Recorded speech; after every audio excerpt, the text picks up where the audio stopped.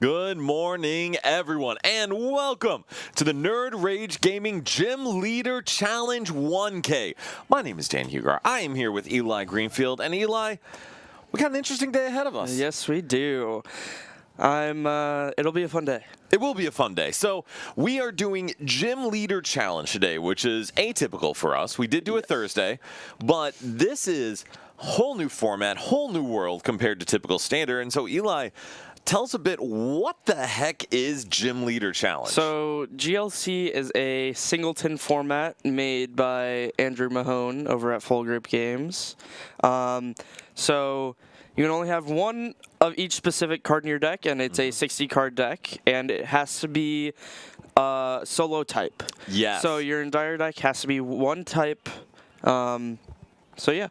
It's basically gym leader format. Yeah. Exactly. Because, you know, when you play in the video games, if you played them, every gym leader has a type. There's Exactly. a fire gym leader, lightning gym leader.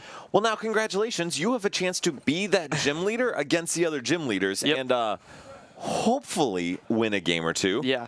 Yep. Yes, GLC 1K. Yes, so it's going to be interesting. Logan, thank you very much for joining. So, Eli, we have 29 players today, which I think there's two things leading to that. One, GLC isn't quite as big. Yeah. And two, it's 10:15 in the morning on a Sunday. It is 10:15 on a Sunday. So yeah, it'll be a fun day. Did you get the bye? Nice. Okay. Olive's over here getting the bye. All right, so then, Eli, what are we going to see today? What's different for GLC compared to standard? In terms of Like, what do the rounds look like? What are times? so we all have that. 40-minute rounds today. Yes. And we should have 5 rounds. Yes, 29 players should be 5 rounds. So yeah. No, that's about it. So Yeah. 40 minutes. Like we said, in GLC, too, you'll notice this, pretty much everyone wants to go second. Yeah. So the coin flip does matter a lot. And Being able to use your supporter turn 1 to help you set up better than your opponent, basically. And so that's a big thing with GLC. In standard, obviously, you play 4 Buddy Puff, and you play 4 Dreepy, like you play max counts of stuff to see a turn 1. That is literally not an option. One of each of those cards. Exactly. So if you're hoping to hit your 1 battle VIP pass going first, Godspeed. yeah. But you want a chance to see your 1 battle VIP or Arvin or Iono or Lilies or some number of cards to dig a little more into the deck. Yep. And so, Eli, you were looking at the full group results from a couple weeks ago. Were you? If not, I did. A lot of colorless did very well and won the event. Yes. And I'm expecting to see a lot of colorless today. I would also assume so. So, for those who did watch Full Grip, it ended up being, which, by the way, thank you. I think it's Morse Plays or Morse Gaming. Do you remember what either way? Morse Gaming, Ben Morse, that whole crew from Full Grip. They have a great podcast if you like GLC, so I'd check it out. They were talking and kind of showing there were 3 colorless in top 8, 3 psychic. Morse makes. Thank you, Logan. Yes. 3 colorless, 3 psychic, 1 water, and 1 fighting. Yep. And was it a water and a fighting? It was. I believe so. Yeah. Yeah. That is a pretty concentrated meta there. That is being all concentrated around psychic and colorless. Like, yes. if you're not playing one of those 2 decks, it feels like you might be off to a slight disadvantage. Yes. Dennis, hello. We are also in Chicago. You should come hang out with us sometime. Yes. I actually live in Bucktown, and we are up in Buffalo Grove. But thank you for joining us today. So, exactly, it is something you see in Standard sometimes where there's 3 or 4 top decks. GLC is a little unique because there are 9 types? Sure. 9 types, something like that? I'm going to have to do some math. But If we don't include fairy? Maybe 10. Nito, thank you so much for joining. Awesome to have you here. So yeah, maybe 10. But that's obviously a different game then because there are literally only 10 options. 10 options. However, you can have different archetypes within the typings. So like Psychic has, you have your spread. Yes. You have your couple different types of decks based on even within the typing. And same thing with colorless. Evan on Thursday was playing a control colorless, and then there's the Toucannon, and that colorless deck as well. Yes, and there's also, though it's less popular, the Crazy Code Porygon. Yes, that is very true. Slam special energy into play, which I've played in like 2 GLC events. One I went 4-0, one I went 3-1. So let me tell you, people, I like slightly know what I'm talking about. Just slightly. Just slightly. But I played Crazy Code in one of those, and dude, it's a blast. Oh, I bet. Just throw everything down. All your energy you ever see. It's a good time. Yeah. But yeah, Control actually got top 8 at Full Grip, and it is scary. Oh, do we have our game ready? Well, beautiful. We'll keep yapping about that. But guys, we have our first game here, and Eli, talk us through what this looks like. Who do we have? Okay, so we have Hector on the left playing Psychic against Emmanuel playing Colorless on the right. And we were just talking about this. I feel like this is going to be a lot of the games today will be a Psychic versus a Colorless, or Colorless Mirror, or Psychic Mirror. And so it kind of makes sense because Colorless obviously has Fan Rotom, which is huge. It has multiple draw Pokemon in Bibarel and in Cincino. Now you have Toucannon to draw an attack, and Psychic, Eli, it also has so much support. It does, and I have Hector's list here.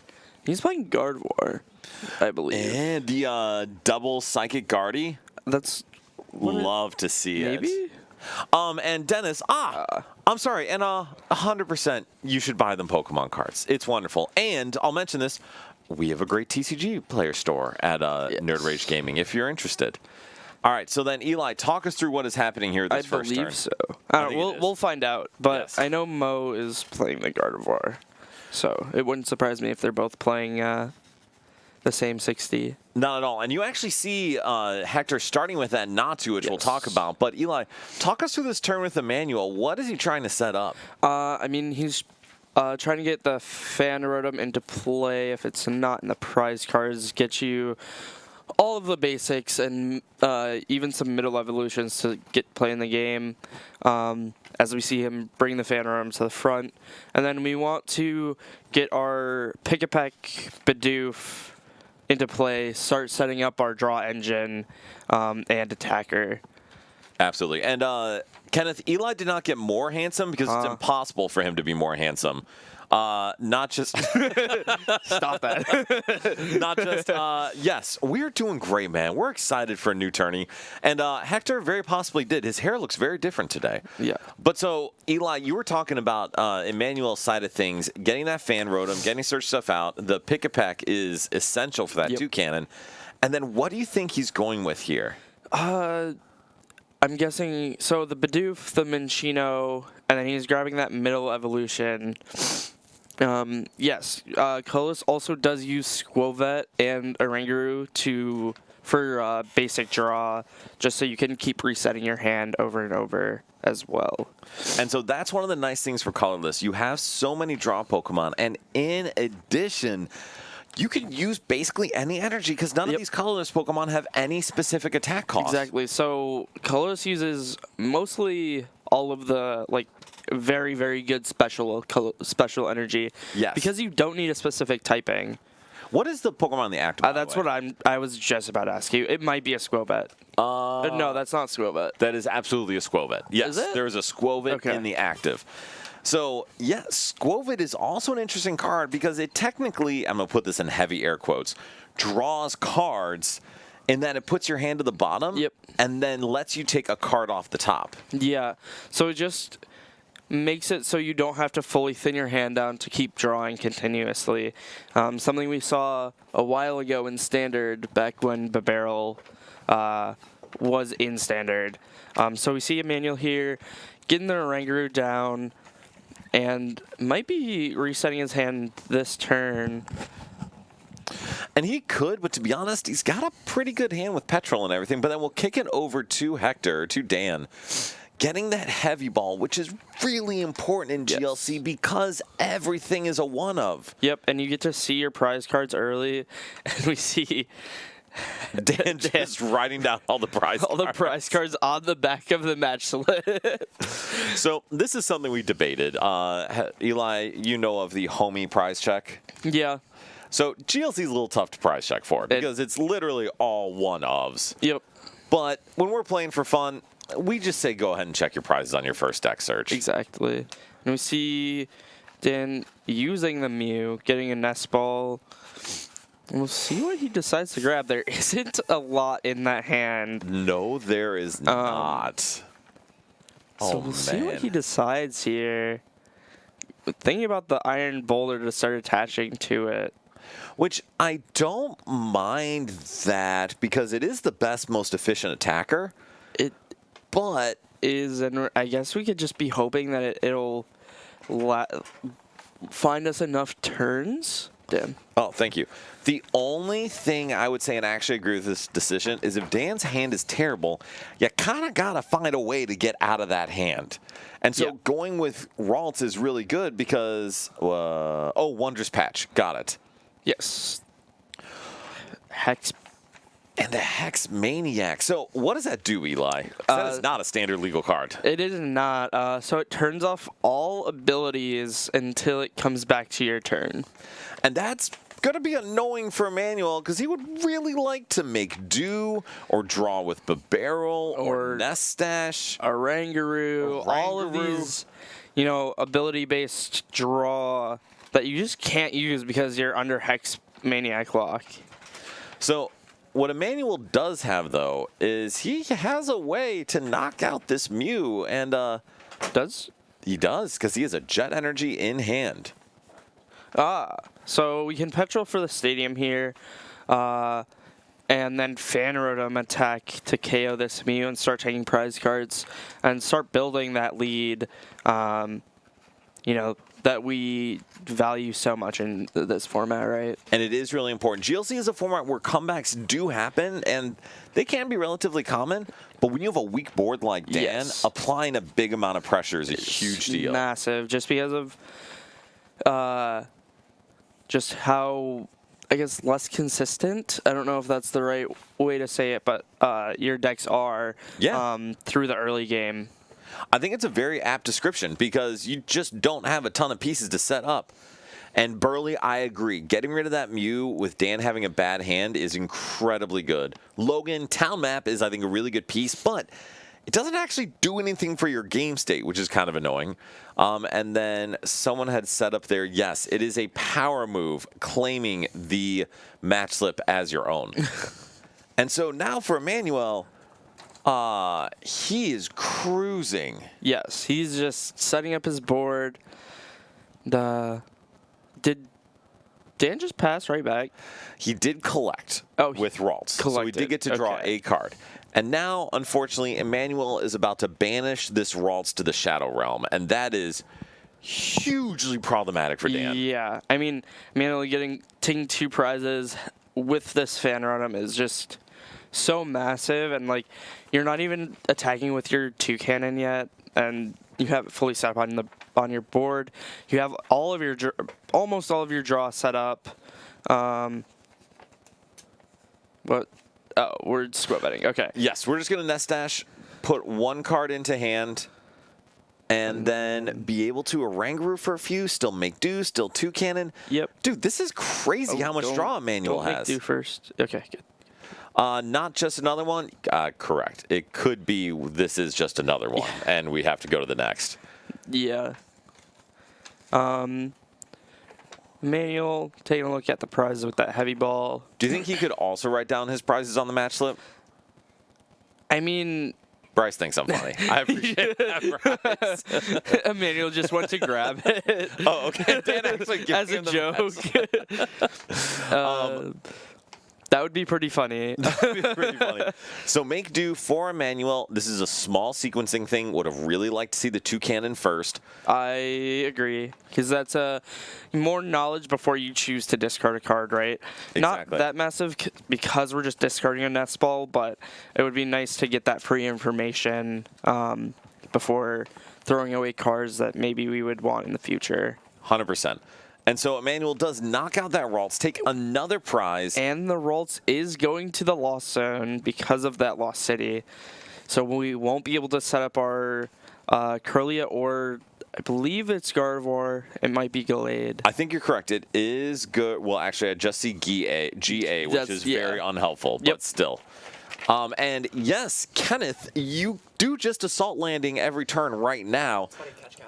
Is Buddy Catch Gallade? Okay. Wow, your investigation skills are incredible. So there, you literally just see G and part of the A, but It's the art, yeah. That's okay. why I wasn't I was like, that might be Buddy Catch. I'm pretty sure it's Buddy. Okay. well played. So, Dan, being able to get on a Monkey Dory and then some other card, and to be honest, Eli, the biggest thing here for Dan is that he gets to protect his Natu and buy a turn. Yes, so we get to retreat here into something that hopefully won't get knocked out by this Fan Rotom to buy us a Correct. turn. Force Emmanuel, if he wants to take a prize, to either have a Gust or promote this Toucannon so that it can be dealt with faster. And that's a big deal. Toucannon is an incredibly good mid to late game attacker. 150 health, which doesn't seem like a lot in standard, but it's a lot in GLC. It is a lot in GLC. Okay, so now looking at Dan, he actually has a board. He has a board, but that hand still leaves a lot to be needed. That is a polite way to say it is horrendous. Yeah. Yes. All right, and so go back over to Emmanuel, and Emmanuel actually playing Special Charge, which is not usually seen in these colorless lists. Yeah, really? Yeah, it's not in the winning list for Full Grip or the other top 8 attacking list. I really like the special charge just because you get to reuse your like gift energy or your double energies, and it just allows you to keep drawing with the gift. And so does Emmanuel play the double? The Hops double? Yes. Yes, he does. So that is something where Special Charge could be incredibly good because you can cycle your triple energies. Yep, that as well. All right, so we see the Nest Dash, draw one. All right, and so Eli, is this just the system for Emmanuel? I think so. Just digging through our deck, trying to find a Gust to kill this Natu, or the Inkay, or we might just have to retreat here and use attack with Toucannon. And so good on the sequencing here for Emmanuel. Does find the boss's orders. And this, I think, is even more important. So, Eli, we haven't talked about this Natu yet, but this Natu is a big threat. It is. You can attack with it. Attack with it twice. Or no, take an extra prize card, sorry. Exactly. Forgot that it's Delta Plus. So with this Natu, if you take an attack with it, you get to take an extra prize card, which is very, very big in a way that Dan's deck can make a comeback. Exactly. And also, you can set that up with Monkey Dory, Fixed Math, and elsewhere, and it becomes terrifying because you just gust up something that's beefy like that Orangaroo and then start sniping around it with Natu to take like 4 prizes over 2 turns while Emmanuel is stuck. Yeah. And we see Dan finally finds an Iono to start to reset his hand, hopefully start playing this game. And so this is a big deal because Dan would really, really like to use Blacephal on this turn, even though that doesn't look very likely. Yeah, I didn't see a way to search out everything for Dan here. Dan has the net. Wait, there's a counter energy in hand. But levelable. Oh, well, that's unfortunate. It is not a way to find the Blacephalon. It is just a levelable. So we have to search out something that has 90 HP or less. Which is essentially Mr. Mime or Malamar at this point, or another evolving basic. Are we just planning to sacrifice the Mr. Mime? Possibly. Is there a world you get a... Oh, it can paralyze. This is what you would call desperate times, guys. Ooh, and that's very bad. And Dan just scoops it up, saying, I don't think there's a way I will ever make a comeback here, being down 4 prizes. That is just a tough place to be. Time and round, it is indeed chalked. So, Bryce, tell me we have a second game. Hallelujah. We have DeAndre playing colorless versus Alec playing, you guessed it, colorless. Yeah, but we see Alec does have the Porygon line in here. Yes. And the Dodrio. And so this is a very different list than DeAndre's, who's playing that fire energy to let him utilize Welder as an acceleration option, which is pretty sick. Yeah, it's pretty cool way to build the deck. Just getting that extra acceleration through a very, very good supporter. Thank you. And so thank you, Olive. Yeah, colorless gaming. Guys, there's probably going to be a good bit of colorless here. Jesus, this is okay, that's fine. We have a 2-sheet printout for Alex. 2-sheet printout. But so Alex actually in a really good position here because he has an opportunity to take a prize on the next threat for DeAndre and then force DeAndre's Snorlax to yeet itself into oblivion. That's really good. Or counterpoint, just kidding. Wait. Just knocking out the Snorlax. That doesn't feel good. Did Alec play a supporter maybe before we saw this changeover? Possibly. Okay, but regardless, DeAndre kind of bailed out. 4-4 prize cards, I believe. Right? Yes. Prize is 4-4. Because Hops needs your opponent to be at, yeah. And so that is exactly a big thing with Hops Cram as we see DeAndre go for it. 120 for 1 in GLC is insane. It's pretty dumb, I would say. Especially like at how good this Hops Crammer is. Just being a one attachment attacker that can one-shot a lot in the format. And this is why when Andrew Mahone was creating this, he said you can't just have it be singleton everything because one deck will just be clearly the best. Yeah. And if you could play other types, this Cram would be in every single deck. Every deck. So DeAndre's going to have a chance to knock out this Cramorant on Alex's side. Is DeAndre in the winning position right now, or do you think Alex's board is strong enough? I mean, it does look like Alex has a little more setup in the draw engine department.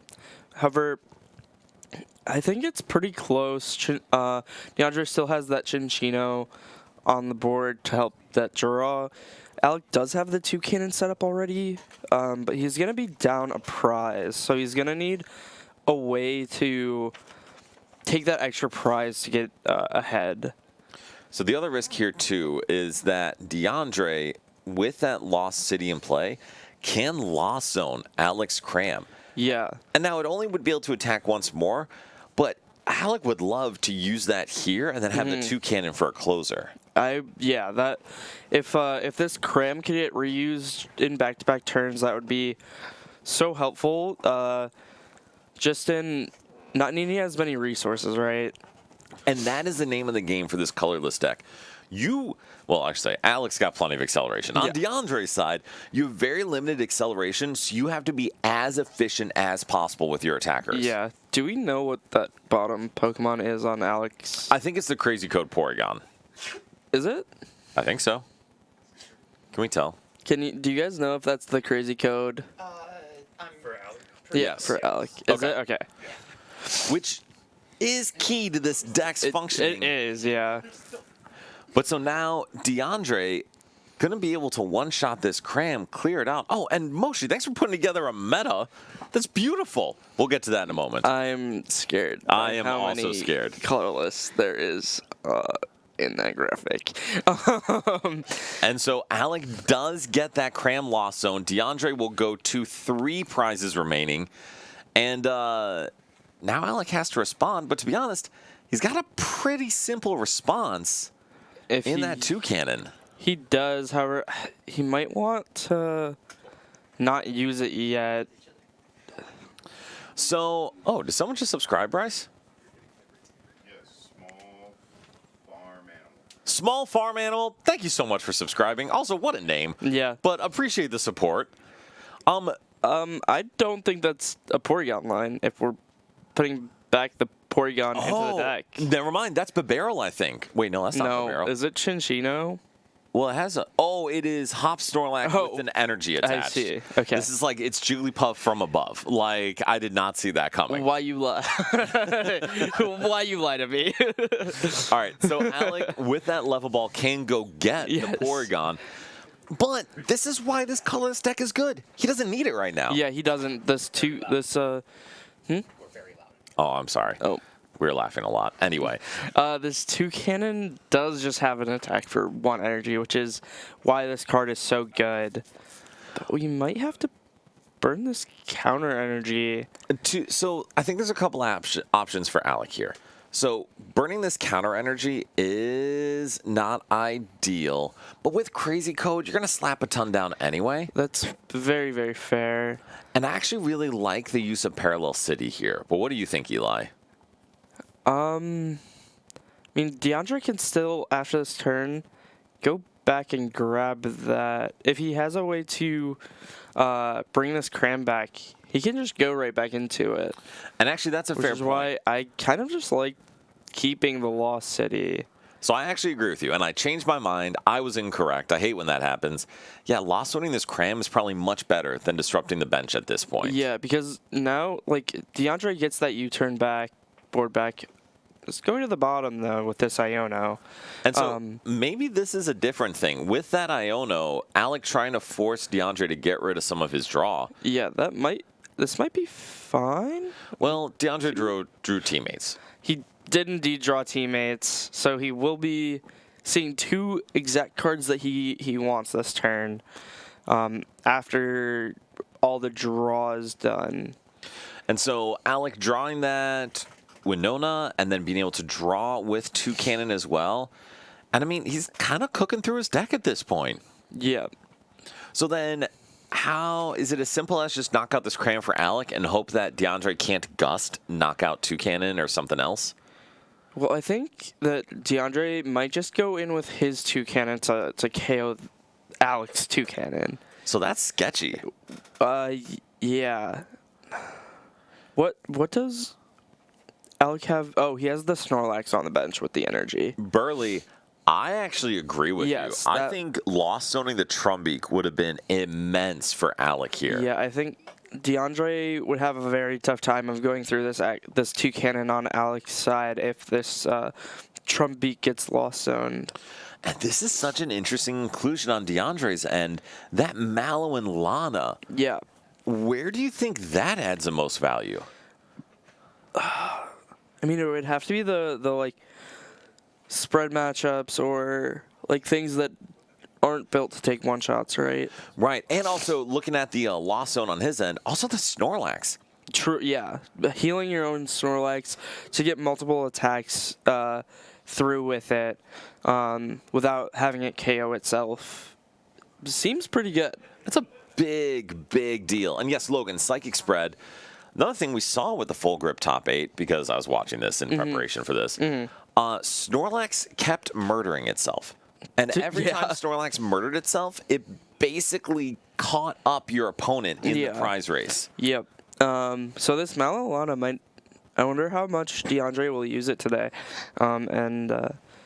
If it's meant... I'm guessing it's supposed to be for the Snorlax, because that seems pretty good. And so Snorlax is a heavy, heavy hitter, doing 170 as long as items aren't turned off, plus anything else. That thing just cooks basically anything in the game. Yeah, so it's it's a base 140, but then it gets boosted by your own ability on the Snorlax, and then if you have the Hops Bandit, it can go all the way up to 200, which is a lot of damage in this format. Outside of Okidogi, there are very, very few things that have that amount of HP. Yep. We might be seeing the Chaotic Swell get grabbed here. So that, remind us what that does, Eli. So it makes it so if your opponent plays a stadium down, they both get discarded. Yes. And it forces you to bounce it with a field blow or something like that before you put a stadium down. So it's kind of 2 stadiums in one. Exactly. As long as you don't need your stadium to do anything else. So I think we saw DeAndre might have grabbed Snorlax and 2 cannon, actually. I think so. And Snorlax is a huge attacker. Yeah. And 2 cannon, 150 HP, the Japanese 2 cannon, which is pretty cool. Got the recycle energy after the cram knockout. I think that is a knockout, right? Yeah, we're doing 200. Yeah. I really hope that DeAndre remembers to use the 2 cannons ability to draw a card. No promises. Or make doing first to discard that Malilana. Yet again, for those watching at home, don't do that. Don't do that. Draw yeah. with two cannon first, because then you inform your decision. It looks like DeAndre actually gets both stadiums.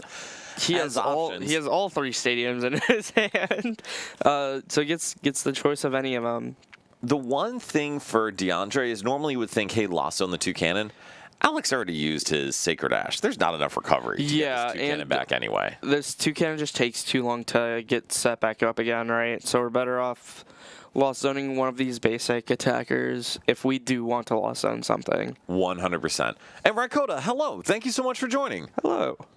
And also, I'm sorry, everyone. I keep getting yelled at for being too loud, so my bad, Eli. Just please tell me to shut up. I'll try to remember. Thank you. And then we do see Alex two cannon get knocked out.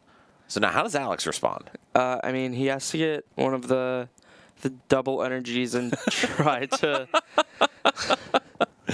He just pulls the double turbo off the top deck while Eli is saying that. So yeah, that's pretty good. That's pretty good. And we have the candy Porygon in the hand as well. So we do have that crazy code set up. So now, for all you watching and you're wondering, why would you play Crazy Code instead of the regular? Looking at DeAndre's board, Eli, I don't know how DeAndre sets up that Snorlax to attack. So DeAndre does have the basic energy, right? So maybe he's playing like Raihan or something that accelerates from the discard, which would help. And I think that's really going to be it. He's going to have to use a supporter to accelerate. Yep.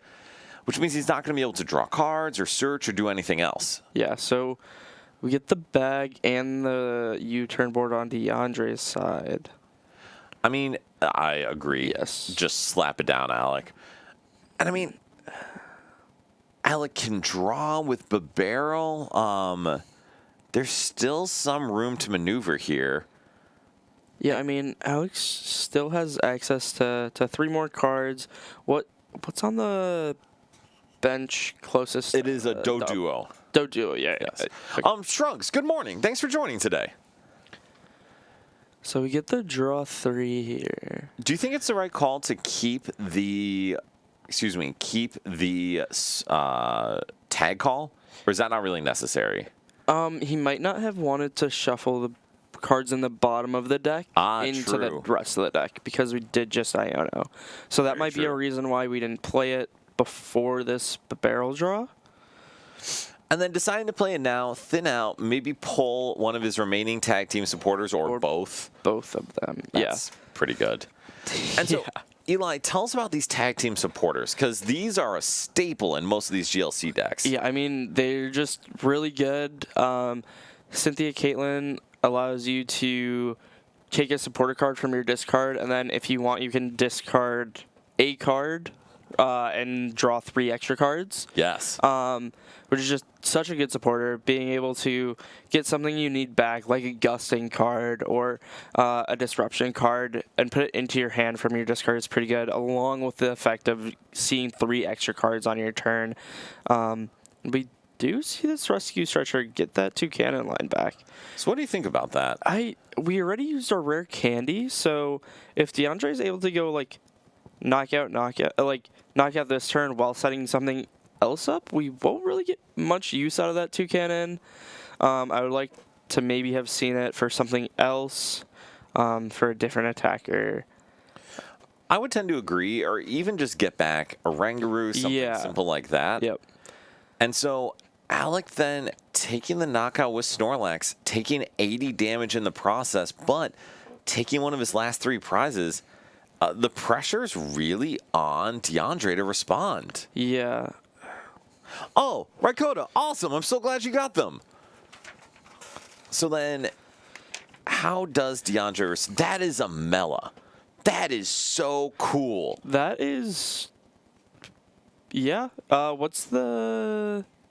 So Mela accelerates 1 fire energy from discard to one of your homies, and then draw 6 cards. No, what's the tool on the Cincino? Is that U-turn board? That is a U-turn board. Okay. That's so so sick. Won't KO. So Cincina will not KO. It'll put the guy up to 120. I guess just saying you have to set up saying you have to set up another attacker if you don't want to go even. Well, DeAndre is also setting up this Snorlax on the bench to attack on the following turn, right? And that's a big deal. Like we mentioned, the Snorlax eating itself is a huge risk. Yes. Because DeAndre, all he would have to do is take a single prize to knock this out. Yeah. I love how DeAndre put a 1 here, and then it was like, wait, everything's just a 1-up. That is very true. We do. It's pretty easy for these counts. It's one of everything. All right, and so like you said, Eli, going in with the Cincino, hitting for 40, and accelerating the basic energy. The energy onto the Snorlax. So that's a huge deal. Yeah, I mean, however, Alec here could, if he finds a way to retreat out of something, we could Guzma KO this bench Snorlax, go even, and then DeAndre just has an Oranguru and a Cincino on board. And I think it'd be pretty hard to respond. Hops Cram can't do anything. There is Fan Rotom available, but if Alec finds a way to protect this Doduo, he's fine. Yeah. And yeah, Logan, DeAndre basically saying, hey, Alec, are you going to yeet yourself into oblivion here? Yeah, however, I think if we Guzma DeAndre's Snorlax while also self-KOing our Snorlax, I feel like we're fine. Just because DeAndre is out of a lot of his energy acceleration. Alec here thinking about nest balling. I don't think there's anything wrong with thinning the deck or setting up a board. The one thing for Alec to keep in mind is if he puts down a Pokemon that could be killed easily by Fan Rotom, that is how he loses. Yes. Because I assume he wants to evolve up this Doduo. I would agree. So Alec just playing this escape rope. Oh, wait. This is a huge deal. Because now Alec can just take the KO with Porygon Z. Because Porygon Z, I believe, does ore. How much does Porygon Z do? 130, I believe. And so that is a very... It does 120. God, that's still enough. It 120 is still just enough. exactly enough damage. And so Alec playing the nest ball. Do we have the energy for the Porygon? There is a triple acceleration energy in hand. I see. And Alec gets out another Snorlax. He's setting himself up to close out the game here since DeAndre will not be able to take 2 prizes in a turn. Yeah, because he was unable to take that knockout this last turn, Alec is able to go ahead on the prize trade finally through having just so much onboard sustainability with that Porygon, getting 2 energy back with the special charge, and being able to take this knockout with the Porygon Z. No, it's incredibly good. The big risk for Alec is Alec's going to need to set up that second Snorlax for an attack because otherwise Alec is basically saying, let's go to sudden death. Alex still hasn't played a supporter, right? Correct. I still think I would just like to see this Guzma KO bench Snorlax, because then that gets around that situation. So it does. I actually really, really like this because Alec is 1 gust away from taking a knockout on Cincino with Porygon Z. It can take a knockout with the other Snorlax. There's so many things Alec could do, and Alec gets to conserve his gust to close out the game. Yes, however, if this Porygon Z gets knocked out, we don't have a way to accelerate energy onto the other Snorlax. Which is why it's going to be real important to find a couple energy to attach here. And I think that's what Alec's debating with this Goose Hala, because he was really hoping to set this up. Yeah.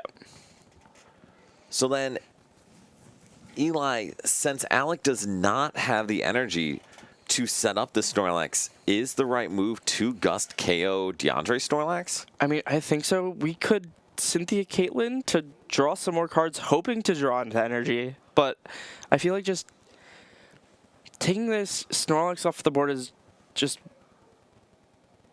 guarantees, maybe not guarantees, but puts you in a better spot to where DeAndre doesn't have an onboard KO to knock out some like your big Pokemon that you could push into the active. So agreed. So Alec does find the gift energy, which will get him an attachment, but that's not enough. Yeah, I mean, so we'll be pushing this Porygon, taking the knockout on this Oranguru. And, I mean... This is sketchy, man. This is getting real sketchy. Really, really close at the end of this game. All right, so then takes a knockout, can take a prize. Doesn't really matter. Neither of those are helpful. Yeah. And now DeAndre goes into Cincino. But the question is, does DeAndre have another energy? I actually... Oh, he has a lot of energy. He has 2 energy in it. So, Logan, I actually like playing the rope there because it allows Alec to save a gust. And unfortunately, it didn't find the energy he needed to set up that other Snorlax. Yeah. Yeah, that Snorlax is a beefy dude. Yeah, it very much is. Oh, that Snorlax is a beefy dude with that luxurious cape. Holy. Yeah, so now we're basically saying, Alec, you better find a gust plus a double turbo energy, or a double, one of your double energies. And if you can't, you don't have a way to win this upcoming turn unless you put us into sudden death, basically. Right. Absolutely. And so now, Eli, I'm not actually sure how Alec's going to respond. Is there anything you see as a line? I don't think so, because our double turbo energy is on the Hops Snorlax. Yes. I really would have liked to have just seen the Guzma this last turn, because then that prevents us from the situation where we don't have enough energy acceleration on board or energy on board without us knocking ourselves out. Very true. And DeAndre debating what to get rid of here. This is tough. Yeah. And getting rid of the we're getting float rid of the- stone. So I think the idea for DeAndre is he wants to force an attachment on the Snorlax in order to retreat it. Because if he does that, he prevents that double turbo from getting pulled off of the Snorlax onto the other Snorlax. And if you're watching this, you're wondering, wait, this is a one-of. Why are there 2 Snorlaxes? One is Hop Snorlax. Yeah. How would we take the double off of the... So Snorlax is full retreat. So if Alec had access to a U-turn board or something like that, he could attach that to the Snorlax, retreat all 3 energy, and then get the special energy back through some card I can't think of. I was going to say, our special charge is down already, so I don't know... Yeah, I'm just trying to think through options here. Fair. So, do you see this? DeAndre thinking about grabbing this Lost City, it looks like. And grabbing the reset stamp. That is such a good card in this format. Yeah. And DeAndre choosing to play teammates to get that reset stamp. And what else did you see? I think it was the Chaotic Spell. Just making it so there's no goofy stadiums coming into play. I don't mind that, just a thin cards. Yeah.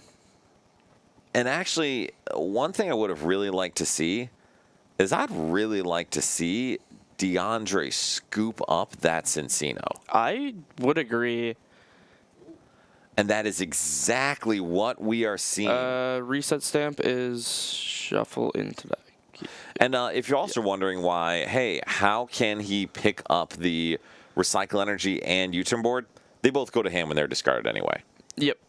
All right, so now Snorlax has to take a nappy nap. Ooh, and so Snorlax stays asleep. That is the one thing that's not great about this Snorlax, is that you do have to flip 2 coins, right? And you have to flip both heads. Correct. Now, we know from DeAndre's hand, he has Jet Energy and the Minccino in hand. Yes. So DeAndre will be able to go in and knock out Alex Snorlax if he decides to. So we get the recycle. We're going to be able to draw 4 cards with this Bibarel. Which is pretty good. Okay, and none of those are incredibly helpful. So Goosehala could get played here. Winona could get played here. I don't mind just playing the Winona. But DeAndre knows now he has game in hand. Yep. He knows that he's not going to get disrupted. Alec hoping for an extra turn to set up this 2-cannon. But DeAndre with that Jet Energy and Minccino in hand just has it. Agreed. And it is not enough time for Alec. Also, that Snorlax we mentioned hitting for 230 clears basically everylding. It does not clear this Snorlax It right does now. not. It is 20 damage short. Beldum Donk, oh goodness, do we just see it wake up? Oh, we just do. see it wake up and that's game. So we didn't even need anything tricky there. Yeah, we double heads, and then DeAndre also showing him the Minccino Jet Energy. And listen, sometimes that 25% just pulls off. It does. Yeah. Going to the chat, he did rip teammates. Next GLC event for us, probably sometime in 2027. Yeah. This is not something we do very often. Yeah, no. Which maybe is reflected in our attendance, but that's okay. It's fine. Maybe it'll be a winter break thing. We'll see. Yeah, Christmas GLC special. Yeah, possibly. I'm not offended. And Dill Daddy, colorless is absolutely best deck in format right now. Yeah, I mean, just what the deck can do is pretty nuts. It is. In that 2-cannon with the different Snorlaxes. And just how many other things you can put in the deck too, like DeAndre showed. You can have that Mela, you can have that Welder with the fire energies for that acceleration. It's pretty good. It is. It is. Rykota, the Cincino does nothing to KO Snorlax, but you could put down Minccino, Jet Energy the Minccino, and that would wake up Snorlax from sleep. So that'd be enough to close it out. And Purdue, bro. Hey, boiler up, my guy. I also went to Purdue. Dude, Snorlax, there are multiple Snorlax in everything. That card is so good. Yeah. So, Bryce, we have a meta that lovely Christian Moshi Jr. here put together. So, Eli, what the heck is going on here? So almost half of the room is playing colorless. Well, I guess a little over a third of the room is playing colorless. Yes. So we have 1 fighting, 1 lightning, and 1 dark. The 1 fighting is surprising, I'm not going to lie. And it's Alfredo, I'm guessing, yeah. No, I would agree. I would have expected to see more than At least 2 or fighting. More than 1 for sure. I would think there would be like 3, maybe 4 in the room. Right. But, so we're a very, very heavy colorless and psychic room with almost a quarter of the room playing psychic as well. And to be honest, Psychic was clearly best deck in format before all these colorless bonuses came out, and now it's probably battling with colorless for being the best deck. Yeah, I mean, Psychic has been so good throughout all of GLC's history, right? You just have so many cards in it. Mm-hmm. And colorless finally getting the cards to compete with it enough. And we see that in the statistics here, right? Just how many colorless showed up today. Yes. And now Psychic, like you mentioned, there's a bunch of different varieties. Yes. There's the Gallade standard build. Mm-hmm. There's a spread version. There's Sableye. Yeah. Sableye, my favorite. Love that. Like the Lost Zone. Lost Zone. Engine. Psychic, absolutely crazy. Yep. And Kenneth, if there's a deck with 4 Snorlax, you could stream Snorlax. That'd probably be decent in standard. But one on here we haven't talked about really is Dragon. Yeah. I mean, it's just a basic. I'm pretty sure you play 7 basic Pokemon, and that's it. That's it. Yeah. And how many are there? Is that 3? There's 3. So we have 3 today. So we got about 30 players. Yeah. Matt, hello. Thank you for joining us. Purdue Bro, yes, 1 fighting is crazy. And Dill Daddy, playing Dragon and Psychic, Makes sense. I mean, yeah, those are two pretty good decks. We see 2 metal, which I know you enjoy the metals. Dude, metal is fun. I played that on Thursday because since I was going to be talking all day, I'm like, I should probably have some experience playing this game. It was fun. Yeah. You get to use the Kabalion and the Arch. Yes. Dude, the future and past Pokemon are actually super interesting because Really? it lets you double up on like some of your key Pokemon. Because like Cobalion, you could double up. If you wanted multiple Terrakion, you could double up, assuming they were both fighting type.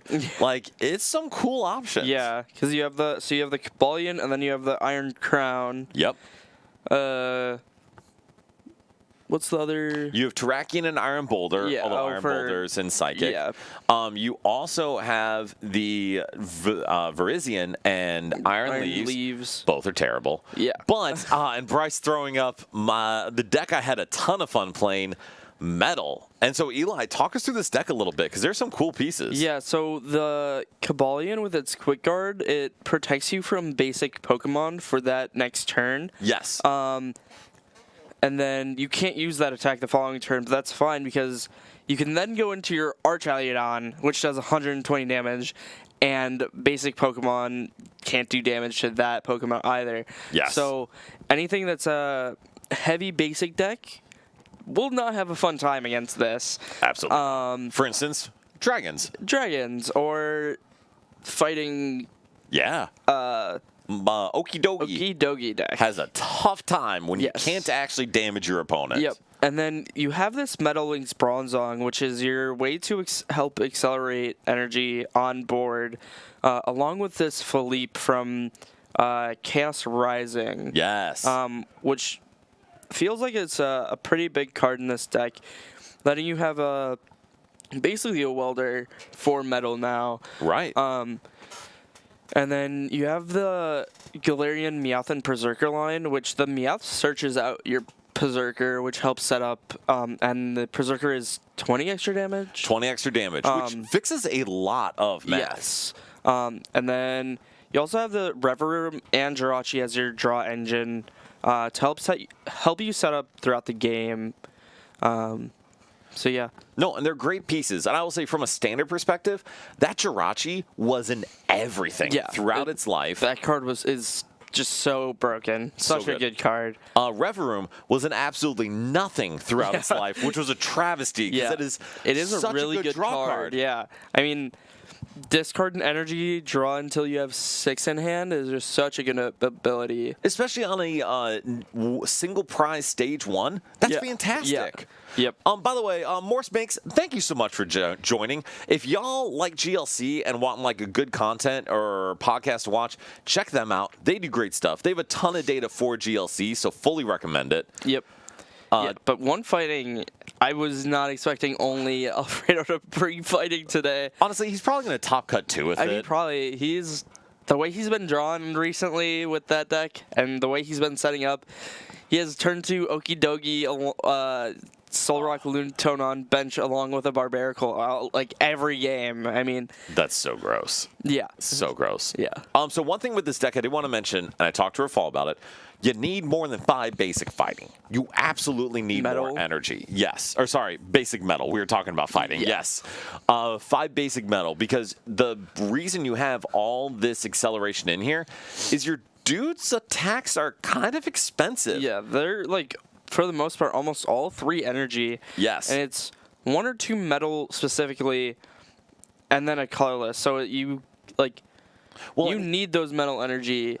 And even for bridge, it's 3 metal. Yeah. So there's like very little margin on being able to find something like a reversal when you're ahead on prizes or whatever. Morse looked really weird this last podcast episode. I think they had someone sub in at one point. But Eli, the other thing I wanted to mention is that Meowth ability is both great to search out your guy. It's also great to thin your deck, which is a big deal. And then having that basic blocking is huge, especially if the damage is modified. But otherwise, this deck's set up especially to say, hey, I'm a tank, and to say, hey, I have a ton of different ways to throw energy and draw with energy, so let's make sure we can get all those. Yeah, it's like, hope you can hit through 3 big Pokemon, and good luck.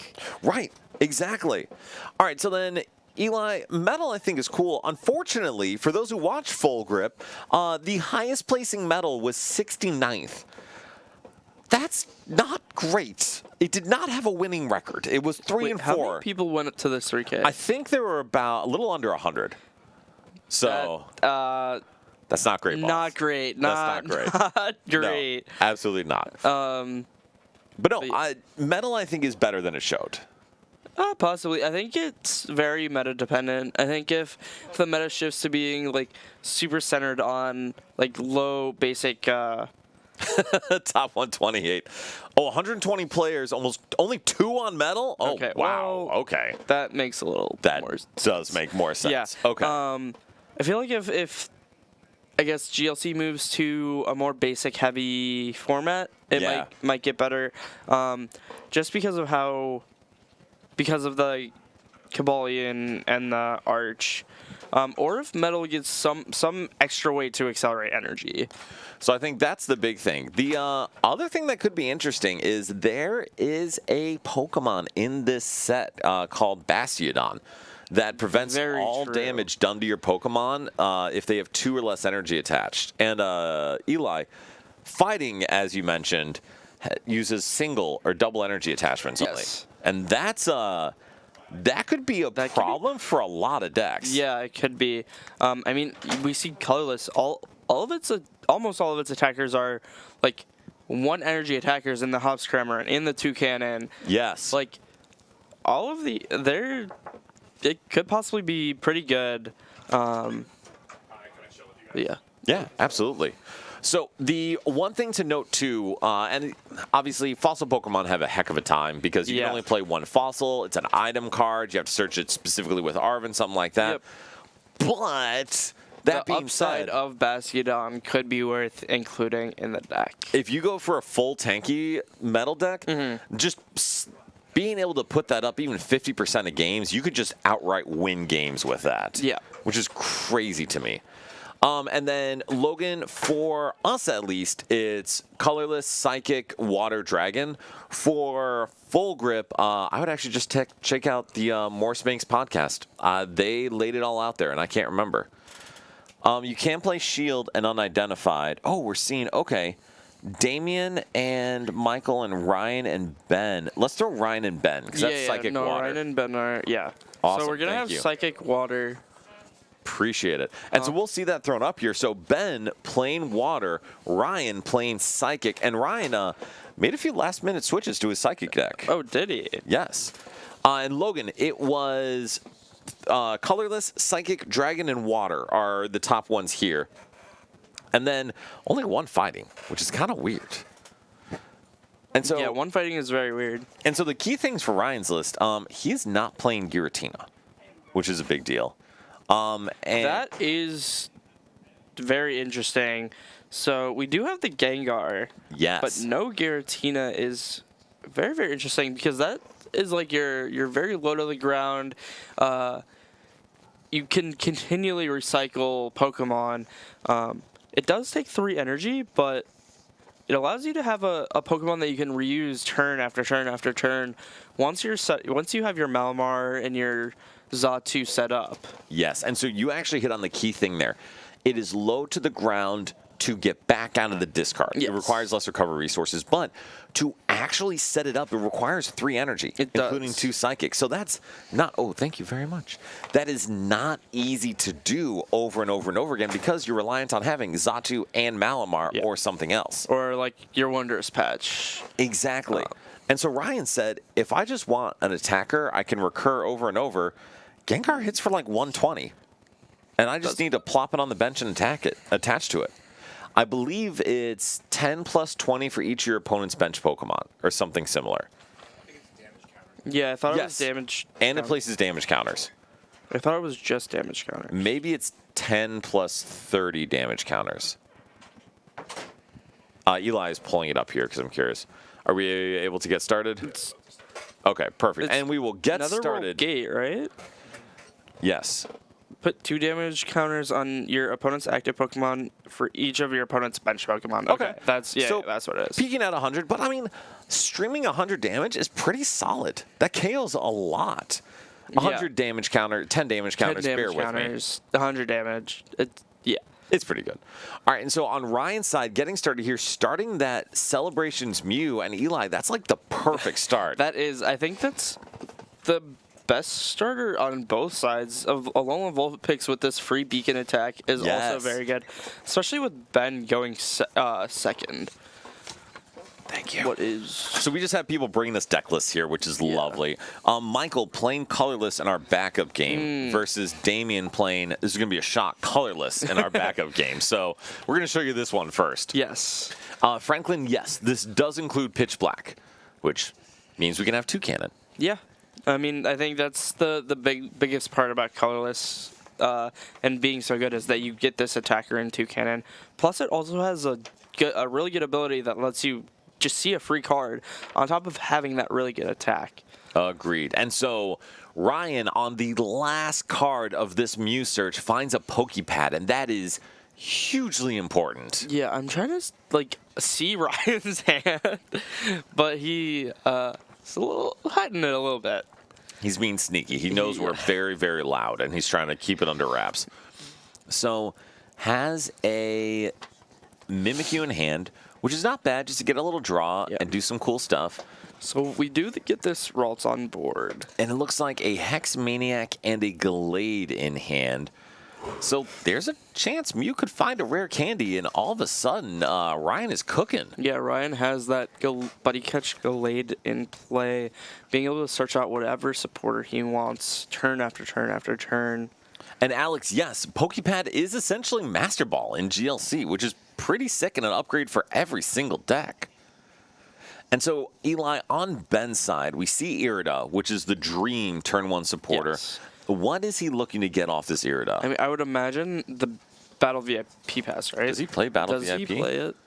No, it's not even in... I'm guessing... Probably Buddy Puff, and then just getting your 3 basic Pokemon down, and then also being able to use this beacon. You're gonna have so many Pokemon in available to you. And so GLC decks really play 3 disruption cards: Iono, N, and Reset Stamp. So the odds of Ryan having one or both of those in hand are pretty low. And to be honest, even if he does, he may not want to play those. Yeah. So that beacon is more than likely sticking in hand. And you're going to have exactly what you want. Right. And Ryan does not play a rare candy, by the way. He does not. No. Well, never mind. That is actually much worse. All right, and so Irida just getting Nest Ball Frigibax, which tells me Buddy Puffin is probably prized. Yes.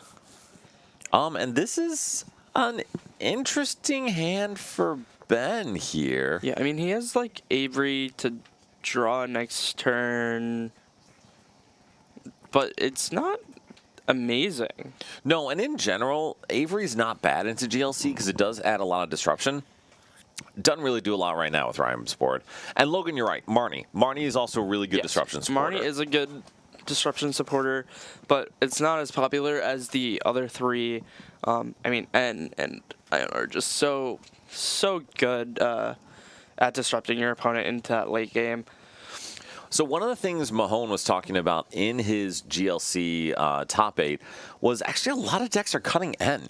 Really? And saying that this isn't a card you want to see more often than not because you want to dig into your deck. And that is fascinating to me.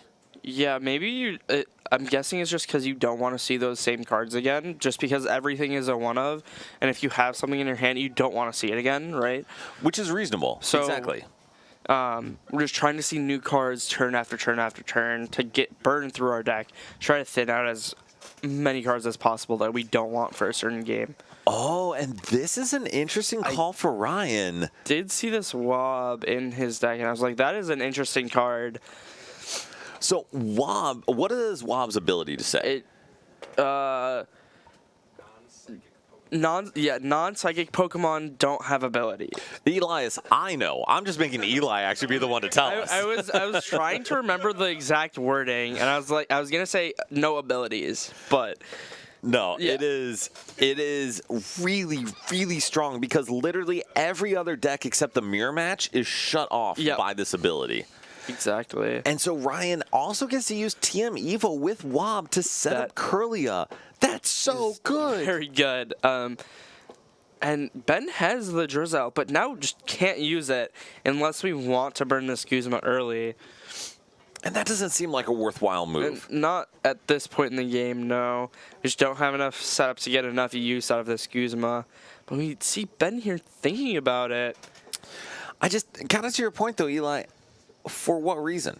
Like, what value are you getting out of that Guzma in this turn? Yeah, because like we're not going to be going Candy, Excalibur this turn, so like...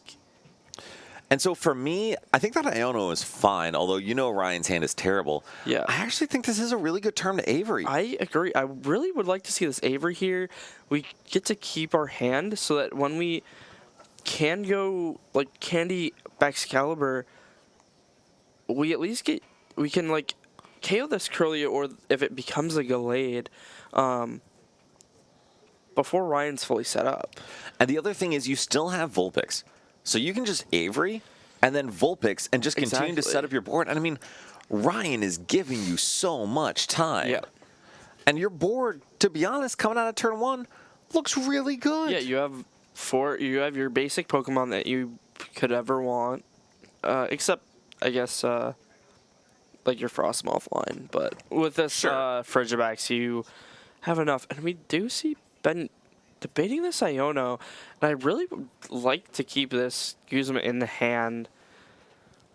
And so, Logan, I agree. I think just digging a bit deeper into your deck is fine. I wouldn't mind just digging with Avery, though, because I don't know if you want to give Ryan a brand new hand. Oh, okay, that's pretty good. I actually really like all of that. Like, yeah. I mean, you got your Arctibax. But I mean, you could just candy into Excalibur here and now. I feel like we want to save this Evo Incense for this following turn, though, right? It's possible, but you are about to Vulpix for multiple evolution Pokemon. That is fair. So I actually don't like that call. What do you think, Eli? Yeah, I mean, we have no way to get this Wob out of the active, which is why I would have really liked to save that last hand, because we had the Guzma in it. I think you and Logan are kind of on the same page. You have the way around Wob. Why get rid of the way around Wob to just see 3 extra cards? Because now Ryan can just like sit here behind this Wob until he's fully set up, and you can't really do anything. You don't have your energy. You don't have your like attacker set up. And you are just sitting here beaconing turn after turn without enough resources behind that. Absolutely. And you also just gave Ryan 6 new cards. That too. Like, Ryan wasn't really doing much previously, and now he gets 6 free cards. He gets this, use this town store, and gets this Hilda, and on top of that, also gets to draw 2 with this Refinement Curlia. And so I'd say, Logan, for saving the candy, I don't mind that theoretically. However, you don't have Irida. And, like, you don't have any board set up to draw.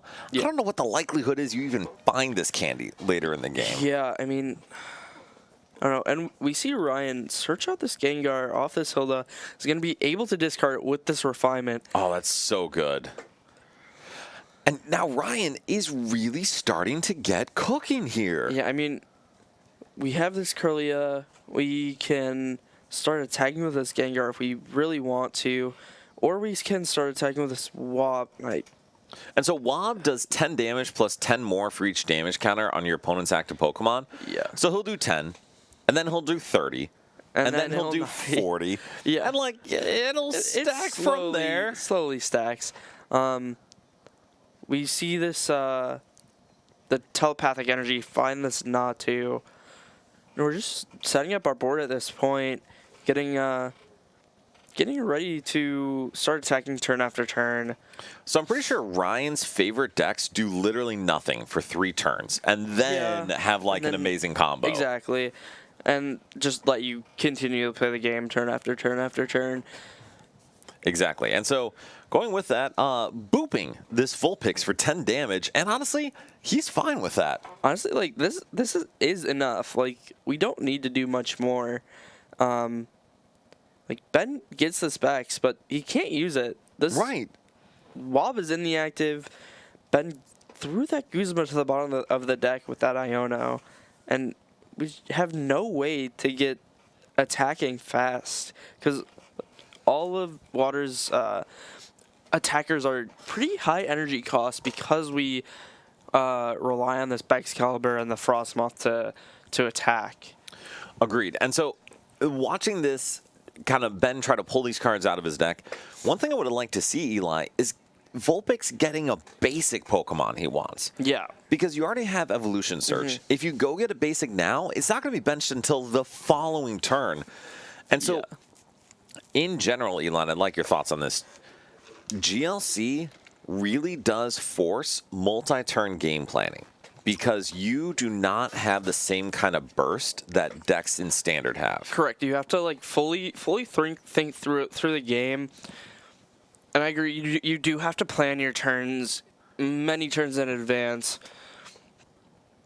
And we see this Manaphy getting grabbed here. And here's the thing. There is a whale, Kyogre, in this deck called Kyogre that has an attack called Wave Summoning that says you search your deck for water energy and attach it to this guy.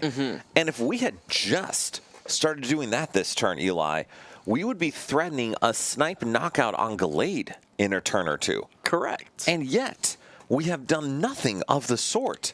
And Maybe things are it's prized? sketchy. It might be prized. It could be prized. That's fair.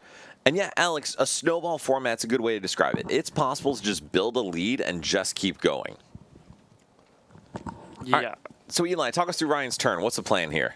I mean, I think we're just trying to see keep building our board, try and find that Xatu along with possibly Gallade, and just keep Ben under this ability lock so that he can't really do much.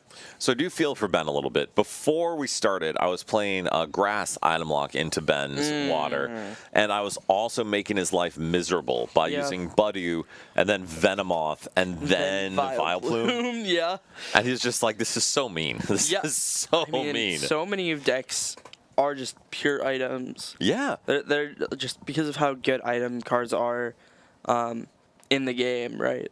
And when you can only play one of each supporter, you got a whole lot of deck slots available for other cards. Yeah. All right, and so Ryan, what do you think is his plan here, Eli? What does he need to set up? I think he's just setting up this Monkey Dory to eventually mind Ben this Wailord is what I'm guessing, so that Ben is like forced to go between attackers and just discard so many resources to keep attacking turn after turn. I actually really like that play, and this is what we talk about, that multi-game plan, or multi-turn plan. Thinking in the future of how he's going to have to deal with this big Wailord. And we see Ryan grabbing that Evo Incense to find that Xatu to continually set up his board, have that draw engine along with energy acceleration.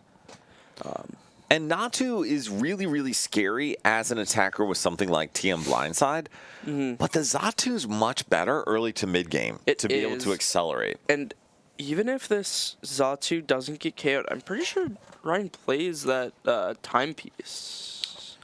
Maybe? The de-evolution timepiece? Yeah. Mysterious timepiece? Never. Oh, interesting. Never mind. Okay. But that is a cool card to get to devo your own Pokemon. And now you see Ben get to use Artisan. Yeah, and Ryan does have the Scoop Up Net if he does need this Natu later in the game. However, we might not. Based on what the board's looking like, I think Ryan's ready to just go through all of Ben's attackers. Yeah, just continually attack into Ben's attackers and be able to take 6 prizes. And so this is one of the funny things with GLC. All these Pokemon evolve, obviously. Yes. And you typically have the evolutions for them. Vulpix evolves into Ninetales. There is no Ninetales in this deck. Yeah. Well, it evolves into Alolan Ninetales. Forgive me. Yes, Alolan Ninetales. And there's no Alolan Ninetales in this deck. Yeah, so this Vulpix is just kind of stuck here. And we did have the Kyogre in deck, and should have been attacking with it. I have feelings about this decision. But again, short term, assuming he's going to get out of the item lock, Ben's decisions were great. Ability lock. Ability lock, thank you. 3 turns later, we clearly see the mistakes that were made. Yeah, and like that Iono getting rid of the Guzma to get out of this ability lock is just such a big detriment, and I feel like we should just use that Avery C3 extra cards. Mm-hmm. Even if we're not getting the other effect of making Ryan discard Pokemon, it's just such. We just need to keep building that hand with the way to get out of a ability lock already in hand. And so, as you can see, you could say, wow, Avery would be much better now that Ryan's board is full. Ryan doesn't care. He's just going to ditch the Mew and the Mimikyu. Exactly. And he still has all the key pieces there. Yep, and also, like, not play me. Since we didn't play it, it got shoveled to the bottom, and it's just randomly in the deck somewhere. Right. We have no way to search it out, and it's like, just get the use out of it when you need it to start building that hand.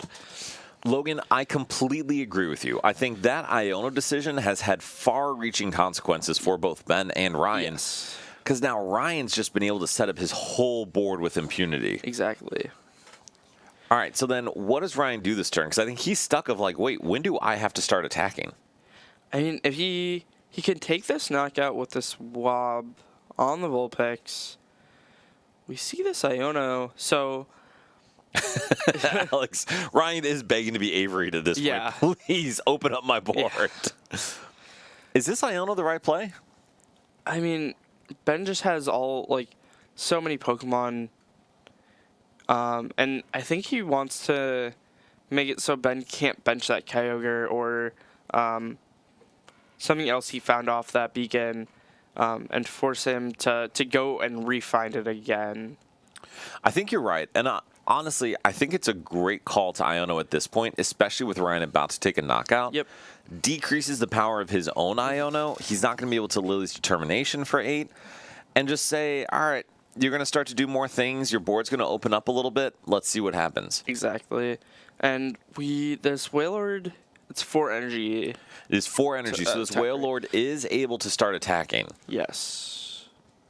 Something annoying could be if Ben just went like Hex Maniac attached to Wailord and made it so Ryan didn't have abilities this next turn to set something up. I do think that's good. I feel like Avery was fine to waste a value early. I feel like Hex is actually something a little stronger to keep for later in the game, especially tied in with a reset stamp or something similar. That's very fair. And we see the Marnie come through now. And I actually love that Marnie. I think that is really strong because it's not your big, like, swinging disruption. Yeah. It's just a little bit to really put you in a better spot. Yeah. We finally found this escape rope, but don't need it. We're going to be able to attack this Wob with this Wailord, take the knockout, and see how Ryan decides to respond here. And I think it's a great call to hold that rope just because you see Ryan clearly teeing up for the Mind Bend. Mm-hmm. And so Ben being able to work around that with that rope is a big deal. Yeah, so, and we see Ben finally drew that Octillery as well, which is very nice. Didn't really add much value when you were Woblocked, but yes, going forward, that's going to be a big piece. Going forward, yeah. Once we're finally out of that ability lock, being able to have that onboard draw setup will be very nice going into the end of the game. 100%, because that's one of the benefits Water has. You have that Remoraid draw, you have Tutor, Search Out with Sobble, you have 17 ways to accelerate energy, and you have some big, beefy attackers in that Wishy-Washy, this Wailord, and Kyogre. Like, it's got all the pieces to be really scary. Yeah, and we see Ryan getting that Rescue Searcher off this Mew. I wonder... I don't really know if you need it right now. Yeah, I wonder what Ryan's going to decide to attack with here. Actually, I was going to ask you that. Do you think it's Gengar? Do you think it's Monkey Dory? It might be the Gengar to just set up damage to then go into Wob in the future, possibly. And I don't mind that. To be honest, I almost would have liked this to be a Monkey Dory turn, because I do think Ryan can't know that there is an escape rope in Ben's hand. Yeah. Shockingly enough, Ben only plays one. Yeah. So I would say this feels like a good Mind Bend turn. Possibly. We see Ryan with that teammate searching out the dark energy. He threw it down, and maybe grabbing the cape as well. So that counter catcher is turned off right now, so it's not doing much good. Yeah. And Ryan getting the counter energy too. I'm guessing that's going to go on Gallade?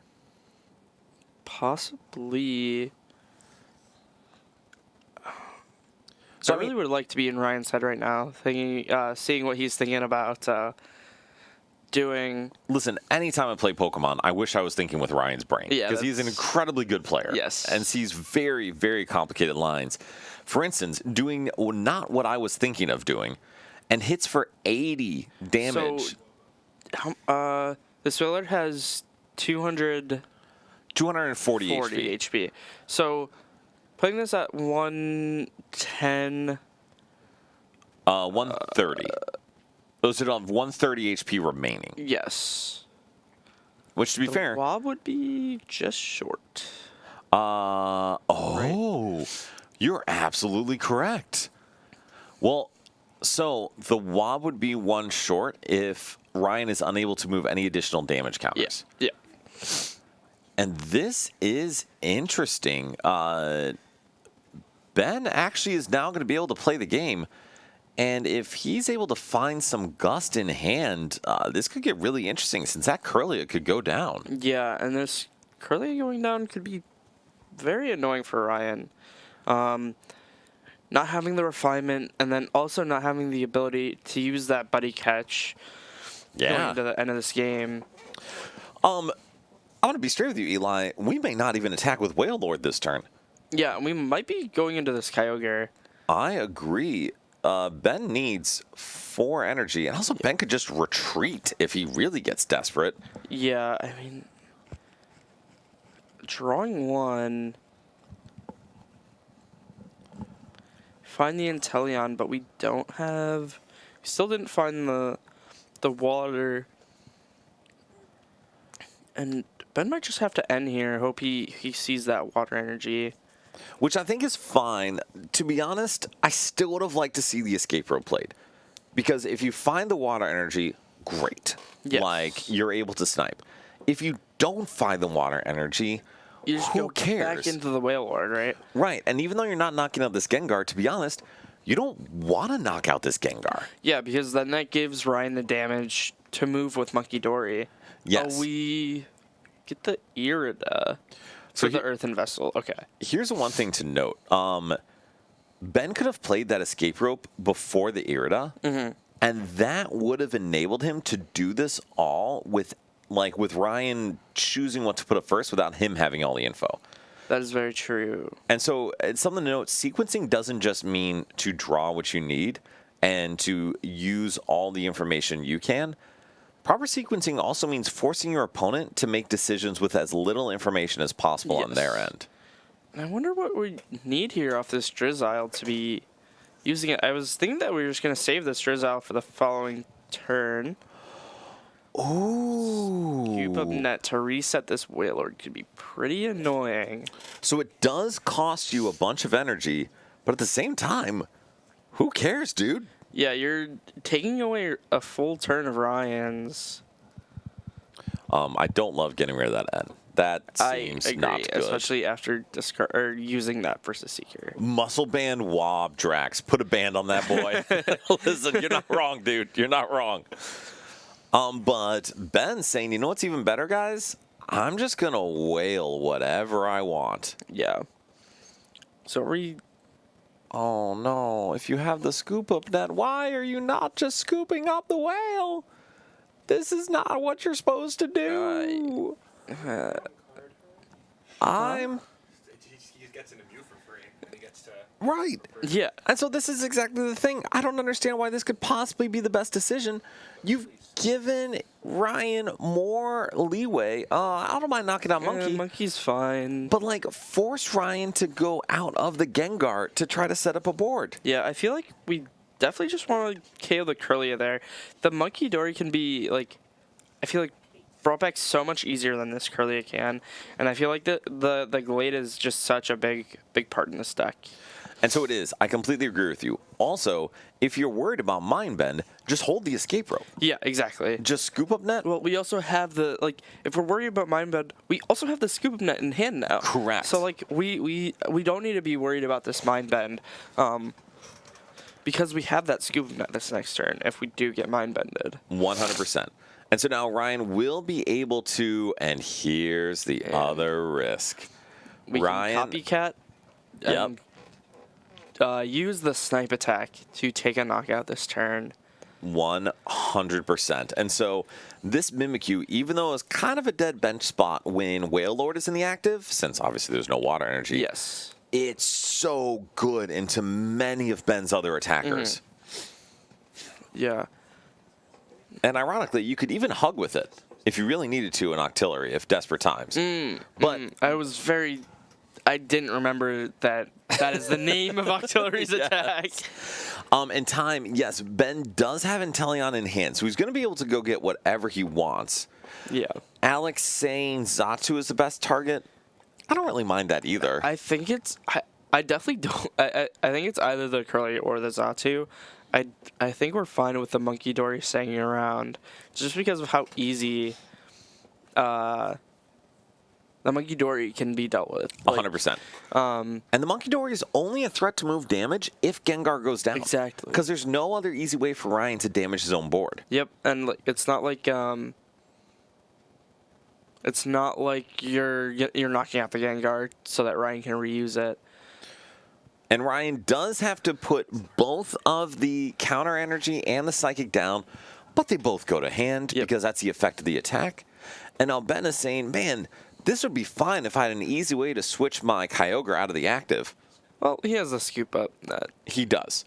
But at this point, without the acceleration, he kind of wants to conserve all his energy attachments. Yeah, so we have to go into Wailord this turn if we want to take a knockout. Agreed. And if we're just knocking out this Mimikyu, that doesn't feel great on Ben's side. No, it feels very bad. Also, there is no Frost or Snom in deck, and that's also bad because it means Ben is going to need to recover this Baxcalibur. So we have this Shady Dealings in Inteleon, so we could search out Guzma plus a way to recover the Baxcalibur line if we wanted to.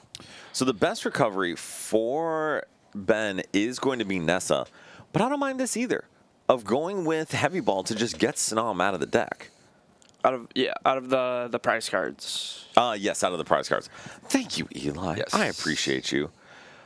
But these two cards don't get Ben out of the active. Yeah, I feel like we really wanted to use Guzma here. Because we have the Quick Ball to search out this Frigibax. Right. So we don't need the Heavy Ball to find the Snom. And I don't know how Ben is attacking this turn then. Yeah, well, I'm guessing we're just going to scoop up net this Kyogre and take the knockout with this Wailord, is my guess. And I mean, fair, but to be honest, I would have so much preferred using Guzma and scoop up netting Inteleon. I agree. Well, I'm glad you and I are on the same page. But because also Ben has not played a supporter yet. Yeah. I mean, I guess here we might just be wanting to set up put the Snom and the Frigibax on board so that we don't lose to only having one in play and it getting knocked out. And that makes sense, and I do think that's reasonable. And it still hurts to scoop up net that Kyogre, Yes. especially with that much energy. Yes, well, I guess it's probably fine because even if we did scoop up this Inteleon, it wouldn't be coming into play anyways because we're benching that Frigibax. Just not just another one, dude. We're going to be efficient where we can. Yes. And so Ben debating, I think he has to use the teammates here, right? I mean, that's the only supporter he has, and he hasn't played a supporter this turn. So, I don't like that after burning the rescue stretcher. I really don't either, especially because you could just burn the professor's letter at this point. Yeah, we have enough access to energy. A lot of our energy is either in hand or discard already. Right. Like, what value does that card really add at this point? It's Or if we were really wanted to use the professor's letter, we could play it, search one, and then discard an energy. Right. Because we have Nessa and superior energy retrieval in deck. Agreed. And just choosing to not play teammates. Any idea why not? No. Okay, cool. Team is aligned again. Like, I feel like with teammates this turn, we could have just searched out our rare candy Excalibur this turn. Yeah, absolutely. Maybe Ben's misremembering and he thought he played a supporter? Maybe. He could also be assuming that this Whale Lord's going to go down next turn, and he wants it to have the follow-up there. I guess, but, like, if we get hand disrupted, we don't have the teammates anyways, so might as well use it this turn. Clown turns now. It is. It is clown turns. This is a Blacephalon turn, and that is horrifying because that Snom and that Frigibax, if you add their HP up together, it does equal 12. Indeed it does. It does equal 12. And that is a problem. Because then Ryan could swiftly go down to 2 prices remaining. Yep. And Ben is weeping deeply at that point. However, here's a key thing. I don't see a Blacephalon. Oh, is the Blacephalon prized? Do we... I mean, I assume Ryan plays Blacephalon. Please tell me he plays Blacephalon. I don't see a Blacephalon. He doesn't play one. Well, good.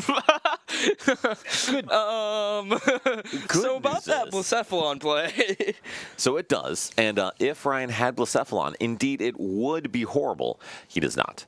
But what he does have, and this is kind of the new card on the block, is Deoxys. Yes. And Deoxys is terrifying, especially because he's going to be able to accelerate with Inkay. He's going to be able to accelerate with Malamar, accelerate with Xatu, and throw a counter gain on there, or counter energy on there. And holy, in a single turn, you go from 0 to 6 Psychic on a Deoxys. Yeah. So here's the problem, though. That still doesn't knock out a whale. With a muscle With the muscle band, band, it would. it would. Do we right? have a We muscle play band? a muscle band? I assume so. No. Of course. You don't play a muscle band. No. Correct. So, Cool. and so that's one thing. It's a really cool tool for this Psychic deck, that being able to loop Gengar, being able to use that Monkey Dory to set up damage, fixes a lot of math. Wait. We discarded our artillery? And not this intel. That feels bad.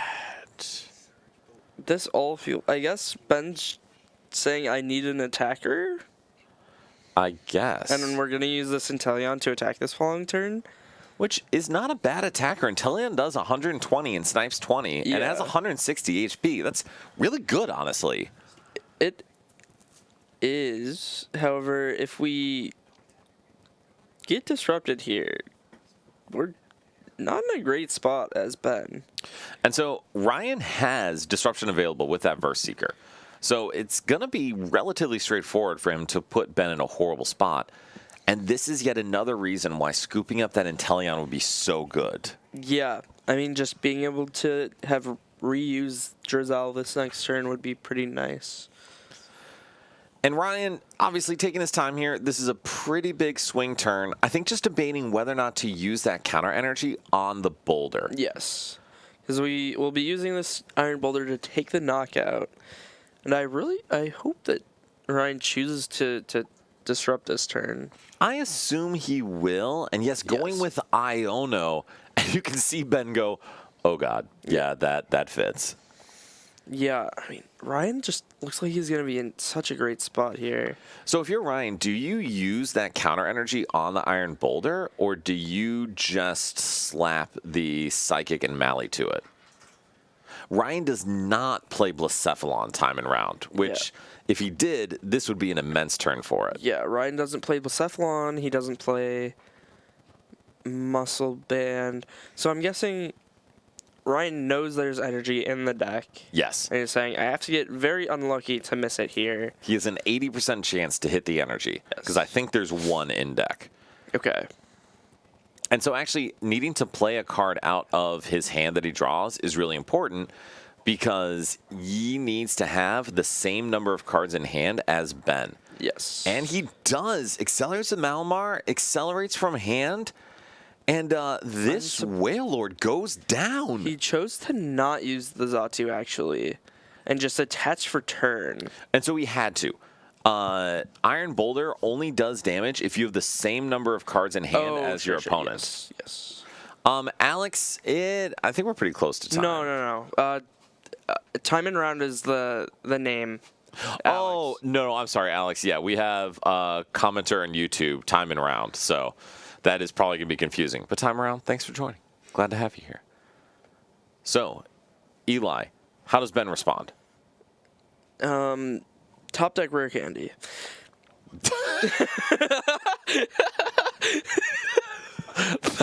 He still doesn't have enough, sadly. Sadly, he still doesn't have enough, even with that top deck rare candy. Sorry, that was beautiful. So, I would have liked to see him just promote not this Frigibax, having the Bex Caliber in hand. I would tend to agree. I think promoting the Stom would have been a bit better. Yes. The tough part is we are at crunch time for prizes, so we've kind of got to get something going here. Yeah. And Ball Guy's... What if you check how much time is left? Thank you. Ball Guy is not quite the guy we want. 3 minutes, gotcha. Bryce, did we have Dill Daddy subscribe, or did you just give us bits? Oh, Dill Daddy, we didn't thank you before, but thank you very much. Bryce, could you yell at me if anything pops up there, because I'm not going to see it. All right. So we're able to use the Ball Guy to search out Balls. all of the balls. Correct. However, that doesn't do anything for us, sadly. So the one thing it kind of does is it can make it hard for Ryan to attack again with this Iron Boulder. That is fair. It can also mean we set up our secondary acceleration. But what it does not mean, Eli, is that we're able to attack this turn. Yeah. I think Ryan, on this following turn, just needs to go attack and go down to 2 prize cards so that he can win when time gets called. And I think that's reasonable. All right, so Ben just failing the heavy ball. And I think he's going the opposite route. He's saying, I'm going to thin down my hand as much as possible to also make it hard for Ryan to take a knockout. Exactly. And I got to imagine you just play the dive ball here, right? I would think so. If you're taking this route, just thin everything. Yeah. I mean, we're hoping for a top deck of something on this next turn to be able to attack, right? Anyways, right? This Agreed. dive ball isn't going to do much for us. No. And then passing over to Ryan, both tied on prizes right now. Yeah. Ryan being able to pal pad. And Ryan's, I think, is going to try to go as fast as possible. Floatstone. Floatstone down on the Play Malamar. the Hex. And we have 2 cards. Oh, We're my be taking this knockout on goodness. this Bex Caliber. And I said Justice Horn. I know. And this is huge for Ryan. yeah, I mean, Ryan is just in such a good spot here. And so the issue is, even if Ben does magically find a ton of energy, he can't accelerate. He can't accelerate here. Well, so we got the teammates. However, that just doesn't do enough. Well, so here's the thing. It could for next turn. Yeah. Being able to teammates for a boatload of energy and a way to switch out is a big deal. But I don't know if you can get enough off of 2 cards here. Yeah, I don't think so either, especially with Ryan going down to 1 prize card. We're still going to be at 3 prize cards as well. Like, just isn't looking great for Ben. So I think what Ben is going to need is Nessa and a way to switch. Because Ben needs 4 energy to attack. I don't think we have a way to switch. Oh, that could work. So Superior Guzma could be enough. Is that time? Time. Okay. So Ben's turn 0. So Ben does not have enough time to take his 3 prizes unless something absolutely crazy happens that I'm unaware of. Yeah, there's no way Ben can take the 3 prizes. It's just on trying to be able to make Ryan not be able to take his last 2 prize cards in his last 2 turns of the game. Which, to be fair, Ryan is pretty well set up to do that. Yeah. I mean, he just needs to, thin his hand down to 3 cards, take the knockout on this active Inteleon, or just, and then be able to redraw with his Kirlia. And Ben could eat all of Ryan's cards. Unfortunately, there will be video evidence since we're all currently watching it. To your point, Ryan's going to draw 2 cards. Ben is going to draw 3, and now Ryan needs a way to try to get another card in hand. Oh, never mind. We're just going to we have refinement. We're going to refinement. Yeah, just deciding what he wants to discard here. Getting rid of the reset stamp, saying, I don't need to disrupt. I'm so far ahead at this point. I just need to take knockouts. And there is another knockout for Ryan on that on that Inteleon. Yeah. And now Ben does get to draw a card. Yeah, we have the Tate and Liza. So we do have the switch, but we only have access to 2 energy with this Professor's Letter. Ben got the cameras. So not just another one, having Huntail to retain some energy when our Hydro Pump Pokemon are knocked out, I don't mind it. What do you think about that? It's just your board space is so locked. Like at all times through the early game, there just seems hard to set up. And I think that's a tough thing with Water. Dragon, fighting other decks like that. You don't have a ton of utility Pokemon on your bench, but for Water, you've got your Inteleon line, you've got 2 acceleration lines, and that is literally half of your board. And then you need your attacker as well. Like, you just don't have the bench space, I don't think. No, and so if you were able to get a little more leeway there, maybe, but alas. Yep. So this is bad because I don't think Ben has a way to switch out of this Frostmoth. So we have to, like, Avery and hope we draw into a switch that we don't have in deck because we played our Scuba Net and our Escape Rope. Exactly. And then the other issue is that Ben has plenty of energy to accelerate. We can't Guzma. We're already down our Floatstone. I think this is about all she wrote for Ben here. Unless you see a line I don't. I don't. Okay, cool. Yet again, we are on the same page. But the good part for Ben is he could say, you know what, man, I'm just going to put 600 cards in my hand and say, Ryan, you are going to be unable to knock out my Frostmoth, and I'm going to take the match point here. Frostmoth has 2 retreat, right? It does. Okay, And honestly, Ben, just pass. Don't attach. Don't attach. Okay, well, he attached. Well, that is not great. And we played our hand down to 3 cards, and all Ryan has to do is play 2 cards. He's going to draw a card for turn. Oh, yeah, you're right. Draw for turn. Gets a counter energy, gets a Wondrous Patch, 3 cards. That is the knockout. Ryan, using our full time and making Eli and I not have to come up with too much to talk about, closes out the game. And I selfishly, as a commentator, appreciate that. Yes, I agree. Yeah, I mean, if Ben just, keeps his hand at 8 cards, I think might be pretty hard for Ryan to get all the way up to 8 cards to take that knockout with the Iron Boulder. So I think Ryan did have N in hand. No, he played it already. Did he play it? I thought he had. No, he had put it back in the deck. He might have had Iono. He may have had a reset stamp available. No, he did have Iono. He had Iono. Okay. Okay. So he would still get it by putting Ben to 3, and then he would have been 1 off. No, he had refinement. Even then, he would put himself to 1, would have refinemented to 2. Yep. Yeah, so, okay, there was a chance, but Ben definitely needs to just keep all the water in hand to try to steal For a match sure. point. And I will tell you guys, like, people get really annoyed when someone plays for a tie. There is absolutely nothing wrong with taking a tie. I agree. Absolutely. Also, can you lean forward a bit? You're green screening. But take the tie. It is okay. If your opponent is unable to beat you in time, they are unable to beat you in time. Now, for the love of God, don't slow play. Yes, but if the game takes so long, which in GLC, like, games take a really long time. Yeah. You have to take 6 full prize cards. Like, just play the game, and if you could play for a tie at the end of the game in a losing position where you're not slow playing, it just happens organically. Like, there's a reason there's ties in the game. Right. Absolutely agreed. So I will say this also in. Do you know who won the colorless mirror on the second stream? No. Okay, Bryce, you know who won the one? Okay, colorless won. Colorless won and lost. Yep. So I will say this too for regionals, and y'all can hate me, cancel me for this.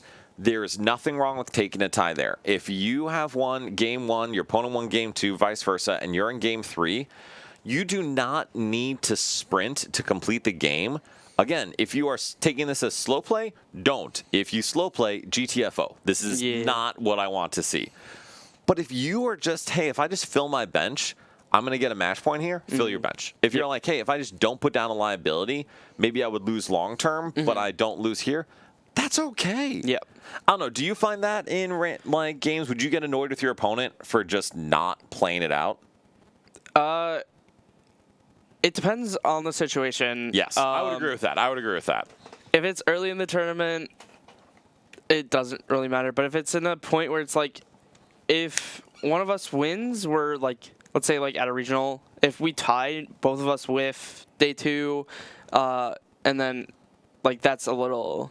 So, and I should say that this depends on the specific situation at hand. If you choose to take the tie and a win into day 2, ignore everything I just said there. Do not do that. That is not cool. Yeah. If it's your last points for Worlds, sure, but like, come on, man. Yeah, it feels pretty bad to play it for someone to like play for a tie where you're both in like a winning in for something, or like on the edge of like a breaker for like, let's say even top 1,000 at like an event, or like if you're on a winning in at a league cup and your opponent's like, we'll just tie.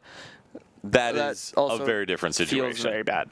But round 2 of a like 5-round tournament, take the tie. Yeah, it's fine. Yep. All right. So then, what did you think of that water deck as we watched it? Because that's one we haven't seen so far. I feel like if Ben made a couple of different decisions, that game could have been very different. Yes. If we kept the Guzman hand early, while just building up our board to then get out of the psychic, get out of the ability lock 2 turns earlier. Yes. I feel like we could have been in a pretty good spot as Ben. So this is one of the key pieces of GLC is resource management is more important than it is in standard even. Yes. You need to know what's in your prize cards, know what resources you have access to throughout the entire game. That's because you only have one of those in your deck. The other thing, too, is you need to get appropriate value out of each of your resources. That is also very true. Ben using the escape rope there did not get a lot of value out of that. Ben using the scoop up net there did not get a lot of value out of it. And if he gets better value out of each of those, that ball guy turns into like a game-winning play the next turn. Exactly, because then that ball guy can search out your Drizile that you would have hopefully scooped up with that scoop up net. Right. And then it gets you to be able to play that game. You can search out your energy retrieval or your superior energy retrieval that turn, and it just becomes a completely different game. Absolutely. And Drax saying in YouTube, play to your outs, play to your outs, play to your outs, play to your outs, play to your outs, man. Yep. There was nothing wrong with that. Yeah. All right, so Eli, what do you want to see still that we haven't seen yet? I mean, I would like to see fighting if Alfredo's doing well. Alfredo is 2-0, and Alfredo is going on stream. Well, beautiful. Michael, who I do believe he was on the backup. Okay. Yeah. Perfect. So, yeah, we'll see some fighting. And then it's Rafal playing colorless, I believe, versus oh, I'm sorry, we switched it up.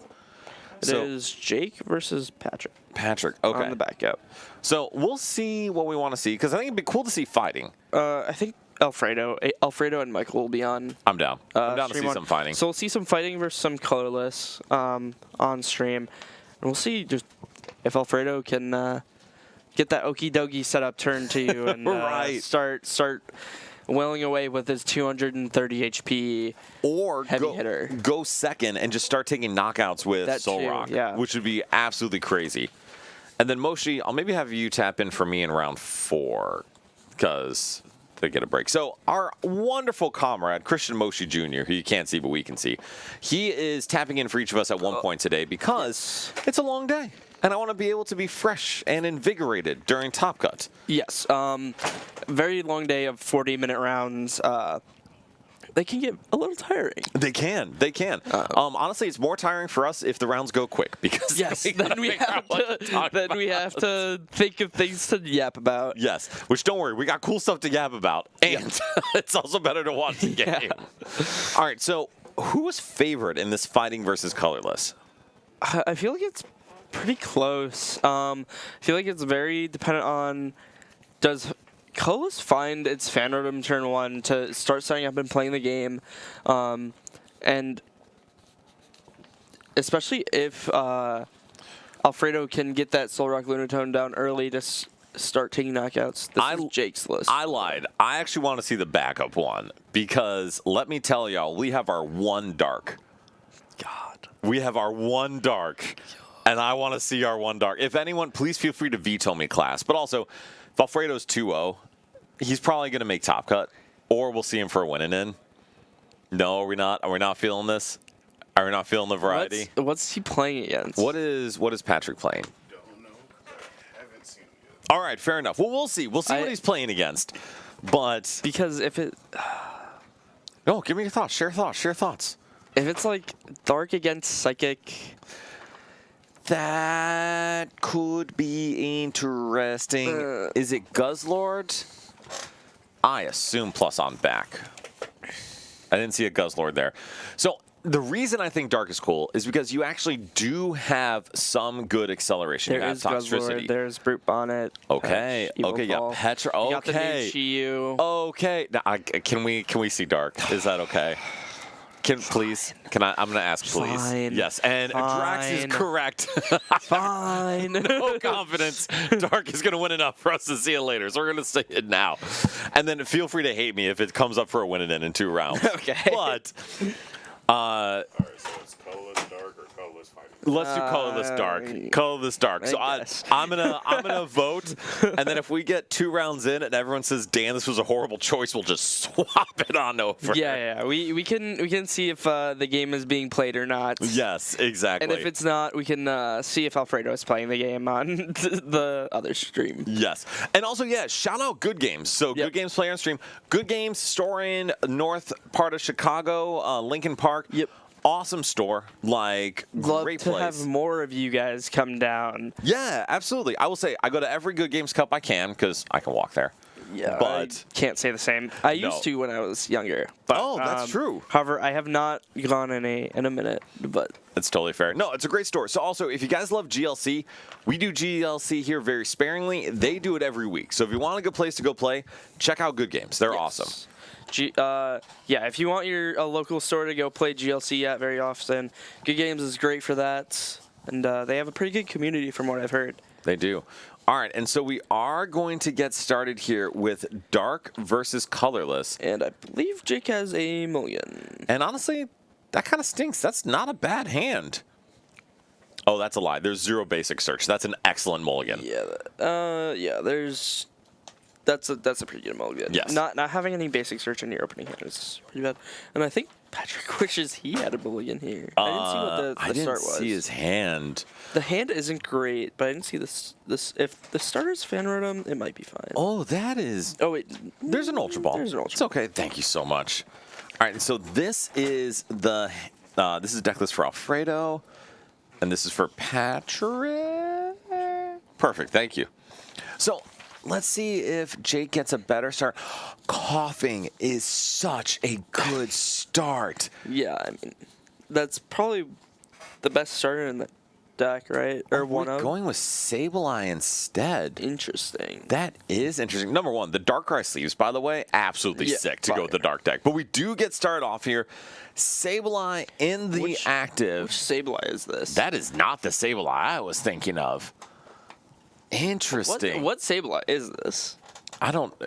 Can you look that up? So, on the board, we do have that Purloin coming down, and Purloin, excellent card, goes into Lipard, which is really the only draw for this deck. Yep. And then Jake will be able to get down a Toxel, maybe a Zora, maybe a Scrafty, or a Scraggy. This- For a colorless, it puts it to sleep, and then for a dark energy, it does 90 if it's affected by a special. Oh. Interesting. So I assume you swing dark. Interesting. Which one's Patrick's? That's a great question. So I'm going to talk through the game here while you look that up. But there is a Scraggy and a Scrafty. And for those who are wondering, Jake's Twitter is Scraggy Pants. So he just really likes this Pokemon. Oh, it is this one. Okay. And yes, Alex, you're absolutely correct. It is Poison Dark. So there is going to be Brute Bonnet that poisons both active Pokemons. Yep. If there's an Ancient Booster Capsule attached to it. Yes. But that being said, Eli, I still really wish we had seen Coughing start. I agree, and not even putting it into play. That blows my mind because that ability is It's so just good. So good. Being able to shut everything down. Yeah. Yeah. So Galarian Wheezing has the ability that if this Pokemon is in the active spot, none of your opponent's Pokemon have abilities. Yeah. So you get to use all your abilities. You get to do everything you want, but they don't. Yeah, and abilities are just such a big part of colorless. Through the draw engines that it has, right? And I think maybe Jake was playing for a Donk or something similar. But, like, man, it still feels like going into Coughing. Well, maybe you should have just benched the Coughing. Okie dokie. That's pretty good. That's really good.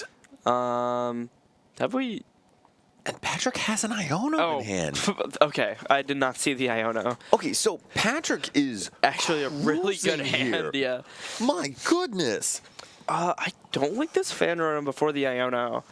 I would have liked to, I would have liked to play the Iono first, because then this Phanerum could have found some of our middle evolutions if we drew into basics. And I agree with that, because also this kind of forces Patrick to pick beforehand what basics to get down. Yeah. Whereas if you Iono first and you say, hey, I see Minchino or something like that, you can set up the rest. And Alex, yes, I think not starting is probably okay. Yeah, but definitely should have benched it. Yes, because going into Fan Rotom with this Wheezing would be so good, because the attack says for Dark Energy, poison your opponent's active Pokemon, put 4 counters on it in between turns. Yep. So it would have one-shot Rotom coming back into his turn.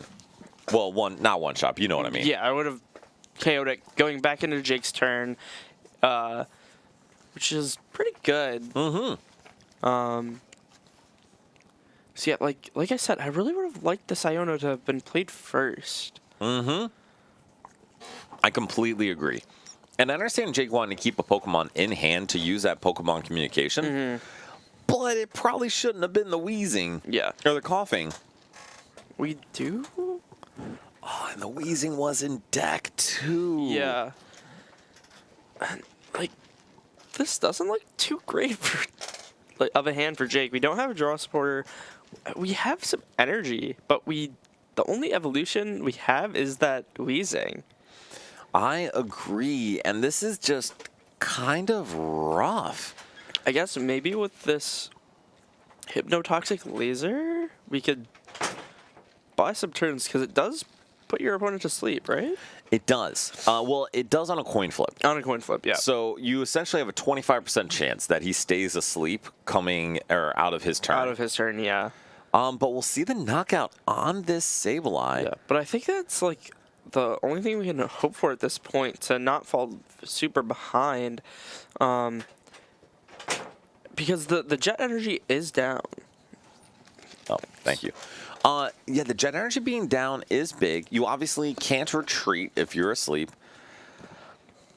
Trying for the hypnotoxic laser. That is a Tails. Oh, does he have KO? I don't think this Purloin is the attacking Purloin. This...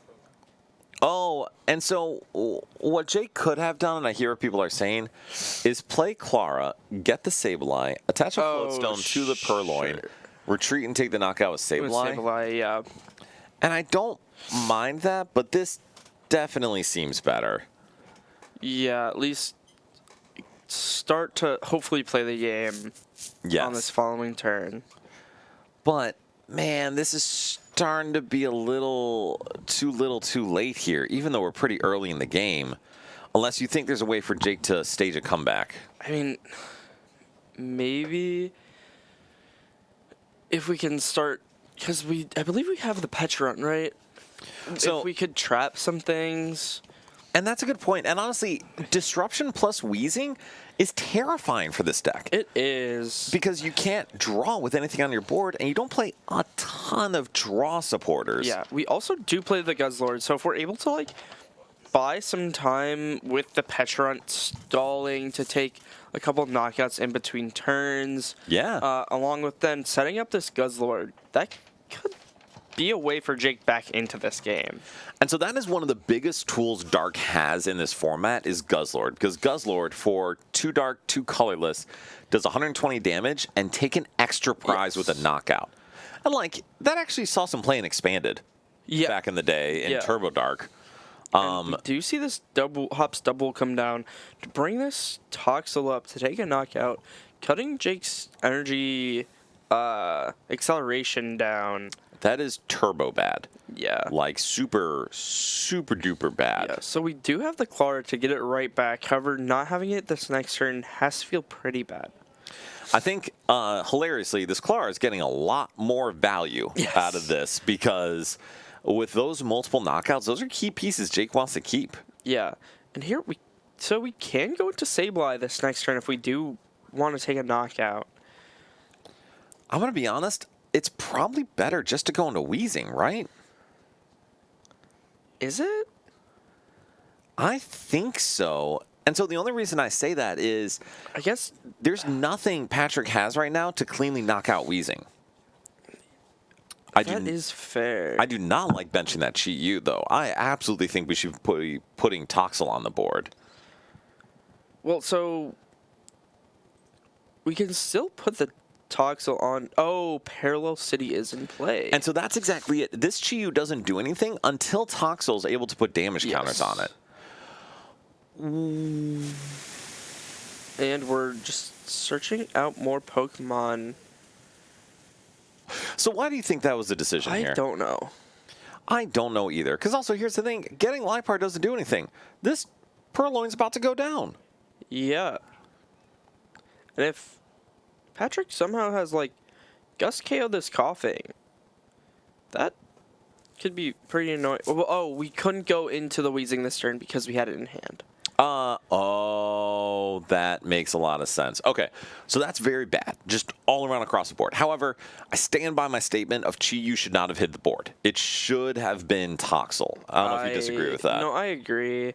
Because it's not like we're going to be doing anything with this Chi Yu. I agree. And then, Bryce, what does that Scrafty do?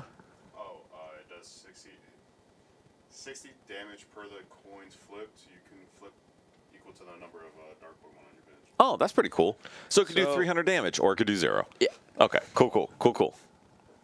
And it's for 2 Dark, plus 120 HP on top. That's actually not a bad attacker in this format. Not bad, but it's not amazing. But what feels bad is exactly what's happening right now for Jake, because... Yeah, we're going to fall 3 prizes behind. I kind of really wish we just... Since we couldn't... Ooh. No, keep going. Since we couldn't go into Galarian and Wheezing here, I kind of would have liked to have just gone to the Sableye and taken the knockout or bench the Toxel. one of those two instead of Chi-Yu. And Because we also yes. didn't use a supporter this turn. And so these are the things that fascinate me, because I agree. I think if you are not able to go into Wheezing, knocking out this Fan Rotom is good. If you were able to go into Wheezing, then yeah, I don't see the benefit of kind of keeping this Purloin in the active, especially because you're not actually getting anything you can use next turn. Exactly. All right, so then this Purloin's going to go down. Do you think Patrick puts down? No, doesn't put down the Lost City. Okay. Interesting. What do you think about that? Maybe we're just saying this Purloin doesn't have that much value in the future. Maybe. I think Also, it's... not wanting to open up bench space for Jake to use in the future. I think that's the main thing. I think he really just didn't want to give Jake more to work with, which is not a bad idea, especially with that Chi-Yu clogging the bench right now. Interesting. We're grabbing the Purloin back, I guess. There's only 3 outs in the discard, and I honestly... Saying it's probably better, and we're re-benching it. At this point, I agree with rebenching it. Toxel is not necessary since you have the Scraggy set up to attack. That is fair, and we do get the knockout. However, it is going back into Patrick's turn. It is, but Patrick doesn't have, like, anything in that hand. Patrick also already used Goose Hala, so it's not going to be easy for him to go get everything he needs for this Snorlax. Yeah. And playing the Skyla for a Pokepad. Okay, so this probably means the Toucannon is coming in to clean out or clear out this Wheezing. Yeah. That seems bad. Do we have the rare candy in hand? Yes, rare candy Okay. is in hand. So that's Skyla actually exactly enough to set up the next attacker. And Jake, we just have to hope that Jake can't one-shot this. It's 60 times, right? Not 60 plus. Correct, 60 times. So we need to fill up our bench and flip 3 heads out of the 3 rolls that we get if we want to take a one-shot on this Toucannon if we don't find a stadium to bounce this Parallel City. 100%. And I think that's one of the reasons why Patrick did not put down the Lost City. Yes. He didn't want to give Jake an easier out to take the knockout here. Yeah.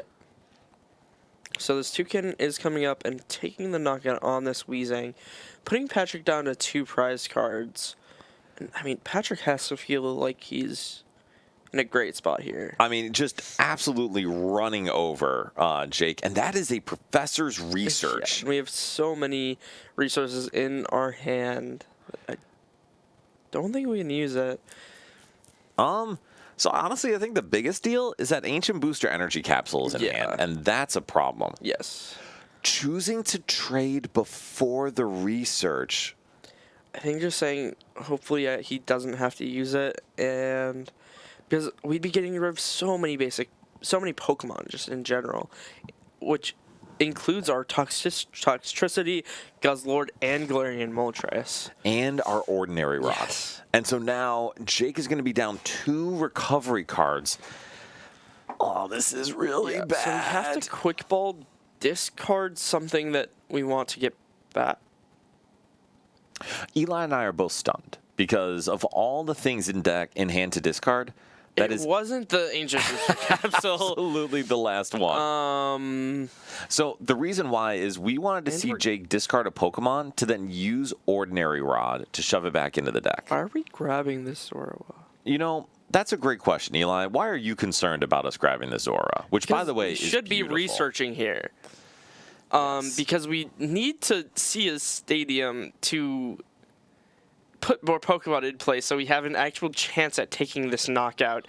Otherwise, this game is going to spiral out of control, and we're just flipping and not using the professor's research. And I am scared.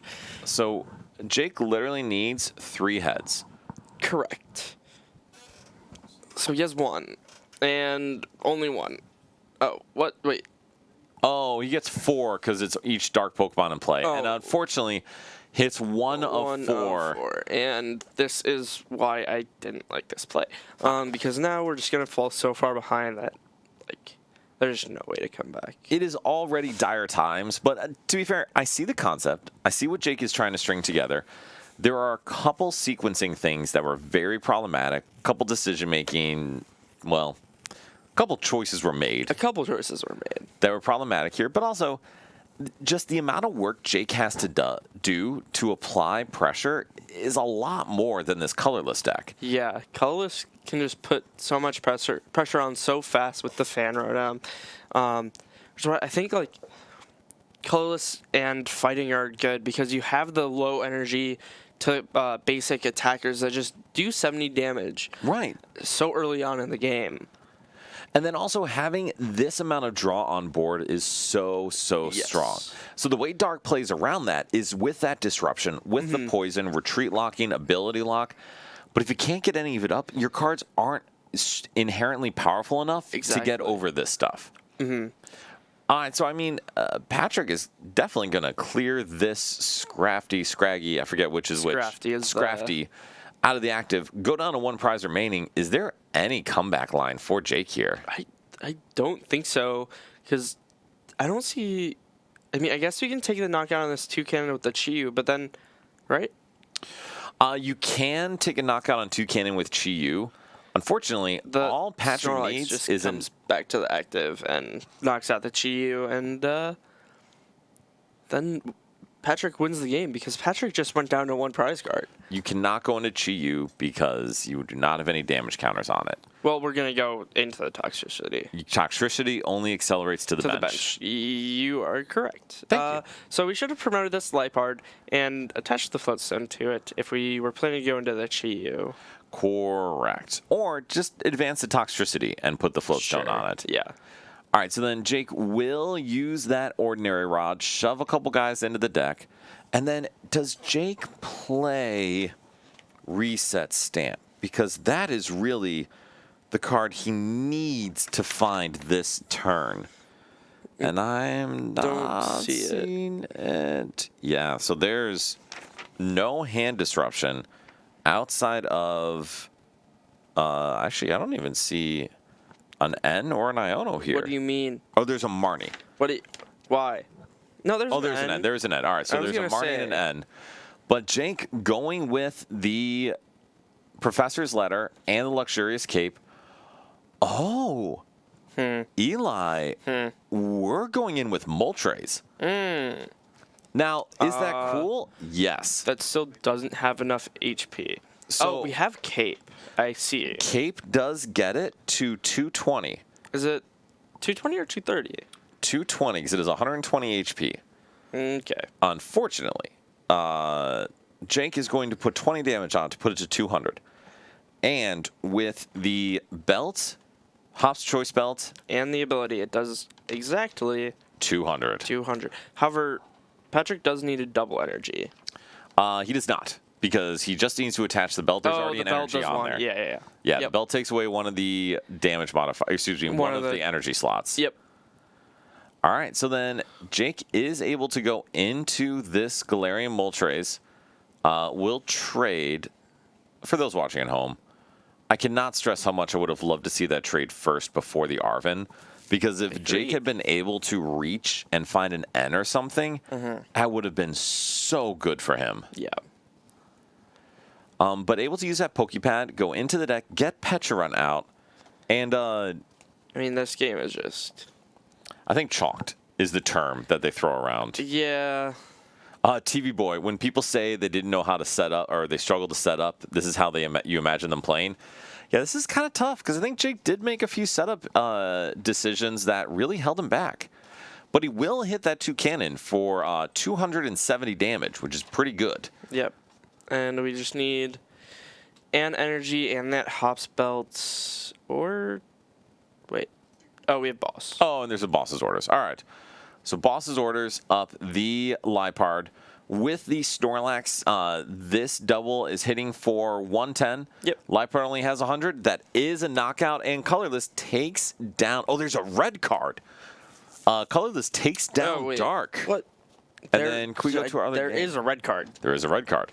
Okay. All right, so then going into our next game, we have Michael playing colorless versus Alfredo playing fighting. We do see this Okie Dokie in the active. And it does have 220 damage on it.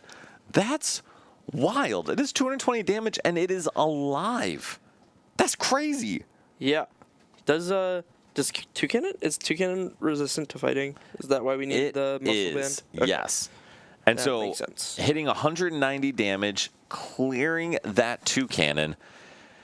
And then the issue for Alfredo is he can attack with Soul Rock next turn, but that's about it. Yeah, we see Alfredo doesn't have that Barbarical in play. So, I mean, I guess it's fine if Michael chooses to just attack with his Phantom here. We can go into our Soul Rock and try to build our board back up next turn. Yes, and so Alfredo going to 4 prizes. That Cram is a legitimate attacker now. But to your point, getting that Stadium, that will enable Alfredo to fill his board. Yes. And then with the Parallel being gone from Michael, it's going to be a lot harder for him to clear that board and disrupt. So this is, I think, the big benefit for fighting. Excuse me, you have a relatively high HP at 110, efficient attacker in Soul Rock that gives you so much space to reset up. Yeah, I would really like to see Michael here go into this Hops Cram because then that means Alfredo needs to find like a gust or a way to get around this Hops Cram if he wants to take a knockout. I would agree. And I mean, that Hops Cram is just such an efficient attacker, especially at this spot in the game. Yes. And there you go. Going with the scoop up net, I imagine to scoop up this Fan Rotom. Mm-hmm. Oh, or the double. Actually, I like that a lot. Powerful Like, energy. I don't. I don't like this. No, I agree. So why don't you like this, Eli? Because we're wasting a powerful energy when we don't need it. This Phantom's gonna get knocked out. Maybe we already used the jet energy, and that's why we can't jet this Hops Crammer into the active. But I really would have liked to see an attack with Hops Cram this turn instead of this Phantom, and especially not with this powerful energy on the Phantom, just because of how good of a card this powerful energy is. So completely agreed. It is going to be a big math fixer for Michael a little later in the game. The other issue, too, is going in with this Fan Rotom. Makes it so easy for Alfredo to just take a return KO. Well, that is under the assumption If Alfredo we have has fighting. Yes. And somehow we don't. And Alfredo does have multiple gust options available, but no way to draw or see more cards. That's kind of brutal. Yeah, that's just so brutal. And GLC, dude, that's totally fine. I appreciate you guys still joining and hanging out. And I think TPCI will see the benefit and will start to invest in this future. But honestly, man, it doesn't have to be for the grind every day. It's just fun to do a tournament like this. And GLC, thank you. Much appreciated, man. We try our best. Yes. We're doing what we can. Sometimes the games enable that with some really interesting things. Yeah. Other times, sweet Jesus, we struggle. But that's all right. Yeah. So we see Alfredo just has to boss. Did he boss the Snorlax? So he did boss the Snorlax. What do you think about that? Interesting. I guess maybe saying like you could take a knockout, but you have to damage yourself if you don't have a way out of this Snorlax. I honestly think that's exactly it. And Drax, thank you very much. I think he's saying, you know what would be great is if I let Michael give me a prize to help me catch up in this game. Yeah. However, we do have the double to KO this Binnacle. Which is a big deal, because I think Alfredo would have liked to keep that for next turn. I agree. I don't like this Iona. Like, we know Alfredo's doing nothing, and now we give him this fighting energy, and we're not knocking out this Soul Rock. So, if he has the fighting energy, he can just start drawing more cards. He gets a VS Seeker and a Raihan back. It's like, Alfredo's going to be able to do stuff this turn. Well, and also, with Snorlax damaging itself, Solrock can just come up and take a knockout. Well, exactly. It's perfect math for Solrock to clean this up. This feels like, yes, Michael goes down to 3 prize cards. Or 2 prize cards. Does he need to take a prize? Yes. Can one of you guys let him know to take a prize? Michael. All right, perfect. Good. Okay, Got cool. that covered. So this is the tough thing. I think with multiple energy, Alfredo definitely draws, but what he's debating is, does he want to Brooklet Hill and shuffle his deck? And to be honest, I don't know if he did. Yeah. Is there any Pokemon recovery left in his deck? Ovi, thank you so much for joining. Happy Sunday. Happy Sunday. I don't see any Pokemon. Oh, there's a Stretcher. And Tarragon. And Tarragon, yeah. And Retrieval. But are there any special energy left in deck? And I think I asked this because the question for me is there a way to set up another Okie Dokie? Because I think that's going to be the answer for this game. If Alfredo can go into an Okie Dokie, Michael's going to have a hell of a time getting through that. I would agree, and we might be Raihunning to the Makuhita here. Or I guess the Solrock, and then we can attach to an Okie Dokie after we use the Stretcher, hopefully. But I would have liked to have seen just us use this Lunar Cycle first to see more, to be able to see more cards and then help us with this Raihan decision. So I agree with you, especially with multiple fighting in hand. Yeah. Just letting yourself set up a little bit would be really good. Because maybe you see the Stretcher off the draw. Exactly. Maybe you see teammates off the draw. And suddenly, you got a whole different game plan in line. Yeah, and now Alfredo's decision is, for him, seems very, very difficult. And he's going for the Retrieval, but we have 2 energy in hand already. And again, I'm going to always call it out whenever this is a good opportunity for learn. The sequencing here, I think, is very problematic for Alfredo. Yeah, like, if we Lunar Cycle here, we see one of these cards that we want. Oh, did we? Okay, we grabbed Stretcher. Yes. For some reason, I thought he grabbed Retrieval, but okay. And none of those cards really help here. Well, actually, that's a lie. That Colress is actually fantastic. Yeah. Because that Colress will enable Alfredo to go get a Rainbow Energy out of his deck next turn. Okay. We do have the attachment onto the Okie Dokie, so we'll be going down to 3 prize cards here. And then, Michael doesn't have an attacker set up outside of this fan room. So Cram. With the Recycle Energy, Cram can knock out this Solrock. That is very true. I forgot that Alfredo is still at 3 prize cards. And then see the Skyla for Reset Stamp. That's gonna hurt a bit here because Alfredo was clearly stacking his hand to have a good play next turn. Yeah. I mean, Alfredo still sees 3 cards. The issue, though, is with that Solrock going down, Alfredo's not going to be able to draw. Yeah, the one thing that I didn't like about the Skyla is that we don't have an attacker for this next turn. And if Alfredo is able to take a knockout of this Cram. So agreed. That Fan Rotom, if you find Muscle Band, can be enough, but it's not a guarantee. Exactly. And so knockout on Solrock goes into Okie Dokie. And we rip the Goose Mahala. My goodness.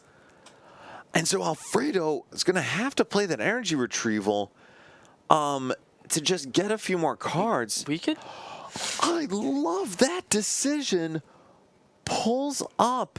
And I mean, you got to see this retrieval, right? Yeah, we have to. And we have to just use Mahala and say, you're never getting through this Okie Dokie. Good luck. I think I would have liked to have seen the KO on the Fan Rotom more so than the barrel. Michael has more than 5 cards in hand and hasn't really been playing his hand down. And there's no other attacker. No, I actually really like the KO on the barrel because Alfredo's likely going to get the Arven off of this prize and then get the restamp step. That's fair. Reset stamp. That is very fair.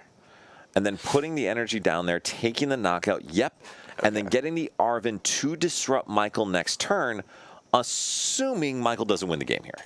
Yes. So there's a rare candy. We have a bunch of retreat options. We have a boss's orders. Oh, we have. And yeah, the Sudowoodo Boss has retreat. 90 HP. Yep. Fan Rotom with the powerful, being able to knock it out. Colorless takes down Fighting. Does take another win. It was a close game, though. Yeah. If we were able to find the reset stamp earlier or a way to disrupt earlier, that maybe that game is different with Michael being unable to find a gust to kill that Sudowoodo. But And that's, I think, part of Fighting's issue, too. Not even Fighting, but a lot of decks' issue, and why Fan Rotom's so efficient. Mm-hmm. All of these decks are slapping down low HP basics. There's so many low HP basics that can just sit on the bench. Yeah. And we see that Alfredo benching that Sudowoodo, not really having any plus side to it being on the board, and it's just getting boss KO'd for the game at the end of it. Right. So, yeah, and I think another thing about this format is like learning what we don't need to bench early, right? Yes. So like that Sudowoodo, I think we could just maintain it in our hand, never benched it until we need it. So Drax finding these Ting Lu and Focus Sash. Maybe on the Focus Sash. Ting Lu is helpful. I don't know if it's a guarantee. There's just not enough stadiums, right? Like. And that, I think, is the issue, because you're only going to be able to spread so many times. You can't rely on it. Exactly. Modified One, thank you for joining from Parallel City Syndicate. Glad you guys are here watching. Appreciate you. Execute. TPCI does support GLC to a degree. Yes, so that's the thing, is it sometimes is on TCG Live, and I love that, because then you can actually play some games. Sure, I just don't like the fact that it's not fully on TCG Live, that it's part of the format. Whereas, like, it's not permanent. That too, but it's only Sun and Moon on. And that is a problem, because it's really hard to get these full decks, because there are so many good X and Y and black and white cards. Exactly. Hexmaniac, Muscle Band, Teammates, like all of these in Parallel City. All of these very important cards to the format that just aren't on TCG Live, and that they don't plan on putting in. Listen, every deck except Fighting. Fighting has its entire set of attackers, all from Sun and Moon forward, except for like Sudowoodo, so it's totally fine. Yes, Modified One, Versus Seeker, absolutely. Execute Order, begging Pokemon to make TCG Live GLC permanent. I'm here for it. I think it's a fun format.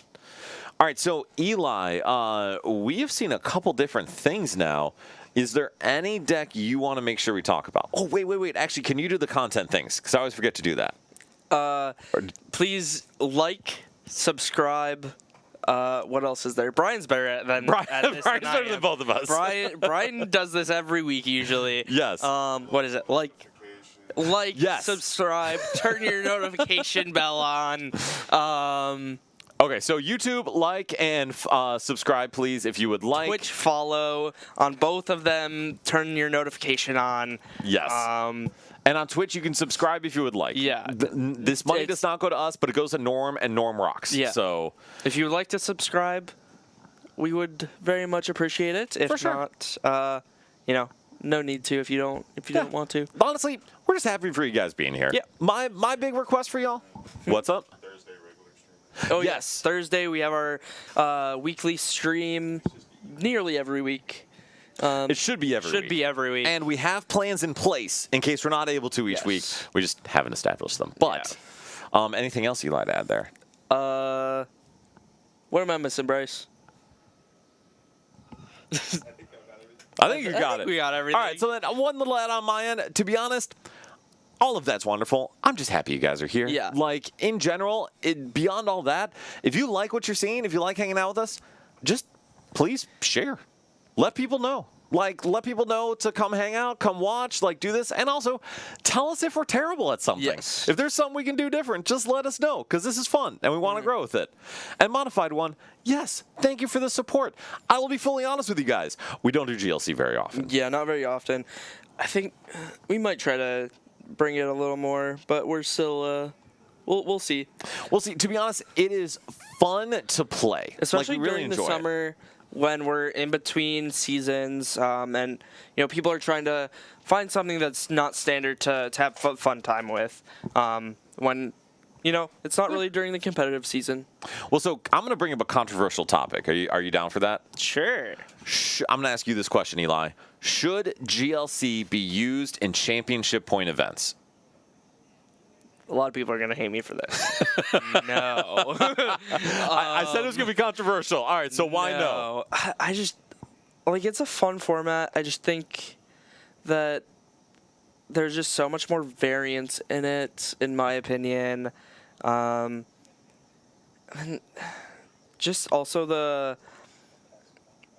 needing to find certain cards. Yeah. And then also with the old cards being how old they are, there brings into, you can't find ones in good condition, and some of the cards are warped, and brings into all the other things, right? Yes. So I think I would just like to see standard, maybe expanded if they rotated black and white out. Okay, But fair enough. I think mainly just standard. Keep the format fresh and new. And I don't actually disagree. And again, I may get hate for this. I think GLC is awesome. It's a ton of fun. I always enjoy playing the games. But to your point, I think just from an accessibility standpoint, that's where I would struggle with this. Yeah. Mahone does some awesome things, and we did it here. You can use foreign cards. You can use World's Championship Dex cards. There are kind of cheat codes you can use to get your deck. Yeah. I would not feel comfortable having those in place during a regional. CP event. I Yes. agree. It would have to be no World Championship cards. You'd have to play all of your language, same as, for standard. So then you would have all of these expensive cards get even more expensive, by the way. Yes. So then it would be a very, very big accessibility thing, because cards that are already expensive just get even more expensive, such as your Versus Seeker, whatever else. Exactly. And so for everyone here, you want the clout, not the wins. Yeah, I think it's fair. I enjoy that. I like some internet points. Seeing it featured at Worlds as a criteria to whether or not it's used competitively, I think that's fair too. If Pokemon wants to officially furnish it, having a special event or two for GLC, I think that could actually be cool. Maybe. I would say not as part of the World Circuit. Sure. But if you could have a special event, an event for GLC that has its own kind of prizing separate thing, I would be down for that, as long as it's not taking away a spot from someone trying to qualify. Sure. I don't know. GLC is interesting. I'm not as big of a fan as some other people are of it, but it's a cool format for sure. Yeah. But I definitely don't think it should be part of the World Circuit. Which is reasonable. If anyone disagrees, please tell us, because I'd be curious to hear your thoughts. But yeah, I think the casual nature of this is really fun.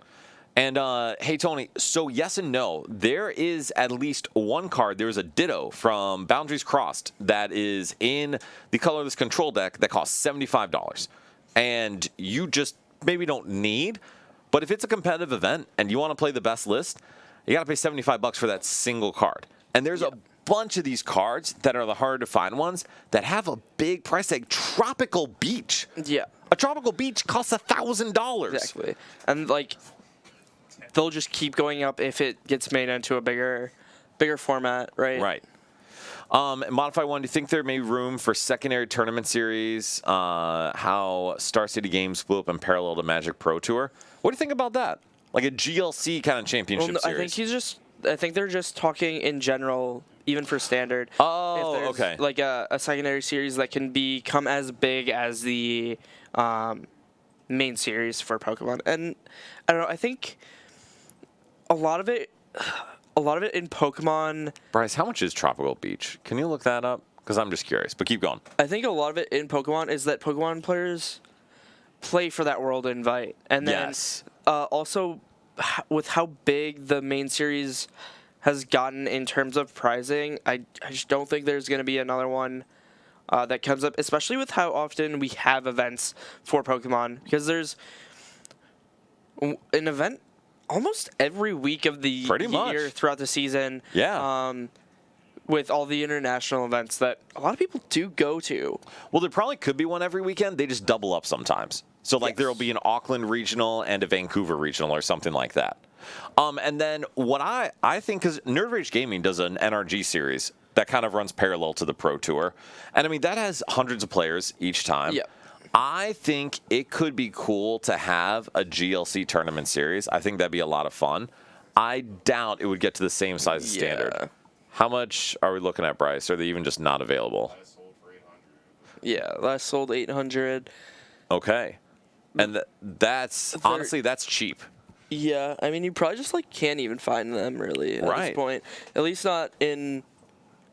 You can get the fake ones for $50. Yeah, you Well, and can't that's get exactly the world tropical beaches, the world's deck tropical beaches are $50, which is like And that's crazy, because that's not even the real card. Yeah, it's not even a real card. Right. So I would say I'm glad. We said you could use any other foreign cards, whatever, Yep. but I don't love that as kind of a gatekeeper for people. Yeah. All right, so then we're going to get into our fourth round, and Moshi, can I ask you to tap in here? So Eli's going to drive, Moshi's going to be here, and I'm going to go allow my soul to rest for a moment before I talk about more colorless games. So I will be back shortly. And Moshi, you want to just introduce yourself? Get your butt over here. I'll let him leave first. He's got That's fair. Thank you. It's very polite. I'm being nice, Eli. Dude, I said I wasn't gonna be here, but Yeah, here I am. thanks for showing up, Of Moshi. course. I didn't have to do much convincing. There wasn't a lot there. I mean, I was to like, be fair, hey, wanna come over and hang out for the day?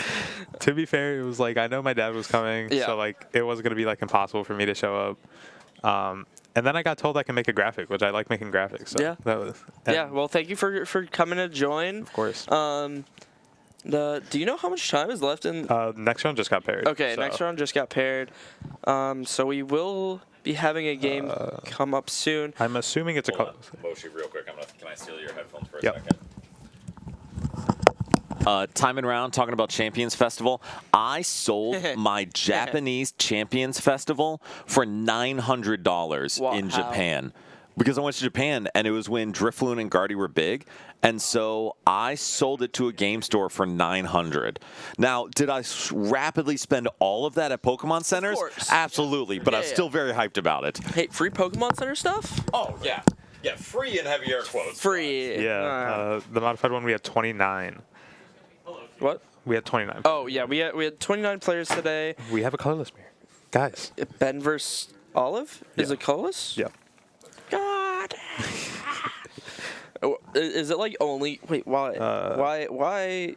And Whatever. the other one's psychic colorless. But Leo's playing control colorless, I'm pretty sure. Oh, okay. So at the top we have what is that? Colorless, psychic, colorless, psychic, colorless, Fighting, fighting, lightning. lightning, colorless. I'm surprised. I guess Alfredo was just on. Yeah. Interesting. I think I just heard Ben say he's gonna be going second. So yeah, and here we go to the game. Needs more fire. I don't think. There's not a single fire in the room, guys. Yeah, I don't think fire has a real deck right now. No, I don't believe so. Maybe there is. But I got don't to think. walk around for, what, it was like 5 minutes I was gone from here. Yep. 0 fires, and I wasn't surprised. Yeah, no, I'm not surprised by that either. No fire, no fairy. Yep. And to be fair, there could have been a fairy because Alfredo does have one extra deck still available, guys. That is that fairy deck. Fairy just like doesn't have anything new. Guys, Fairy's gotten nothing in the last. If I was forced 5 to play years. today, I would have been borrowing Alfredo's fairy. So just saying, I you don't guys. even know what fairy is at this point. I don't know, but I would have ended up back here anyway. So. I'm fair. But I'm not noticing. Oh wait, no. I'm not noticing a lot of differences, to be honest. I'm guessing it's the same 60. I think they were talking about this to each other. I'd assume so. I know Olive's borrowing Ryan's deck, Yeah. and I assume Ryan and Ben talk a lot about. I don't I think like Ben's that just there using aren't Ryan's pictures. list. Oh, Oh, sick. We got. Ben has a picture. Sick. I wish Olive had a picture, but Olive decided to write their list down and put a bunch of ones when it's not needed. But it's fine. Yeah, I think they were saying because they were sitting next to Dre when he was writing his list and saw that he just did the arrow, and they were like, yeah, that's Well, also what I did at the end of it. You I don't didn't even notice. need to put every card as a one. But yeah, I'm pretty sure it's probably close to the same 60. Close to not, if exact the same 60, Yeah. I'd assume. Yeah. So I really haven't watched much of the colorless mirror, and I'm guessing it's just whoever's able to set up better. I'd assume so. And- I've been able to watch, I think, 3 on backup now. Sure. Yeah.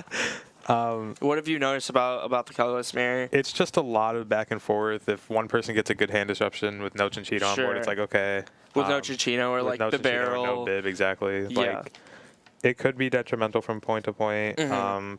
The Cramorant does come up a lot, obviously. Yeah, Cramorant, I imagine, is such a big attacker. Yeah. If you can find it in back-to-back turns, especially if a Lost City doesn't come into play. Yeah, the Cramorant comes up often. The Toucannon comes up a lot. Yeah. Like even the Fan Rotom comes up a lot. Honestly. Yeah, just early Fan Rotom to take those early knockouts seems pretty good. Yeah. I mean, Fan Rotom is just, Dan and I were talking about it, is just such a good card. Yeah, and Lost City is really big in the mirrors. I'm noticing. Yeah. Even like just like the games that obviously, because like obviously there's only the 2 we have here, but I have the capabilities of just going out and seeing what else is going on. There's a lot of Lost Zone Pokemon in these mirrors, and Yeah, I mean, yeah, like the modified one said, Lost City seems really big in the colorless mirrors. Yes. Just, getting rid of the attackers. If you can, like, Lost City the Toucannon, Lost City Yeah. the Cramorant, that could just... even like anything as close as like Lost City the barrel, that's also that a big too. deal. Like, just get rid of the draw support. If you can do it early, too, is just such a so massive in the mirror. Like And- even like for example, like with this hand that Ben has, I wouldn't even be, or like given now that I know what his hand is, if he had capabilities of going Fan Rotom, Jet Stadium, or Lost City in particular, I wouldn't even be mad at that because that gets rid of the Bidoof. Yeah, and then like also putting down the Lost City so early, like your opponent doesn't have an easy time finding stadiums, right? I guess we have the Guzma Hollow, but right, Guzma Hollow searches, I'm pretty sure. right? I'm not thinking of the wrong card. No, I think you're good. But yeah. Shutting down. Oh, sure. Shutting down the Squavet seems pretty Yeah. big because then, you can't cycle through your deck fast. Because that's a big thing is just throwing cards to the bottom and seeing fresh cards turn after turn. Yeah. Which And then the Greedent too is such a good attacker in the late game. Once you're through your Fan Rotom Cram and then your Toucannon gets knocked out. Yeah, and like Squavet seems pretty big in these new variants with that Greedent towards the end of the game. And I haven't. What else does Ben have in his hand? Ben have has you seen? like he has almost nothing. He has a VS Seeker. He has I want to say the what's it called, the Wooloo. I know he has that. And another card that, or I think, he has a 3-card hand. One other card that's not really pivotal. I know it's not a great hand regardless, but Yeah, we'll see if Ben can use this Oranguru or not this turn. VS So we have a Seeker, powerful Wooloo, energy, so we'll be able to at least see one card. Ben probably hoping he can see either a supporter or a floatstone. Yeah. Oh, and, we have the Nestash to draw 3. we have Okay. Nestash. So we get to see 3 fresh cards if we really want to. If we want to use this level ball early, which Ben is. Grabbing that Minchino, just establishing this onboard draw. And if we could find this Floatstone off this Oranguru, Yeah. that'd be a pretty big find. Absolutely. Like the only problem now is that like for Ben at least, is that Oh, we didn't. So I did not grab the Minchino. now we just like we're hoping on top deck Nest Dash, hope it's a good card. Yeah. And if it's not, okay, we just like kind of like sit there. Are you saying for Ben? Yeah. Well, so we have the Instruct on the Oranguru. Oh yeah, I guess. Yeah. So we use the Nest Dash to find that level ball. We're failing this level ball. Yeah. We just see 3 fresh cards, hoping it's a supporter or something that lets us Play the game. play the game this following turn. Yeah. Lost City. Oh, we find the lilies Lost City. and a town map. This is a Town map. pretty good 3 cards. Oh, we don't have this in C now, so that is why. Wow. Yeah, no, that was an amazing 3 cards we saw from Ben here. I didn't even see the lilies. I didn't know he was like that. Yeah, Wow. yeah, no, Ben's like that. Finding that turn 1 lilies. So this is exactly what I was saying though. If we find a floatstone, if we find a pivot, this is really good for Ben. Yeah, also protecting from that Parallel City, and we're not benching that Minchino because we found out that Chichino is in the prize cards. And our Trumbeak is also, the middle evolution is also prize. So we're going to have to rare candy this You were right. Toucannon out. What? You were right. It's Trumbeak. Yeah, okay. I'm glad you know your middle evolution. Yeah, I kind of know my middle evos. 8 cards here for Ben. Does he find that floatstone? Oh, he finds the He finds scoop of Scoop net. Up Net. The problem with Town Map is that now we can't use this heavy ball. Yeah. However, it would just get the Snorlax out, and we can just, as we take knockouts, grab it when we need it. Sure. Do we not just take Trumbeak here, or do we take Lysander? Or the capture energy in turn? It's probably the Trumbeak here, because just so that we don't have to go rare candy. Yeah. If we don't need to, we'll see what Ben decides on though. I think he's debating it here. But yeah, It the is gonna be Trumbeak the makes the Trumbeak. most sense. Yeah. We'll see if Olive here has Candy Toucannon, and I think she does. With the Arven With we the do now. Arven, we have the rare candy. Muscle Unless- Band for the item for the tool Okay. card. We do have candy, but we don't have energy currently. We So we're gonna have to hope to draw it off this Toucannon plus Chinchino make do. and the thing that's huge about Ben finding this knockout, I'm pretty sure that Olive has the Bibarel in hand. Yeah, so giving Olive so much less draw on Yeah. board throughout this game. Is gonna be really, really good for Ben. Yes. Yeah, if Olive here whiffs this energy, this would be pretty massive for Ben to get ahead in this Yes. game. Oh, we have teammates. We used Arven already. Oh yeah, you're right.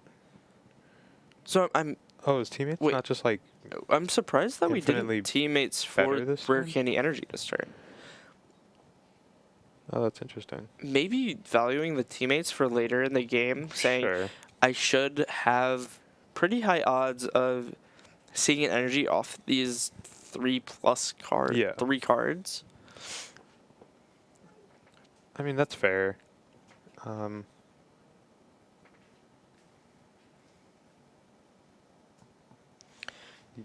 Yes, but we're nest Nest dashing, so dashing. we're gonna see 4 cards here. We need an energy off these 4 cards, and we That's a find the energy. ignition. So we at least have the energy, not the greatest energy to find Yeah. though.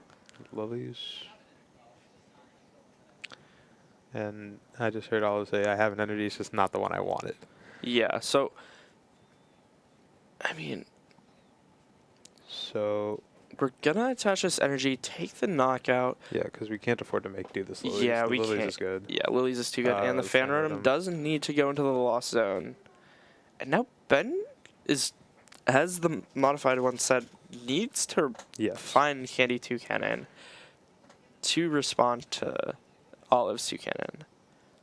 And if Ben could do that in the lost zone, this Olive's Toucannon, that'd be like pretty big. Yeah, that's going to be 2 draw cards going down.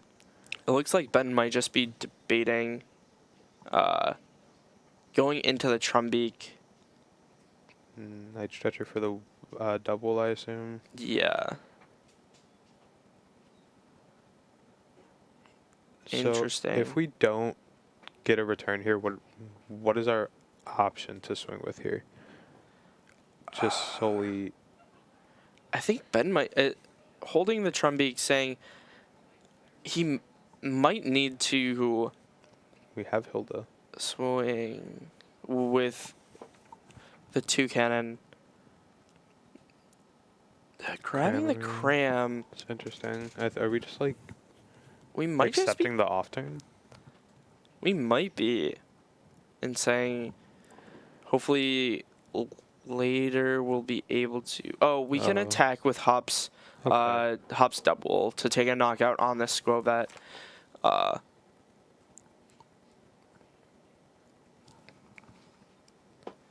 Well, so Ben will be able to take a knockout on either the double or the Squovet. I'm guessing the Squovet just so that Olive won't have access to the Greedent later in the game. And, Oh. we are taking the Wooloo. I guess making it more difficult for Olive to Yeah. find the knockout on the Trumbeak. Yeah, I'm not mad at it at all. Neither am I. Just like, again, like you said, protecting the Trumbeak, protecting his Bibarel, protecting all of his draw cards, his Cramorant. Yep. Like we said, that's the huge one that will be So live. we did Nestash. Now we're going to instruct, draw 2 board cards. So then besides that, what do we really need this turn solely off of? For We're gonna- Ben. Yeah, we're going to... We're just, we don't need anything else this turn. What prize card are we taking here? The I Snorlax do makes like- the most sense yeah. because then that boosts our cram up to be able to knock out the Trumbeak this following turn. Yeah. So that our cram can take the knockout on on the 2 cannon if our Trumbeak gets KO'd. Heavy ball calling down for Olive going to get This their own Hop Snorlax. Yeah, I mean, Olive just has to use this jet, get this 2 cannon, I feel, guaranteed that we have the energy, and then Lilies for 6, Lilies for 6. and get a fresh new hand. It's got to feel good. You're seeing you have Lilies. You still have all 3 of your draws, technically, including that Squovet. Yeah. So now on Ben's side, we're going to have our Hops cram this following turn. We should be able to get the 2 cannon online. So we'll have 2 attackers set up, and then And we have all of our draws set up. and then we can also start setting up our Hop Snorlax Yes. to end the game with. And we also have the Squovet still on our bench for a Greedent. So this is looking pretty good for Ben. I agree. And we get the parallel down, so Liv can't parallel city us right now. Liv getting their own town map up. Nothing ridiculous. Yeah, there's no crazy prize cards on Liv's side, and now we'll be able to decide what to take. Showing the Bibarel draw. HQ for Artisan. Getting rid of that parallel city. We're Liv bringing getting their our own own cram. Draw 1. Teammates. So it looks like Liv will just be taking the knockout on this double, and then Ben will be able to just respond with his cram on this 2 cannon with well benching that Hop Snorlax. Yeah. I mean, Ben looks like he'll just be able to stream attackers so easily after this point. Olive opting for the Iona over the Ciphers. I think is I think probably that's right. fine. We need to start disrupting in some way to try to make it so Ben can't stream these attackers and maybe misses an energy or 2. Yeah. Quick ball. So we're just gonna be thinning down some cards. I think we'll probably just be failing this. Yeah, I don't know how much there is in deck, to be I fair. don't think there's many other basics we could be searching out here. I think there's might just be like the Minchino Oh yeah, the Minchino is still in the on deck. deck. Yeah, and that's the last basic that's in deck probably. So Yeah, not needing it, just thinning the hand down even more, thinning so that we don't have it in the deck off of this Nestash. yeah, and I mean it's the thing is though is that Ben started the prize trade, Yep. so he is, and because he's drawing extremely well and being able to set up consistent attacks turn by turn, he will continue to take this prize Yes, trade. and I mean like, so he has this Hops Cram for this turn, and then Toucannon for next turn. Interesting that we're using this counter Yeah. energy. I guess really valuing this jet for future, so our Oranguru can't get, Gus trapped. Sure. We see the Nestash come down for. And we draw a Muscle Band. Is that a muscle band? I Okay. yeah, it's a Muscle Band. Really debating where to attach it. We're going to instruct for 3 new cards. Hex Maniac may be the only way, but even with Hex, I still don't... I What's don't see a Hex Maniac in here. There should be. There. Unless I just can't There. read it. Oh, is that what? Okay. Yeah, Hex Okay. Maniac. Hex Maniac is a really good card. Yeah. So yeah, I mean, if Liv is able to like Hex Stamp and Ben whiffs an energy, that would be like the only way back with the recycle energy not being on board. Cypher Maniac's being used here. Toucan, that's right on top of the deck. For the Toucan, that's the next card anyways. And Ben's like, of course I didn't just draw it. Ben grabbing his own Hex to Yeah. stack. Debating on it. Yeah. I mean, so Olive after this turn will most likely be Cram KOing Ben's Cram. Yeah. But then Ben will just have the response with the Toucannon after. And then also already has the Greedent, so literally only needs energy. He has a recycle in hand. Yeah. Well, off of probably Disruption. Oh yeah, I assume we're getting disrupted this turn. Opting for the energy. Yeah, just making sure that he has plenty of energy. Oranguru off the top for Olive is pretty good there. Yep. I mean, we see this E-Hammer coming down on this counter energy. I don't know if I like that. I'm not really opposed to it, just because, just with like Olive's current situation, no energy in hand, there's a world where we might not be able to get an attack off. So just kind of putting the card on Ben and just saying, yeah, you gotta That's fair. Saying if I whiff, hope you whiff hope off you a disruption. whiff. Yeah. Yeah.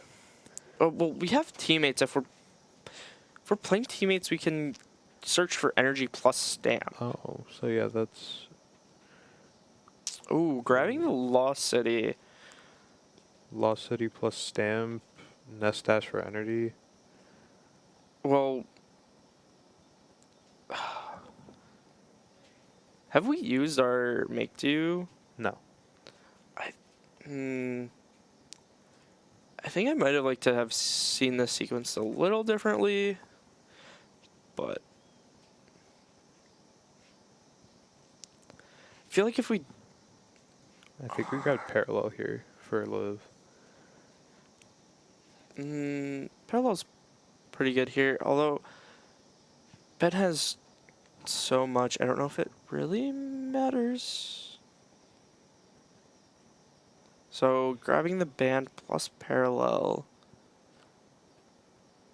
I feel like, yeah, I we just see, get yeah, rid I of the assume it's just like Snorlax, a Oranguru. Oranguru. And Nestash now coming down. One card is Hex. Toucannon, Wooloo. The problem is that Liv used the rare candy early, Yeah. so we really need to find an energy here to attach the Snorlax, and And if we don't play Stamp this turn, we do have Stamp Maniac next turn. yeah, we But do have. I think we do have to play Stamp now. Or no, we probably didn't have to because... No, we would have. I think we're fine not playing the Stamp here, waiting Yeah. for next turn to go Hex Stamp. Yeah, I think we were okay. on that turn. Like was said in chat, and I mean we whiffed the energy attachment to the Snorlax, which has to feel just horrible. I kind of would have liked the teammates to just grab an energy instead of this choice band, so that on the following turn we can go choice band attached to the Snorlax Yeah. for our attack.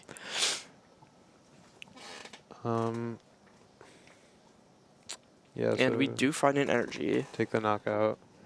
However, I assume pass to beat the Cypher, right? There's no way the draw energy's better. Or the... no, it might be.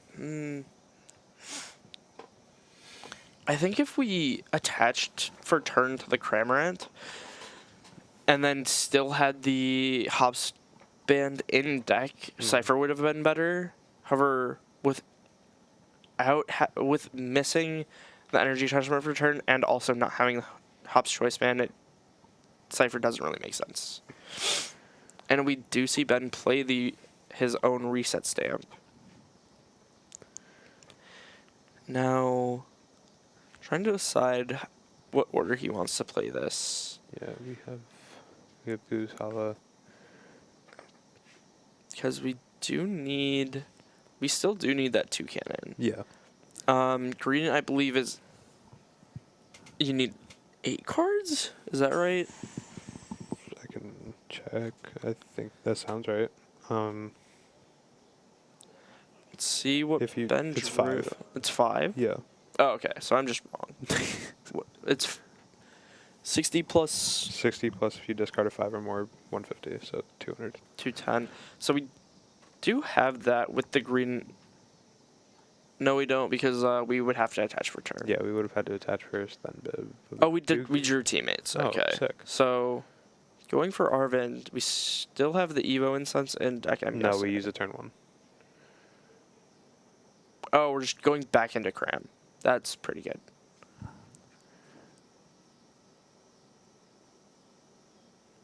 Because we use the Evo incense to make sure we have Yep. Fan Rotom before we Ultra Bulb. Yeah. So, we're gonna rescue Stretcher for the Hops Cramant back, and then use Hops Choice Band to pay for the energy on that, while also then I'm guessing attaching to either the Trumbeak or the Greedent to set up for like a Hex turn or a Disruption turn. Yeah. Yep, Stretcher for the Cramorant. Yep. Attach that. Attach the Recycle to... Oh, or the Yeah, I don't mind. Double that either. Turbo. That seems fine as And that- well. yeah. And yeah. Olive saying, I don't think there's a way I can make it back here after whiffing the energy attachment this last turn. Yeah, just it being almost unlikely to impossible being able to set up back-to-back attacks. That Yeah. will be... We do have a second game. Yeah, and it is So this is the control Yeah. version of Colorless. That's I haven't ditto we were watched talking about. much of Control Colorless. Yeah, I haven't So either. I'm not 100% sure on the loop that it tries to get into. I assume it's the Ursaluna that's... Well, so Ursaluna has Peak Hunt, so you get Yeah. it's Pete Hunt, so you get to grab 2 trainer cards from your discard pile and put them into your hand. I'm pretty sure it's like a Bellaba Bryson Man deck out, Yeah, I'd assume so. along with like Zerosic. Do you have his list? We don't have his list now. Okay. So I would. So we're Pete hunting for Peonia plus Bellaba Bryson Man here. It looks like. However, we don't have a way to get this Ursaluna back in this next turn. Cypher being the second card. Oh, That was the Delcatty or the... the Delcatty gets back. Okay, yeah. So we'll see how Scoop up net. Picking Bring that Delcatty back. Pete Hunt, then we'll be able to Oh, max potion, okay. discards the recycle energy, reattaches the recycle energy, then Picnic fully clear basket. off our board of damage. And then I assume that's the loop then. Something like that, yeah. Counter catcher. I mean, Yeah, we don't really know what Dan's down specifically. I would think the Zatu might be better to bring up there. It could be, yeah, you prevent an item. Yeah, because this Mew can. I don't know what Dan is down, but yeah, exactly. yeah, and then I'm Yeah, guessing peak hunt for the 2 healing items. prize it's the picnic basket, not the scoop up net. That's also true, yeah. Because I feel like we would have liked to use this Delcatty and scoop it up next turn, but I guess it's fine. Because we could just Pete Hunt Yeah. for the scoop net again on the following turn. I assume it's just been that loop of grabbing the elixir, grabbing the basket, grabbing the counter catcher, grabbing the scoop up net. Yeah, I'm not too sure why the basket, but I feel like the scoop net might have been slightly better. And this is what we're talking about. Dan finding the scoop up net off the Mew. If we just bring up the Zatu, we prevent finding a scoop up net. Or yeah, even the counter catcher Yeah. is better. Just bringing something up again. So we do use the Zatu. We do have scoop up net. You get the counter. Gain. Or counter energy, sorry. Monkey Dory. And then Monkey Dory over, and this should be enough for knockout. It does 160 plus the 20 from the Monkey Dory.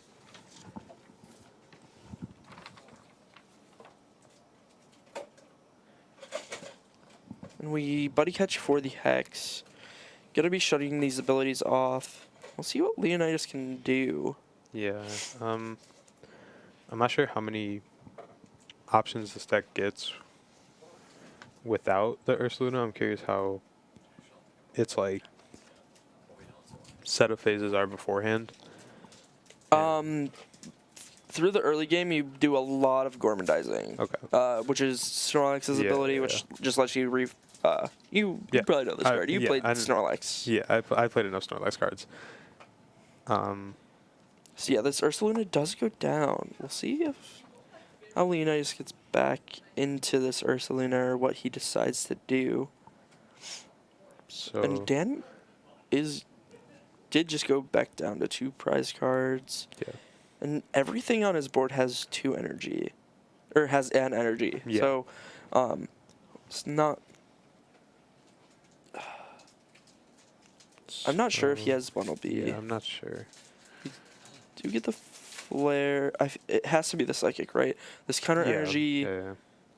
is I'd never live. I'd assume it has to. Oh, Interesting. interesting. Maybe saying we can just bring back the psychic a lot easier? Sure. But- Wow, It just with that passes. Hex being played, Leo just has nothing. Yeah. We do. Oh no, we don't have. We played the scoop up. That's right. Yes, but so Dan would need like 2 psychic energy in hand to be able to take this knockout. Yeah. U-turn Oh, board. I guess U-turn boarding, retreating the 1 off, and going back into that Giratina. Mm-hmm. To does Snorlax have 130 or 150? Dan, do you know how much HP Gormandise Snorlax has? Gormandise has 150. 150. Okay, so it won't be taking the knockout. Oh, are you sure? I thought it was 150, maybe 150. It might be 130. If he's going in with Tina to take a knockout, it's probably 130. Scroll up. You just had it.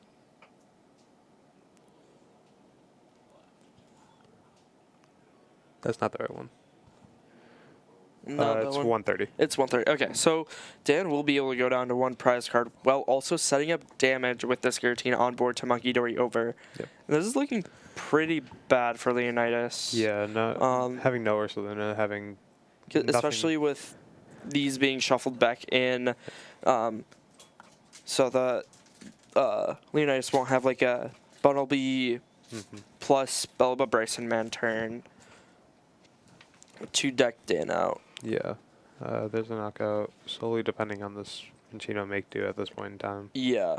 I guess we have the Delcatty. Well, yeah, so we have the Delcatty, so we can try to gust this Glade back up. But then Dan will just be able to have it if he has an energy. Yeah. Make do, getting rid of a level ball. Luxcape found. Cheryl found. I forgot that was a card. I also forgot that was a card. Delcatty coming down. I'm guessing Flare Grunt plus the Bryson man. Yeah. Or I think Dan has It's- around 10 cards. that's in around deck. what I would say. I would say like 10 to 13. Yeah, somewhere in there. Ooh, thinking about the Zerosix. I don't know. I don't believe that it. I believe he'll be a couple of cards short. I don't think the 06 is. I don't think there's enough for 06 to have an impact. Yeah, neither do I. Looking We at can grab Surge. Surge. I just don't know what Leonidas can do this turn to prevent Dan from being able to take a knockout on the following. Surge teammates. Guzma VS Seeker. Guzma. Did you grab Guzma Bunnelby? Maybe. Maybe hoping that Yeah. It is there's Bunnelby. no way that Okay. Dan can get out of one of these Pokemon on the bench. Leo being turn 1. Guzma. The Frillish. Okay. 3 retreat. Sure. And then you're saying mill two. We're milling one and then putting one back in. And well, yep. Dan, it just shows the Versus Seeker for game. And we see Dan take the game against Colorless Control, going to 3-1 with Yeah. Psychic. It has to feel good knowing you're in a room full of colorless. At least we don't have a full top cut of colorless. Yeah, if we had a 8-person colorless, that would be interesting. I think Dan's getting back in here, replacing me for the round. I am. We have. I guess I can just come talk. Okay. That was time and round, right? Yeah, that was. Yeah, because Leo was turn 1, so. Okay. Are you gonna move over gonna move here? over there, yeah. Or- okay. Okay, sounds good. Thank you.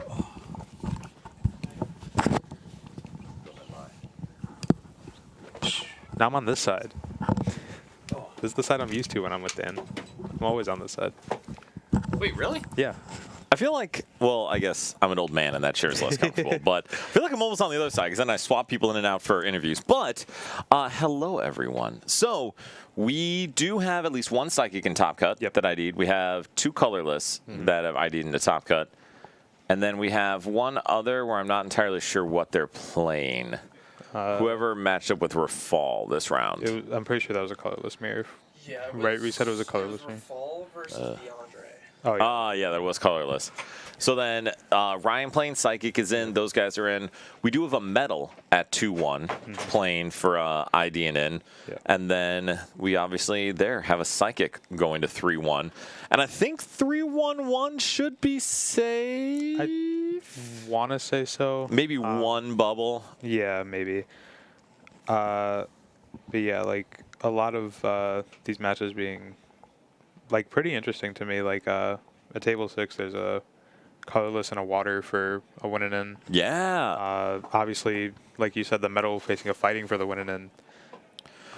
Which is pretty sick. Yeah. So I also we should note, and Bryce, can you share the pairing site? You can actually, because it's 13 tournaments. Yeah, it's tournaments.13. Okay, so you can actually see pairings today on here. So if you just go to tournaments.13 TCG, Bryce just put up there, you can actually pull up the pairings. And this is one of the cool things Reno on our team did, is he put together this website so we could have electronic pairings for all of our tournaments. So for this, you can do it. For locals, you can do it. And if we ever have, or when we have other big tournaments, excuse me, you can always pull it up and keep track and either root for or against whoever you want. Guys, you can root against me all you want. I won't win it probably. So it's good odds. It's good odds. Hey, you at least got second at one of them. That was my peak because I like Charizard. Oh, so it was fighting versus metal at table 4. Yeah. Which is pretty sick. And then Ben and Liv, was that colorless mirror? That was a colorless mirror, yeah. Goodness. And then Alec, colorless plane, water at 2-1. And then colorless again versus colorless at 2-1. Yeah. Sweet child of mine, what is going on here? So guys, colorless is good because we have it a huge portion of the tournament and they're all winning. Yeah. Is this like Dragapult? Yeah, I think you can compare colorless to being the Dragapult of GLC. That's wild to me. Where it's like the deck is really good, but it also is really beatable by a lot of things. Yeah. But obviously, it's the powerhouse of the format. So did you guys talk through kind of the strategy for colorless control and all that? We actually, neither of us have watched enough or seen enough colorless control to where we didn't know what it actually does for the most part. Bryce, can you actually throw up the top 8 control list? So this is probably a good one to talk about because control is just... I hate it. I love control guys. I know you love it. It is honestly, it is very, very good to have in the format. Like I fully support it being a part of the format. You don't want it to be overpowered because then the format gets a lot less fun. But this is 6th place. Sebastian did this with that Ursaluna. Yeah. Sebastian's just one of the best players in the game regardless. But the whole point, as you guys saw with this deck, is that you use that Ursaluna to Pete Hunt. Yep. And you just put 2 cards back in your hand every single turn. And those can be Reset Stamp. It can be...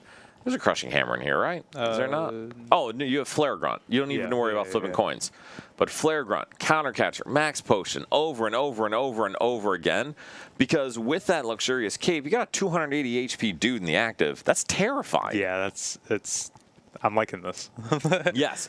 So this deck is really reliant, though, on that looping that Ursaluna. Yeah. And you guys kind of saw that in Leo's game. Like, when he didn't have that Ursaluna late, everything fell apart. Yeah. Granted, I guess you could kind of argue, he didn't have abilities in general, but regardless, there wasn't much that he was going to have access to because he had a Max Potion and a Picnic Basket in his hand with no damage on board.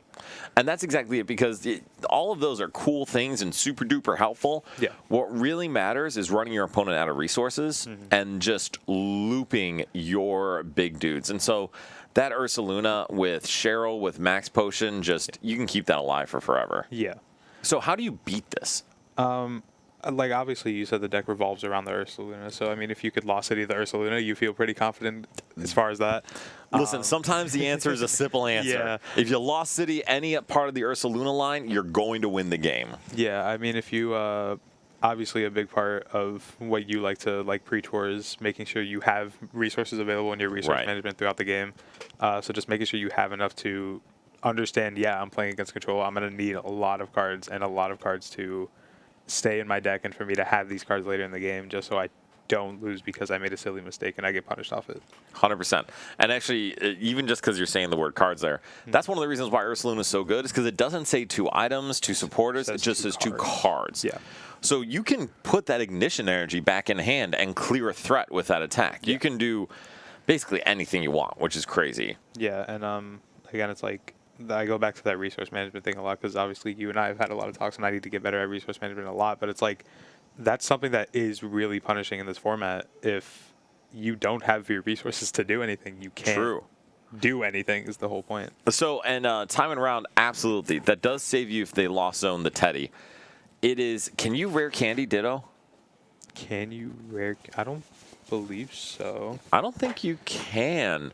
Because that's the tricky part, is if they lost zone the Ursaring or the Teddy Ursa, or you can't access one or both of those, you're kind of cooked. Yeah, exactly. Eli, do you know if you can rare candy the Ditto? I don't think so. I need to read the Ditto.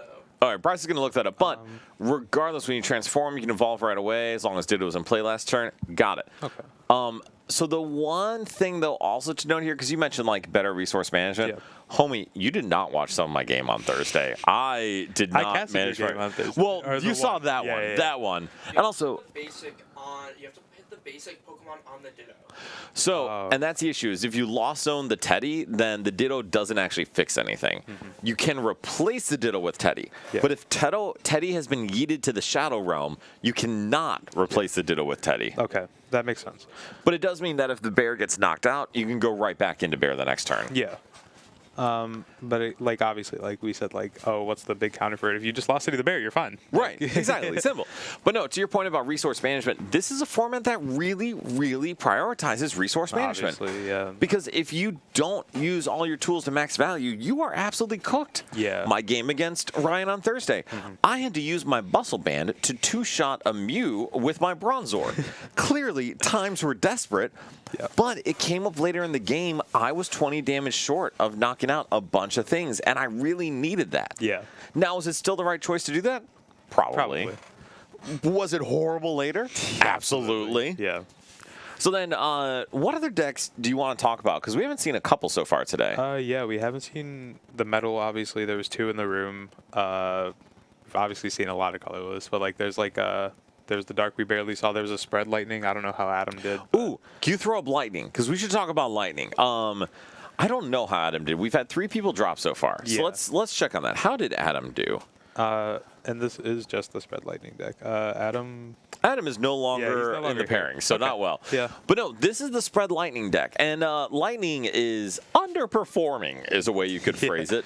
But this actual deck is pretty cool. You got Zapdos to apply early pressure, Flying Flip to kind of just spread damage throughout, Regieleki to hit 120 and 42, and then that freaking Electivire, which is crazy. So why is that Electivire so good here? I don't know what that Electivire reads. And Cool. I will happily tell you why Electivire is so good. So for 2 lightning and colorless, Electivire says do 50 to all of your opponent's Pokemon. Oh, okay. That's really good. That's pretty good. Especially because you see all these dudes have like between 50 and 100 health. So, okay. Like doing that once could clear some guys from the board. Yeah.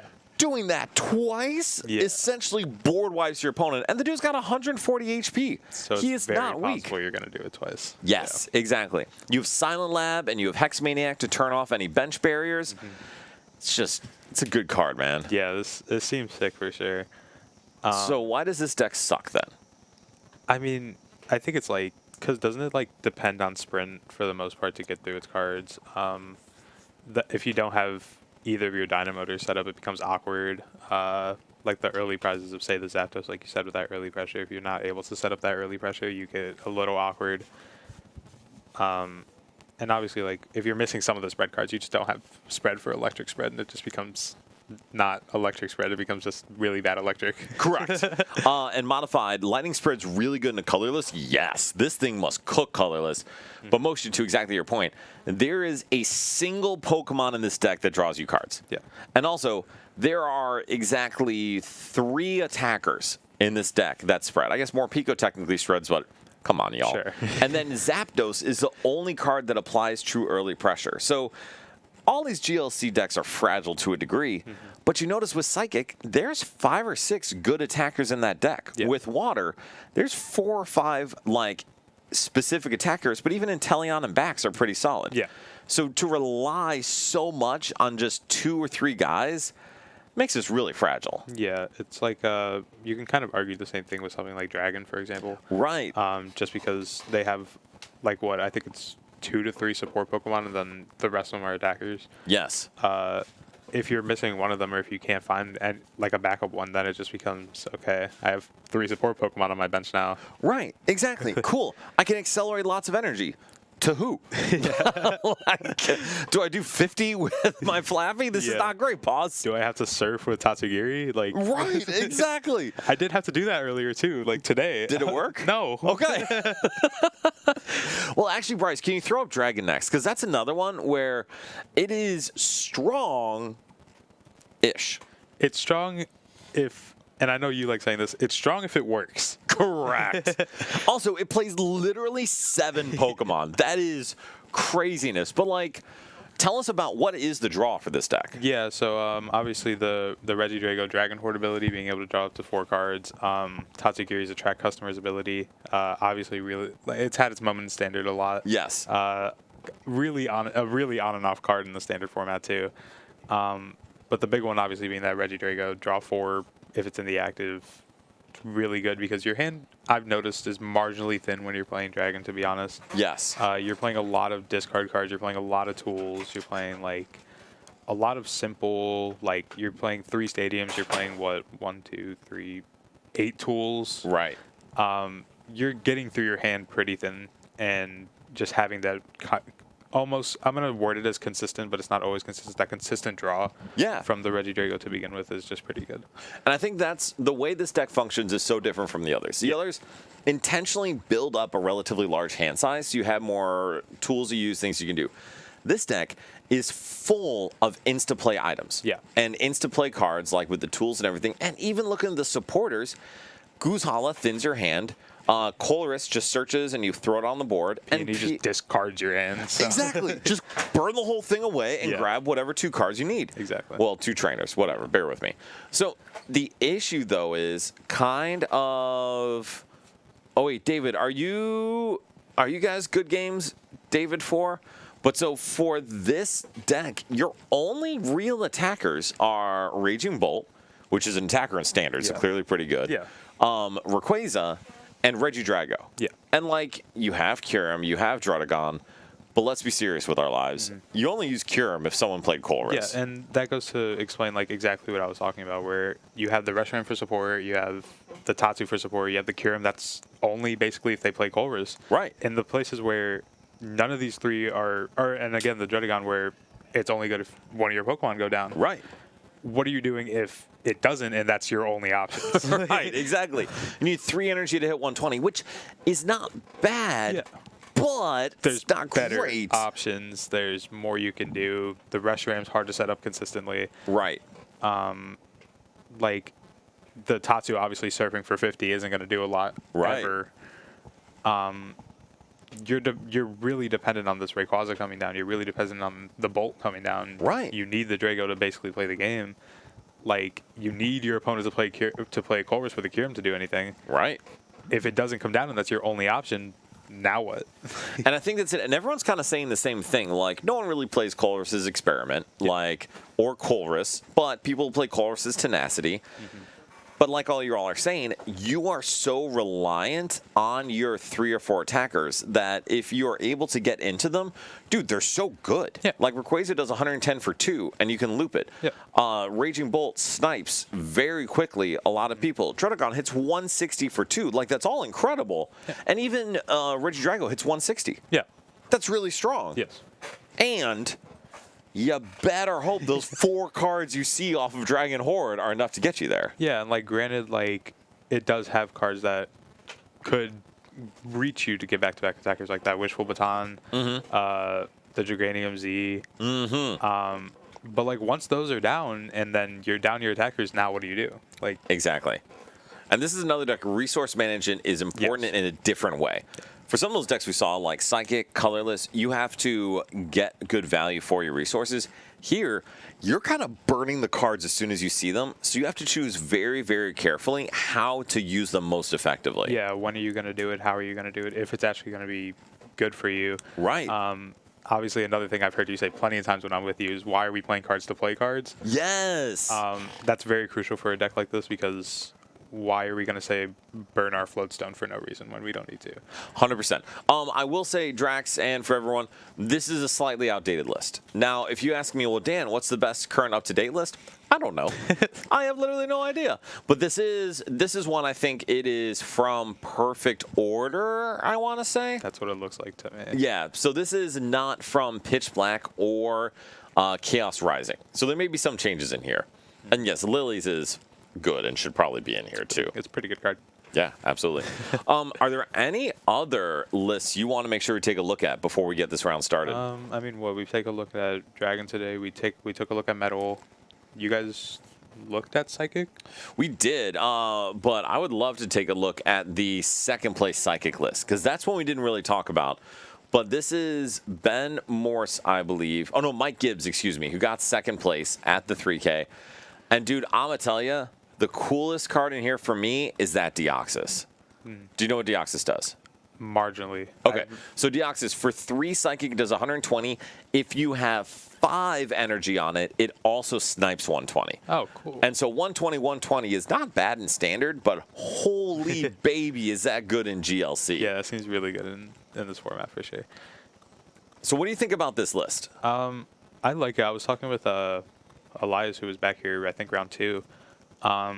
Psychic has a lot of tools it can use. Like, it has that Mr. Mime for its bench barrier. It has, like, obviously, like you saw with Ryan, the Curlia for draw. Yeah. The Mew for item search, the Monkey for convenience with, it's not in here, but the Gengar. Yeah.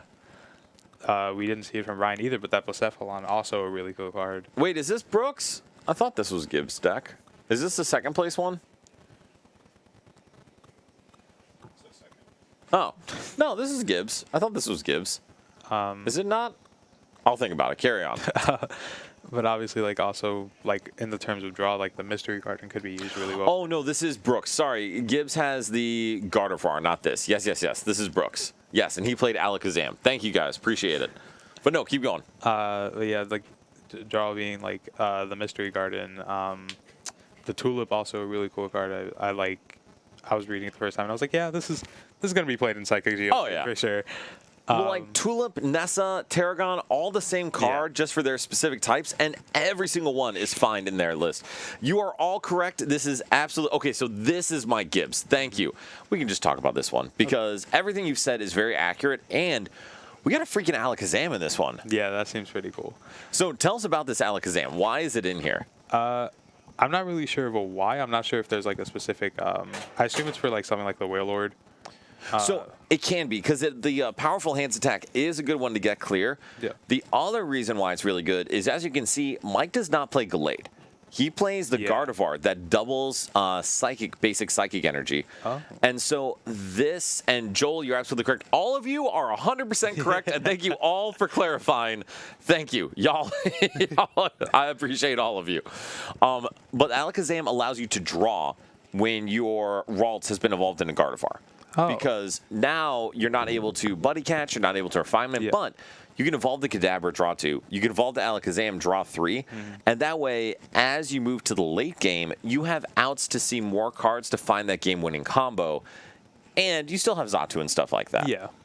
And so what do you think about that double energy Gardevoir? Because that's obviously pretty uncommon. Yeah, I mean, it seems interesting. It also seems, in my opinion, pretty convenient, because it's the same thing as if you were to do, like, something with, like, in standard Meganium, right, where that Deoxys would be a lot easier to charge up. The Blacephalon obviously needing only 1 energy now. The Tina needing 2, or that is a Tina up there, right? Yeah. Yes, it is a Tina. The Tina needing 2 makes retreat locking a lot, like, I guess, worse, you could say. Yes. Or just, like, Gust Proping a lot worse. It also seems like you could play, like, a lot, I guess you could word it as a lot less cards. Bizarre, I did hear that Gibbs did not play Boulder and played Alakazam. Obviously, a card I'm noticing, and one that sticks out to me in particular is that Tropical Beach. Yes. Like we were talking about earlier, a pretty expensive card, Dan. Pretty expensive card. Because it's the $50 for the non-official version. Yeah. That's crazy. But, like, obviously, like, a lot of key consistent cards and a lot of interesting cards that you won't see normally, like, obviously the main one being that Alakazam. Yes. The Gardevoir not even seen that often because Buddy Catch is a really good ability. It is. And I feel like that's a place where you can get stuck with GLC. Maybe not stuck, but there are so many individual cards for all these different types. The issue, too, is a lot of times they contradict each other. Because you could play a Gardevoir, but you can't play Shining Arcana Gardevoir and this Gardevoir. Yeah. You could play Gallade, but you can only play 1 Ralts and 1 Curlia. So you have to choose whether or not to evolve into Gallade or Gardevoir. And so it really makes you, really forces you to make hard choices about how you want to construct your list. Yeah, and I think that's one of those things that we talk about a lot where deck building becomes a thing, and it's like, well, if you're going to play the Gardevoir, how are we building around the Gardevoir? If you're going to play the Gallade, how are we building around the Gallade, right? Exactly. And I think that's just what it comes down to at the end of the day for this format as a whole. Agreed. And Alakazam makes so much sense if you are losing some of your essential draw cards. And all right, we have Alfredo playing Fighting versus Mo playing Psychic. No both at colorless. 2-1-1. And you're right, this is a round without colorless. What is the life we are living? But obviously a key pivotal round for both of these players because if both of us are right and 3-1-1 is safe to make it, It's a win in. this is a win in it. Yeah. Exactly. Bryce, well, what's our second game? Is it colorless? Ben versus Emmanuel. Yeah. Ben or versus Emmanuel. That's So colorless psychic. is that colorless mirror or? No, it's colorless psychic. Because Dan's on psychic. Oh, sorry. I heard Ben Emmanuel, not Dan Emmanuel. No, it's Ben. Ben, okay. Oh, it is Ben. Oh, Okay. so that's a colorless mirror. Yeah. So then perfect. I think seeing some Fighting Psychic here is real cool, and I am so down for it. And so with this game, we already have a couple people that are locked for top 8, but I think this game existing kind of makes 3-1-1 more of a lock. Yeah. Because this is going to clear out a possible competitor for that ID. Yeah, because let's see, how many 2-1-1s do we actually have? We have, it looks like 3. That doesn't make sense. Oh no, it does look make sense. Yeah, we have 3.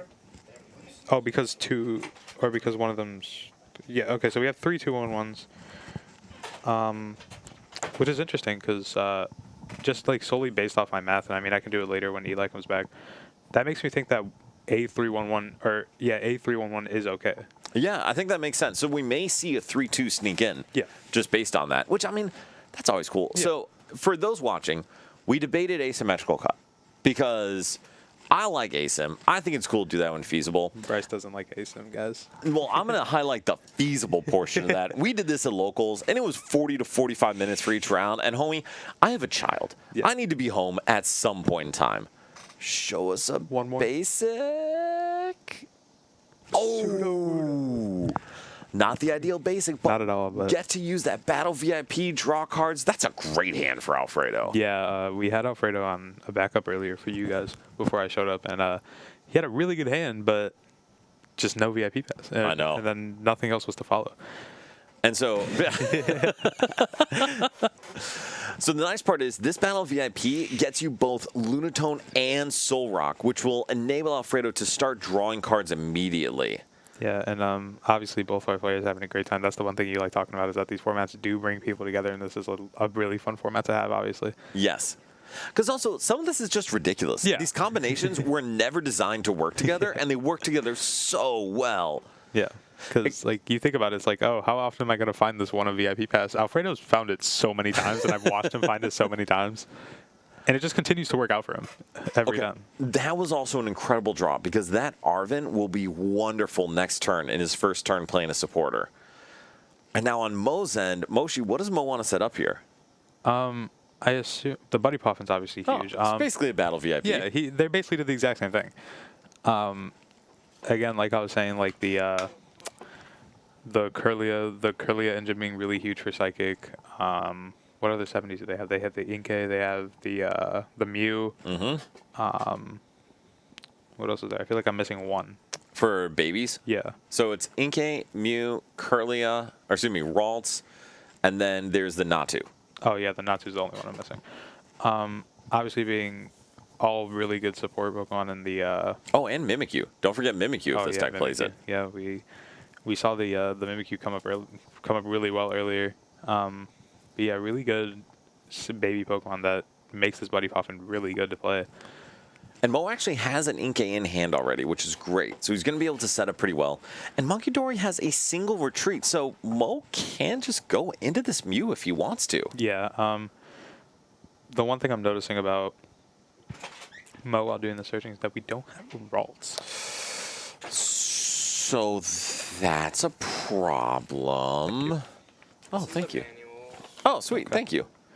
Yeah, not having that Ralts is a huge deal. That's an issue because if you're so reliant on a single line, that piece being gone is tough. Yeah, I mean, if like, now like say, say we need a like a Guzma or something. We don't have Buddy Catch later in the game because we just don't have Ralts. Exactly. We can't have Curly in the mid game to kind of draw and set up. And to be honest, that's best case scenario for Alfredo, because Alfredo's deck is built around applying early quick pressure and sustaining from there. Obviously, like the Alfredo's deck can get really aggressive really fast. Like Yes. you've seen plenty of times. I've seen Alfredo play this deck so many times. It is really consistent. It is really fast. Real quick here, Moshi. Did you see the stadium card in that Mew search? I did not. That was a Team Rockets watchtower. That's sick. That is crazy, and I am so here for it. I like the fact that we're able to find slots for these kinds of cards. Yeah. Because again, it goes to show exactly what I was talking about earlier in the effect of deck building and how you can build your deck really, like, you can make your deck really cool with insane tech cards like that Watchtower that you'd almost never see in another list. Right. You have the room for it because you optimized your list to how you would play it and how it would make sense for you. You also can't play 4 Ralts. There's 3 open spots. You can't play 2 Monkey Dory. There's an open spot. Yeah, guys, you could take your Gardevoir EX decks and just make them GLC decks. Basically, you're only missing a few key pieces there. Drifloon, significantly worse in GLC, just to be clear. All right, so then, does Mo want to play down this Artisan here? I assume not. I'm not sure how many cards you truly, or how many Pokemon you need to see this turn. Obviously, not having the Ralts, like I said. We have the Mew, we have the Inkay down, we have the Natu down. I think we're perfectly fine just passing it back to Alfredo and hoping and saying he has to find his own Pokemon. So I would tend to agree, and I think that Arvin in hand is going to be the card for him this turn. The only question is, do you want a Night Stretcher first to draw? But that is a big resource to use. Yeah, agreed. Eyes up the town map. So does Alfredo play Floatstone? Yeah, I'm pretty sure. Yeah. Well, it's not in his deck, though. That is a problem. That is a problem. Because he needs a way to get out of the Sudowoodo. Is Sudowoodo 2 retreat? Yes. Really? So Sudowoodo is to retreat, which is very much an artifact of how old that card is. Yeah. But so there's a world where Alfredo just kind of takes a turn to set up. And I think that's okay. The thing with these Psychic decks is that they do take a little more time to set up in comparative to like a colorless deck or like even this fighting deck, for example, where you can afford Bryce, time. can we get a timer up there? Is that okay? I assume we were just gonna have it set up by cut, but Yes, we'll definitely have it set up for cut, but it's a good idea to have up there. Thank you, yeah. Logan. And during I'll go back to what I was saying in a second, but during cut I will just be probably out there and I can give you guys live updates as it goes. Thanks, boss. Yeah, of course. Also, if you need to go like do something, you can. I literally but- have nothing to do today. Okay, sick. Well, always good to have you hanging out. Thank you, man. But like as I was saying, like Psychic does take a lot more time to get started to do something. Yes. And especially with Alfredo seeing no Ralts on board, I feel like he's okay just having an off turn, just being able to set up a little bit more. Obviously, this Lunar Cycle has to be pretty good. Well, so currently there's no Lunar Cycle unless he decides to use that Night Stretcher. Yeah, which again, like you were saying, is I don't know how we feel about using that, which Alfredo is going to, and I think it's fine to, honestly. Wow. I actually feel like he greatly regrets doing that because he top decked the Lilies after that. Yeah, I mean, it's bad. It's pretty bad. I know. So honestly, I don't think you need to slap down any more tools. The U-turn board going down is great because that can get It just field goes- lowered and no worries. Yeah. And Floatstone prized for Alfredo is awful because he had Yeah. a chance to apply a ton of pressure here. Absolutely. So letter coming down from Mo. I know what that one does, dude. That's good. That's good. I'm glad, Moshi. And it's like we talked about it a lot. Where the reason why I wasn't like no air balloon for Alfredo. Yes. The reason why I wasn't obviously casting on Thursday was because I didn't think I knew enough cards.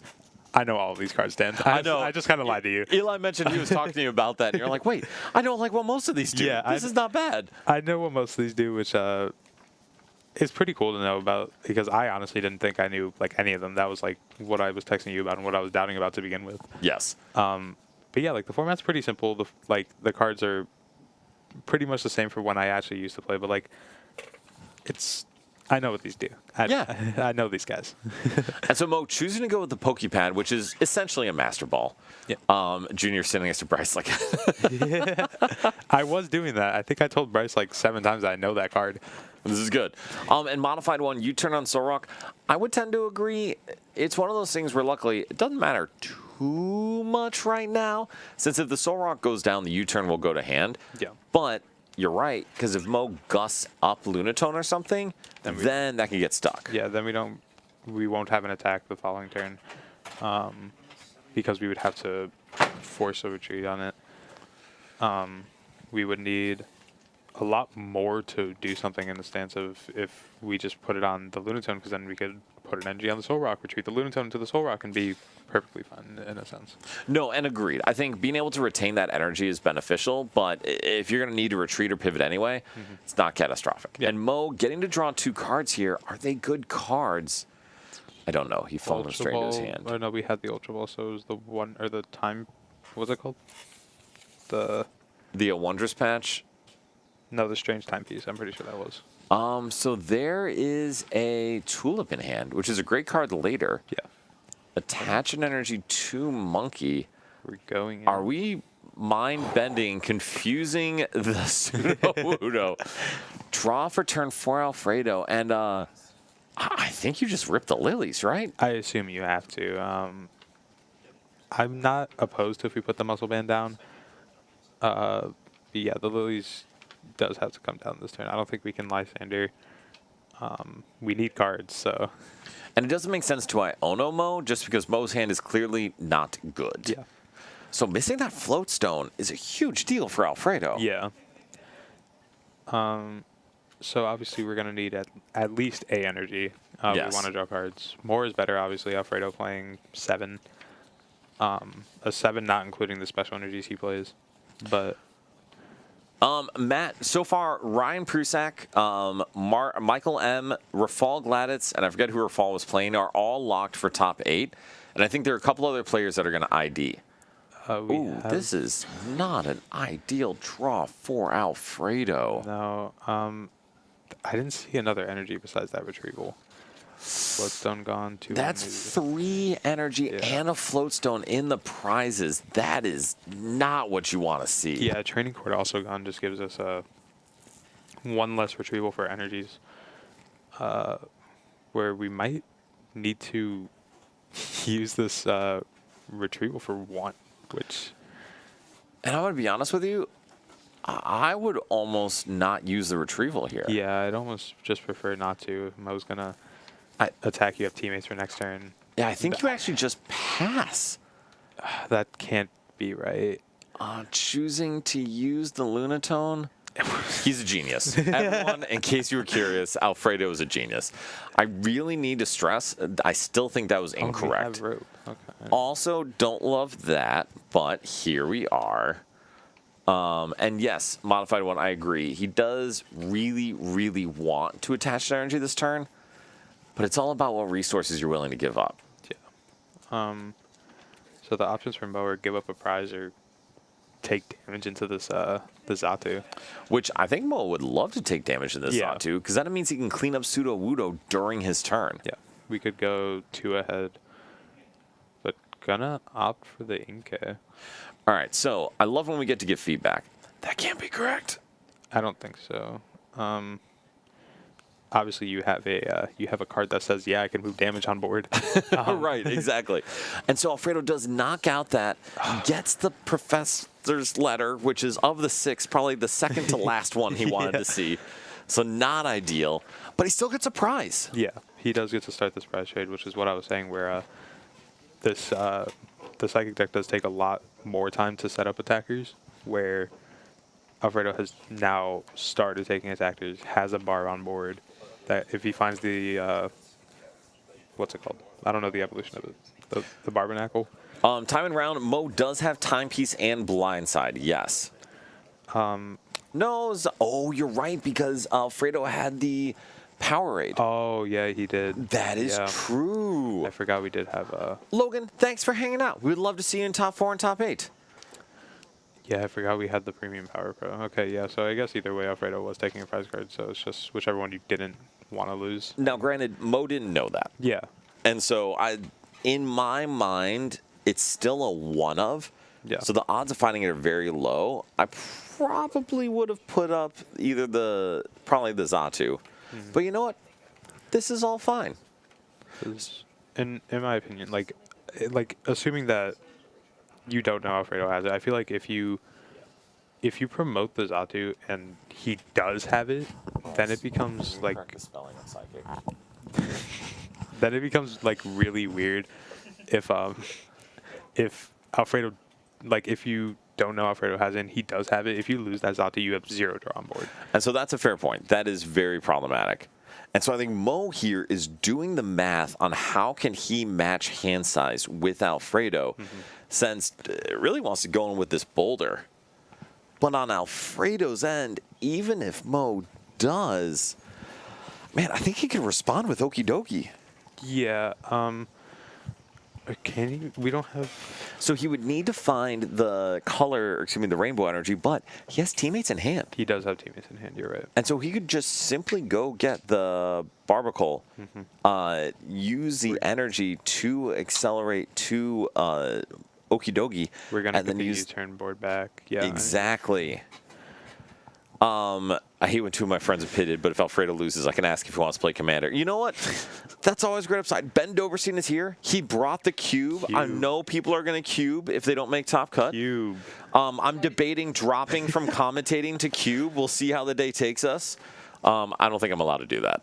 That's Eli's telling me I am not allowed to drop from commentating to go cube. So here we are. All that means is that Eli doesn't want to spend all of Top Cut with me. That's all I'm hearing. All I'm hearing is that you don't want to spend Top Cut with me. That is not a great set of prizes for Mo.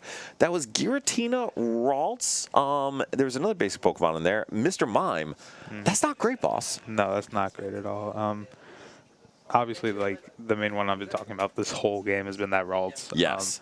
Just a extremely key piece of this deck. Or we have it now, but like, granted, if we just didn't have it, like this whole game shifts on its own. Like if we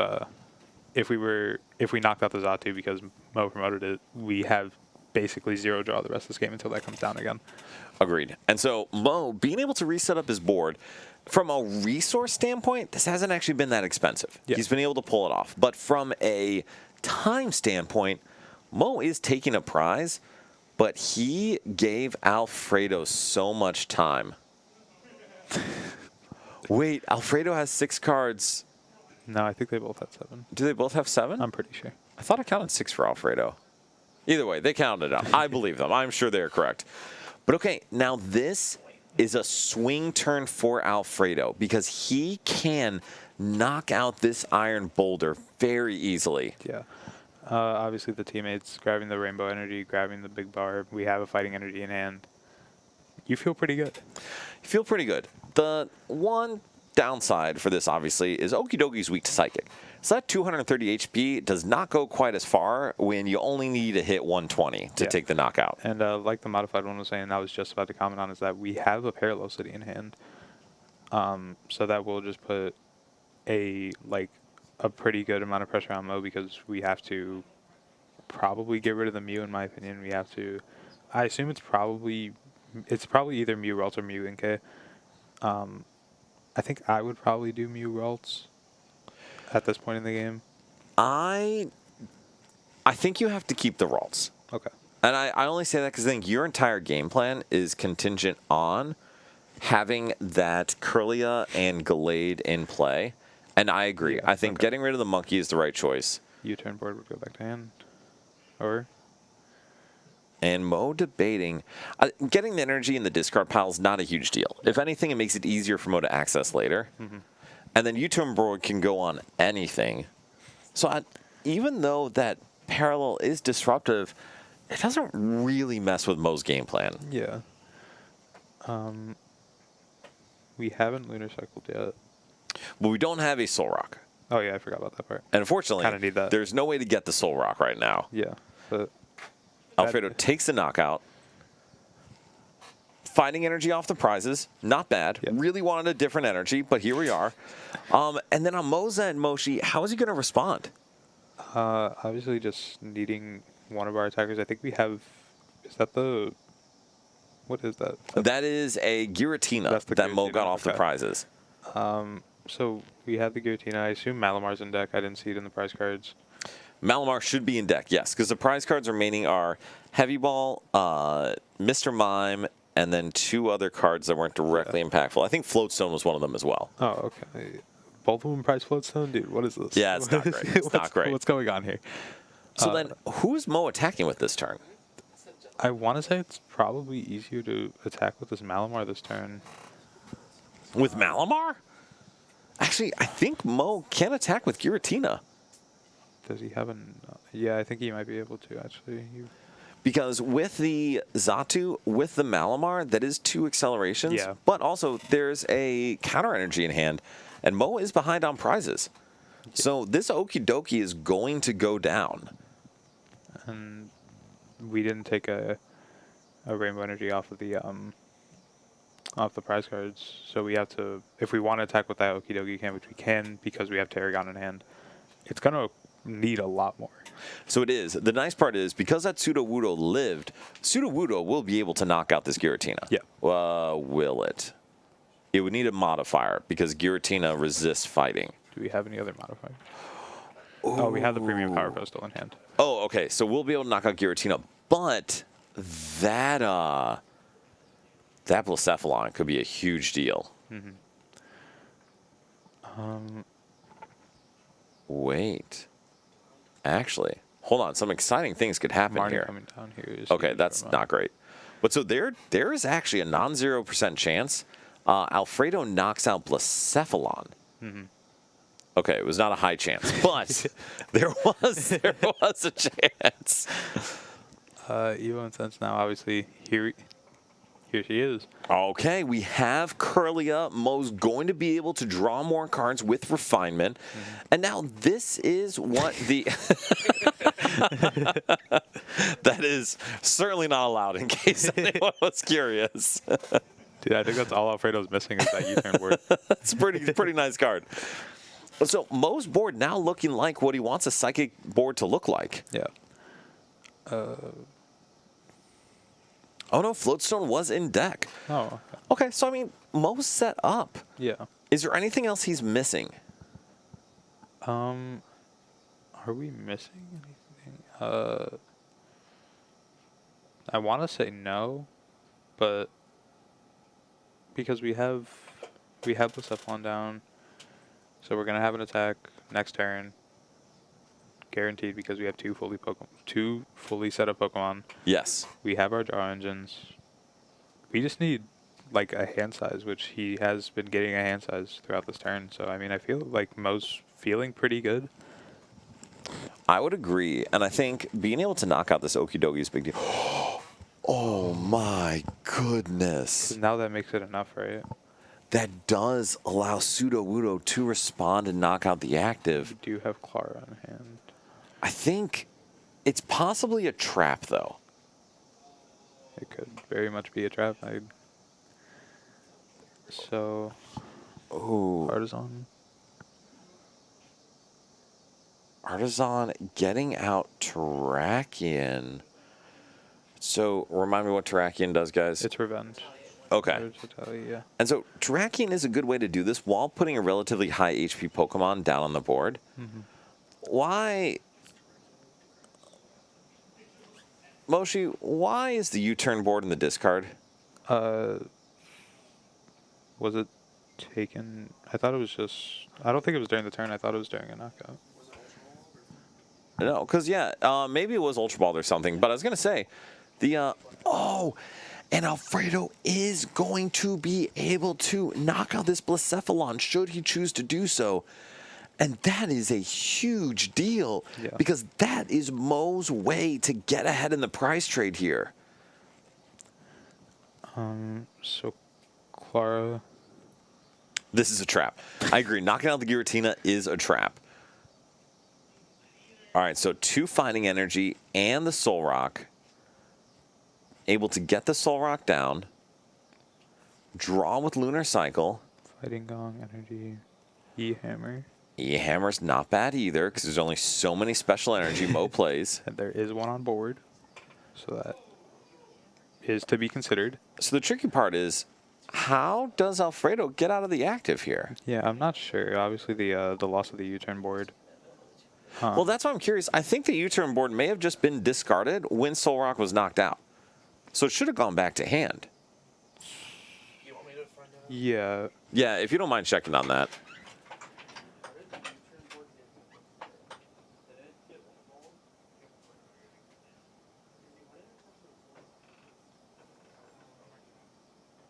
Okay, so we're talking through that because we want to make sure if we're watching the stream, competitive integrity is key.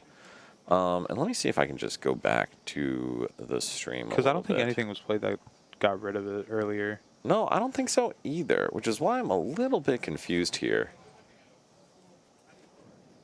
So let's see if we can go Yeah, back. there's no field blower in Mo's discard. And even if there was a field blower, it would still go back to come back. hand. So let me see this. Sudowoodo, it's on the Soul Rock, on the Soul Rock, on the Soul Rock, on the Soul Rock, on the Soul Rock. Yeah, it would. Yeah, it would be. The Marnie was played already. Yeah. Yeah, so it would be in the deck. Yeah. Yeah, but the order of the cards in the deck is altered because of the. Was it before or after Marnie? It was before for sure. I know that. I'm pretty So sure. it would go bottom of the deck and then. And then deck was shuffled. Shuffle. So it should be shuffled into deck. It should be shuffled into deck, I believe. Could it have been drawn though? It could have been, It could have been off of the. which just sucks for Alfredo. Yeah. Is that not a game state error then? It could be. And actually, I don't think it's a bad idea to call a judge. Yeah, I'm probably. gonna get it. Yeah, probably Yeah. good Joe there. Should we cut Yeah. to us for a minute? Probably. We have a second game, right? Oh, we do. Okay, that's cool. So they're going to go call a judge and figure that out because we should. And Yeah. then, Bryce, we're just going to jump over to our second game. I want to get that figured out. And we have here, for the 376th time out of 5 rounds, colorless. And Ben with 3 prizes remaining against Emmanuel, also with 3. But let me tell you, Moshi, Ben's board looks a whole lot better. Yeah. When we watched Colorless Mirror with when I was with Eli and you were taking a break, we were talking about how important the draw engine is for this deck, how important Yeah. the resources are for this deck, how important the backup attackers are for this deck. Emmanuel has none of those. Correct. And so he's able to nest dash for 1, but boy, it's got to be triple acceleration or ignition. And just based off that reaction, I don't think it is. I would agree. That probably wasn't it based on the response. Yeah, and Ben's Cram is still alive. It is. It is. And that's a big deal because that Cram can knock out Squovit, Rangaroo, or Heavy double. ball. Oh, that's bad. That is really bad. So then if Emmanuel has no cards in hand and no way to disrupt anything, is this just game? I want to say yes, solely. Game with extra steps. Yeah, But solely because if Ben gets a knockout here, there's zero way to. I think it's figured out. It's figured Okay. out. There's zero way to rotate the price trade back into your favor, because Ben will be going ahead, and there's still no attack on board. There's no clear attack. There's no clear way to do anything. There should be no penalty. okay, perfect. Deck searches It'll just be occurred. like a the deck- warning. Okay. The deck searches occurred like within Okay. a perfectly fine time period. Like, Perfect. Like the Marnie was played, deck searches happened, cards have not been drawn. Yeah. from the deck. So just so you guys hear that, there's no penalty for that U-turn board not making it into the deck. We haven't confirmed that. They're finalizing it, but deck search was made, things were shuffled up, like we're okay. And one thing I'm curious about, Moshi, why didn't Ben play that Cypher to then draw?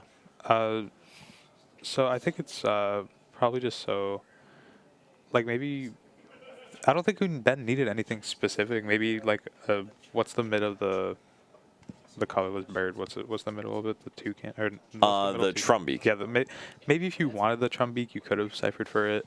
But I don't think there was anything Ben was really searching for.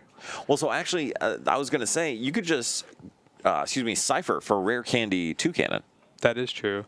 which is probably what I would have done, because then you have your next attacker set up, and then you are basically winning the game at that point. We also don't really know what was down so far in that game. They both have 3 prizes. Maybe Ben was down. Maybe he doesn't even have 2 cannon. Maybe he's down the candy already. There was possible options that we just don't know about currently. But yeah, there was probably a world where we just didn't have it at the time. Very true. The next turn. Say it again. He scoop. Oh, So big one. Okay, Ben won. There you go. That was easy. And a modified one, this is probably not the best example of why you use the U-turn, but it's not a bad one either. All right, and so using that Hariyama to pull Malamar up into the active, I love this enhanced hammer here to clear it off the Giratina, and then going in and hitting with Soul Rock. But I'm going to be honest with you, Moshi. I actually would have liked to keep the Giratina in the active and hit it. yeah, especially because it's now a lot harder for it to attack back-to-back turns. It's a lot harder for it to move without. Well, Mo has Float Stone, right? And so that's exactly it. If Mo kept that Giratina, if Alfredo kept the Giratina in the active, Mo would not be able to use Xatu or Malamar to accelerate to it. But because it moved to the bench, Mo can now accelerate to it with Malamar. Yeah. And so that makes it so much easier for him to set up a knockout, which is bad for Alfredo, like very bad. Yeah. So does Mo have an out to the next energy? Oh, yeah. Yeah, he has telepathic in hand. Okay. So that was a huge misplay then. Yeah. It was probably always right just to leave it. And well, because if you leave it in the active, right?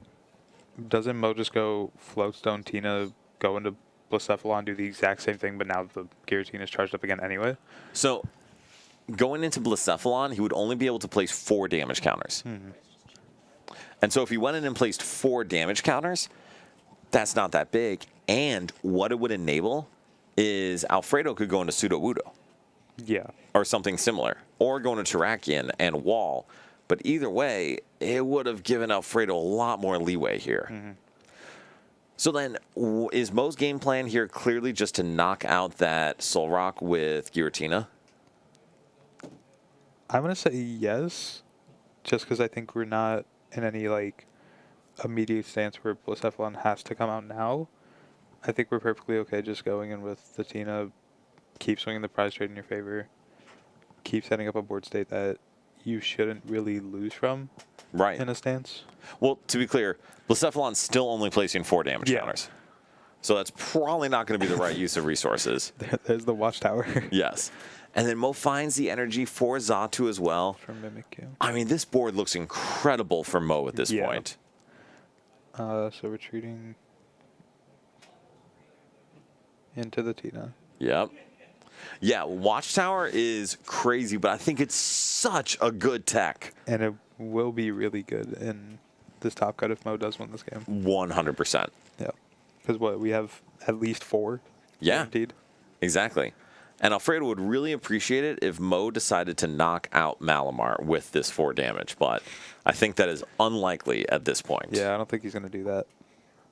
He just opts to put it on the Giratina again.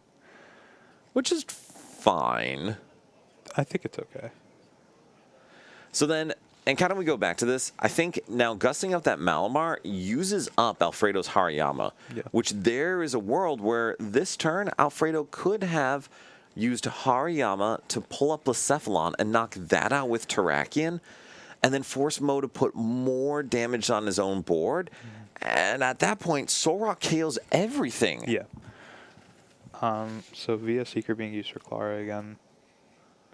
I'm not opposed to using Clara a second time. I think that's fine. It's good to get that Soul Rock back. You needed to draw. It's not going to be a bad attacker. Yeah. Just Alfredo's board looks a lot weaker than he would like it to in this position, Town map found so we can find that float stone easier. which is a big deal, and also find all those energies Yeah. and everything he needs. So we do have to use this Terrakion this turn. We will have enough to set up the Okie Dokie next turn if we take that, I don't know which energy that is. The what is it? I forget the name. The unit energy. Yeah. Yeah, and I mean the Okidogi could be good, but Okidogi's still weak to Psychic. Yeah. And so there's a real easy response for Mo to just go back in with Giratina. And he does take it. And I don't mind that because it essentially, at least Mo needs to hit 120 to knock it out. Excuse me, not 110 for the Soul Rock. But this is still just not a great spot to be in. And there is a Terrakion that has Cavern Tackle the attack that prevents all effects and damage from attacks to it during your opponent's next turn. Is that what I was checking for? This is not that Terrakion. Yeah. Guzma taken off the top of the deck. I don't know how much that changes anything. It could be pretty good. Bring up the bar because we know that he doesn't have Floatstone. And that is, yeah, Mo directly knows there's no Floatstone. I actually think that'd be pretty good to Blacephalon around it, especially because Mo's going to be able to take 2 prizes here. Yeah. And is it better to knock out Soul Rock or Lunatone? I think probably the Soul Rock just because that's like... Oh, going for the Barbicle. Interesting. I guess that may... Is Mo going to be able to clear both of those? Is he? Are we doing math wrong again? I don't think so. I don't think so. How much health does Barbicle have? Because if it is 130... Pretty sure it's 130. 130. So 110, 80, yeah. Mo can clear Barbicle and Pseudo Wudo if he wants to this turn. That's pretty good. That's pretty good. Oh, and Modified One, that's a good point. If it's knocked out by damage from an attack. So... Oh, I think that's what Mo was checking for, actually. And that's a big deal because now Alfredo's not going to have an easy response. Yeah. Because we have no way to get, like, good, consistent energy on board now. We have no real attack setup. Exactly.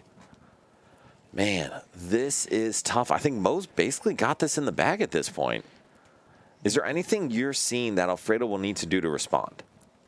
No, I'm not really. I'm seeing, like, I don't see, like, we can Guzma the Malamar, but then well, I guess leaving Persephon's fine. True, Drax. If Mo can get Malamar, it's all over but the signing the match slip. But I do think scoop up Netatina. I don't know how much this matters, but just trying to, like, dig in a little further. Yeah, I think of... Oh, wait, we don't... And Shiny Man, yes, this is a terrible matchup for fighting. Unfortunately, honestly, Moshi, Alfredo had a chance to get himself in a great position. Yeah. Just a little bad luck and a couple decisions I don't know if I fully agree with. Yeah. They're in turn. Perfect. And we are in turns of time. Wait, did they get no extension for the... Okay. I mean, it's okay, because Mo just needs 2 turns anyway to close this out. And Barbiama, not RDT. What is RDT? Can someone tell me what RDT is? Because I'll be honest with you. What is it? Listen, if you're all like, oh, Dan, do you not know much about GLC? Correct. I do not. And this is exactly what we're talking about, where Mo is building around Shining Arcana Gardevoir. Yes. And Shiny Arcana is a fantastic draw engine and attacker. Rocks, Dogi, Ting. Oh, thank you, Cozy. That's spread fighting. Probably. That makes a lot of sense. And Colorless Benda has already reached Watchtower status. Yes, exactly. Modified One, thank you. Much appreciated. Mo has a Gallade written on his deck list. Oh, is there also a Gardevoir? No. You should probably go tell Joe about that one. Yeah. You should go tell Joe right now about that one. Probably. Maybe tell them to hold up for a second about that. The players to hold up for a sec. So we're... Actually, yeah, Olive, can you just tell the players to chill for a sec?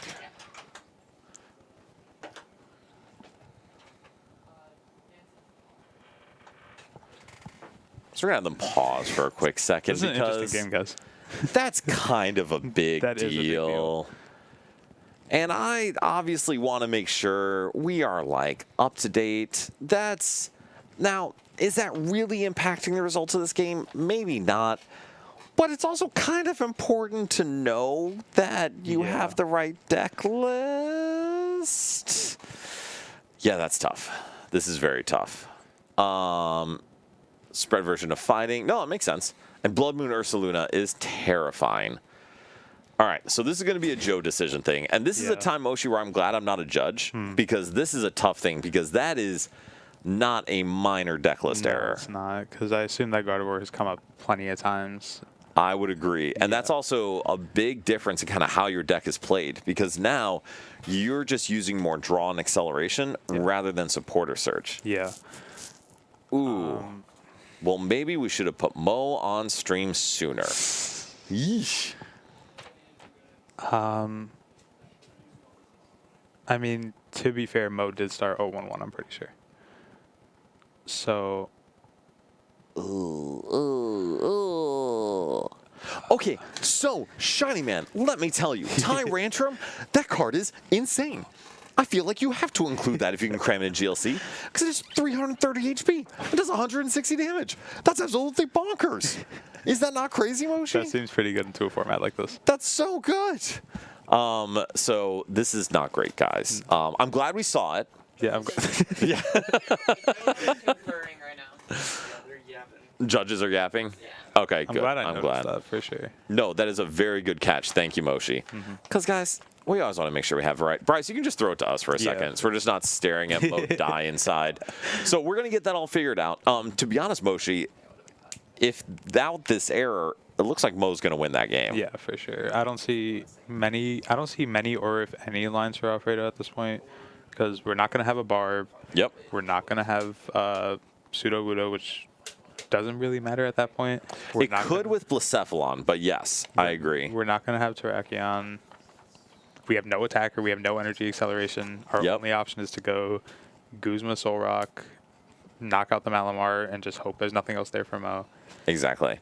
And that's going to be just a very hard spot to be because, as you saw, Mo's already putting energy on Iron Boulder. Yep. Mo could have gone into Tina if he really wanted to, but I think deciding not to just because of the energy cost. But yeah, Mo's kind of in a dominating position there. And Bryce, can you just let us know once a decision has been reached? It's really hard because obviously, like, the big piece of that game, to be honest, was forgetting about the U-turn board. Yes. Because if we had U-turn board, we get an attack that turn. Yes. The game's completely shifted. We're ahead in the prize trade. We Yes. feel It's gonna pretty be a good. game loss It's a game loss for Mo. Okay.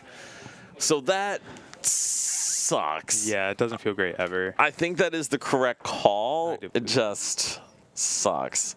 We were playing Shining Arcana Gardevoir, not a Gallade, yeah. Yes, so the deck list says Gallade, and as we saw, Mo pulled a Shining Arcana Guardy out of his discard pile. So, honestly, I'm sure Mo would probably have rather had that game loss in top 8, but it's a game loss either way. Yeah, regardless it was going to occur.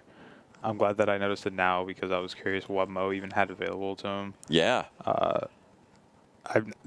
It's like, it sucks because you never want somebody to get a game loss, especially in a win-and-in situation, but it's Right. like, how So- much can we do? and obviously, like, I don't like this for Mo. It sucks for Mo. The flips, I'll be optimistic. The positive of it happening here is if Mo doesn't win, like if Mo gets a game loss here, Alfredo's likely going to go clean into top cut. If Mo does win here and gets a game loss in top cut, then he is already a game down, and his opponent basically has 2 chances to win a game. Stream the game for stream if you want. All right, sweet. Oh, So we can okay. throw it back on. So we'll at least see how this ends up. We do see the Blacephalon take 2 prizes. There is an Iono from Alfredo. The energy goes on Terrakion to reach knockout on this Blacephalon. Just playing open hand, because why Might as well. not? It never hurts. That Resand Stamp doesn't really matter.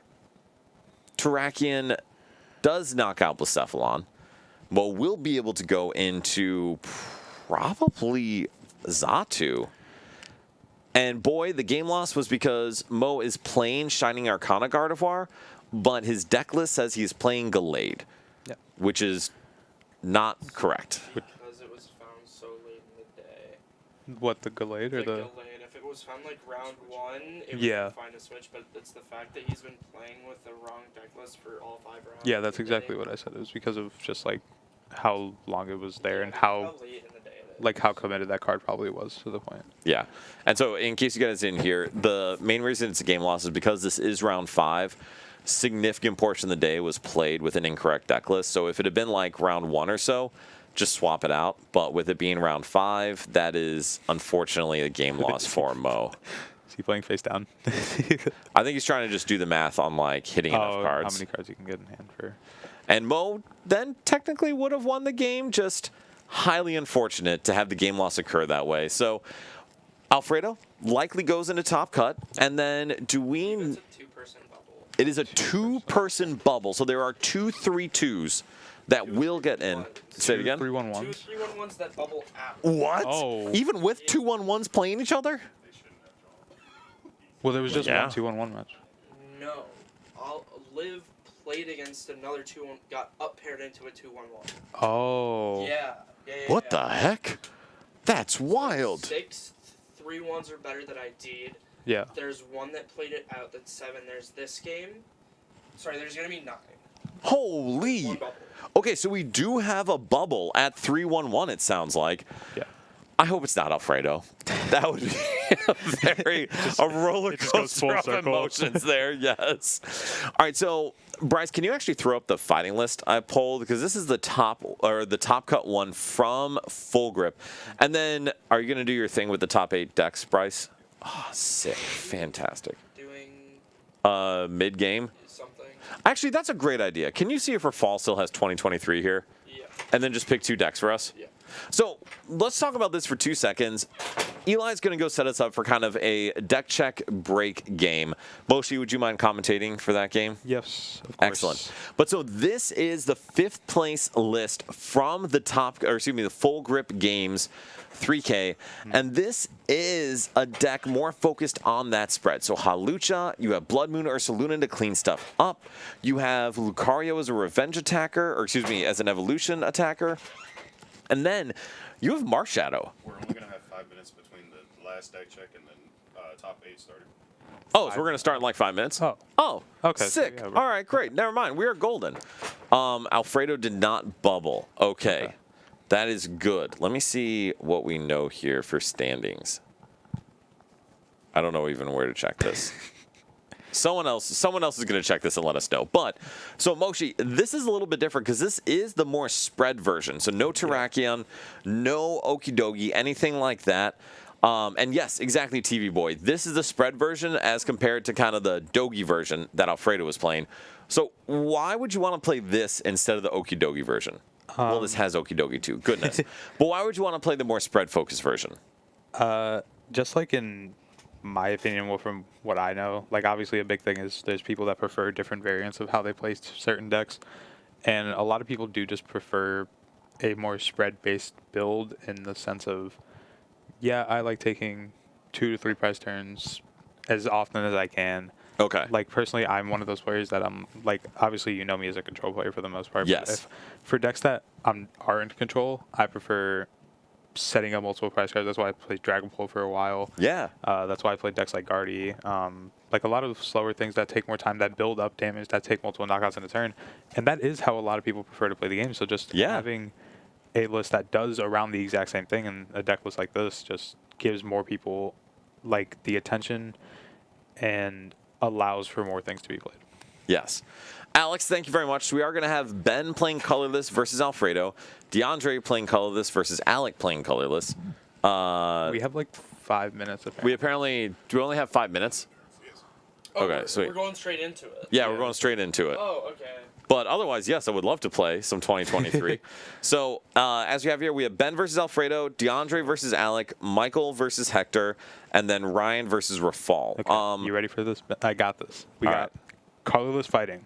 Yes. Colorless. Yes. Psychic colorless. Yes. Colorless psychic. Yes. We literally almost have the Full Grip top cut. Crazy. I would actually love to see Ryan and Rafal.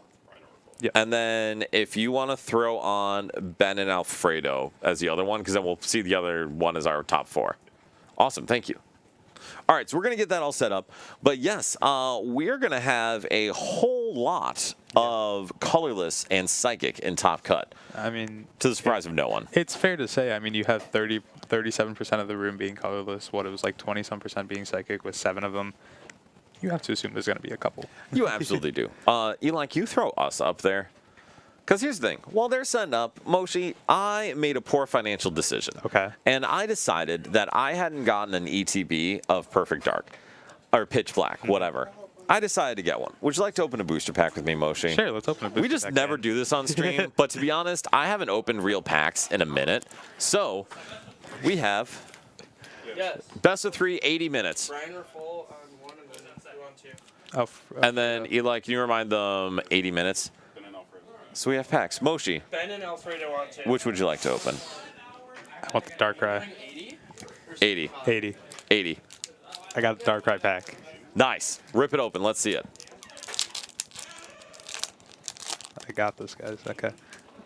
What's the card trick now? I don't know anymore.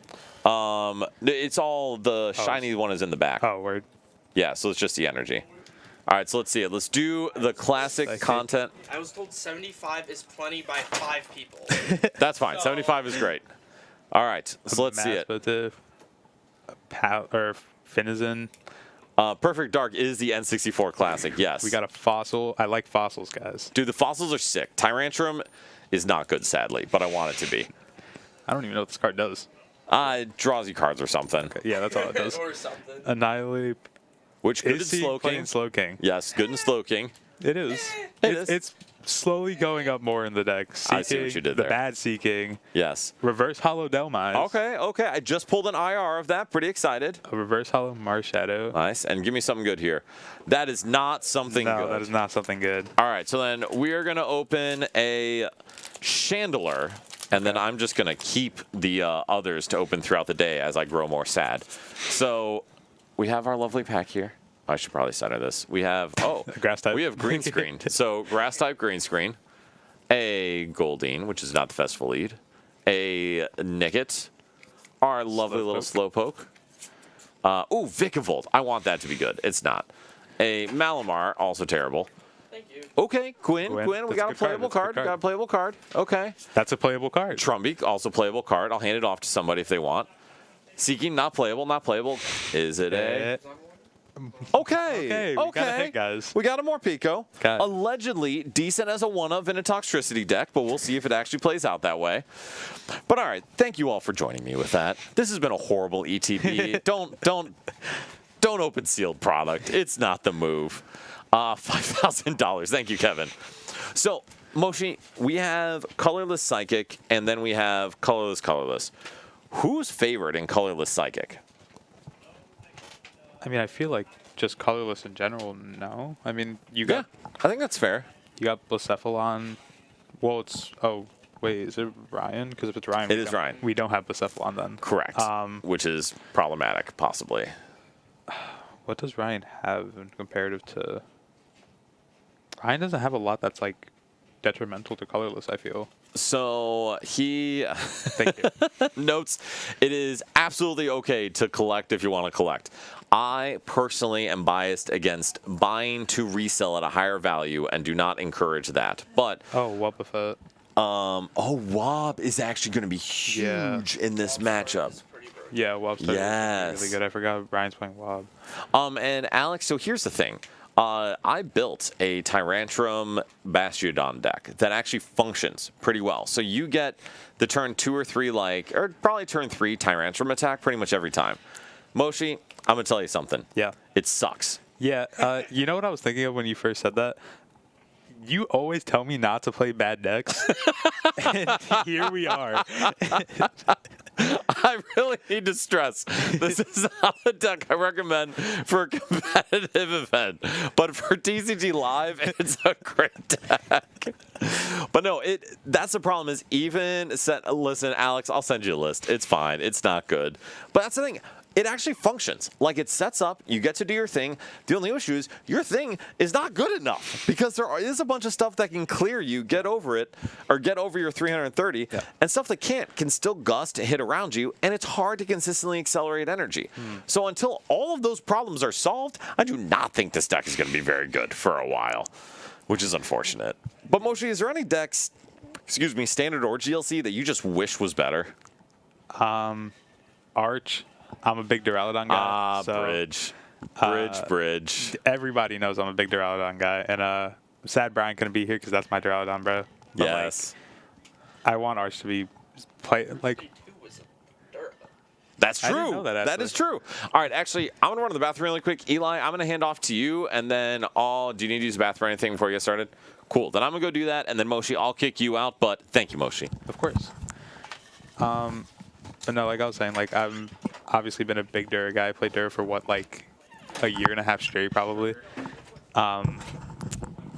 But Bridge is bad, so Yeah. it just There's been a couple locals that have very much tried Yeah, to for sure. make our Charlidon good, and it's just not. shout out Kev. But like, I've not seen the Erica's Victory Bell. Have you seen the Erica's Victory Bell? I don't know what that card I don't does, either. so no. No. I don't. Yeah. What does that card do? I don't know. Let's figure that out. Erica's Victory Bell. I assume. Is it this one? It can't Let be me this see. one. Oh, is it a Rondo? Yeah, it's Flower Garden Rondo. 40 for each of your. That seems terrible. Because what you cap at like two. You cap at 240. And then you're a stage 2 1 prizer. That just does not sound good. That just can't be like. That has to be bad. At that point, just play Hydrapple. Yeah, yeah. Play like Meganium, Hydrapple. Yeah, and it has to be Erica's Pokemon. It's not even like Yeah, any it Pokemon. has If to it was like any Pokemon, it'd like there'd Maybe. be like a chance because it's 40. Yeah. It's a 40 multiplier, so like, but it being Erica's is just so bad. Or like you'd have to play like Area 0. You have to play like Area there- 0 with 1 Terra, and then have 7 Erica's Pokemon. Yeah, you play. And then you'd be like one-shotting a lot. Like you'd be hitting 320. Yeah, you play like 3 TMS probably. I'd assume. Yeah, that just seems terrible.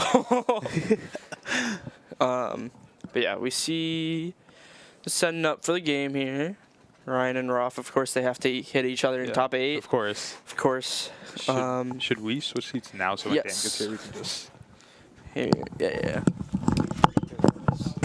Oh, speaking of, Dan's just back, so I'm gonna leave now. Here you go, Dan. Okay. Bye, guys. Bye, Moshi. Thank you, Moshi, for all the help. All right, and I was talking to Joe, and we were both on the same page with the game loss for Yeah. Moab. That sucks. Yeah. And I don't know how it's any other ruling in round 5 of using No, that it like card. has to be like there's an argument for like a DPL, but that's in that game that's just a game loss anyways. Exactly. So or like not even it'd have to be like a quad. That's not even a thing. I thought I'm pretty sure that we have quads. Oh, do they have quads? I know Yeah, I've gotten a quad prize penalty before, There's but I should not DPLs have. and quads, and then Oh. game loss. Unless they got rid of quads, and I didn't know. No, it's possible you're correct. But yeah, quads I believe are a thing, as far as I know. Have you already responded about Erica's Victory Bell? Yes. Dude, that deck's sick.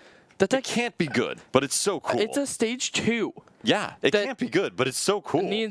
It's so bad. I already said that has to be terrible. You're correct. Right, Moshi? Erica's Victor Bell? Oh yeah, Bad. It has to be bad. All right, so we are going to get into this game. It is colorless versus psychic. Yes. Ooh, an energy.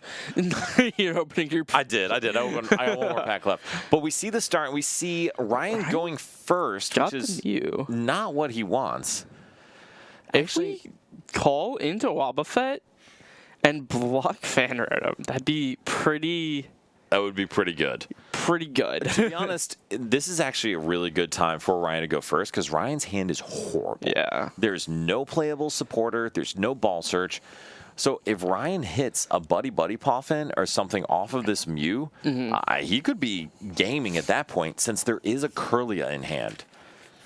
Yeah, I mean, what could he get that would be? It's like you get Pokepad, Treasure, Quick Ball, you have Fog Crystal, Buddy, Level Ball. All of those would be pretty good off this Mew. There are outs for him to find, so we'll see if he hits any of those. Nope. Unfortunately, it's just the counter catcher, which is he just passing? bad. He just has to pass here, right? I think you attach to Mew for sure, yeah, and then you yeah. just pass over. That is pretty bad. Yeah, that is not ideal. Ugh. Oh. All right, so then talk us through Rafal's side. Rafal's hand is also bad. Oh, boy. He is nest dashing. Oh, my goodness. Yeah, Wow. Ryan does need to fire his Mew. His Mew has been nothing but bad. But Rafal's hand is equally as bad with having to nest dash for one. And what is it? Okay, okay. Capture energy, call for family is insane. That is absolutely wild. Yeah. Rafal will be able to go get Fan Rotom with that capture energy. Absolutely crazy.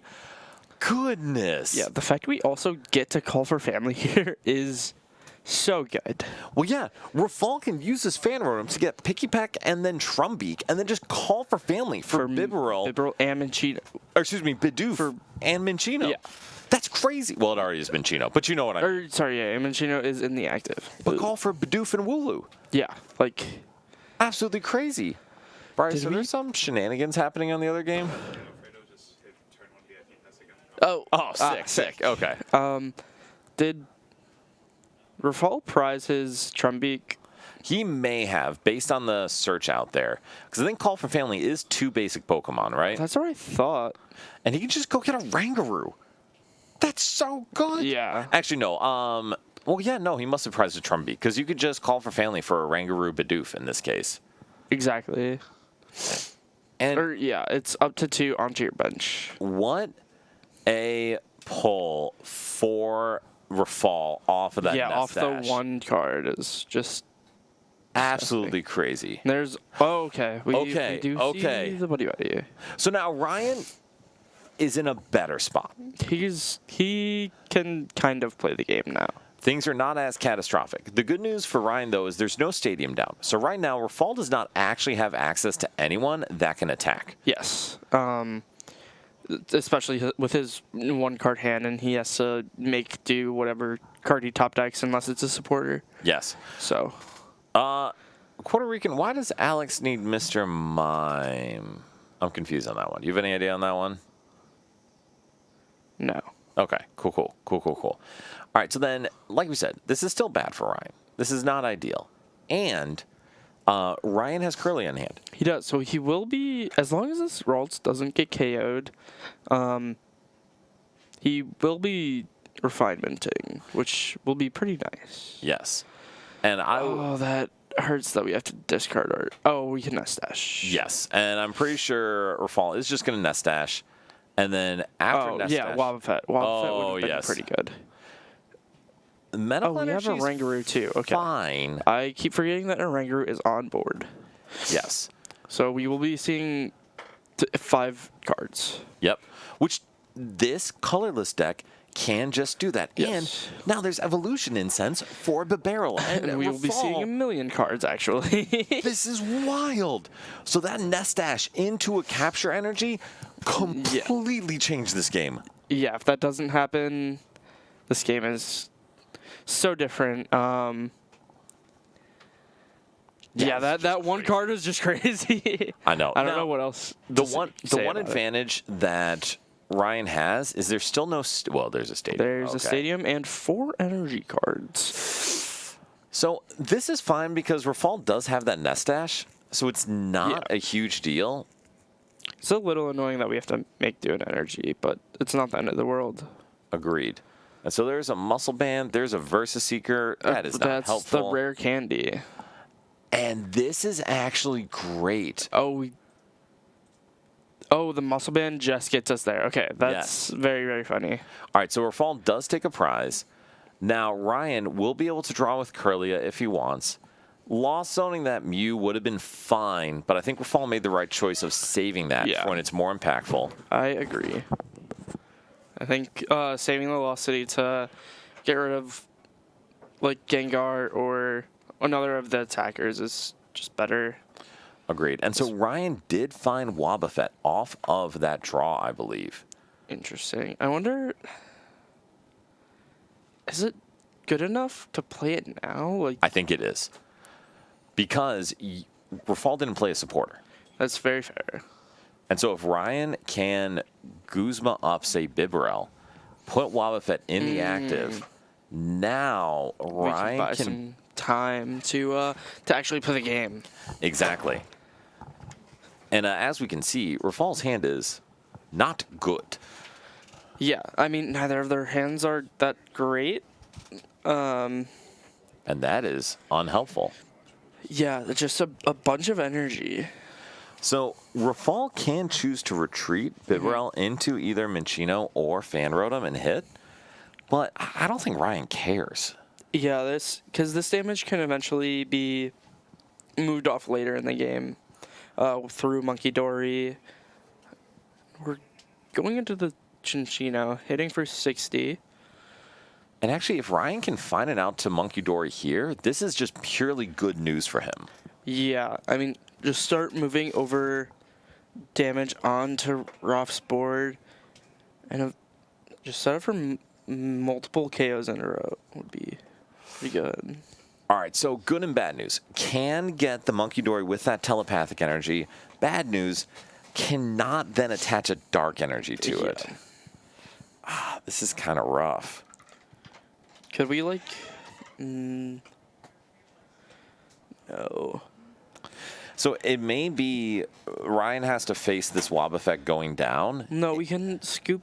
If we want to save this Wobbuffet, we can scoop up net this Wobbuffet, telepathic the Natu, push the Natu, and then retreat back into the Wobbuffet. Very true, very true. If we really want to save this Wobbuffet. Which I think would be pretty good, because then that means that we can have damage for next turn to move with Monkey Dory. Agreed. And Ryan could spend the counter catcher if he wants to here, but I don't think there's much benefit. I think just retreating or cleaning up that damage is worth it. I agree. All right, so then this is, and I will say, Eli, this is one reason I love GLC. Like, Rafal set it perfectly, but he has only taken one prize, and that means he has to take 6 or 5 more knockouts. Yeah, and now without the abilities that he has to draw cards, his hand is just dead. It's nothing. Exactly. And so Ryan will have some time to set up, and man, is this Wobbuffet putting in work. Yeah, I mean, this is just buying him so much time to really set up his board and actually be able to play the game. Yes. And so I think this is a scoop up net he is going to play here. Yep. Oh, we also have Floatstone if we want to preserve this energy on board. How much do we care about preserving that energy? I don't think much. So we're never going to be attacking with the Xatu. Right. All right, so Air Balloon, also unhelpful. Rafal can get an energy attachment down, but, like, that's about it, man. Can he? Does he have something besides the ignition? He has a recycle and a powerful. Gotcha. Oh, thank you, Rafal, for getting the right dice. All right, and so now Ryan draws for turn, and now this monkey's going to start putting in work. Yeah, I mean, if we can knock out this Pick-a-Peck this turn, that'd be pretty good. Or even the Fanrotom. I don't think he's going to be able to knock out Pick-a-Peck. And I don't know if he wants to. Like, I actually think Ryan probably wants to keep this board for a little while longer. And just continually keep spreading damage. Because he, right now, can knock out that Squovit. And there could activate teammates on Rafal's end. But Ryan could just start setting up for a kind of breaking down Rafal's board before he starts, like, really, really going aggressive. Yeah. All right. So Malamar counter energy. Ryan still hasn't drawn into a supporter No, and besides the Guzma. to be honest, he hasn't needed it, which is Which crazy. is insane to think about. All right, and so now Ryan has a choice. So we got Gallade. So we can buddy catch if we would like to. I assume Ryan wants to, otherwise there's no benefit to evolving it there. I'm guessing we might. What do you think about going into Hex and taking? Did we attach? We attached for turn and used the Xatu already, right? Yes. Okay. And because the attachment to turn was Monkey. Yes. I wonder what he's thinking about grabbing here. It may simply be Lilies. Or something like that, just to set up, give him a new hand and something to work with. Because there's not really a benefit to gusting here. Yeah. I was thinking we would go like into a Hex this turn to, take a knockout, but with us using all of our energy attachments, that we obviously can't do that. Right. Unless we Wondrous Patch, but then we No. have to like Arven and we don't get to use the Hex. And also, that's a lot of resources for not a ton of payoff. Did he actually get the Arven? No. Okay. There it is. There we go. So Arven for that Fog Crystal to get either an energy or a basic. Could have never set up. I mean, to be honest, I think the Dodrio is good. And also having another efficient attacker is a great thing. Because something I've run into just playing a handful of games with this deck is you're kind of on a knife's edge the whole time on having enough attackers. Yeah. And we've seen that in games today where someone is either just barely has enough attackers or doesn't. Yeah, I mean, I think that's a lot about this colorless deck, is that you have to manage your attackers very well along with your recovery for the attackers. Yes. Because you only run so many, and if you can't manage your resources well enough, you're gonna run out. Yeah, exactly. And so where does Ryan put this damage? I would think either we're doing the active. Interesting. I was gonna say either the fan or the Squovet, I actually don't mind but active. the active seems fine too. Stretcher doesn't really help. This is just a whole hand of dead cards. Yeah. And yes, Drax, you're absolutely correct. And that being said, it doesn't mean you shouldn't shore up the deck for weaknesses. Because I think it could be a good inclusion. It could be. I just don't know if there's enough space to reasonably include it. And which I think is fair. All right, so then Rafal Has the powerful, so could take the. Bob has 110 HP, right? It does. So yeah, we're taking the knockout. Can't take the knockout, but boy, what an expenditure of resources just to knock out the Wob. Yeah, I mean the powerful and the muscle band is all of your damage mods. Yes. Outside the hops band and the hops package. Well, so now if Ryan's able to get that Wob back, there's a non-0% chance. Well, actually, he can't quite knock out this Cincino, but it's close. Mm-hmm. So, do you think he goes back into Wob? I don't know. So, Exu, Minchino having the advantage of being searchable by Level Ball and not getting KO'd by Monkey, I actually think that's very reasonable. Yeah. And also, Dodrio lets you draw and sets up an attacker. It does not thin your deck, which Cincino does do. Oh, boy. If we set this up this turn, I don't think he can, because he already used not to. Oh, he did use it. Okay. He used it on the Iron Boulder. Iron Boulder. Grabbing the Inkay. I feel like we have to, ability locks in some way this turn. Otherwise, Rafal just gets through everything he wants, right? Yes. And this may seem excessive. I actually think the best thing Ryan could do this turn, if he can pull off the attack, is to knock out Squovit. Oh, or if we're going to disrupt and knock out Bibarel, I think is also great. Yes. Yeah. Okay. So N in this case, Countercatcher and Knockout Beaver, I think is fantastic.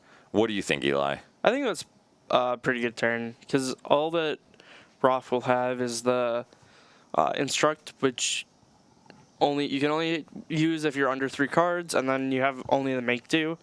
And getting rid of this barrel is pretty good.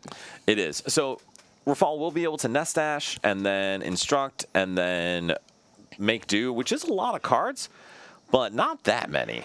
Yeah. So what did Ryan get here? He has the Cape. And Ryan needs to get rid of 2 cards. Yes. I think the Cape goes on to the Deoxys, right?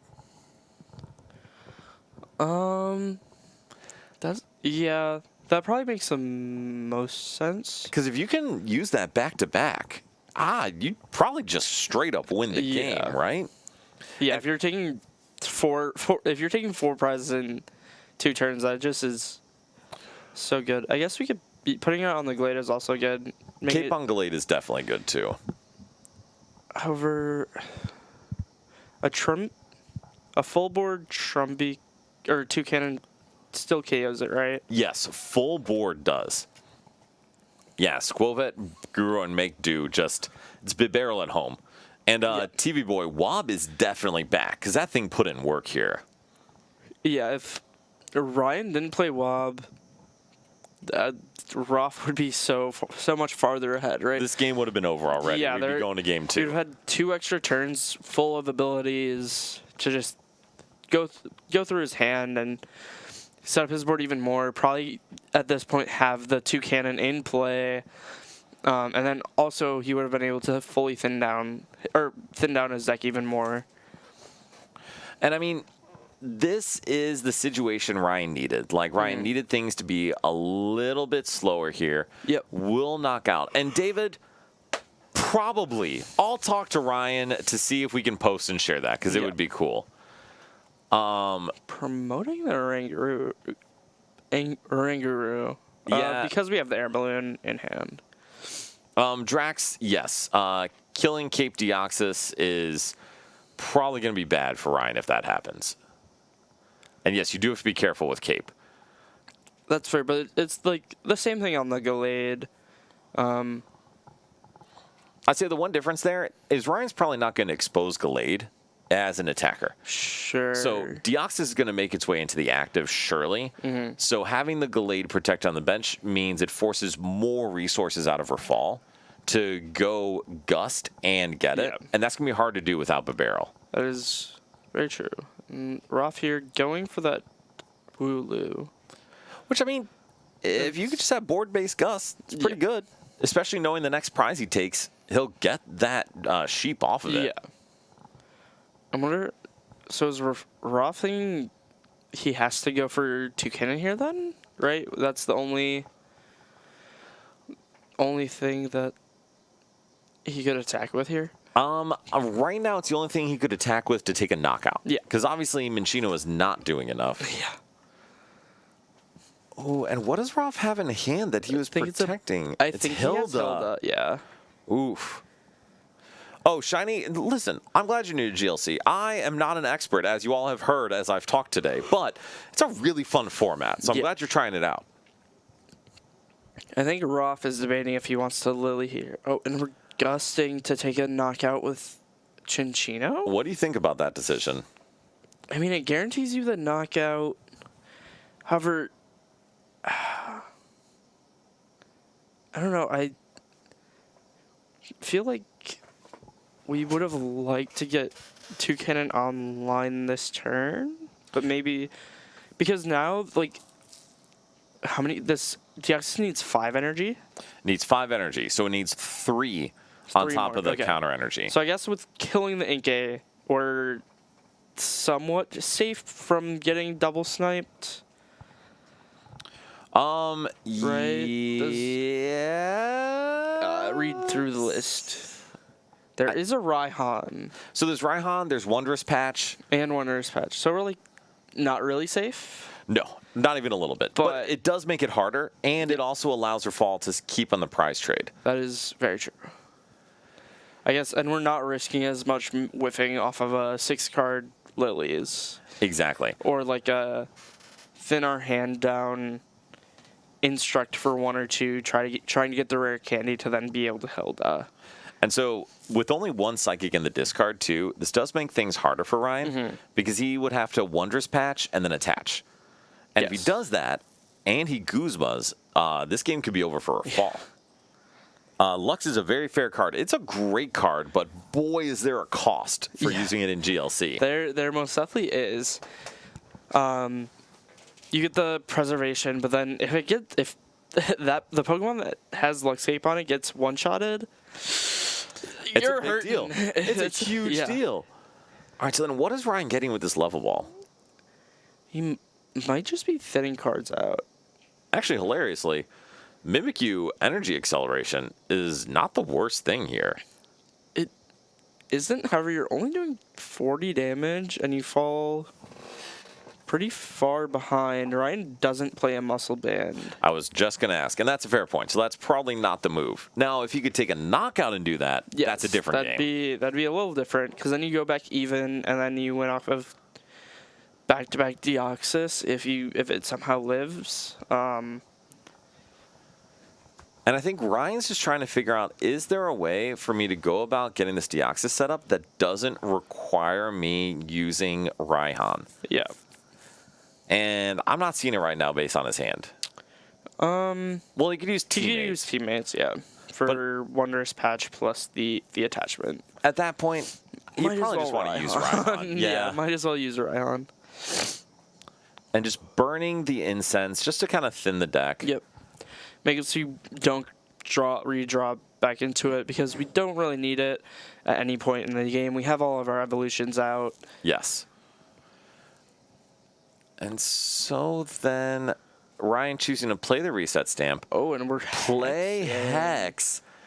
Go into the Iron Boulder. I actually really like this because we know Roth doesn't have, after this reset stamp, Roth will only have 4 cards to play with going into this turn. Right. We don't have, Make Do is getting knocked out. We only have Instruct, and we can't even use it because of this Hex. Exactly. So this completely shuts down Rafal's draw. Now, granted, those are pretty good cards to draw. Because Guzhala, with that escape rope, there's a solid chance Rafal can take a prize here.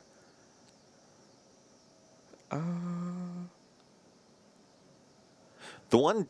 Actually, no, this is not a downside. Ryan's still losing, and I put that in heavy air quotes. So this counter energy is still active. Yeah, it's still active. Ryan only needs that 1 more energy from the discard, or a Xatu plus attach for turn. So Ryan putting Iron Boulder back into this deck, that thing has done so much work for him today. What does Guzman grab here? So Stadium, Special Energy, Tool Card. But I think the bigger deal is it starts to grab ways to set up Rafal's board. And that counter energy could be helpful later. Sure, but how are we taking a knockout this turn? I don't know if Rafal is. Are we just saying we're fine with fine with passing or hitting with Fan Rotom for 70? I think so. This is another sequencing thing, guys. I think if Rafal goes into Fan Rotom to start and plays Escape Rope, there's a chance that... Oh, no, because the Muscle Man was already on Shinshino. It was, however, if we have the Hops Cram... Yes. As Execute said, we could just grab the Choice Band and then knock out this Iron Boulder. Oh, that's very true. Surely there's another energy in the deck. Well, we don't need an energy because we have the Choice Band. Oh, true. Capture is down, but we do have the Artisan. Yes. So it's a good point. That Cram can go through this Iron Boulder, and I think Ryan would actually be so happy if this Iron Boulder went down here. because he just needs a way to get it out of the active to take 2 prizes. Yeah, and then we can KO this Cram and the Pick-a-Peck on the bench. Roth will be left with only the Greedent to attack with on the following turn. And I don't know how Rafal gets 5 cards in hand to actually that do full damage with Greedent. Because we won't have the Pick-a-Peck to draw. Our Bib is down. Right. Our Minchino is down. We only have the Oranguru, and that only draws us up to three cards. But Rafal is seeing something important here. If that Deoxys comes into the active with 5 energy attached, an Oranguru Psychic will get through it. That is very true. Wait a second. He's cooking. Dude, he's found a line here, which is awesome. Now, the percentages on this line are low. Is Psychic on both actives or just your opponent's active? I think just opponents. But even if there's 4 on there, that's 80 plus 60 is 140. Yeah, then minus 20 is exactly So, 120. yeah. So, okay. Rafal has found a way back into this. And this is, to me, guys, this is why I like GLC. Okay, so we are attaching to the Squobat. Now, if Ryan can somehow gust the Squobat and KO both the Squobat and the Pick-a-Peck.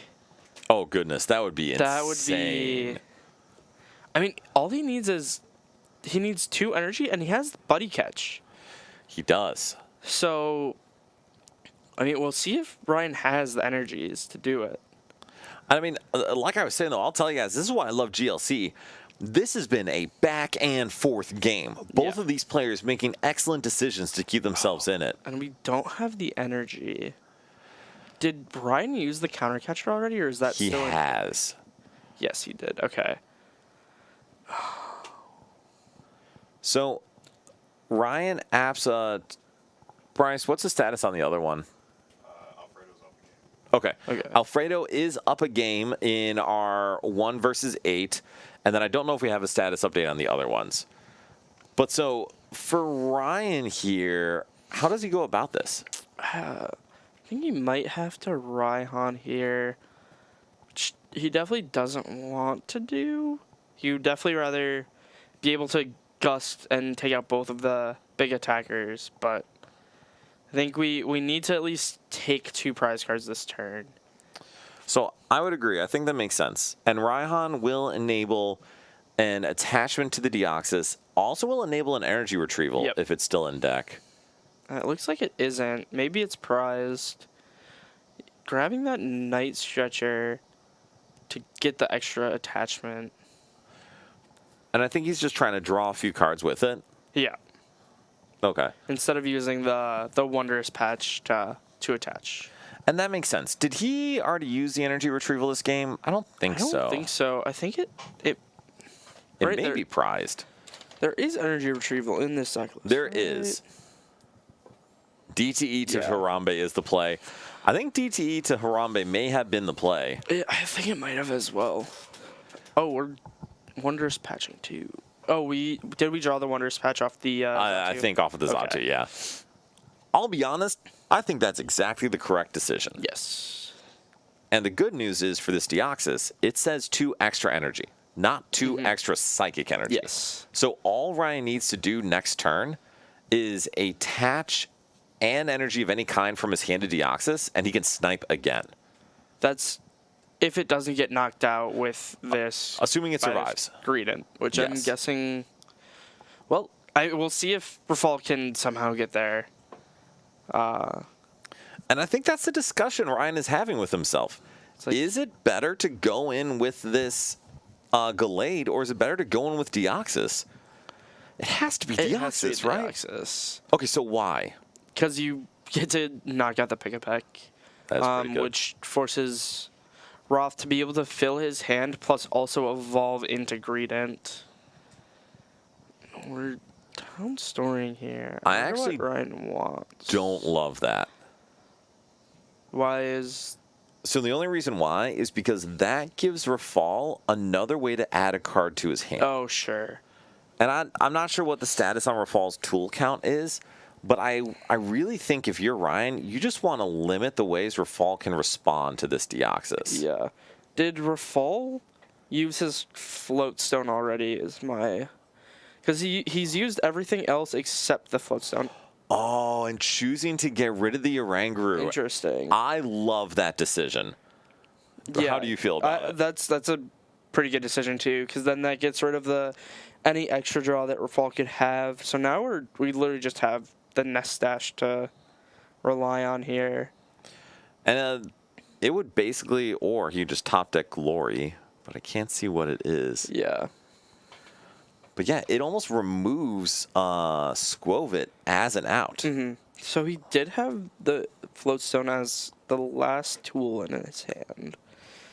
And so a 4-card hand now for Rafal, but still needs the Squirrel. And then 2 more cards on top of that to knock this out. Yeah, so I don't know what he... wonder what he top decked there then. I am not sure.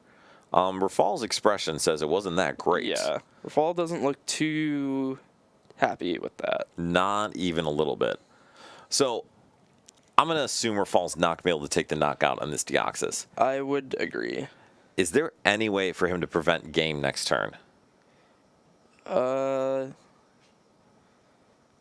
No, because even if he evolves, like, everything somehow, like, that's still not enough. Oh, he has Iona. That's pretty good.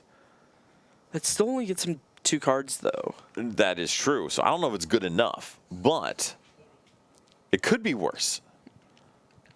It could be worse. Oh my Toucannon. goodness. One was Toucannon. If the other one was a rare candy. No, that looks like an E-hammer. Like the, It's no, a quick it's a ball. quick ball. All right, at what point, Eli, do you scoop it up? I think he has to not... I mean, like, if we're not taking a knockout here, grabbing the Snorlax, hoping it can tank a hit in the active, but then we're still giving up a prize on a bench Pokemon, and then this Gallade is just set up to take the knockout afterwards. Well, and that's the issue. Ryan hasn't used Guzma yet. That too, So all yeah. Ryan has to do is buddy catch for Guzma, and the game's over. Yeah. Which, So can I just stress again, how well played this game was by Ryan. Yeah, I mean, Ryan has just played this game so well. It's actually, from that start especially, it's just insane how well he's played and how Absolutely. he's been able to, float around with the ability locking and buying himself enough time. Yeah. To that note, Pup Nasty, what format is this? And asking about a floatstone. This is Gym Leader Challenge. So this is a singleton format for using any cards from black and white up until present. So black and white, X and Y, sun and moon, all of it. You can use any of those cards from then until now to build whatever deck you want with a single type of Pokemon and only 1 count of each card. And so this is the only wrinkle for Ryan. He doesn't have the energy. Exactly. So he can snipe. Well, excuse me. He can gust, but he can't gust and get that energy. Yeah, I still think we might be fine just KOing this Pick-a-Peck at this point. And I would agree. Here's my question. Is it ever worth it to do it with the Gallade? I think that's what we're attacking with. Okay. I think that's... wait. No, how much? The Glade hits 160, right? It does hit 160. So I think we actually just want to go back into the Deoxys and KO the Pick-a-Peck since we're going down to 1, and then the Glade can take a knockout on anything. So I actually was going to go with the opposite. I think it's Really? better to go into Gallade because your attack moves an energy from Gallade to a bench Pokemon. Move that energy from Gallade to the Deoxys because no matter what Rafal puts in the active, Deoxys can snipe something on the bench. Sure. However, I think even if this Glade somehow gets Gust KO'd, which would be a pretty insane turn from Rafal coming from a 0-card hand. Yes. We still have a Lilies for 6 to find an energy. And that's very true. But yeah, I think, to be honest, I think either is fine. This is one where it's really whatever your heart desires. Yeah, I think Deoxys might be slightly better. It's at least slightly safer. Yes. All right, and so Rafal draws for turn. And Scoop. is a Trumbeak, can Nest Dash for whatever it's worth, and finds... He would need to like draw up Professor's research that he doesn't play. Yep, and finds an Arven and scoops it up. So Ryan takes game one after an absolutely atrocious start. Yeah, I mean, the way that Ryan was just able to pick through the draw support on Roth's bench, Yes. while also item locking or ability locking him, so he couldn't use said draw is just so perfect. Like, it's just so well played by Ryan. So we saw in Mo's deck a Team Rocket's Watchtower. Yeah. In Ryan's deck, deciding to skip Giratina, skip Blacephalon, but play Wobbuffet. Yeah. And holy, did that Wobbuffet get him a game there. I mean, Wobbuffet has been so great for Ryan today. We saw it on the earlier stream, where it just bought him so many turns. And I think I would have liked to. I wish Rafal skipped a little earlier, because now they only have 30. Going into this game, they'll have 38 minutes, and Roth needs to win 2 games. True. To Rafal and Ryan's credit, I know I talked about being okay taking a tie. Neither of them are going to try to time out their opponent in game 3. Correct. It's just GLC just takes so long, especially with all the ability locking from Wob, that will almost certainly come up in this game. Wob TM Evo is absolutely disgusting. You are correct, because if you're able to set up your whole board, and also Wob is not a good attacker, but if you got time, it stacks up. It does stack up pretty quick. And so just being able to apply any pressure while while ability locking is so good. Exactly. All right, so we'll see the setup here. I assume Rafal's going to go second, yes? Probably. I would think. I would hope. And this is still one where we are following the seeding rules. So Ryan apparently decided to go first last game, since he is the 4 seed. Interesting. Very interesting. And Ryan's hand looks pretty bad again. Yeah, that is a wondrous patch, which does not help anything. I think he might have an Ultra Ball. It looks like he's moving around cards. Or a Mysterious Treasure. Or a U-turn board. U-turn board pass? That is indeed... And- oh, goodness. Okay, well, now my worry about finishing game 3 is gone. We actually have 30... We will probably have around 35 minutes to finish a game 3. So, ignore what I said. Wow. What? Okay, well, that is one way to get a donk, to just have... double turbo hops band in hand starting Snorlax. Absolutely wild. That is pretty insane. That he started all 3 of the 1-ups. Yes. That he needed. I mean, Ryan's got to be feeling, though, with those 2 starts, he's still 1-1. He's bound to have a better start than one of those 2. All he's asking for is Pokemon Search and maybe a draw supporter. And, maybe start Wobbuffet. maybe. Let's not get crazy. But that would be insane. If he starts Wobbuffet, or even not even starts, if he's able to go into Wobbuffet, Rafal can't fan road him. I think that's why Ryan's choosing to go first. That makes a lot of sense. A chance to get into the Wobbuffet, because if he's able to go into the Wobbuffet and Roth can't use fan road him, that just can be game ending. Exactly. For Rafal.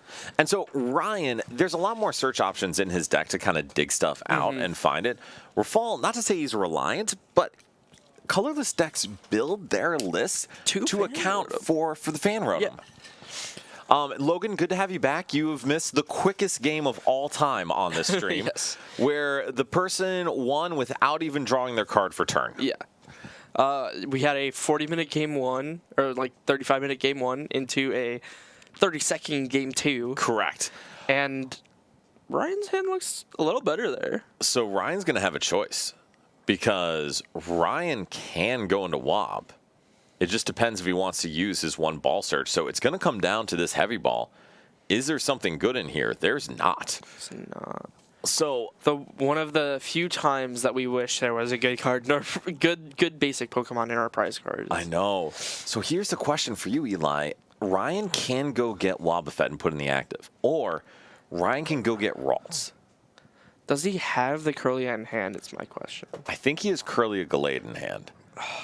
And so that's why this is so tough, because he has to choose, do I try to set up or do I disrupt? The thing is that Oh, it was a Malamar. it was a excuse Malamar. me. Okay, then if we don't have the Curly, yeah, I was gonna say if we don't have Curly, we're definitely just going into WoW here. Buy ourselves some time. Give Roth the Culfer family, but that's so much better than him being able to go Fan Rotom. Yeah, we have. Okay, so it was Gallade. It was Gallade, and we have 2 Psychic Energy. Yeah. And like, once this WoW goes down, we will have teammates, which is like, not amazing, but it's fine enough That's fine. to. The chances of this Wob going down right here are not 0, but close to it. Yeah, I mean, Ruff had like the capture, and Ruff had everything. He had the capture plus Culver family, and he would have had the Fan Rotom. Yes. But I think blocking that Fan Rotom is actually really massive, because now Ruff can't search his Cincino or his Trumbeak, Yeah. which would have just helped him get into the game so much faster. And so, oh, that is okay. That pretty works too. good. It's pretty nuts opening hand from Roth. And I will yes, say. not just the other one. There is an Artisan in hand, and actually, this is not worst case scenario for Ryan, but pretty close. I think it's worst case scenario for Ryan. Because he really, really wanted Rafal to play that Iono in hand. Yes. Even though Rafal doesn't know, or even though he Ryan top doesn't decked know. the boss, by the way. No, that hurts. Oh no. So. And there's already a Bidoof in hand. Goodness, Rafal is just drawing like a genius. Yeah, and we're going to be able to call for family for either the Squobet or the Oranguru. Dude, just how disparate the draws have been in all 3 games in favor of Rafal is crazy. It's insane. Ryan hasn't started a draw supporter in any of his hands. Right. He didn't even start an out to basic Pokemon in 2 of the 3 games. Interesting. Grabbing the Snorlax. And I think saying that Snorlax means he's a Guzma Hollow away from taking a knockout. Yeah, and we top decked Professor's Letter down. Which is not ideal. It's pretty bad. It's quite bad. And yes, Ryan's Parallel City is prized. His Parallel and one of his other stadiums, his Artisan, I think his Artisan is also prized. Okay. I saw 2 stadiums, but I don't remember what the second one was. So the good news for Ryan is he can just go right back into WoW. Yes. And I actually do think, it may have been Lost City, Oh, it yes. might have been. I actually do like benching this Mimikyu, just so you can go into a Filch or a Copycat if you need. Mm-hmm. Oh my gosh. And Rafal top decks Master Ball. This is just very good for him. Pokepad. It's basically Master Ball. I love how you Someone called that earlier, but yeah. I mean, basically. So the good news for Ryan is if Rafal wants to draw cards, Yes, he's got to play Iono. Or play the Iono. I don't know if what else does Roth have in his hand? So he has a Recycle Energy. He has the Trumbeak, obviously, he just evolved. He has an Iono, an Artisan, and there's one other card I can't remember. Okay, so we are kind of forced to play that Iono. Otherwise, Roth isn't doing anything either. So I think Rafal has a choice there. Rafal could say it's more likely for me to find it out to play things than Ryan. Oh, it's an Ultra Ball. Okay. Or, and this is, I think, 10? the question. So he could say that, hey, it's more likely I find cards off the top than Ryan, so I'm just going to start being obnoxious. Sure. What did we top deck? Nothing good. Nothing good. But Ryan can start moving damage. Yeah, that's the one thing. I kind of would rather Roth just pass, I think, over putting damage on the side of the board. It was a Rescue Stretcher. It's not ideal. Okay, and so this is where things start to get interesting. Rafal has that Hops choice belt now. So part of what he's waiting for is if he sees a Guzma Hala, or even just another energy card at this point, he can go in and attack with this Snorlax and kill Wobbuffet. Sorry, knock out. And that's going to be a lot of pressure. And I think he may just be waiting. He is going in and attacking with this Toucannon. That would also work. That would also do the trick. So then, because he has the Recycle Energy in hand. So he's just going to retreat, knock out this Wobbuffet with Toucannon, which will let Ryan play the teammates that's in his hand, but that still feels... Ryan feels not in a great spot, I would like to think. And unfortunately, well... Wait. Actually, Ryan could respond with a knockout if he really wanted to. How? Because if he has an energy in hand, he can teammates for did you just top deck a Lilies? Yes. Oh, he just top deck Lilies. Oh, that's brutal. Because One turn two. What? Ryan can knock out this Toucannon with Mimikyu. Oh, with counter energy? He could just go counter energy Buddy Poffin if he wanted to. That would be pretty good. Oh yeah, he can go Wondrous Patch telepathic. This is sick. Yeah. What a response for Ryan. Okay, this went from like a not amazing turn to a very good turn. Toucan, oh god, not just the other one. Toucan play at this game. Can we block him from chat? I'm just kidding. That is fantastic. I'm so here for it. But yeah. And now we have the Lilies for next turn. Exactly. And we're right back into this game. This is crazy. I will be honest with y'all. That was not on my bingo card. Was not on mine either. I think Ryan never mind, because we had to Wondrous Patch. Yes, had to Wondrous Patch. Yeah. This is, bro, Ryan finding the lines to get into a better spot. Yeah. The one thing with this Mimikyu is that it does just get KO'd by a Phantom. Well, so Phantom's we actually going to KO Ralts, I assume. Oh, you think we're going to teammates for double plus stadium? Well, Rafal can Evolution Evo Incense for double, assuming double's in deck. Is it? It is. Okay. It is. I was hoping for Ryan's sake it wasn't, but for Rafal's sake, this is a big deal. Oh, because now he can Lost Zone the Ralts. Yes. Yep. And yeah, Lost City is in there. And then Ryan can just Mimikyu copy this Phantom if he wants. Absolutely wild. So one question for you, bless you, Eli. Is it better to Bibarel first and then play the teammates? Probably, because then we don't have to...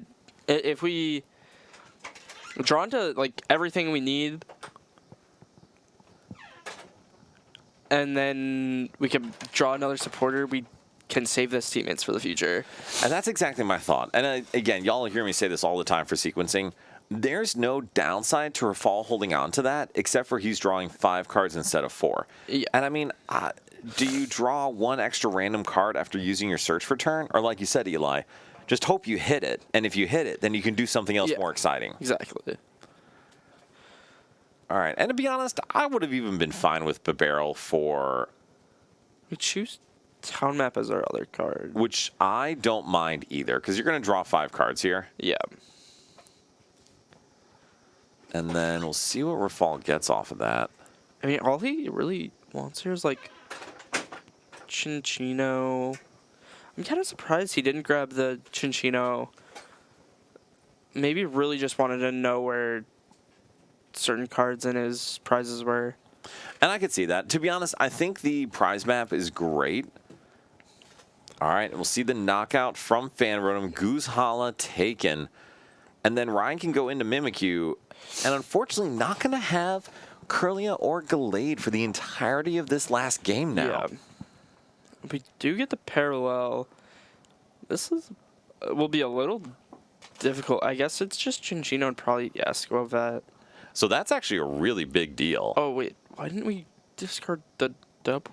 I have no idea, honestly. Wait, that's... I think that was just I think that was a whiff. I think Rolf just didn't realize that he had just discarded his double. I agree. Oh, Because then we could have kept the Skwovet. and actually, this N is great here. Yes. And it's weird. This is 2 turns in a row. Ryan has passed on Lily's, but this N is so good after kind of clearing Rafal's board because Ryan's also about to knock out this Fan Rotom. Yeah, and then we know that Rolf took the Goose Hollow off the prize cards.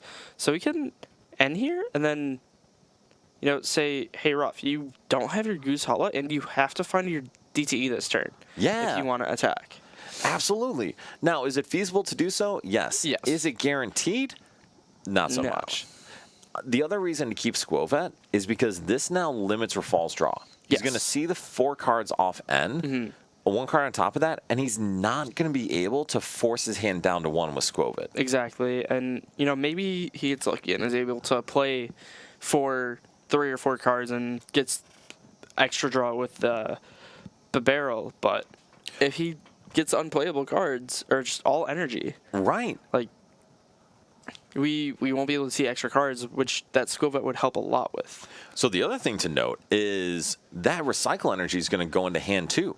Oh. So Rafal's actually going to have 5 cards in hand and no way to thin them out. Well, he'll have 6. Because he'll top deck, recycle, Oh yeah, he'll go have back. 6 after the top And then deck. he drew 3 energy off of that, and none of them being the double turbo.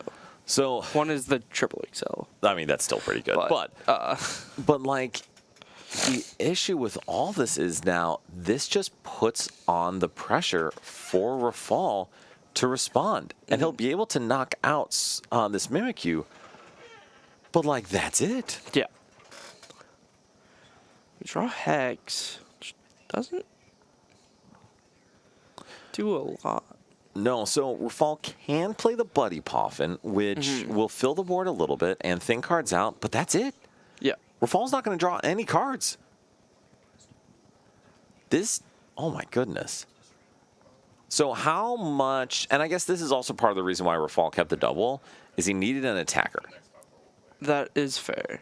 And then with only 1 double turbo in deck, odds of finding one of his 2 triple energies is much higher. Yeah. Which, that makes That's sense. very reasonable. And he's kind of stuck after that.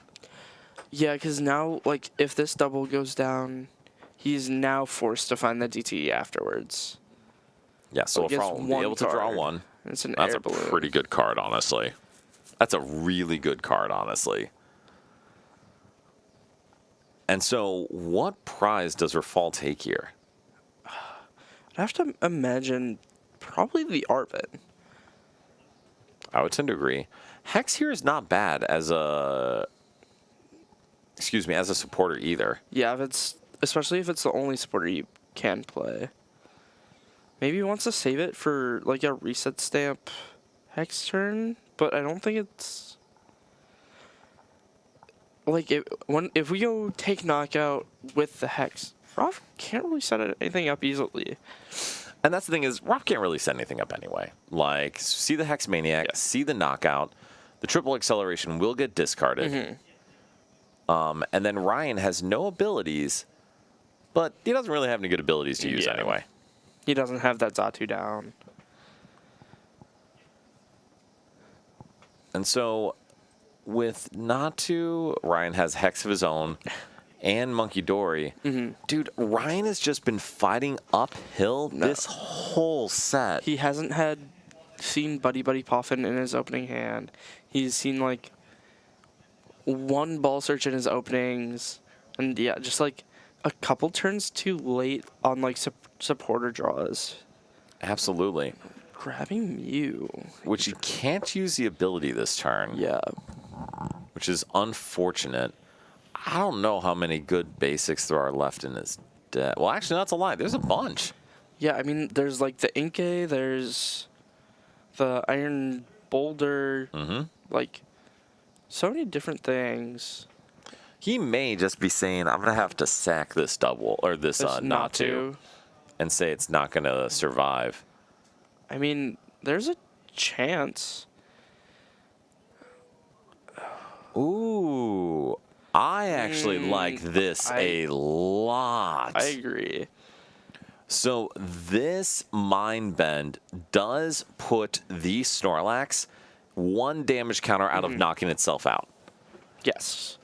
And Ryan would love it to be less than that, but And here we are. The confusion is even bigger. The problem is that Ruff has a jet energy. However, if we jet, that doesn't really do anything for Ruff. Exactly. So, And now Rafal can also just go get a escape rope or something like that, but he still doesn't have an attack. grabbing Nest Ball. I feel like it does have to be Quick Ball to go find something, but what is the basic Oh, attacker he's Cram going Rat. for? Oh, Cram. Yes, We that's are pretty at- good. Yeah. Assuming, and Cram is in deck. Jet is pretty good here. Yes. Ryan will find out the unfortunate news.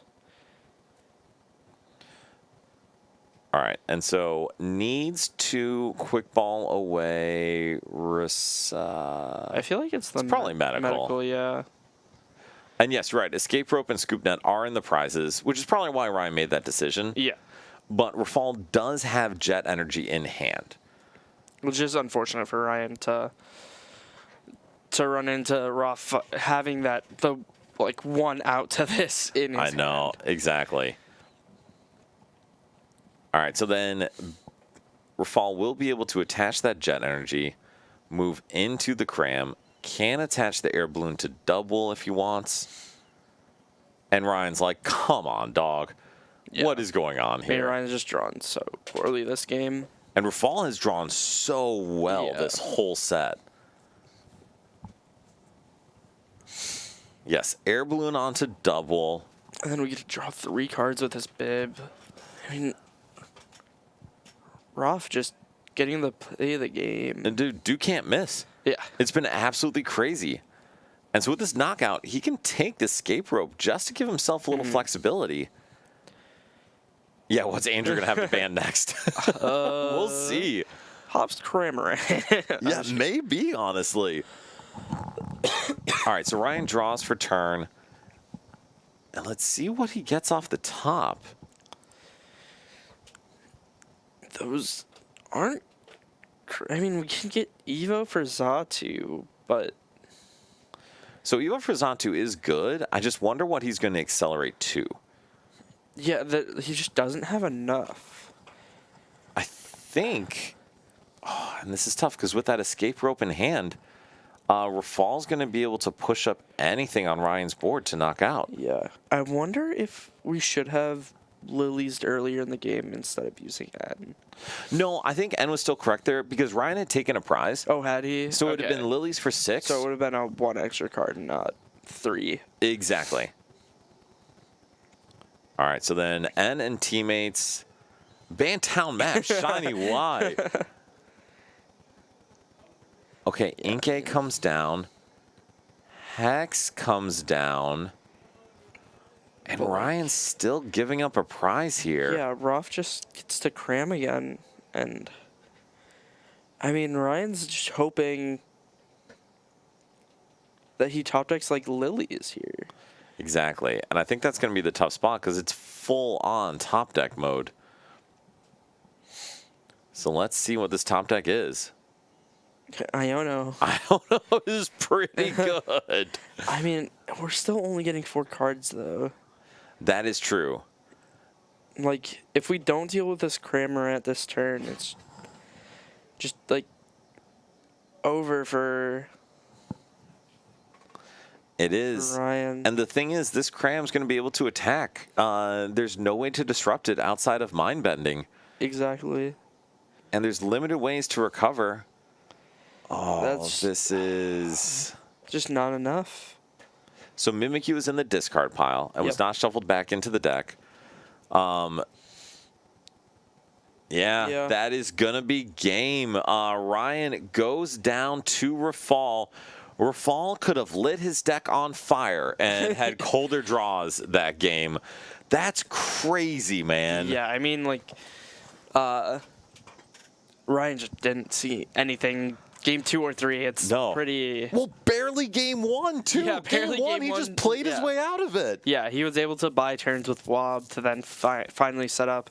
Roth that game 3, top decking the boss to get out of the Wob on his turn 1 is just That's crazy. so crazy. Credit to Ryan. Ryan played that as best as he could. Yeah, but And then Rafal, I think, made a mistake or two, but even in retrospect, keeping the double there, I recognize that was because he wanted an attacker, not because of draw. So I don't really think he made that many mistakes either.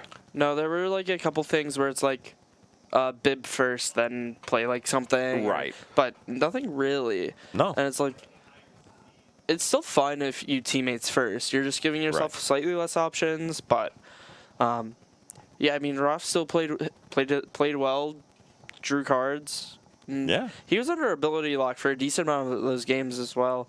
And that turn where he went Ultra Ball for 2 cannon with the energy, like, some people might not see that and might be Agreed. just like, okay, well, I have to sit here Right. and not do anything. So, I'm one of those people. I didn't see that right away. That was on me. yeah. But also, Ryan having a response with Mimikyu Yeah. was just glorious. Pretty good. Yeah, Yeah, I absolutely wonder if, wild. Yeah. So I will say, Battle Compressor I think is fine. Like, it shouldn't be reprinted in standard because it's levels of fine. But in something like GLC, it's fine. If you want to use one of your 60 cards as a one-up to get rid of other cards, Sure. Godspeed, bro. Yeah. Like, that's fine. Otherwise, do you think anything needs to be banned from colorless, or are we having a bit of a snap judgment here? I don't know. I just think that there's just so many people. We do have Blender, Kevin, and that's only your A spec, so low impact. Yeah. I don't know. I think it probably needs more time to like for the format to truly show like itself and be like, okay, is this deck really broken? And if so, then yes. But if not, and it's just like half the room is just playing this deck, and that's why it's winning, then that might be fine. And maybe we'll in the future. The other last top 8 games finishing. Me and Alfredo will go on in a minute. I'm just gonna use the bathroom. Yeah, totally fine. Sounds good. He doesn't need to know that, but actually, Eli, can you do the content things? Or either one of us do the content things, the other one go check and make sure they set up the other top 8 or top 4 for us to watch first. Like the other, what do you mean by that? You do content things. I will go check on this. Get over here, Junior. Okay, the reason we were going to watch Rafal and Alfredo is because the other games. Oh, so they're just going to get started on it. That's fine. I'm going to go see how long it is to let other Hi, guys. Hello. Yeah, that Wob showed like pretty strong. It bought Ryan a lot of time. Okay. I didn't watch any of it. I was playing Commander. Oh, well, so Ryan sat behind a Wob for a lot of the game and didn't really play any of the 3 games. So I think one of the good things about Wob is that it can't just be bumped by another stadium. Yeah. Right? Do you want to, Bryce, did you make a top 8 graphic? Oh, okay. Do you have, like... Yeah. Or, like, something you throw up? Do you like... Okay. Because what the top 4 matches so far, the only one you know is colorless fighting, Yeah, it's Alfredo versus Roth. and then it's colorless for something. Because Yeah, what's the last... colorless psychic? Okay, so it's either 3 colorless or 2 colorless, a fighting and a psychic in in top 4. Rock, paper, scissors. What are you saying right now, Kev? You know what's crazy? What? Kev didn't even submit a list because he went 0-2 drop, O2 drop and just forgot to submit a list apparently. Or I don't know if he forgot or he just didn't, but he just didn't submit a list. How you forget to submit a list? Yeah. But- Anything you guys want us to talk about? You gotta do Huh. Like, comment, subscribe. Yeah. Like, comment, subscribe, turn the notification bell on. Follow on Twitch. Follow on Twitch. Subscribe if you would like. none of the money goes to us. Especially not to me. Especially not to this guy. Control in this format. It seems interesting. Yeah, I feel like it's. we talked about it a little bit earlier when you stepped out. It depends really heavy on if we're talking colorless control, it relies really heavy on the Ursaluna. Yeah. If you don't have it, you kind of just crumple. Yeah, if you prize like multiple pieces for it, you crumple, and then like also if you're I'm just waiting for the bathroom. okay. Also, if your opponent is like able to deal with your Ursaluna multiple times back to back, like you struggle to maintain. Okay. Who So won? Dan won. So Okay. Shinyman, now I can answer your question because now we know our top 4 is colorless versus fighting and colorless versus psychic. Yes. So we have 2 colorless, a fighting, and a psychic. The one fighting The one fighting. made it all the way to top 4. And who else but the guy that went 4-0 on Thursday? Yeah, I know. He got a little lucky with the unfortunate. I think though Game the loss. thing is if we noticed the U-turn board thing earlier, we get an attack, he wins the prize trade. That too, yeah, because he would then have he would have gotten he probably would have attached U-turn to Lunatone. because then the blast turn never happens, basically. Because we would have knocked Sure. out Tina, he doesn't get another. Sure. It might be the fan. Yeah, probably fan. Like fan room is just allows the deck to set up so well. Yeah, for the actual we went through a whole meta graphic thing earlier. Yeah, or do you want to throw the meta Yeah, we graphic can up throw for the that back day? up real quick, yeah. Just so we can look at it one more time. Yeah. Since we're in top 4 now. 37% colorless or something like that. Yeah, I think it was over a third. It was Yeah, so 37. 38% colorless. Yeah. We had 24% psychic. Yeah. So just like a strong majority of the room saying those two are the best 2 decks in the room, and I Yeah. think like that's kind of like being accurate. proven. It's pretty accurate. But yeah, then we see the one fighting making it all the way up. Yeah. In Alfredo, which I'm like very surprising that there's only one Yeah, fighting I was very in surprised the about that. entire room. Because I don't remember if it was you or if it was somebody else I was talking to it about, but they were like, yeah, surely there's more than one. I think it was literally Alfredo. He was like, surely there's more than one fighting today. There was just one fighting today, and it was him. And Yeah, it here was he just is, yeah. Alfredo, and here he is in top 4, Exactly. going into colorless. Yeah. And, you know, which, I mean, he seems like, from what I know, he seems pretty comfortable into it. yeah, I mean, you have like just like Okie Dokie is so good into Such a it. good card. And then also the Soul Rock Luchos is like attacking with Soul Rock over and over in the Yeah. early game is just so strong. Yeah, and exactly, just like not just one or the other. Me and Dan literally talked about this earlier. We would probably consider colorless to be the Dragapult of this format. It's way too strong. It's way too like. Yeah, it seems super strong. It's really good for sure. So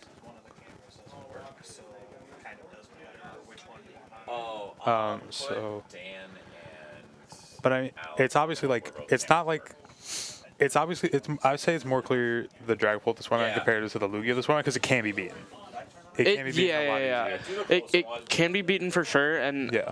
I think like colorless is very strong. Yeah. But like It obviously does lose to a lot of It things. does it loses lose- to early it loses- wub. it can lose to early game Yeah. ability lock and Yeah. early game whiffing your fan rotom. If you're Mo, you're playing Watchtower. Yeah, like, There's yeah. options for sure. Yeah. Dan, you want back? Dan want back in. Dan want back. I'm leaving again. Goodbye, guys. Go play Commander. I will go. Hello, everyone. So we're getting set up. We did have our next round finish, or our last game finish. So it will be Dan playing Alec, so colorless versus psychic. And then we colorless versus fighting. Exactly. So there's a chance for either a full colorless finals or no colorless finals. So we'll see how that goes. And we're going to show Dan versus Alec because otherwise it would possibly be Rafal all through. Very true. That's true. Very, very true. All right, so then in this matchup, we kind of saw it before, but Dan's build is very different than Ryan's was. Do you, where are the deck lists? Some They're over over here. there. But also, Alec is playing Crazy Code, Yes. which he is playing- also wildly different. This is Ibarra's. All right, perfect. This is And then Ibarra's. Alex was in this deck. All right, sounds I good. Saw his. And so Crazy Code obviously changes some things. Here, it's right here. So does that change the matchup into Psychic? I don't know. I mean, you just have the additional energy attachment, so you're never struggling on, like, getting energy on board. So you're not gonna fall behind on attachments throughout the game, as long as you draw into your energy. Right. Which 1, 2, 3, 4, 5, 6, 7, 8. I mean, Alec plays 10 energy along with a special charge, so I have to have a feeling like he's gonna be fine seeing his energy throughout the game. Yeah, I mean, and we see that Alec is choosing to play Dodrio over the Minccino line. Yes. And I mean, that makes sense. Dodrio is a very good attacker, and with the Crazy Code taking up more deck slots, you kind of need most of the rest of your guys to be attackers. Yeah, because you have the 2 stage 2 lines Exactly. in the deck. And so, obviously, as we saw, the Porygon Z can be an attacker, but that's like desperate times, Yeah. man. We don't want to go with that primarily. All right, and so on Dan's end, we do have 2 Dark Energy. We have the Natu, Xatu, Inkay, Malamar, the Gallade line, Iron Boulder, Monkey Mew, pretty much all the same, except the big differences are Dan is playing Frillish, Blacephalon, and Giratina. And those are pretty big differences. Yeah, I mean, having the ability to item lock early with the Frillish seems pretty good. And then the Giratina you can just reuse over and over again, like I said earlier. And the Blown obviously is just... It's the Blown. It's so good. It's a dumb card. So one thing also to note, Dan also plays Team Rocket's Watchtower. Yes. And so that could be huge late in the game. It could be if we get to a point where we can like reset stamp along with Team Rocket's Watchtower.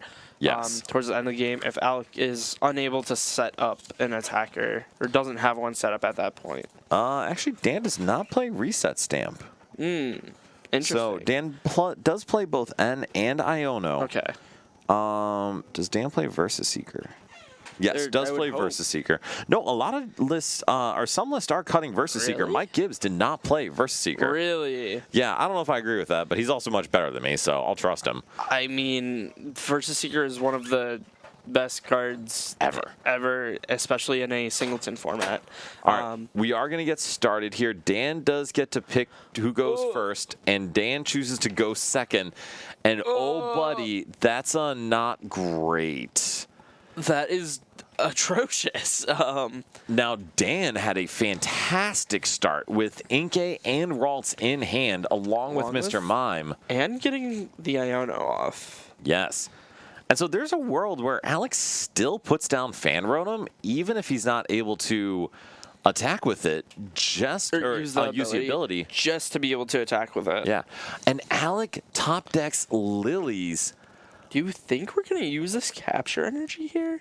That just feels so bad to attach another energy to this Bidoof. I don't think I would, because you are about... Okay, sure, dog. Because you're about to play Lilies. Yeah. So that is a card you want to draw back into and have it go down on a more valuable Pokemon. Exactly, like that Fan Rotom to be able to attack and knock out this Mr. Mime. Because it does have 70 HP, right? Well, here's the thing. He may have prized Fan Rotom anyway. Oh, well... never mind then, I guess. I mean, he prized Fan Rotom. So to be honest, if there is a game for him to have a dead hand, it is the game he prizes Fan Rotom. Goodness. All right, but able to get Picky Peck, able to play Lily's Determination, and dude, maybe he finds just a buddy Puffin, and this is suddenly a much more fun game for Alec. Yeah, and then he can actually play this game. I mean, he's seeing 8 cards, so if he finds Buddy Puffin or a couple basics, he should feel pretty fine. I would agree, and Alec does play Rare Candy, so it's not impossible for him to get into the Porygon Z or the Toucannon next turn to start taking knockouts. Yeah, and here we see Alec get 8 new cards. Okay, we see Quick Ball and Artisan, and I feel like we just have to play all of it. We need to set up our board. And normally you're not excited about giving your opponent Artisan. I don't think it matters here. Yeah. I think Alec just needs to set up. Like, otherwise Dan is just going to get so far ahead. Giving Dan Artisan doesn't matter. Right. Dan getting a single extra Pokemon is probably not the end of the world. And maybe I'm going to be a little slower to say that, there may be a world where Alec actually Ultra Balls that away to go get the barrel. And I may like that more. Then we flipping coins, right? Because it's 2 energy to attack with Bibero? 3. And no, it's 3, okay. purely just to start drawing. I know, to start drawing, but then also to have some fun flipping coins. Yes, very true. However, I forgot that it was 3 energy. It is. And I like this decision. I think this is a perfectly fine decision. So getting the barrel down, going to draw a few cards, counter energy, not the end of the world. Eli, I think he prized Porygon and Fan Rotom.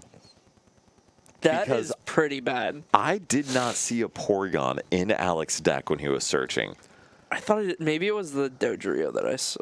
No, I thought I saw something else in the deck, but Okay, well, there's a Snorlax. So Alec at least has like some bench Pokemon, some stuff that's a threat. I wouldn't have minded benching the Snorlax in case there's an escape rope, but this is probably, oh goodness. oh, we are collecting. Oh Our hand is goodness. jeez. That is not. What was the card that he draw? He drew Clara. Okay, that's what I thought I saw. That is pretty bad. That is very bad. So, However, Alec's hand also isn't great. so he has a Pokegear. Yes. He has Pokegear and he has Versier for Lilies. So we're actually pretty fine. And so with no Porygon in deck, I mean, I'm not going to lie, dude. There is a non-0% chance he just swings with Bibarel. That would be pretty hype. If he hits heads, it'd be If he pretty hits heads, hype. it'd be pretty hype. All right, Alec, you always ask for my feedback about your sequencing. That is beautiful sequencing. I actually love the barrel first. And yeah, Porygon and Fan Rotom. Goodness. I mean, I think we just have to grab Fan Rotom and start taking prizes I here. think so. I think that's the best choice. Just guarantee that we're taking prizes, Alec. But to be honest, knocking out this Ralts is so good. Yeah, like, no collect that Dan can use. He's just relying on on top decks. And I do also love using this nest ball first. Dude, this is crazy, though. What a turn. Mm-hmm. Yeah, I mean, being able to find the nest ball and the heavy ball here is so good. All right, so then Alec debating what else to get. Do you think we grab anything? I think we just fail this. Oh. Maintaining the energy on this bib. I'm going to be straight, y'all. I give Alec flack sometimes, and I give him some pushback. Grabbing this Lost City is... Dude, these last 3 decisions he has made of bib first, go with the Fan Rotom, and then use the Colress have been incredible gameplay. Yes. The one thing I don't like is that we're relying on a Pokegear if Dan starts to play the game this next turn. Well, I guess not. We have Bib. Ignore me. Nope, that's totally fine. And actually gets the Parallel City off of the draw. Bryce, can you... Actually, never mind. We'll just check. Alex shuffled his deck, right? Yes. Okay, then we're good. We're good. Just want to make sure on that. All right. Dan does not paralyze the Fan Rotom, so Alec takes the quick win. And, I mean, Eli, to be honest with you, we have seen multiple high-caliber games played so far today. This has been awesome. Yeah, I mean, The quality of the end game wasn't great, but the actual play was fantastic. Yeah. The quality of the play has been fantastic. I haven't liked how. Bryce, do you mind adjusting the camera? Because I think they bumped it. Yeah. It's a little off angle. I don't like how many times we've seen one player just not play the game, though. So, agreed with that. And apparently that is a symptom of GLC, that sometimes just, even more so than in Standard, you just have a non-playable game. Yeah, and that's one of the things that I'm not fond of about this format. But that's about all I can say about this format. Otherwise, this format's like very, very cool, and you can show how much skill expression is in it, right? Yes. Or you can see how much there is. Oh my goodness. What a start for Alec. We have the capture, we have the Porygon. So as long as the Fanrob's not prized again, we'll be seeing some. Yeah, and it's not. So we'll be seeing So no Biv. everything. I also think we prized the Pick-a-Peck. Did Alec prize Pick-a-Peck? That's not great. There's a Trumbeak. Unless it's. There's a Toucannon. Yeah, Alec may be missing that Pick-a-Peck. Bryce, I mean more they bumped the stand. So, like, it shifted a little bit, or the table shifted a little bit. Oh, they switched too. Okay, that's fine.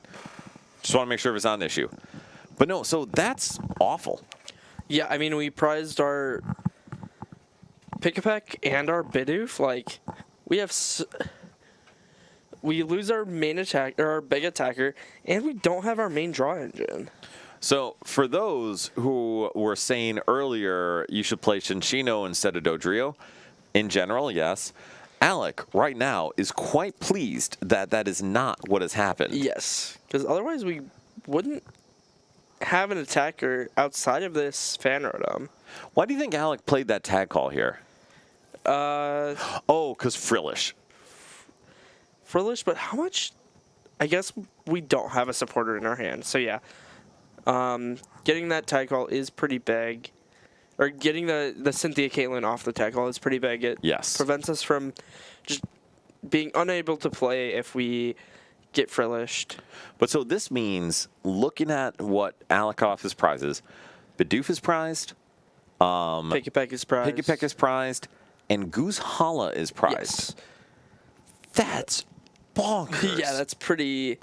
Like, not to say... Oh, they can hear us. Oh, sorry. My bad. So, they prized a lot of very important things. Yes. In conclusion, is what we're saying. Yes. But, Dan did scoop Logan, by the way, just very quickly. Yeah. And Colorless does look so good. And also, credit to Alec. Alec is playing it very well. Mm-hmm. He's been playing very well in this game. I mean, Dan here, I think, is just gonna retreat into the Mew. So Cincino with buff does take KO. However, Cincino with buff only KOs Inkay and Mew. So Dodrio is an attacker that can actually apply some pressure throughout the game. Exactly. Oh, we see the Wondrous Patch and the Marnie. Okay. It's gonna be a little annoying because that means our Porygon 2 and our Dodrio go to the bottom of the deck. Okay, but actually has Marnie, has a level ball to get those guys back out of the deck. So this is not terrible. Mm-hmm. So actually, Drax, the Guzma Hollow is prized, which is very problematic. Yes. Because Alec was going to need that for the double turbo energy. And Drax, you're right. Like, in general, I think Cincino's better overall. But in this Porygon Z list, I do think Dodrio's better. Yeah. Do you agree with that, Eli? Disagree? Yeah. I think having the additional attacker that can also draw a card while damaging itself is pretty good. Yes. So we get this level ball. Gonna be looking at that Porygon 2 to grab. And since the Dodrio has 100 HP, the Porygon 2 is really the only good grab there. Very true. Do you think we're gonna then play this Marnie? I actually would like the... Escape rope? I'm debating. I do think I like the escape rope. I would agree, because it just means if we find stadium energy off of this, we get to take a knockout. Yes. And even if you don't, that still forces Dan to attach and retreat to get back into Exactly. view. And so we talk about when resources are important. The ceiling of this decision is a knockout an important piece. Exactly. The floor of this decision is it still demands more resources. And, of course, we find the double turbo energy. But unfortunately, also not a stadium. Yes. Yeah, Snorlax, Goosehala, Bidoof, and Pikipek. Oh my goodness. Those are some prize cards. That's horrible. I mean, correct me if I'm wrong. I think you just slapped that double turbo on Snorlax, right? Probably. I don't... That I don't really love. Yeah. Because it's not like Dan is guaranteed taking a knockout this turn. Whereas if we go attach the double turbo, we could attach an energy to the fan and retreat if we really needed to. Agreed. Agreed completely. That nest ball, or that quick ball, does he play a Rangaroo? I don't think so. Don't believe so. No, because I think a Rangaroo is one of those cuts to fit in the other stage 2 line. Yeah, because he also doesn't play the Squovet or Greedent. Exu, it is the crazy code, Porygon Z, that lets you accelerate a ton of energy. Yes, crazy code. Oh. Well, Varian. that's mighty helpful for Alec. Unless Dan's taking a knockout. I don't think there's a way to this turn. Are you confused by this then? Like I am? A little bit. I don't know how important getting that energy was as compared to not letting Alec take a prize. Maybe he wanted to get this into the discard. If maybe he's Ionoing, but then I would think he would have played the Iono first, right? I would also think so. So I will say this is a pretty big risk for Dan. Yeah. And Alex just reading the Malamar, knowing that it's Psychic Recharge. Okay, so Dan does ping with Tina, will be able to Malamar accelerate Psychic Recharge to Tina. And then... We could have waited a turn to do this, right? I agree. So Dan's still playing through the turn. He hasn't used his supporter yet, correct? I don't... did he Lily this turn? Oh, he did Lilies. He did Lilies this turn, okay.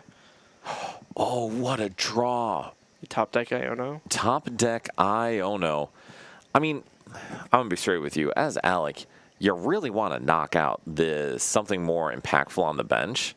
Yeah, I mean, like, we would have really liked to go, like, powerful energy, the active, into boss Malamar or Curlia this turn. So this is a bold move by Alec. I think he just doesn't want to waste his powerful energy, but we have Special Charge in our deck. And I actually would have liked to see that attachment and just say, I agree. there is a gift energy. Okay, I was going to say, I thought he whiffed, and that is, like, a perfect punish.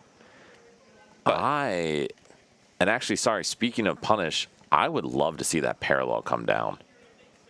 I would agree. I think it's a pretty easy decision, though. What do you think Dan gets rid of? I think it's just the not to. I would agree. But this does put more pressure on and make it a little more difficult for Dan to respond. For sure. Well, we just need an attachment from hand, right? Because we have the Malamar on the bench. True. Well, so that works if there's a way to retreat, but everything on the bench has a 2 or 3 retreat. So that U-turn board... it's dying. Or just getting knocked out. Yes. So you could attach a U-turn board to Curlia and just retreat that extra energy. Yeah. But then your U-turn board is stuck on Curlia. That is very true. Malamar does also have 2. Yep. Retreat. Yeah. So drawing 1, finds another energy. Okay. Again, for how bad this has been for Alec, this is turning Interesting that we're around a bit. promoting that. Likely Dan has counter energy available. Oh, sure. That still has to feel not great to burn it this early, though. I would tend to agree, and also then Dan has to find it. Dan has Raihan, so okay. that helps. That does help. So then we're going to be able to go Raihan attach per turn along with a psychic recharge, but we don't have psychic energy in hand. No, so it could just, I think he may Raihan to something on the bench he wants to build up, and then use the counter on the active. Sure. Because also the counter is only going to be good for this turn. But this is, man, Alec is just kind of like struggling to piece together turns, and yet he still kept himself in a good position. Oh, Dan, foregoing the counter energy and just instead getting the energy to the active to then manually attach. What do you think about that? I think this might be fine. We can you garden without drawing cards? You cannot. Okay. So Dan would have to. Yeah, I think you can. You would have to draw at least one card with it. Okay. I guess we can get that telepathic to then get this monkey. Yep, get the monkey and the Blacephalon into play. Yeah. And that seems quite good. Yeah, Dan's just setting up his board. Alec reading that Blacephalon. Yeah, and this is. Dan's gotten himself back into a pretty solid position here. Yeah, after missing a turn. So we get to draw 2 cards. Okay. Tag Call and Gallade. Gallade's a great find for this next turn. And then Dan's going to absolutely obliterate that Fan Rotom. And then put the 4 damage on Blacephalon. Oh, Alec thought it did damage to his side of the Oh board. my gosh, that card would be That way card too would good. been broken, yeah.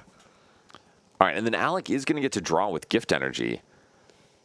Oh, that's a good draw. Get a Lilies. Yes. All right, and a Quick Ball available. So, Alec, wait, did Alec already use Quick Ball? I could have sworn he did. I think it may have been It might last have game. been Yeah. Nest Ball, I don't know. Either way. But no, so, oh yeah, he used a Nest Ball instead of the Quick Ball. But Alec, though, is in a position where he can respond pretty easily with this Snorlax. It's just finding the right energy to use. Yeah, because we don't really want to use this powerful energy. Not at all. I actually, correct me if you disagree, I would actually love to see Hilda this turn. Yeah, I think we just Hilda for like the draw energy or something like that and find our Porygon Z. This is why I really don't like that we attach the counter energy to Snorlax the other turn. Originally. Yeah. So I agree. I think that's not a big problem, but it's just kind of a misuse of resources. Yeah. Though granted, Alec has just been ahead the whole time. So I don't know if that counter energy would ever actually activate. That's fair. But if we attach the double turbo energy earlier, we wouldn't need to attach this turn to the Snorlax. Agreed. We'd feel better about Lilying this turn or Arvining or I don't play the Hilda. I actually really like Hilda here, and I think Hilda should be the move. Yeah, in this situation, I agree. Yes. Okay, so Ultra Falling away the Ignition, which I don't love, but here we are. Or I guess we would just grab the Recycle. And I think Recycle's a really good one to get. Okay, but this I do love. Getting the Cram, getting that down onto the board, and then using Hilda to go get the Crazy Code and the Recycle. I understand the need for draw. I would say get the Recycle. Yeah, I would get the Recycle. Because one of the best things you can do is get that energy into play so you have it the whole game. At all times, yeah. Do it. And Alec does get the Recycle energy, thank goodness. Yes. So now Dan has built back a pretty good board, but Alec, despite absolutely appalling prizing, is in a good place. Yeah, I mean, the Bibarel, or the Bidoof, and the Pick-a-Peck, and the Hop Snorlax being prized is just crazy. Well, and Guzhala. Yeah, and the Guzmahala. Like, all of that is just bad. Yeah. So now, this is the downside. Dax is going to be like, yes, Dan, hello. This is the downside of the Dodrio. Alec can't really use it to draw anymore Yeah. because it has too much damage on it at this point in time. And this Snorlax is asleep. Oh, it's got a little sleepy dice. That's so nice. All right, so Dan goes into the Monkey Dory. What is Dan's attack of this turn? Is he going back in with Giratina? I mean, that's the probably maybe not easiest, but it's the thing that risks the most, I guess I would say, or risks the least. Yes. Especially if we can set up this Xatu, then we can attach for turn, use the Xatu and Malamar, and then we have a fresh Giratina on our board. And that's really good because it won't knock out Snorlax, but Snorlax will then be in a spot where he can easily get cleaned up by a Blacephalon. Exactly. And the Snorlax is also stuck here currently. So it is. Alec would need access to Jet Energy or there's some kind of switching card, and they already used his escape rope, so it may be hard for him to find the switch out. Yeah. Okay, so using the Pokegear, finding a couple options, none of them really... Yeah, Drax. Blount loves... Love Dodrio. Yes, Dan is correct.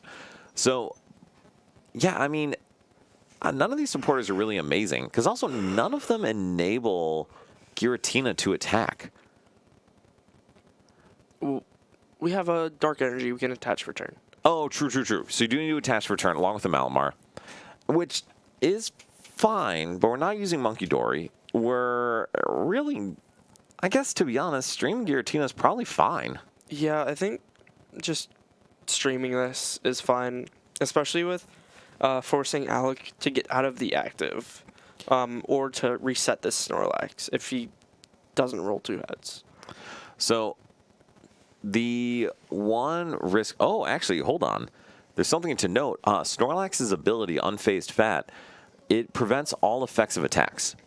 Correct. So as long as the Watchtower isn't down, Dan actually can't Blacephalon onto it, which is kind of a big deal. That is true.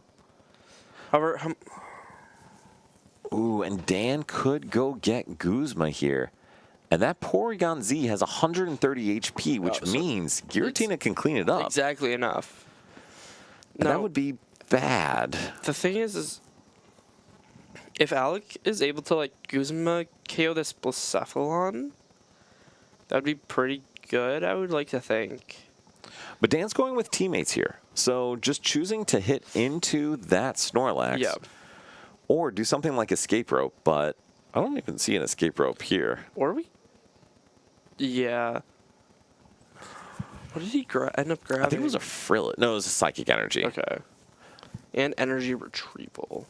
All right, so Dan going into the Giratina will hit this Snorlax for 130, will not knock it out. And then Alec is going to have to make a choice after these flips to see how he can respond. And that is one heads, one tails. We are still sleeping. And then, Bryce, can you yell at Dan to change the dice, please? Again, because he keeps doing that. But now, Eli, talk us through Alec's turn. What's the plan here? I think we just have to hope we rip into a way out of this act to reset this active. We get that. I will be honest with you. I actually think we just Hilda. I think Alec just Via Seeker for Hilda. Oh, do we have Via Seeker in hand? Yeah. I did not see that Via Seeker. I thought we only had Armin or Lilies. Drax, Dan plays 2 Dark. Yes. Yeah, I mean, I think just Babarrel, or Hilda for Babarrel and Jet. Especially with Crazy Code being in play, you can throw down an energy or 2 just to set up for following turns. That is true. And then clear this Giratina. The only downside is, for all you know, Dan put Watchtower in his hand. Exactly. And we're about to get and Watchtower, and that wouldn't be a fun time. It would not be a fun time. I think Alec is debating what to do here. The one thing I don't like is that even if we evolve this Bidoof into Bit Barrel, Dan can easily go Giratina back into play to put 10 onto Pickett's Peck and then take 2 prizes on the Dodrio and Pick-a-Peck. And so that's a fair point. So maybe there's a world where it's better to try to Guzma or something and knock out either Blacephalon or something else on the bench and just let Giratina keep stacking damage. But you're right, because this Snorlax is at 140 damage, and that thing has 150 HP, and that is super sketchy. Yes, I really I don't know. There's not much I can do about it. I just knocking out this Giratina just feels so bad. It does. So Alec will VS Seeker for... I guess he could just go for Marnie, too, to disrupt a bit, since Dan does have a really large hand. But with Buddy Catch, Gallade, and Xatu already in place, I think Dan's set up. Yeah.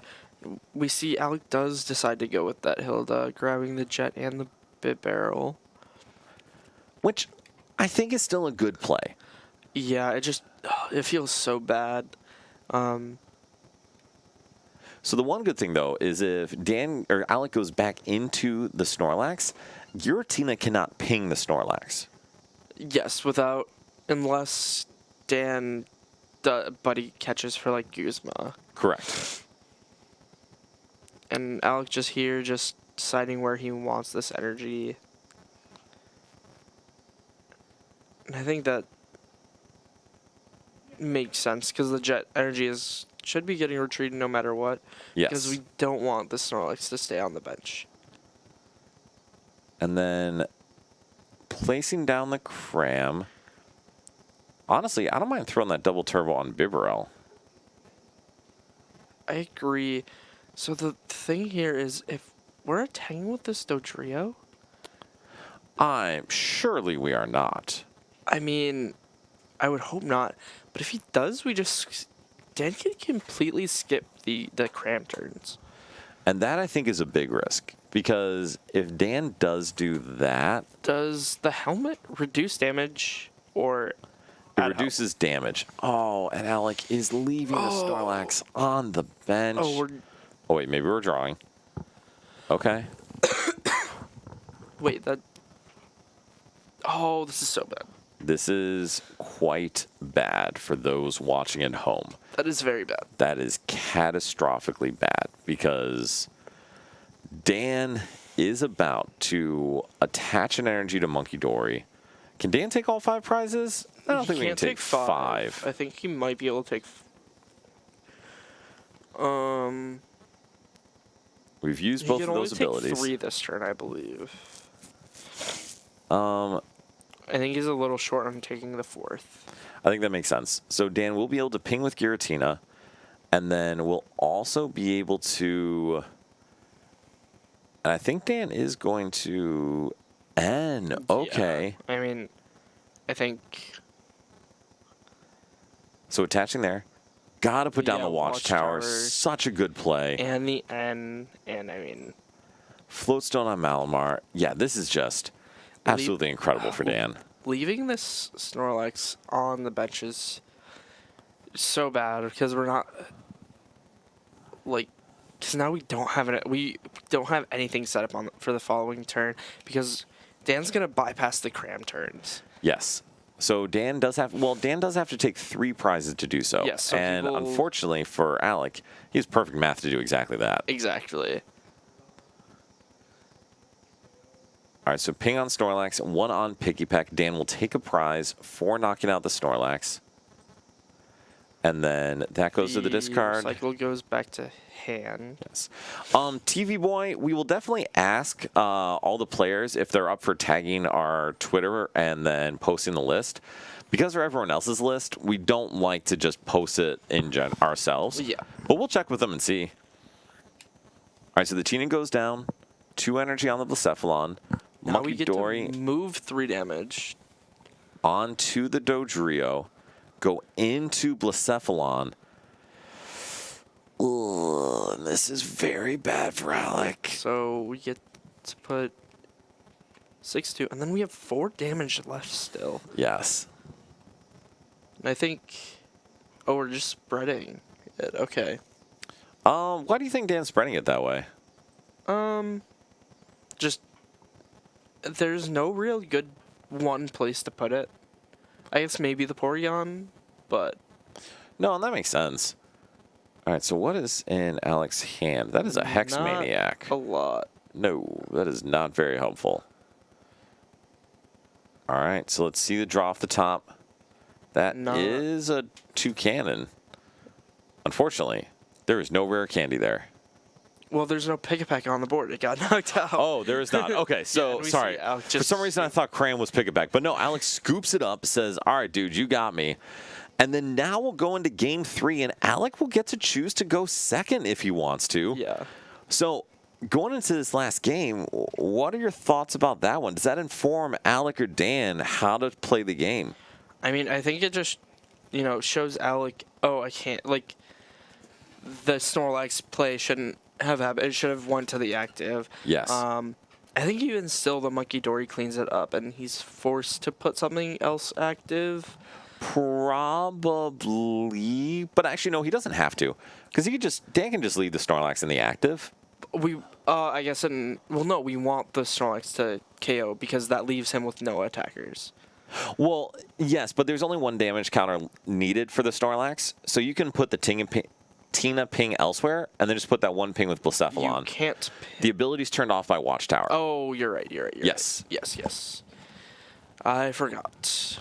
Yeah, that Watchtower is a pretty good. incredibly good tech. Yeah, I think Alec just needs to not prize all of his basics again. Seriously. I think that's the one thing that hindered him was that his Pick-a-Peck and Barrel were prized.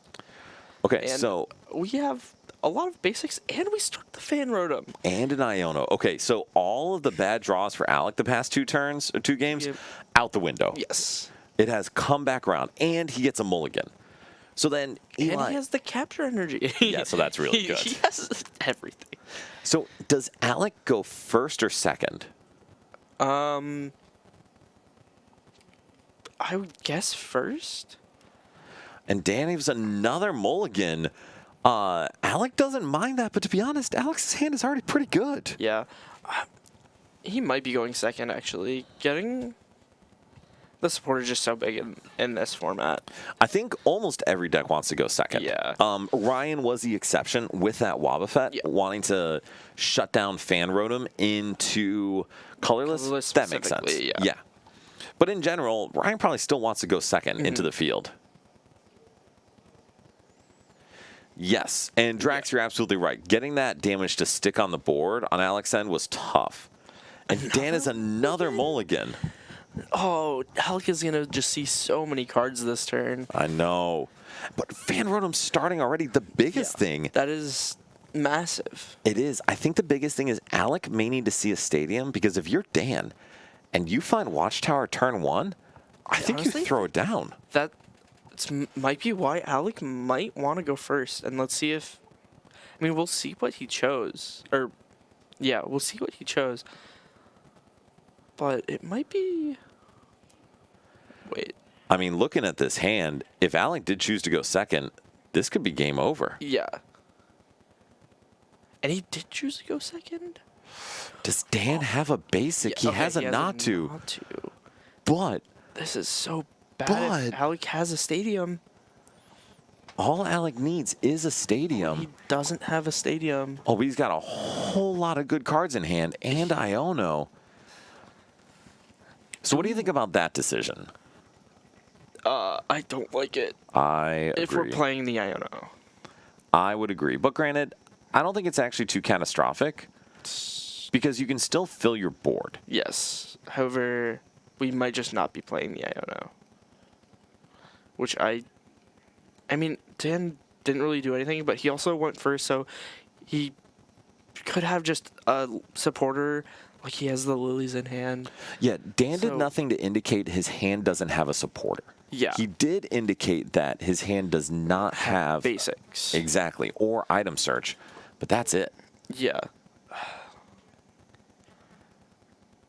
Yeah, I mean, it looks like we're just going to be passing, which I don't like. I feel like if we Iono here and find a stadium, we're just in such a massive lead. And Drax, that is true. If he fan rotems now, there is a maximum amount to stadiums, I guess? which is why I am hoping that Alec does attach the recycle and then Iono. Okay. Do it. Do it, do it, do it. Okay, he did. Alec is playing Iono. Don't like that we're, I don't know, putting the Dodrio and all the middle evolutions to the bottom just feels so bad. It does. If Alec finds a stadium, he's going to feel a lot better. That is fair. Nope. Nope. Nope. Nope. And now we Oh. feel very bad that we shuffled all of those to the bottom. No, I still think this is the correct decision. Like, I still think it was fine. If he wanted to play for the max outs to stadium, using Fan Rotom first is okay. Correct. I'm just saying it feels bad since we whiffed. Also true, yes. But still, in general, the right move. One thing I would do, though, is I would play that Nest Ball now. Yes, to shuffle the deck to give us more Exactly. odds, or higher odds to get into those middle evolutions. So Alec is a genius because Dan's hand is terrible. Jeez. So that is interesting. Yeah, I mean, wow. Yeah, that is brutal. And it looks like Dan We is are going to collecting. collect. Oh, goodness. Is That can't be the right decision, can why it? are we benching the mime? I do not know. All right, so then from Alec's stance, this is probably... Oh, Oh, my goodness. That is so good. yeah. And the fact that we're knocking out the roll. It is a huge deal. All right, so the Artisan comes down. I think you fail the Nest Ball here unless you really want to keep it for later. Because now I think you just... Wait, what? Oh, okay. He's I'm- going to get an Ultra Ball and then Okay. discarding those two cards off of Ultra Ball. Okay, so this is There we go. incredibly good for Alec. I was- Alec, Yeah. that's Yeah, not yeah. how this works. But Alec is going to set up draw for his board. He's going to take a knockout on Ralts, which is a huge Yes. piece, and this is going to slow Dan down massively. Not that Dan was really racing ahead anyway, but Yeah, but you know, giving Dan less outs to draw, getting rid of the collect, and making it so he can't evolve into a Curlia this turn if he has the outs to do that. 100%. And this has to be the Bibarel, correct? It should be, yeah. Okay. I'm kind of surprised we discarded the Cram. I guess maybe we just didn't have any other cards we wanted. So the other cards in hand were Guzma, I believe another Energy, and then there was something else really good. Okay. So the hand was good. There wasn't a lot of stuff that Alec wanted to get rid of. Sure. Oh, yeah. And a Floatstone, Sacred Guzma, and Ash. Escape Rope. Okay. Yeah. Or Or Sacred Sacred Ash, Ash, yes. yeah. All right, so 3 cards. That's pretty good. In fact, that's incredibly good. Eli, should that be a Dodrio, a Trumbeak, or Porygon 2? I was going to say probably a Dodrio to start setting it up to be able to attack. A Porygon 2 would also be fine. And actually, that's what I was going to suggest. I Oh. was actually going to say Trumbeak. For some reason, I thought the Pick-a-Peck just came down. No, so Pick-a-Peck was down last turn. Yes. Alex set up an incredible board turn 1. That is very true. So yeah, this Trumbeak is pretty good, especially getting that helmet attached to it. Yes, and then taking a knockout and getting the Goose Hala, which is excellent because now Alec can start lost zoning stuff. Yes. And Dan getting the Nest Ball, that would have been Curlia. This is... The level ball. Oh, Level Ball, excuse Yeah, me, yes. The Level Ball would have been Curlia. Instead, Dan goes into Mew here. Yep. Just kidding. Just kidding. Psych. Can't Level Ball 4 Iron Boulder. So we're artisaning for Frillish? Or we're using Artisan. We can't Yeah, Artisan we're- for Boulder. And maybe take a knockout with Boulder. Do we have? Oh, we have the Wondrous patch. Yeah. So Dan can also level ball for Malamar, unless Malamar's already in hand. Well, we have Wondrous patch plus attach for turn, right? True. But we will just be going into this Mew. We have Pokepad. Pokepad's good. Buddy Poffin is also good, but oof. Not quite. Yeah, okay. Pokepad for not Xatu. So we get to start drawing cards, Yes. which is what we really just need to start doing. We just need to keep digging into our deck. Yes. And we have the Malamar. Okay. All right, so Dan does not have a way to get this back into the active, but he is setting up a much better board than it Yes. looked like he would. And we have the Fog Crystal. Okay. All right, we're playing the game now. Yes. So now Alex's board looks a lot less scary with Yes. Dan kind of filling out his. Yes. And wait, he had the Ralts and the Natu on the board last turn? Correct. Okay. Yes, and He's then had it was the Natu since turn 1. right. He had the Natu and the Inkay down, and then went into the Ralts. Yep. Okay. And so, what did Dan get off of that Fog Crystal? It was a Psychic Energy. Psychic Energy. Okay. All right, so I mean, Dan is ready to attack with Iron Boulder next turn. Alec can take a knockout with this Fan Rotom. Yeah, and get 2 prizes ahead. I mean, So this is actually kind of a tough question because do we?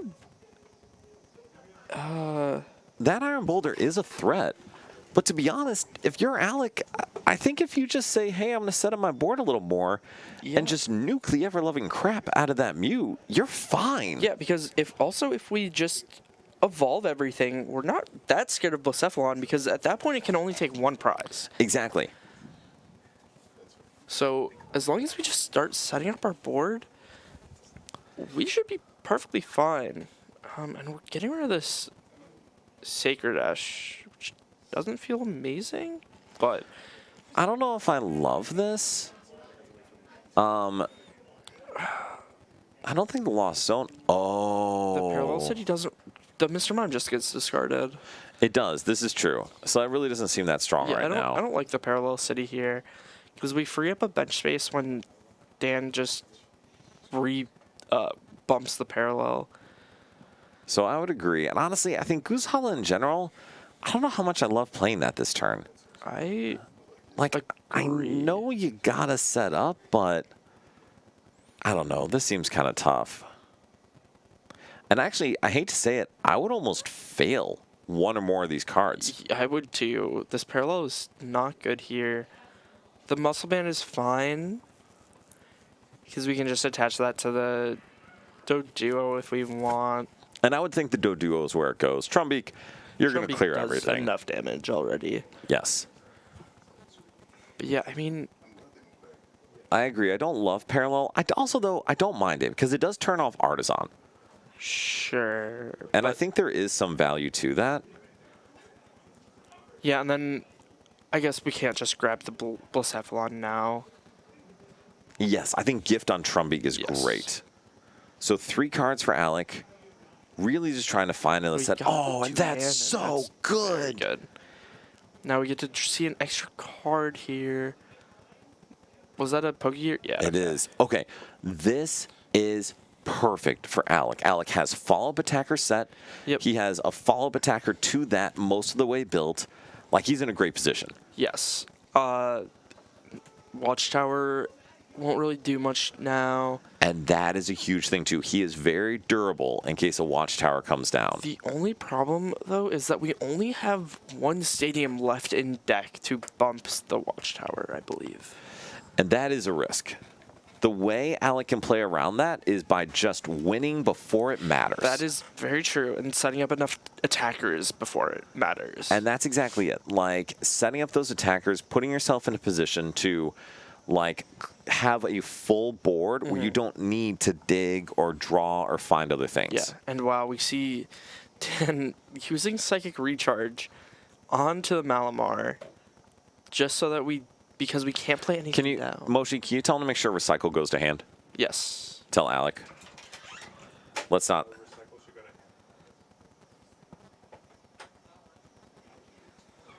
Okay, Yes. perfect. We're learning. We're learning from breaking game states. Because it's a must, right? It's not a Right. It it's goes not an to option. hand. It It's not you may. Yeah. Okay. Wait, really? It just forces you to? Yep. Yeah. Which is like cool. It's the same and with U-turn. Yes. It forces you. as we found with our situation earlier. So for Alec, what supporter was he looking for? Because I'm not going to lie, man. I'm pretty sure we're just Goosebing this turn. You think Guzma over just taking a knockout on this Well, I think... active? So here's the thing. The Iron Boulder is scary. And I guess maybe, yeah, there's... Yeah, okay. I stand corrected. Yes. Knocking out the Iron Boulder is probably correct. Especially if you go and get a Snorlax or something here that you can load up. Yeah, like if we just grab Snorlax attached to it, or the Hopped Cram even, like I feel like we have to feel like we're in such a great position. And that's a fair point. So maybe just continuing to set up the board rather than trying to Gus or do something Or crazy. even just hexing. I think we should just hex and take a knockout here. So that I actually agree with. I think Hex Knockout is better. Because then he can't set up his Blown without like a Raihan. And then we can completely skip. We could have completely skipped the Blacephalon turn without having to worry. So that is true. I don't mind this, though. Yeah. Because I think even if Dan does reach for the knockout, Alex in a position to respond very, very easily. That is true. I do think I would have liked to have seen knock out the Iron Boulder plus Hex here the most. But I agree. And especially as I'm thinking this through now, Alec actually doesn't have an easy to set up attacker unless he's able to get Cram out of the discard. exactly, because we don't have the crazy code set up. And we also don't have damage on the Doduo. What Alec could do, though, is simply Versus Seeker for Arvin for Night Stretcher. Sure. And I think he plays Night Stretcher. I would hope. He plays Rescue Stretcher. Rescue Stretcher, So okay. Rescue Stretcher would also do it. All right, so I think Dan manually attached to Malamar there. No, he used the Psychic ability. Recharge? Yeah. Okay. And Dan choosing whether or not to manually bench Tina? Huh? Yes. Hex stops Makuhita. He, Do you need to go tell someone something? Because we can't see it up here. you mean Hariyama? Yeah. Yes, it does. Okay. Wait, does this? Oh, wait, there's a pot helmet on it. There is This thing tanks Iron Boulder. Eli, we are absolutely correct. Or I was absolutely correct. Knock out that guy. Take your 140 damage. Okay, well, I didn't realize that this pot helmet It's prevented very reasonable. the Iron Boulder from knocking this out. So this is a lot better than I thought. Okay. Yes. Oh my goodness, is that Winona? This is perfect. This is actually really good. We just get to continually set up our board. And Alec gets to attach a double turbo to the Snorlax Yes. while knocking out this Iron Boulder. This is so good. And yes, Logan, exactly. Yes. Now you knock out Boulder. Yeah. And this was the 3-prize turn for Alec. Oh, you already had a Candy Crazy Code in hand? Off the Winona, I believe, right? Or no, Yeah. he No, he hasn't just even had it. played the Winona yet. Okay, I think this game is just pretty close to over now. Alec Well, appears to be in a good position. yes, Alec is in a very good position because. Oh, I mean, Honestly, that's pretty good. I think I don't that's- even mind that. I actually think really that's good. because now Dan has no onboard energy acceleration. We're setting up our attackers. And then Alex still has a ton of draw Yeah. on board. Knockout goes down to 2 prizes. Dan can't use Blacephalon. Even if he could, it's not doing a ton. Iron Boulder can go through this 2 cannon, but then Then it Snorlax just knocks it gets- out. Yeah, it just gets attacked by the Snorlax, and Dan has to find, like, attach. Oh, we have. So this will enable Dan to have a follow-up Follow-up, attacker, yep. but he still has to match hand size. And Alec has A lot of cards, it looks like. Well, actually, I think Alex has 6 in hand, Yes. which means Dan will be exactly that after Yeah. the sillies, which means he can't play any cards. Yeah. So it doesn't matter what he draws here. We just have to attack. Right. You just have to attack. All right. Takes the knockout. And then Alec can go into, well, yeah, go into the free retreater. Absolutely. Okay. This is looking good for Alec. Yeah, this is looking very good. Because we get Winona for, we have the powerful energy, so we can just get, oh, no, the Hopscrammer is in the Is in the discard. So, But regardless, Alec can evolve up this Dodrio Yeah. and then use Crazy Code to set up Hop Snorlax as a follow-up attacker. Yeah. And there, I think at that point, is just no way for Dan to win. yeah, because we just need two attackers online, and we have almost 3 fully Yeah. set up here. Which is fantastic. And I actually like Alec's decisions to not thin any of those cards and to instead just go into the Snorlax for the knockout. I would like to see that Dodrio start to draw. I agree. Because right now that Dodrio is not an attacker until there's some damage on it. Ooh. Okay. I wonder why he decided to not. And it's a double and Snorlax is awake. And I think that may just be game. Because I don't know how Dan goes through this Snorlax unless he hits Muscle Band on this Giratina. Which does he play a muscle band? I don't know if he does. I didn't see one. No. No, there's no Muscle Band. So I think Dan may hit this, and then that's all Then she that- wrote. Just game. Yeah. Because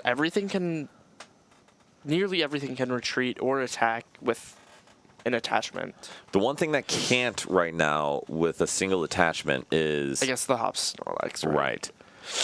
And But Dan... yeah, Alec also has Escape Rope in hand. Well, exactly. So, And that's the problem is Dan has to try to both gust and disrupt. So if he Yes. has Boss or Guzma and Reset Stamp, okay, doesn't play but he doesn't Reset play Stamp. Reset Stamp. does he play Counter Catcher? I don't think so. I don't actually know a way out of this for Dan. Yeah, I don't think there's a way for him to win this game. Yeah. The only thing he could do is... Actually, I don't know what he can do. I don't know either. But Snorlax can't be confused. But he does have the Watchtower. He can Watchtower confusion. Yes. It can be confused. It can indeed be confused. Okay. And so this will turn off Crazy Code. It will. But he's just going to show him rope. Oh, and that'll do it. All right, so Alec takes the win over Psychic, and that was a really cool set. Yeah. I don't want to go so far as to say a great set, but it was a very It was cool very set. interesting. A lot of one side prizing a lot or not setting up fast enough. Yes. Compared to the other person. All right, and so we are getting into, I assume, it's game 3 here, right? All right, so game 3, fighting versus Felt Pikachu. And it looks like Felt Pikachu has a pretty good board for their first turn. Yeah, I mean, Alfredo went first, didn't have an energy. And Still does not. And that is... I mean, Alfredo has an Iono. Yeah, Alfredo has Iono, which is going to be necessary. Does shove a bunch of the cards or fall pulled from deck with that fan rotom to the bottom. Yeah, but I think this Oranger was probably the best starter Rafal could have had because it I can't agree. be Solrock can't deal with it. Exactly. Probably would have liked to see that air balloon come down onto it, but, you know, whatever. All right, so Makihita comes down. But And we just that's completely it. whiff. Parallel comes down. You can see Rafal go, "Arr!" Oh, and he's thinking about getting rid of this Pekka-Pek. That is a bold move. I think it has to be like Minchino and the Wooloo, right? Ooh, getting rid of Piggypack, which to me says that part of the evolution line must be prized. Maybe. Because otherwise, Still, like, but- that's going to be your best attacker here. So now we're just saying we're gonna be attacking with Fan Rotom? I guess. Oh my That goodness. And seems terrible. Wait, why didn't we just smack for 70? I don't know. I feel like we just always attach to Soul Rock and hit for 70. I think if you're going to attach that special energy, Yeah. I agree. Yeah. I don't know a good reason for putting it on Makuhita. I actually just don't know any good reason. Do you know a good reason? No, Okay, cool. Team is aligned. because now this.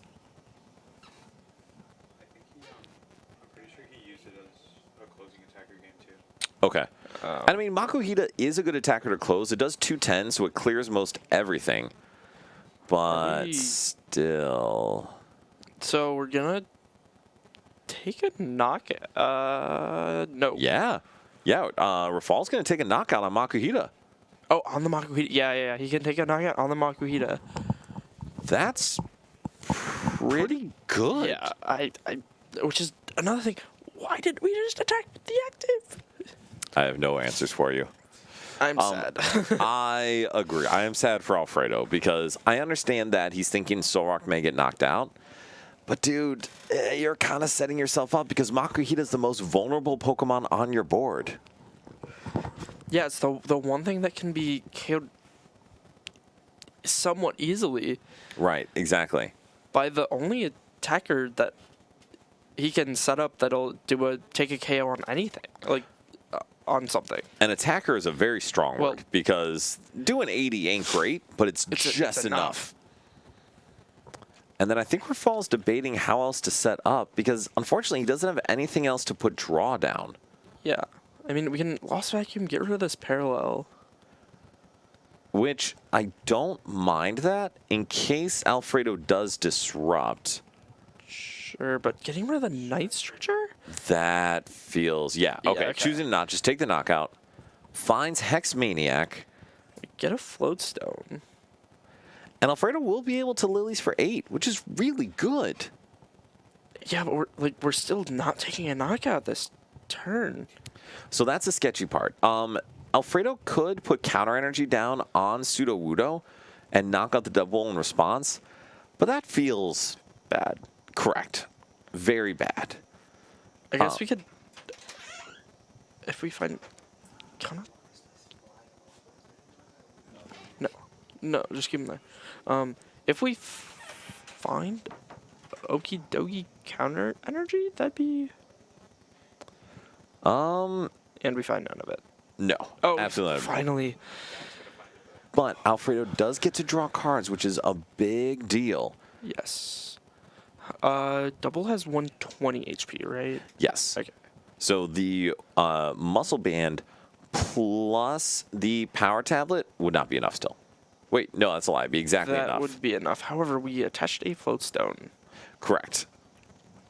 So we'd have to field blow our own float stone, which does not Yes. feel value added at this point. I mean, I don't know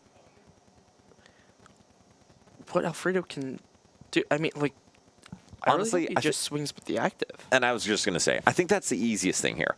You swing with the active, you apply some pressure. Rafal has no way to take advantage of damage counters being on his guys. Exactly. All it is just you putting a little bit of pressure down and having an easier KO for follow-up turns. Yeah. Now, Alfredo may attach to Makuhita, but I don't know if I would agree with that. I really don't like this. And I only say that because he did last turn, and it seems that it's important for him to set it up as an attacker. But, like, Makuhita's going to damage himself. Yeah, we just need to start putting on some type of pressure with damage here. And also, there's no picky pack on the board for Rafal. Exactly. Yeah. So there isn't a ton of value added in Rafal or in Alfredo setting up that Makuhita. Yeah. Now, well, I guess now we just get the picky back, but still. But so now what Rafal needs, Eli, you know, I know, Rafal just needs a Snorlax. Yeah, and he'll be knocking out this Soul Rock, and I mean, I don't know how Alfredo's gonna follow that up. Like, we don't have a way to get this Soul Rock back. So the nice thing is there is still time. Like, Alfredo, at worst, is going to be down 2 prizes, but it's going to be very, very hard for Fall to go through an Okidogi. And the issue for Fall, too, is he is not going to be knocking out this Soul Rock. Oh, did he whiff? He whiffed. In fact, he has a Trumbeak, a Minccino, Floatstone, Cypher, Air Balloon. None of those things take a knockout. So Rafal may just have to hit this thing for 80. Which feels... I mean, Rafal, I feel like Rafal is still... Well, now he's in a bad spot because now Alfredo can Hariyama KO Pick-a-Peck. So the one thing I would say with that, I actually think it would have been better for Rafal to pass. Because well, Watch and Learn Sudowoodo can attack in response with a counter energy and knock out double. Otherwise... Well, I don't think we care about killing this double now that both of the triples are gone. I guess that's a fair point. And I feel like if we don't attack into this, then that means that the Fan Rotom can't KO this Soul Rock. You know what, Eli? I asked you coming into this to be the expert on GLC so I could just yap, and you did an excellent job at that because you are 100% correct. That was absolutely the right choice. Thanks. And I was wrong, so well played. Thanks. I'm only slightly bitter about that. Anyway, Thanks. we do see... Why? Oh, Wait, why what? why are we attaching to this Okidogi when we can't attack? So I do actually think the attachment to Okidoki is important because there's no Binacle down. If there was a way to accelerate to it next turn, I would agree with you. But doing 70 to double, I think is way less important. But we have Makuhita.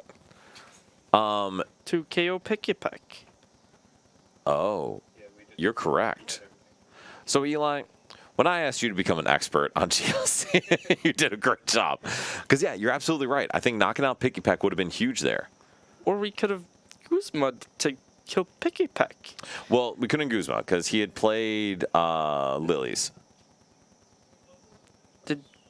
That was last turn. He Colress this turn. Oh, he Colress, yes. Yeah, actually, I don't...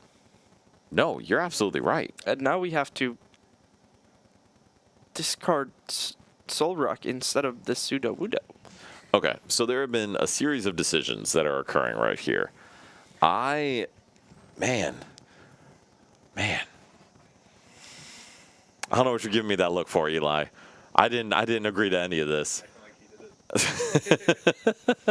I'm just slightly disappointed in some decision making, but it's fine.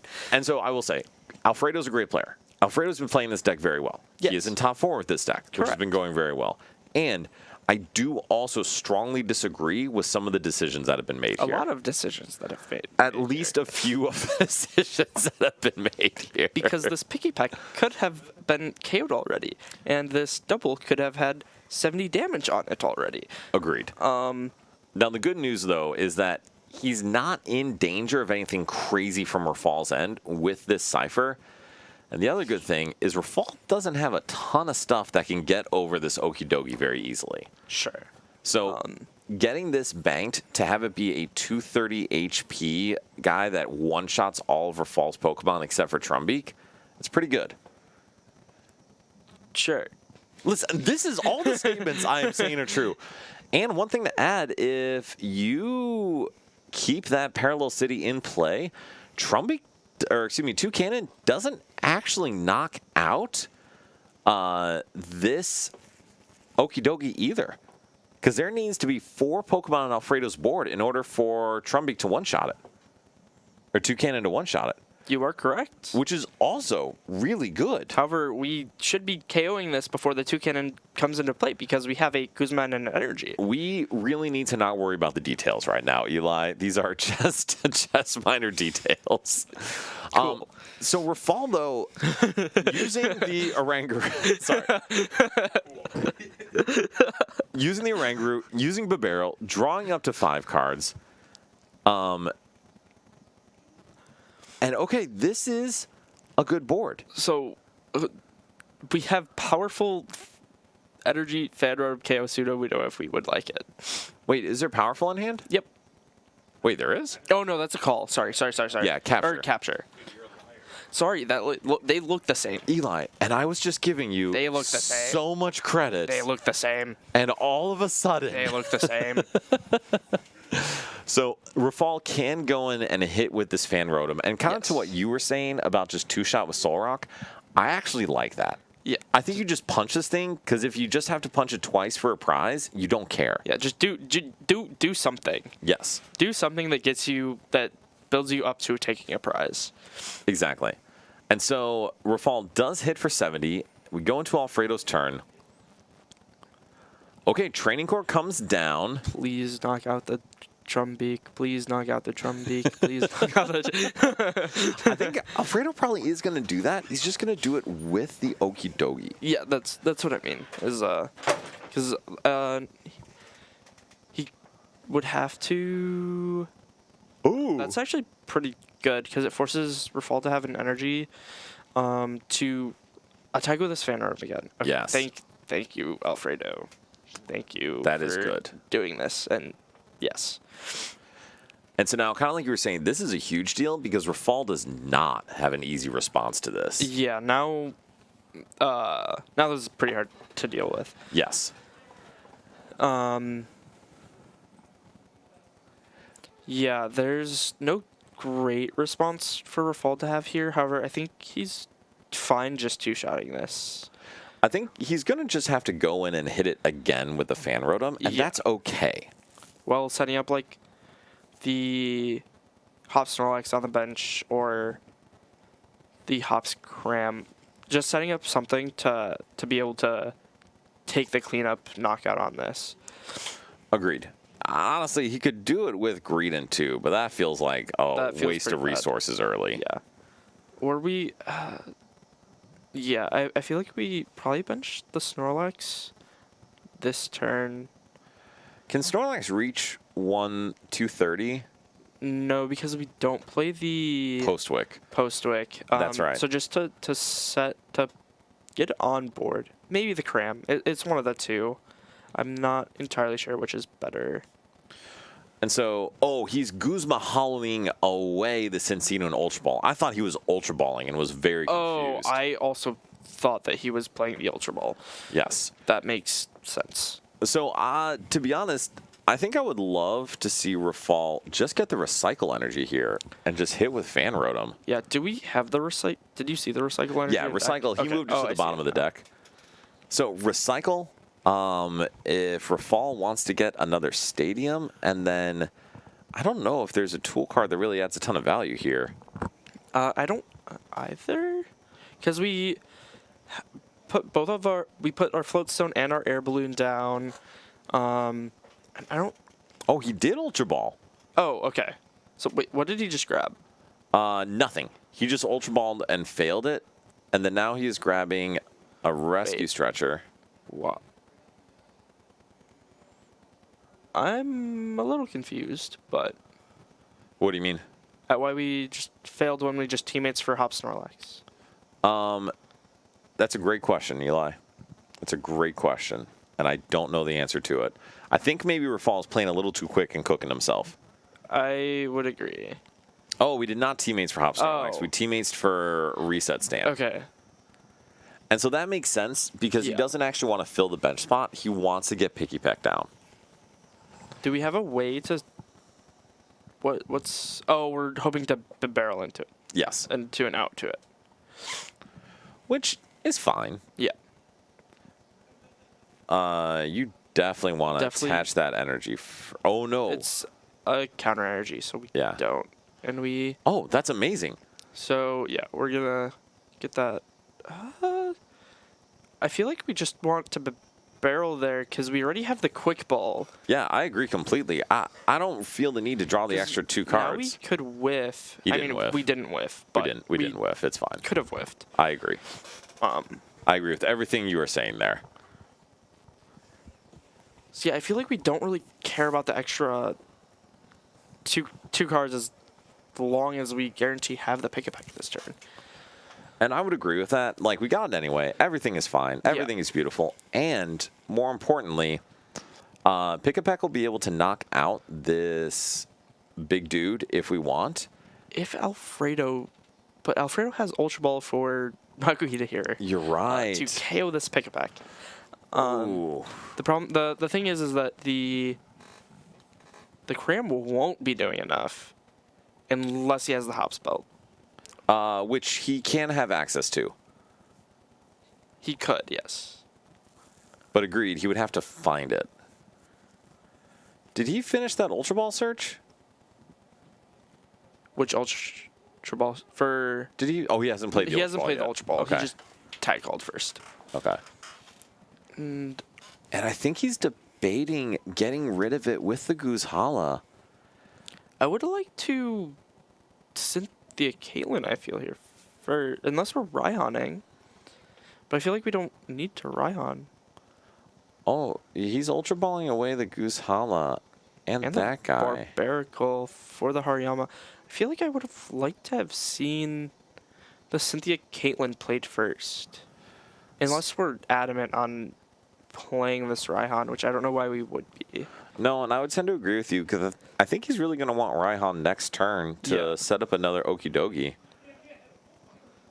And it may be playing Cynthia Caitlyn here. Maybe, and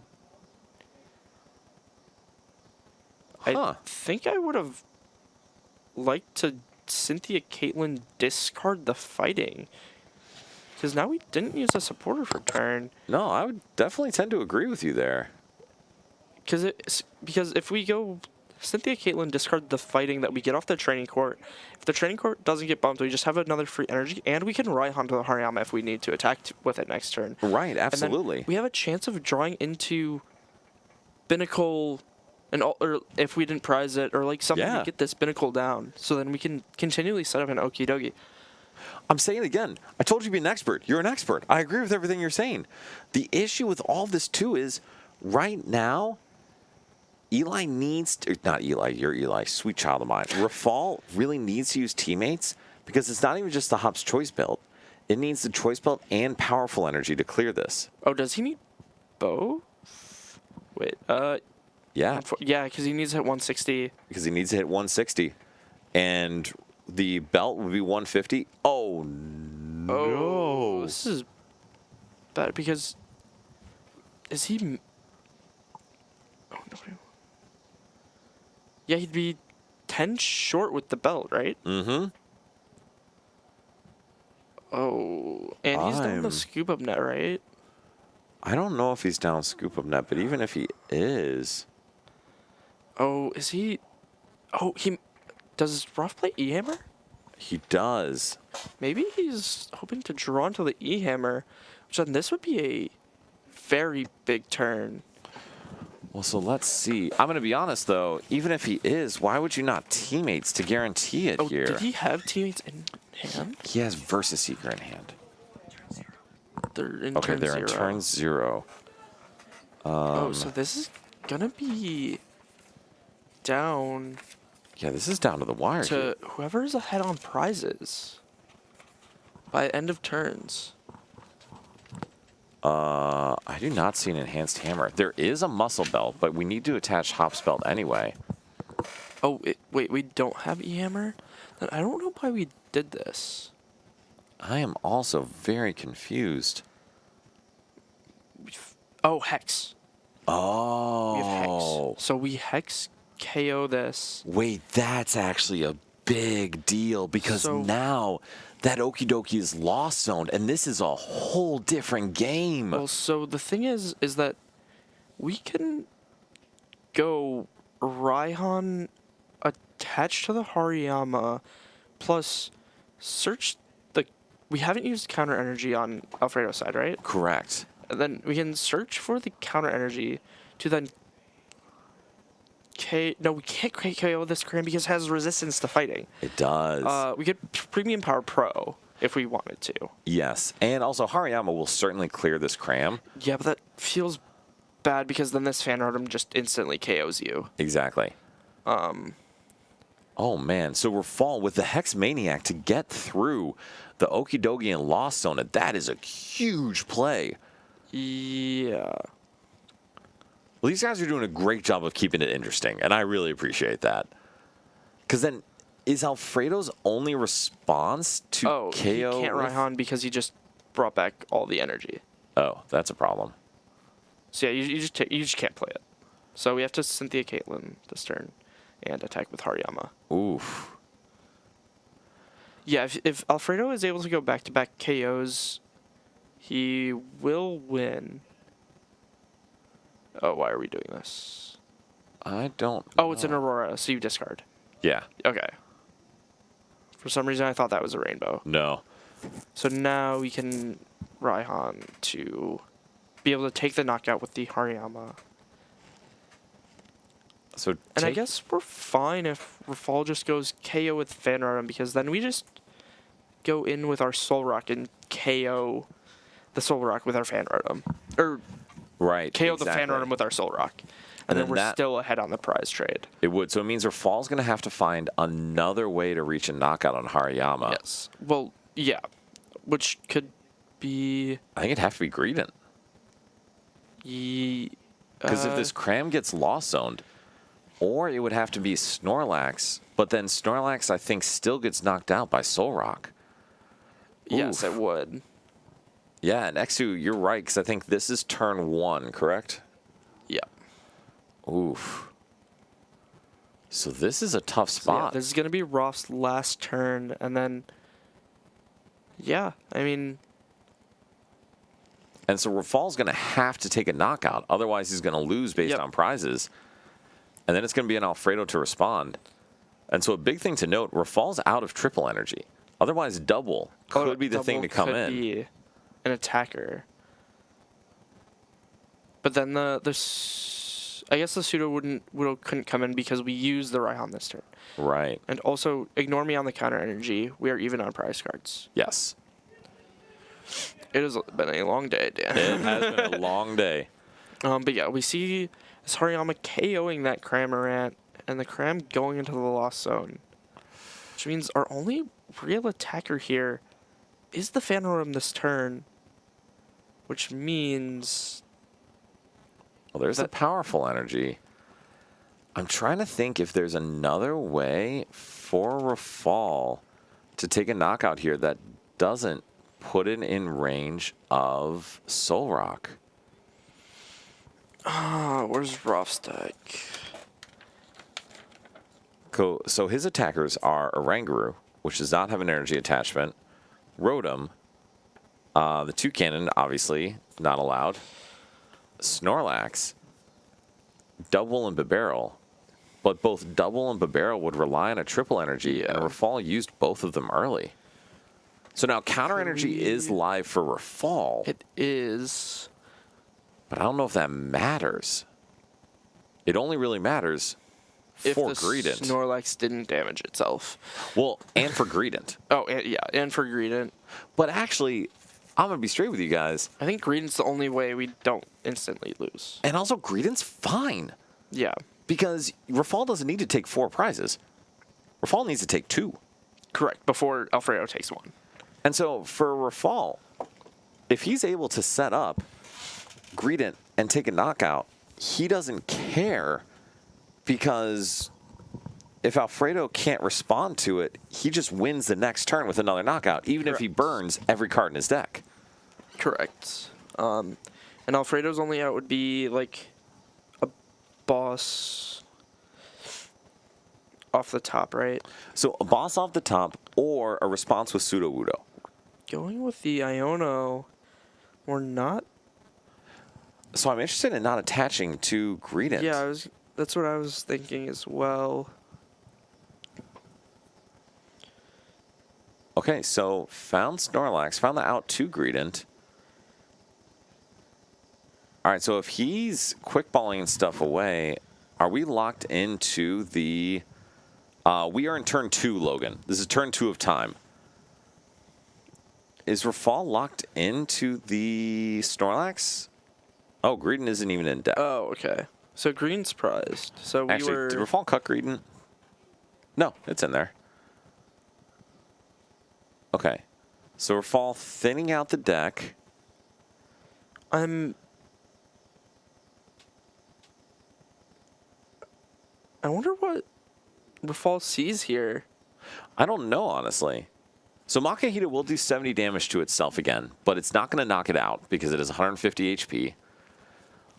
This Makahita has to be KO'd. Yes. But it can't be KO'd with Fan Rotom.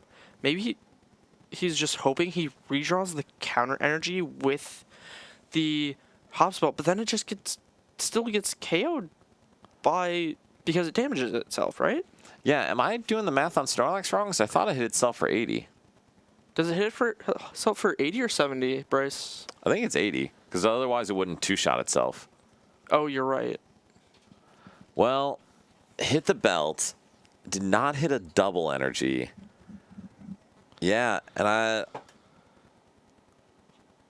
think, unfortunately, it's going to have to be Fan Rotom, and then that's just going to be game, because Alfredo's going to take a prize, knock out this Fan Rotom, and that's going to be game.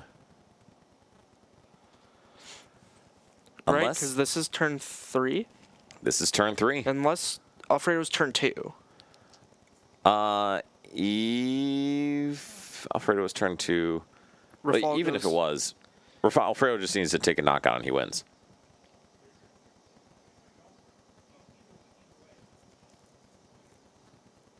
All right, so then we'll see what the discussion is. I mean, we just attach Taraki and then KO. Yep, yeah, and that is game. So, okay, Alfredo fighting takes down Colorless after, Greedent was prized. Okay. After another really good set. Man, that was a couple really good back and forths all the way through top 4. Yeah, I mean, crazy games. A couple things we could be doing slightly more optimally. Correct. But many. It's late in the day. It is. Everybody's tired.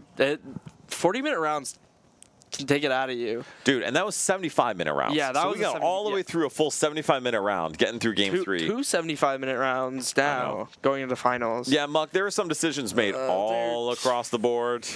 It was not great. Now, granted, there were also some really good plays. Rafal made some great plays with Cram and the Hex. Alfredo didn't quite sequence the way he probably needed to, but he got through it. He got through it. And yes, we will have fighting versus Colorless again, and it's Alec against Is indeed Alfredo Alec versus Alfredo. Yes. Of our 1K. Crazy Code. Dude. Somehow, some way, making it all the way through. Listen, everyone was talking about Colorless. Not a single person was talking about Crazy Code Colorless. So it is awesome to see that pan out. Yeah. All right, so before we get into last game, do just want to remind you, because we got to do the content things because we're doing content and all. But if you are enjoying this, please, on Twitch, follow on Twitch, follow us, subscribe if you are so feeling generous. Bryce will tell us, and we will celebrate you. Yes. If you are watching on YouTube, please subscribe, come join. All fun stuff. Click the notification button. There's a little bell you hit to do that. And in general, we're here every Thursday at 6:30 p.m. Central. It's usually not GLC. It's almost always standard. Normally. Yes. We have a 3v3 coming up in a couple weeks. In 3 weeks that we got to finalize details for. Yes. And then we will have cups and everything else all through the season, our big events on Sunday. So every few weeks here on Sunday, every week here on Thursdays. But yeah, just come hang out. Yeah, I mean, come hang out, stop by. It's always a fun time. It is. We like doing this, and it's more fun when you guys are here. Morgan, what's a 3v3? Would you like to explain, Eli? So there's going to be teams of 3 players on each. Yes, indeed. You each sit in the same spot throughout the entirety of the tournament. You get like a wristband or something, and so you know who you're paired up against. And it's 3 players versus the 3 players on each team. Whoever wins 2 games out of the 3. That's the team that wins that round. Exactly. It's best of 1, but best 2 out of 3 across the 3 players. Correct. Yeah. And so it'll be normal Swiss into Top Cut. How we're going to stream it, that's a great question. We'll figure it out. But otherwise, it's going to be a fun time, man. It'll be fun. Yeah. It's always a fun time. We did it last year, too. It was very fun.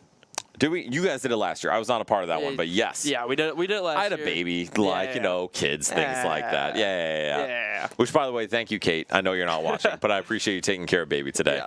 But it should be a good time, Morgan. Also, hi, Rafal. Hi. Can I steal the top 8 lists so I can upload them? Oh, yeah. Are people okay Did sharing them? everybody agree? Yeah, perfect. Yes. So for everyone who has been asking, we will have all of the top 8 lists posted on our Twitter, right? Yeah, if you follow NRG TCG, Follow it'll be up in like 3 or 4 hours. Follow NRG TCG on Twitter, X, whatever, and in a few hours we'll have all the top 8 deck lists up Yep. there. Like 3 or 4 hours. Who did win the 3v3 I last don't year? remember. I don't could remember. not tell you. I think we had like 12 or 13 teams. Yeah, we So- had a pretty good turnout. Split finals. What's up? When we split finals. Yeah, that Yes, sounds that about sounds right. All right, perfect. So, They already took the thing. They're gonna play it out for the stream and the Twitter post or whatever. Sick. fantastic. Play it out for clout. Prizing and is done. So All right, awesome. Thank you, Andrew. Sick. So, need our emails and stuff. they're all getting set up. They're getting ready to go for a last round. So, Eli, any last thoughts before we get into this final round? Let's see if Alfredo can beat another colorless today. Yes, seriously. The dude has run the gambit. Now, granted, allegedly, fighting should have a pretty good colorless matchup. You can apply Allegedly. quick pressure. You have a high HP guy that's very hard to get through.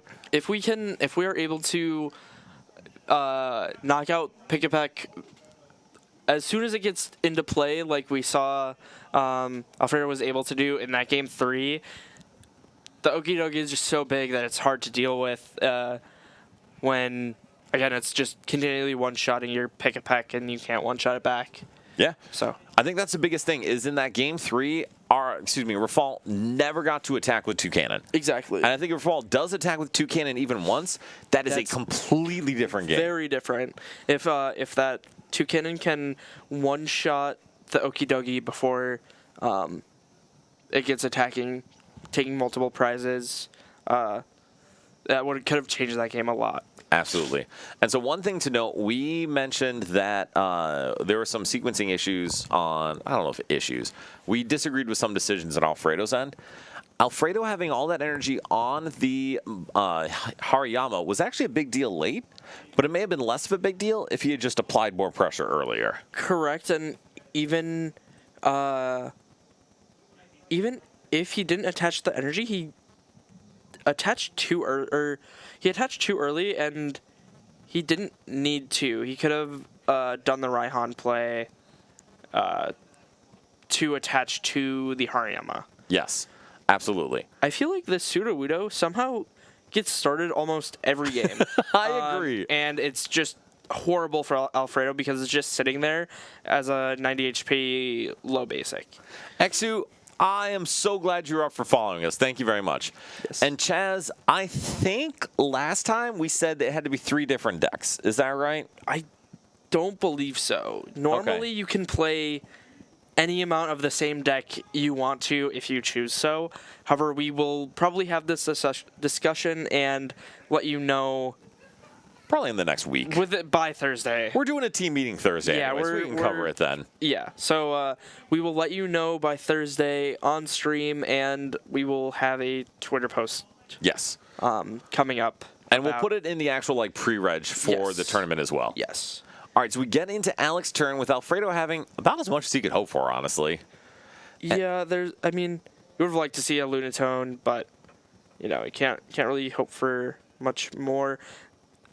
This That hand for is Alfredo doesn't look great. It does not, but discarding an Iono for Alec is wild. Yeah, he must have like lilies or something. There was a multi-Crustle team. Oh boy, yeah. Okay, maybe we don't let everyone play Crustle. That's very reasonable. Or Dragapult. Listen, Dragapult is fine and healthy. You want one team? Do you want like 3 teams to just play pure Dragapult? I don't. I want Thank you. everything except that. Thank you. All right, so we do see Alec get 2 birds and a robot down. Why are we fan voting before me, lilies? So, I agree. 100%. Everybody keeps doing this. It's like none of them have ever played a Fan Rotom deck before. So part of it could be Alec wants to apply pressure with Fan Rotom, but the amount of pieces you'd need to hit to do that is very, very high. So I don't know if that's going to be worth it. It may be Alec is trying to just get this Bidoof out of the active somehow, but I don't even know I don't how. think that's correct. But I would tend to agree. because now we have none of our middle evolution pieces. True. Which is unfortunate. There are an all Slowking team. Listen, y'all are not selling the all same team thing to me Yeah. whatsoever. That just sounds like. That just seems bad. All right, so here's the thing. Alfredo has Soul Rock, Way to Has Retreat, nothing. Boss, and Guzma, which is all awesome. And there's no Lunatone down, which means absolutely none of that matters. And this is the all U-turn terrible. board is coming back onto the Soul Rock. Which I do agree with that, to be fair. That's fine. But this is very bad for Alfredo. Yeah, this is probably the worst cards you could see right now. It's definitely up there. It's up there, yeah. All right, so then on Alex's end, actually, top deck's a level ball, which is really good to start getting set up here.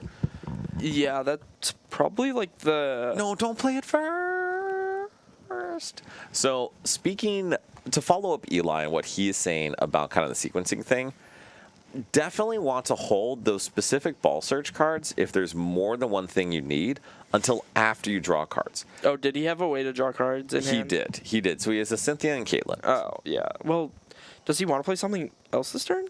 I don't think he has anything else he wants to play. Oh, he has a Marnie, but I would not play Marnie after I would Alfredo agree. just did that. Yeah, I don't know why we're... I will stop complaining. You can complain all you want. Just give appropriate feedback. But yes, as you said, we should definitely be using that Cynthia Caitlyn first before we are using the level ball to find this Trumbeak. Because what if we find the Trumbeak off the Cynthia Caitlyn, then we can level ball for Porygon 2 or something else we might want. I agree. And actually, one thing I would have really liked to see is I really would have liked to see that Bidoof get retreated with that Recycle Energy, not as straight attached to Fan Rotom. Does Bidoof have one retreat? I thought it Bidoof had is one two. retreat. Yeah, Bidoof is one retreat. That's Okay. 60 HP one. There was a 70 HP Oh, that had the two 70 retreat. HP had 2 retreat. Okay. Yes, this one just has the bench barrier. Yes.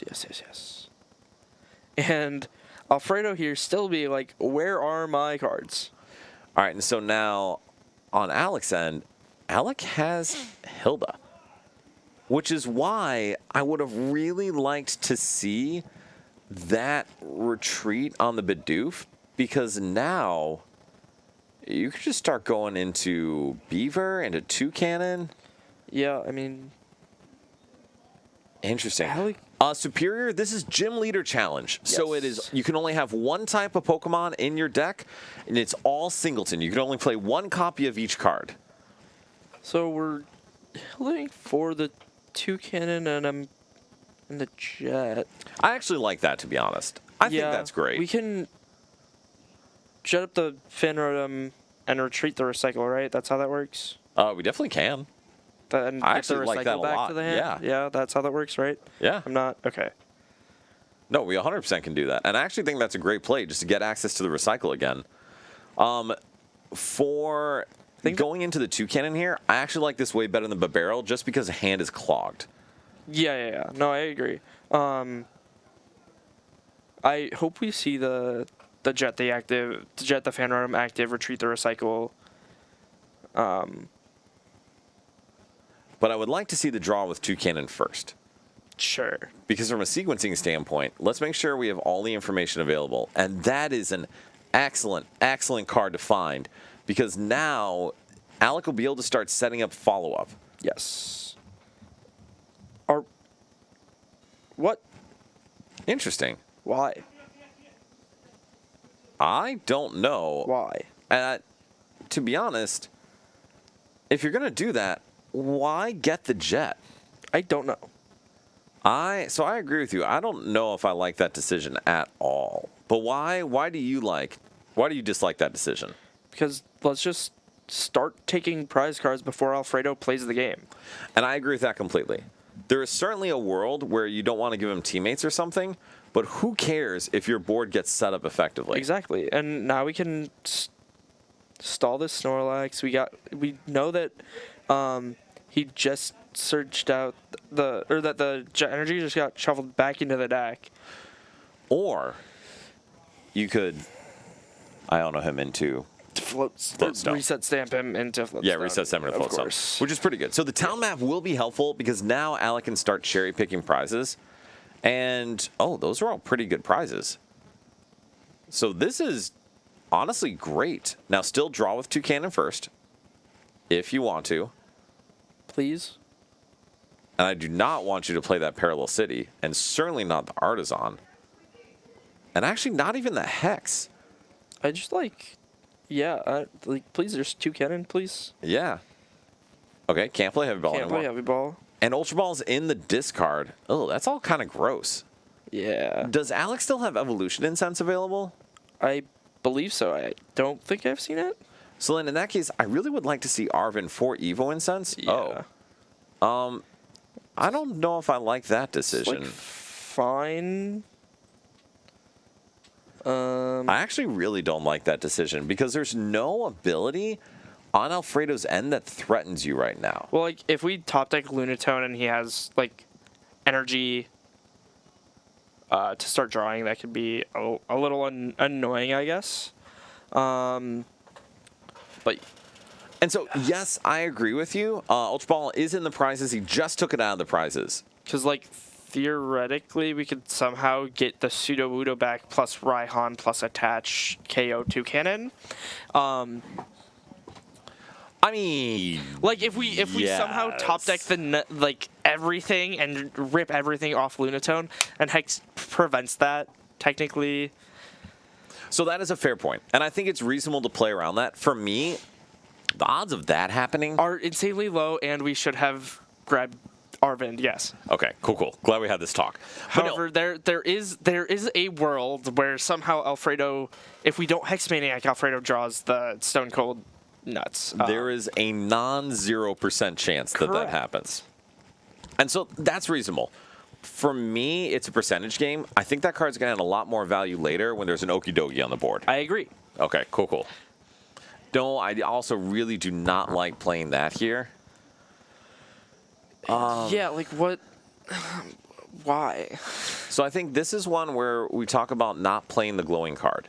There Yeah. not really a reason to this, but getting that Guzma is a huge deal. So now Alec can Guzma that Soul Rock, and that is And we are attaching and retreating. So it good. looks like. we haven't played a supporter yet, right? We are versus seeking for Hex, I guess. For some reason. I really don't like that. Well, actually, that's a lie. mean, I like, like this better than the last turn. Sure. Alfredo still can't do anything, and I would kind of like to, Okay. like to see this picked up and play 2 full games. And I recognize, Pico, it does prevent you from being paralleled. I don't know if Alec cared. I feel like that is a card you want to save for later to bounce any attempt for Alfredo's comeback. Exactly, and I feel like if we get paralleled, we just like bounce our Fan Rotom and like we're fine. Yes. So triples are really good for... Actually, wait, what are they good for? It's good for the Crazy Code Porygon itself. It's good for Babarrel, and they are just a single colorless for basic dudes, but they also enable retreating for any of the bigger dudes. Yeah, I think for me, I'm just being a little picky on saving resources for late. There's nothing wrong with applying the pressure and just making sure your opponent can't respond, but be reasonable about it. I think it's don't overextend yourself to just lock in an early advantage. Yeah, I agree. But is there anything you saw on Alex end otherwise? Whatever I just said. Okay, no, that's totally fair. Totally fair. I feel like we could have put pressure on so much earlier. Like we could have went into 2 cannon a turn earlier. We could have started attacking with Fan Rotom a turn earlier if we like attach retreated. Yes. Like there was so much we could have done to just start putting pressure on earlier. We gave Alfredo like 6 turns to draw out of that, which is just like very unlucky on Alfredo's side that he didn't draw any support or anything through those 6 turns that would have allowed him to play the game. Yes. So like we gave Alfredo way too many turns to try and play the game there. So I agree, and I think this is one thing where you do want to press. Getting into attacking sooner is worth it. Yes. So extending all your resources to lock them out once you are attacking, I don't know if that was, but anything you could have done to start taking prizes earlier, I think would have been beneficial. Yeah. Yeah, like I said, he could have went into Fan Rotom a turn earlier, or like earlier in the game, and then he could have went into 2 cannon a turn earlier. Yes. And then also saved the recycle energy on top of that and put that back into his hand. No, Kyle, for some reason that glare right there is bad. Anytime you have a non-matte or a gloss sleeve, it's just going to light up like the sun. Yeah. So we'll make sure to talk through whatever you see. For instance, that is a Doduo that evolves into Dodrio. Yep. Okay, well, we have some good cards. Oh, I think that is pretty much better. That's pretty good. Okay. Wonder who's going first. Alec is going first. Which makes sense. Alfredo definitely wants to go second and apply some pressure. I'm very surprised we didn't start this Soul Rock then. Wow, those are not good prizes, Eli. No, I know. I'm very surprised we didn't start this Soul Rock. We could have had a turn one attack. I agree, and I'm actually a little surprised at that. Because we go Colress for Brooklet Hill for Lunatone. We get the draw, plus then we can attach to the Soul Rock in the active if we did that. Yeah, 100%. XU, yes, we will absolutely tell people to upgrade their sleeve game. By the way, I don't think I mentioned it, not to like shill for people, but we had our charity thing a couple weeks ago, and ProTech, it's owned by a couple local guys. They actually donated a ton of sleeves to help out and be a part of the donation. So if you're all looking for stuff, I like the sleeves. They're also just really good people. So if you want good people to support, they're good people. Yeah. All right, and so on Alex then, going first, getting the nest ball for Phantom, now he's allowed to just search the stuff out, right? Yeah. Well, yeah, he's not playing a supporter, not shuffling into the deck. So, yeah, we just fan wrote him immediately. Did you only get 2? I guess. Are the prizes that bad? I guess Trumbeak may be in the prizes. Yeah. The Porygon was in the prizes. Cramorant is in the prizes. The prizes are not great, boss. And Alfredo pulls the VIP turn 1, and he knows it. He even says, "Oh, man. We didn't need the VIP." I know, but it felt and better. like this Soul Rock should be in the active currently, and we should be taking a knockout this turn. So Alec is very grateful that is not what's happening. But I agree. It seemed a little weird to miss the opportunity to just start applying immediate pressure. Unless the Lunatone is prized, which then, okay, it's not prized. Like, we should be taking a prize this turn. Why do you think he didn't do that? I don't know. Okay, cool. I agree. I'm also unsure. Like, and I don't know why we're attaching this before we're lunar cycling. And I don't know why we're playing Colress now. So, for the last part of attaching before lunar cycling, I'm not really too picky about that, because if No, because we can draw into the float stone to then retreat into Soul Rock and take the knockout. I don't think Alfredo wants to put the float stone on Okidogi. I think he's kind of making the decision it is okay for this Okidogi to sit in the active and then start attacking next turn. You seem stressed by this. Sure. Alec can go Candy, Two-Cannon, Knockout. Can. And this is like, and then we fall behind and we lose the energy attachment for turn, and this isn't a great spot.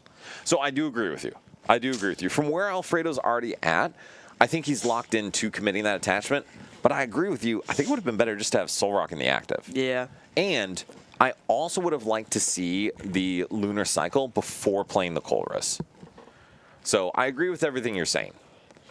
All right, so town map for Alfredo. That's not really that bad, honestly. Those prizes are like completely fine. Yeah, Tarragon stinks, but knowing it's going to be one of the first things you take is fine. Yeah.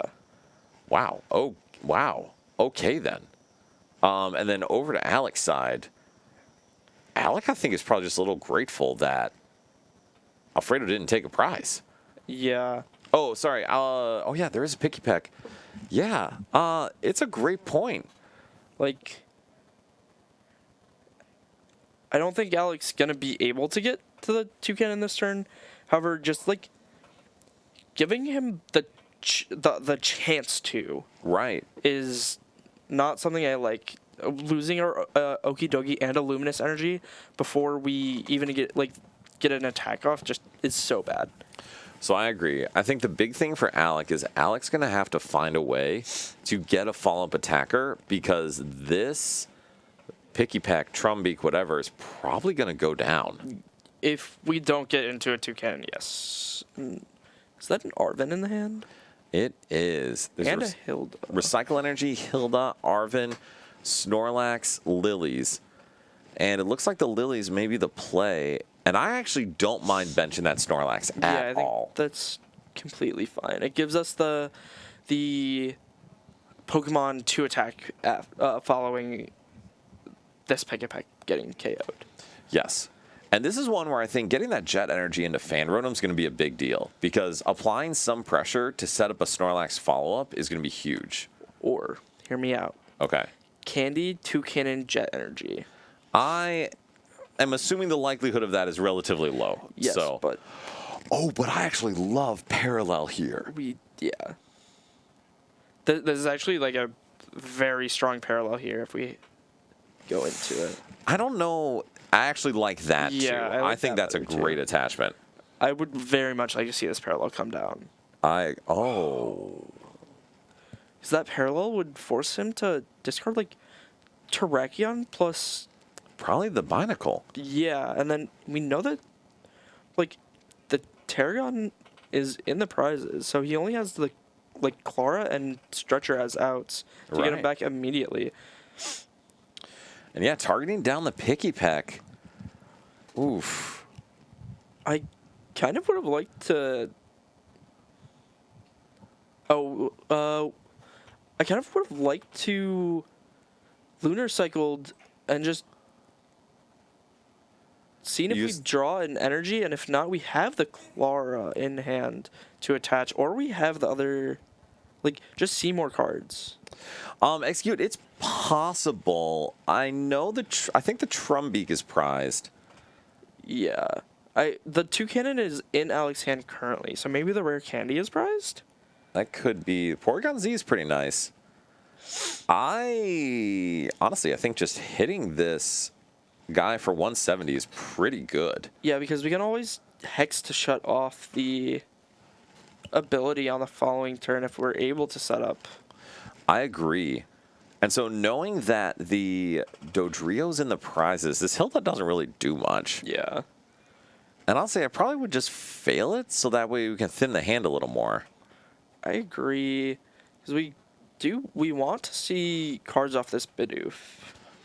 Agreed. So I think, is this a turn where you do want to put down the parallel? I still think it's pretty fine. Because then we still force a kind of annoying decision. So I would have really, really liked this last turn because now Yes. Alfredo gets to just cycle the Makuhita and Hariyama again later. I agree. It would have been really nice to see it last turn. However, we don't know that like Alfredo has this Clara in hand, Right. and even if he plays it, he doesn't have the stadium right now to immediately bump this, so he won't even be able to rebench. How much are we doing right now? 190? Doing 190, which is fine. Like, I Yeah. don't think it matters to reach for the 220 because... Oh, absolutely. Thank you for Thank joining you us, Michael. for coming by. Yeah, appreciate you being a part of it. I do think Arvin is a great play here. And for me, I think just getting a way to recover that Picky Peck is going to be big. I agree. We also do have the rare candy in deck. Yes. So, okay, going with the escape rope. So we are really valuing taking a knockout here. It looks like. I'm not. I don't value it at all. I know. I don't know. Maybe we're wanting to find the hex, however, or like, sorry, maybe we're wanting to like one-shot this Okie Dokie with a Hex Maniac in the same turn, but I don't know how we're gonna do that if we're attacking with the Snorlax this turn. So I agree. Also, attacking with Snorlax on Solrock seems like such a waste of resources. I agree, especially with that powerful energy getting used. So with the Toucannon being down, Does it Alec do doesn't... 90 to itself? It does 80, I believe. Okay. Bryce, can you go yell at I don't him? know how Thank much you. it matters, but Probably doesn't matter a lot. Yeah. But so the big issue is Alec doesn't have many attackers that hit for huge damage. Exactly. And so to waste one of them to take out a Soul Rock seems bad. Yeah. Unless there's something I'm missing. No, I don't. How much? I mean, I guess if we hex this, Porygon Z does 130, right? It does. If we Oh, hex, that's a we fair can point. Porygon Z KO this Okidogi if we really need to. That is true. However, that is on if we can find a hex. Yes. And that is a big if. Yeah. And now if we want to, we can. Well, we have the Soul Rock hitting for 90 now. And Soul Rock hitting for 90 is annoying, but it still doesn't hit for weakness. Yeah. So it's not clearing anything else on the board it wasn't already. That is true. It will once Dodrio starts damaging Yeah. itself, but that's still in the prizes. Yeah.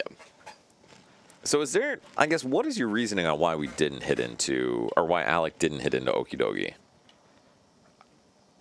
I guess So- valuing the prize, trying to take the Dodrio out as fast as we can. And Clickbait's actually saying hitting Dodogi doesn't advance the prize race. Going down 2 to fighting seems bad. Well, we can hex to clear the Okidogi at some point, right?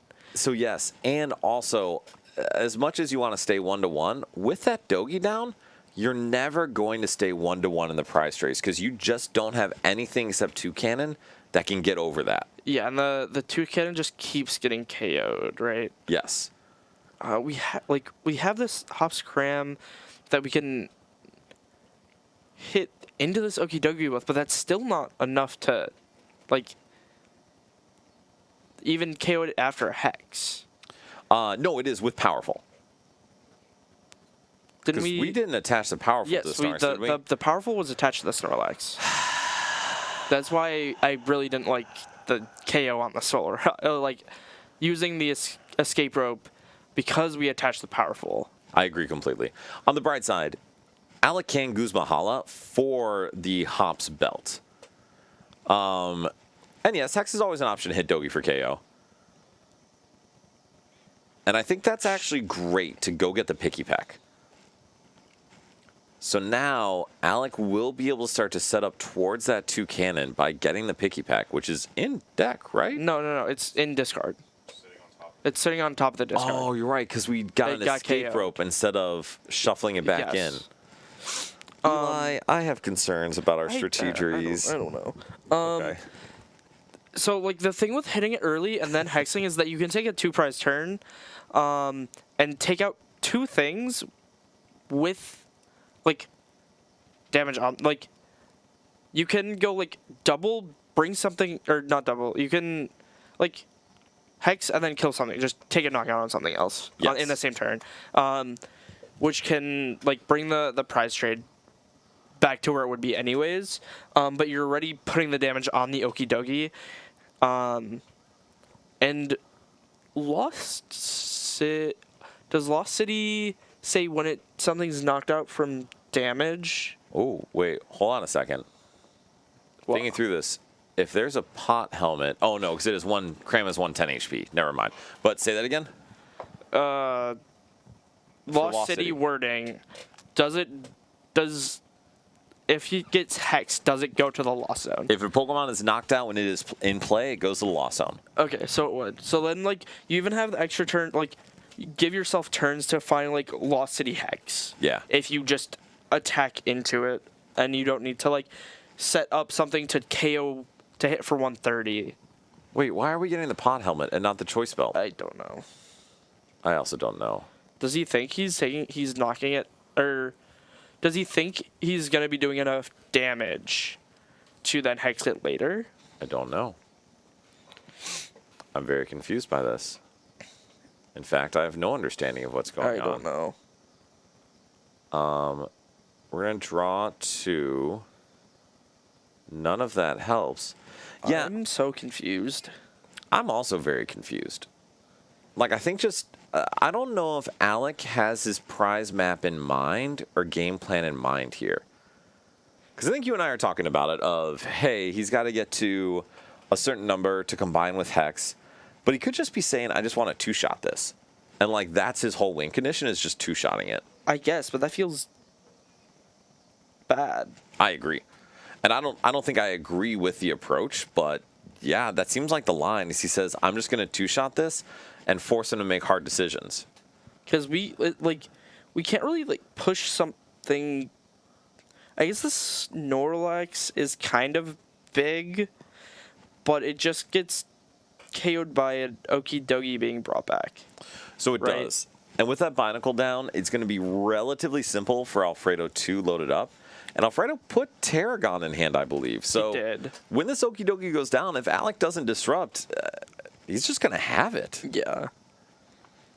All right, so then for Alfredo's As end, long as we find the Barbarical. yes, very true.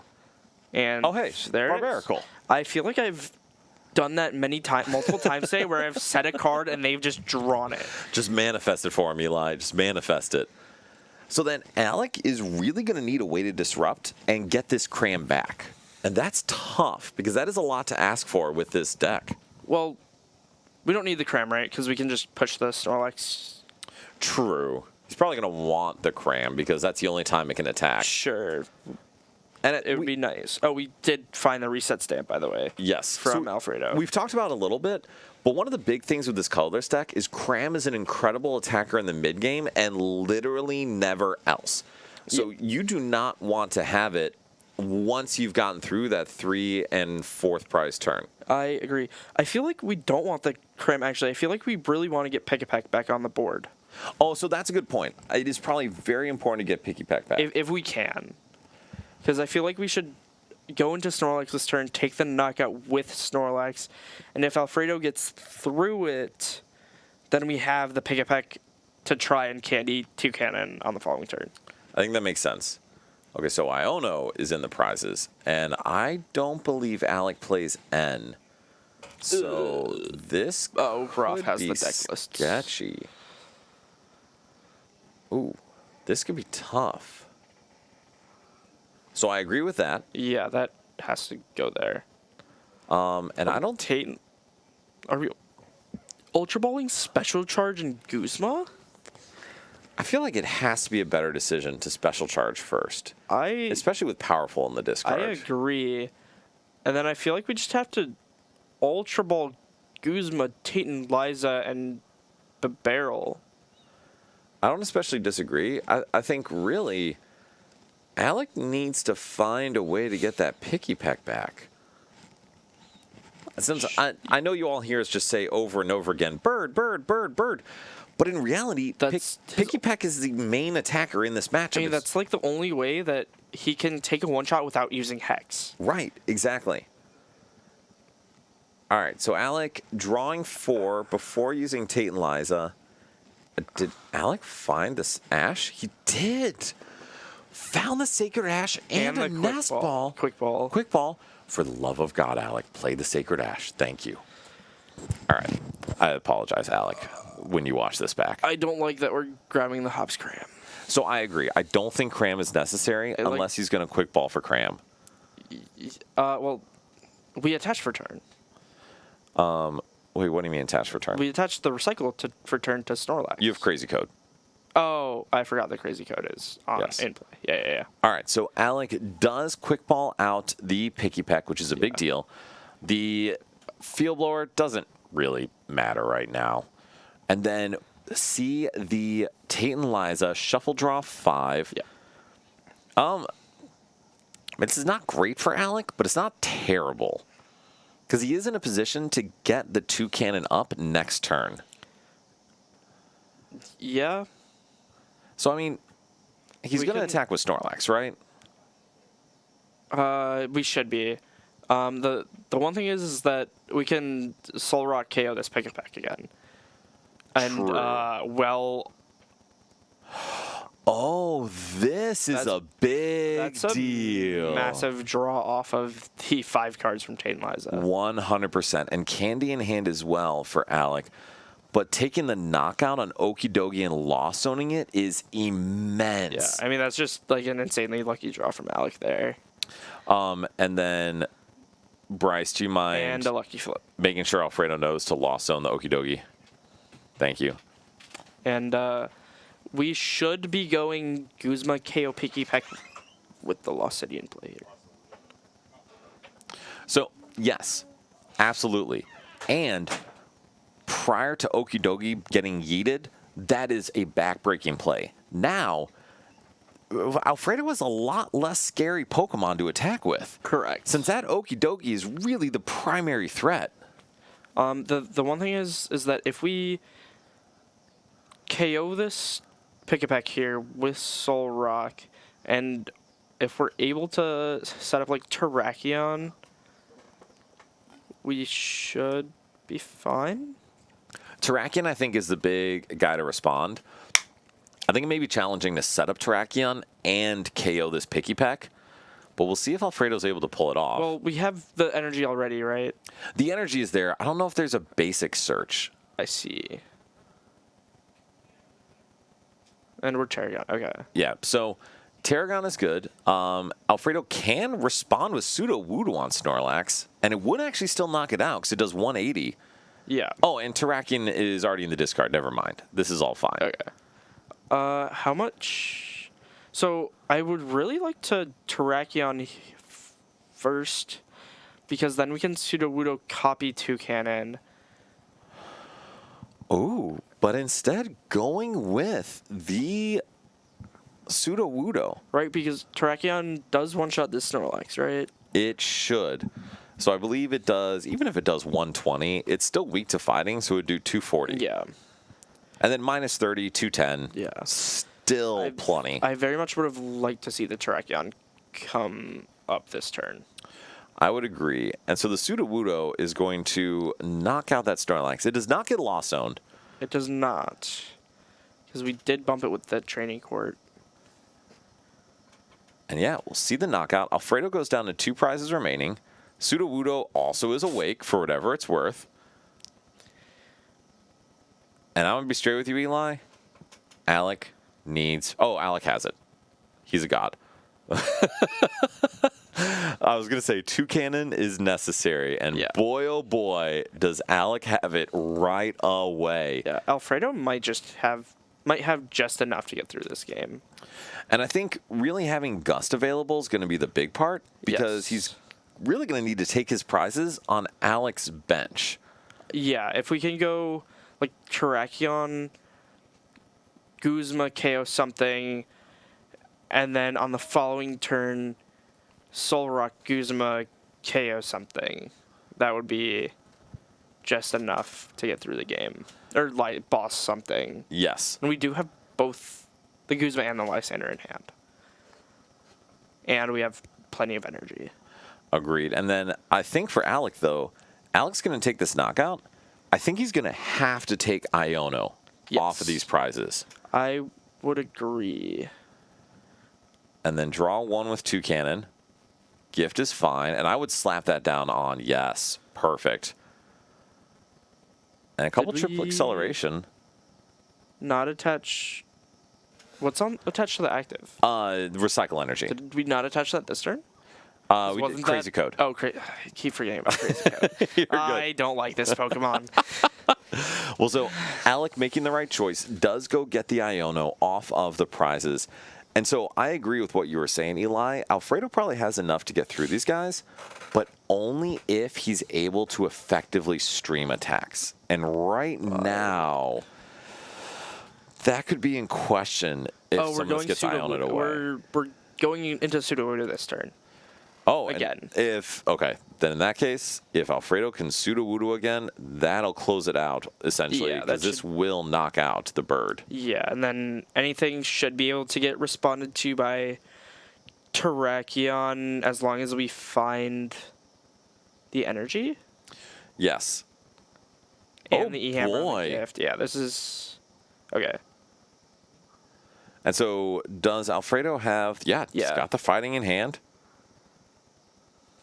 Doesn't really care about the 10 damage. That is irrelevant. Slaps the we- energy down. Yeah, and then if we don't get disrupted, we have it. And if we do get disrupted. We have the training core. Yeah, that's fine. Yep, and Alec just scoops it up and says, all right, dude, you got me. Good game, good game. Alec choosing to go to game 3.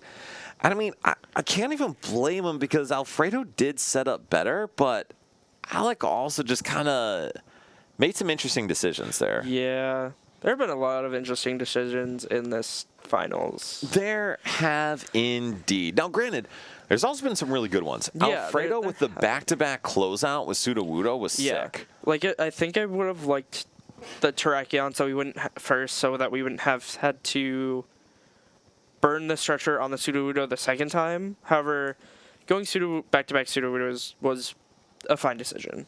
Agreed. But to your point, it would save you resources if the Sudowoodo was already on the board Correct. instead of the Terrakion. Correct. Yeah. So either way, we've got 36 minutes to get game 3 of this finals, and that should hopefully be plenty of time. Hopefully be enough. Yeah. I would like to think that 36 minutes is enough to play a game of a single game of GLC. You would think. I would think. like to think. And it's 36 plus 3. Yeah, Like, that's 36 plus essentially 42. Yeah. Like, we should be okay. Yeah. All right, so then is Alec going to go second?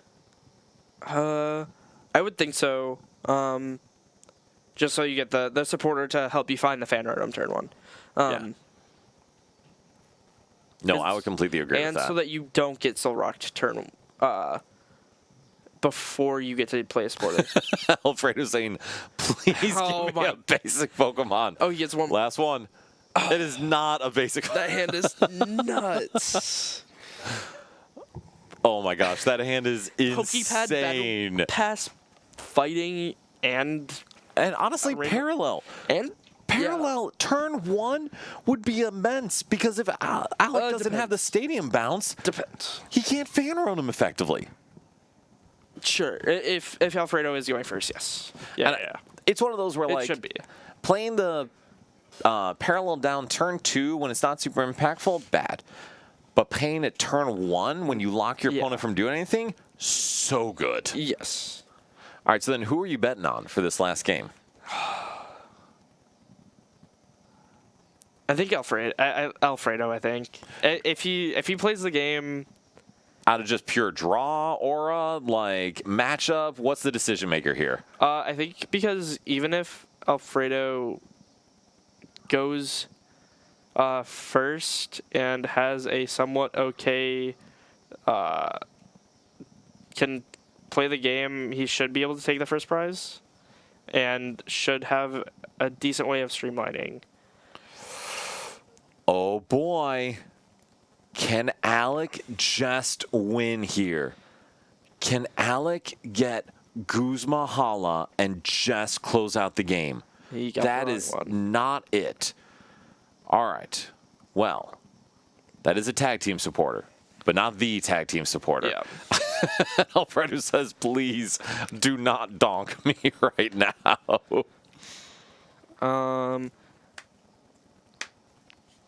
So what do you think the play is for Alec? I think we just set up our board, and what energy do we have? The game loss Yeah. bailout to game 3 finals pipeline is wild. What energy does Alec have in hand? Do you remember? I believe it's a triple acceleration. Okay. So nothing he wants to slap down on this Snorlax, unfortunately.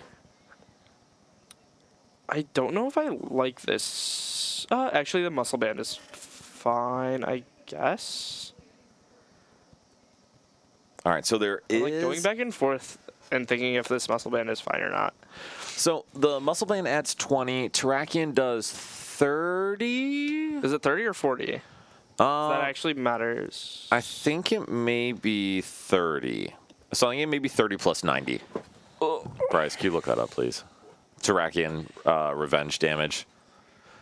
Because I think then it would do 50 damage Well, it'd be before doing weakness. 70. It's 50 plus. Oh, so it would do... So, okay. Oh, wait. Is that the wrong Wait, one? no, you're absolutely right. So with a strong energy, that would actually be enough to... It has the strong energy. Yeah. Yeah. So that would actually one-shot the Snorlax. Yeah, but I'm thinking if it's better to hold this or not and say, in case we... like this Snorlax leaves the active, Which it looks like Alec is probably going to have the Snorlax do that. which is why like because then we would want to like Float Stone retreat out of this Terrakion. Ooh. Interesting. What is our Pick-a-Peck prized? I assume I'm so, guessing. but what's the plan here with that Hops band? Saying that this Snorlax isn't getting KO'd, I guess. Oh, we have Picky Peck and Porygon prized. That's bad. To be honest, I would say prioritize the Picky Peck Yeah, I think over the Porygon. I think it's always prioritize the Pick-a-Peck. We need the one prize attacker early game is so much better than the Porygon. I would tend to agree. And so after all this, this is Please tough. don't attach the powerful. No. That's very bad. On the bright side, he'll get a lot of good value out of that special charge.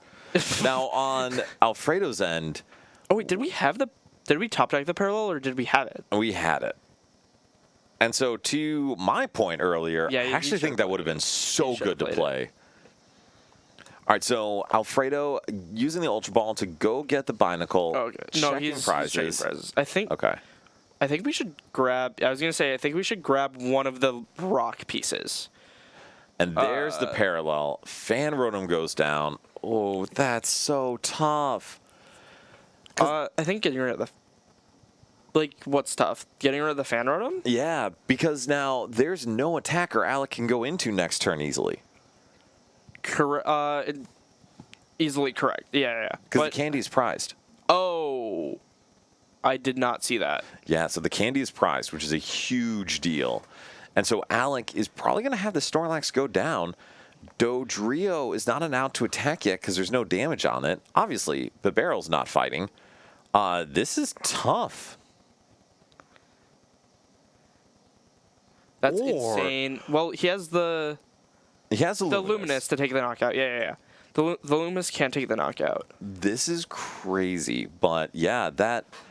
And I think I really hope he doesn't think that the Luminous doesn't take it. Taking the knockout here is way too important to not do. taking the knockout here is so good, especially because you can follow it up easily. Please realize you can attach the Luminous to take the knockout. I think he does, the way he's looking at it. So we'll see if he does decide to. If he does not decide to, this game is wide open for Alec. Yeah. I think he's reading the strong energy, I think. Yes. And the strong energy keeps the fighting even with another special. Yep. Thank and you. so that will work, and he will knock out. The Luminous counts as a colorless, yes. However, the strong energy maintains its fighting. Exactly. And I think Alec did not expect Snorlax to get knocked out there, hence I the agree. attachment. And so, yeah, that Terrakion's doing 90 damage, doubled for weakness is 180. Yep. And I think Alec just didn't read the strong energy. Yeah. He thought he was only hitting 140. Ooh, that is bad. Yeah. So the good news is Dodrio resists How much HP does Dodrio have? 100. Yeah, if we attach an energy, this Dodrio still gets KO'd by the second attack. Correct. But it's better than nothing. Now, Is it? Probably. I guess from the Dodrio standpoint, I don't know what else you do. All right, so now Alec can Ultra Ball for... Oh, this is tough, because what do you Ultra Ball away? I don't think you Ultra... Okay. You Ultra Ball away the triple acceleration. Yes. And then you special charge it back in. Correct. And I think you may need to protect the Hops belt over the Muscle Band, but what do you think? I would agree. All right, so then ideally we see that. And the reason I say What are we ultra balling here? the barrel. Why? Oh, that's not good. See the draw off the top. And so for those who are watching that, I don't know why you wouldn't Cynthia and Caitlin away the energy and special charge. Yeah. We definitely always, because we're never using this energy this turn. Right, exactly. And by Cynthia and Caitlining first, you now have more cards in hand that you'd have to thin to draw with Barrel. Correct. And getting Arvin back really doesn't matter. Correct. Okay. So now, I honestly Eli, think where do we go? Might have been discard Cynthia Caitlyn plus energy for Barrel, special charge, and then hope I see a better supporter than Cynthia Caitlyn. Yeah. Because Cynthia Caitlyn does not do enough here. Mm-hmm. It just doesn't. I completely agree with you. And now we're ultra balling the energy and the muscle band, which we could have done before the Cynthia Caitlyn to find the Barrel. And now we just have extra cards that we can't thin out, like you said. Exactly. And so now things are tough because it's going to be harder and harder for Alec to draw through his deck and find the pieces he needs because he desperately needs a Trumbeak this turn. And I hate to say it, like, I think that is far and away number one priority is finding Trumbeak. I would agree. Otherwise, we're not attacking for another 2 turns. Exactly.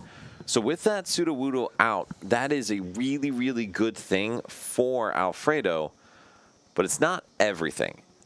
And also, are we not attacking with Dodrio? How much damage are we doing? Oh, no, you can't parallel. Hold on. What? Yeah. You... Alec, you can't search with that. Parallel City's up. It's okay. You just did a deck search prior to that, so it's fine. But don't do that. We have not drawn any cards since the last deck search. Correct. So we're It's just completely reshuffling the fine. deck search. It's fine. It's all we good. get It's to good. There's no way we're playing the Sacred Ash. We can't play the Sacred Ash. Logan, I will always let him know what's up. And so We literally have to draw one and hope it's a Trumbeak. This is... Because we can't play the Sacred Ash, because if we do and this Pick-a-Peck gets KO'd, okay, well... Please evolve it. This is the definition of never won it. I've done it like 6 times today where I've called for a card and they've drawn it. This is incredible stuff. So this will hit for 40, which is not ideal for Alec. And right now, though, Alfredo has still seen no basic energy, which is crazy to me. And so I feel we're like... just Arvining for letter here, right? Right, exactly. That is... My mind is blown, Eli. How are you feeling there? Because that is crazy. I don't know. Please grab... Oh, we don't have Professor's letter. Ooh, so that's actually a problem. We have the Gong. Oh, that's true.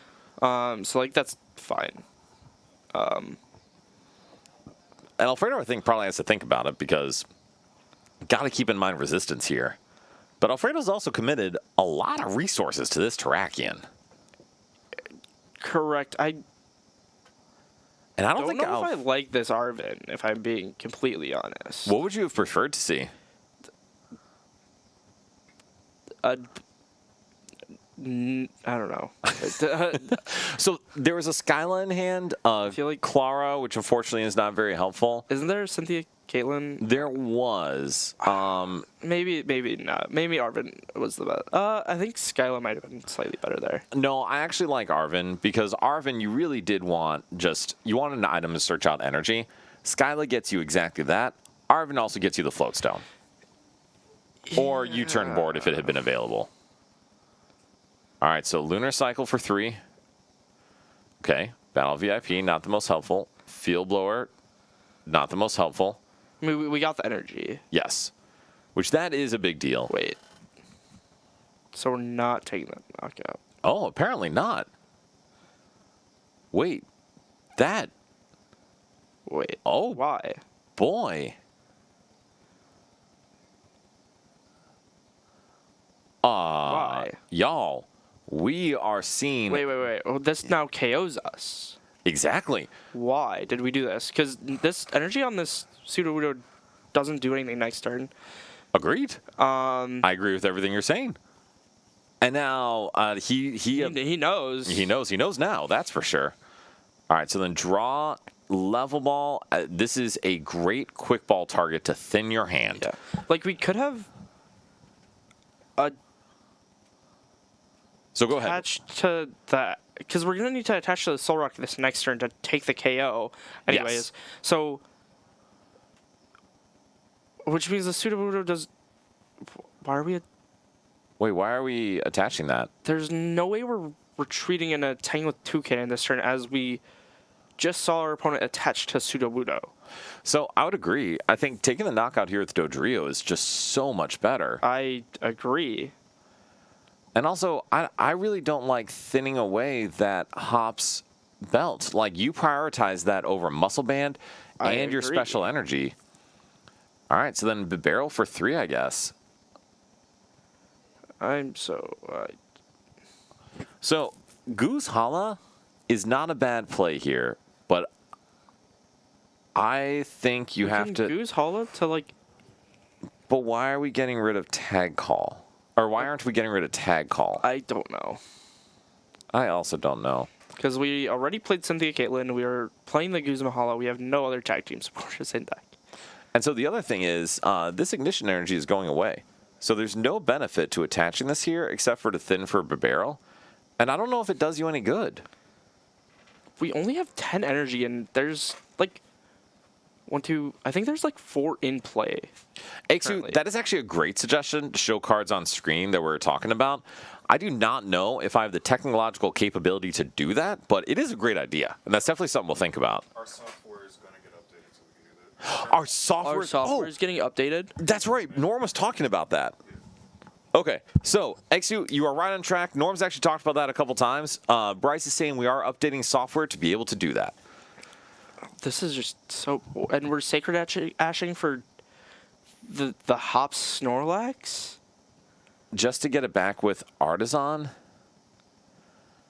So, you obviously can all hear Eli's and I befuddlement. We're not even grabbing it. We're grabbing Hops Cran. I'm so confused. So I will say, part of this could be, we've been playing for 8.5 hours. Yes, So brain but, power like, does take a hit.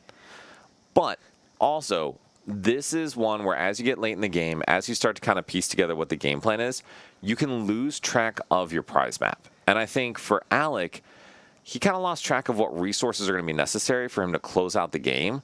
And, oh, dude, no, he's super dead. He's like so many kinds of dead. That is very, very dead. Prize card cam technology is...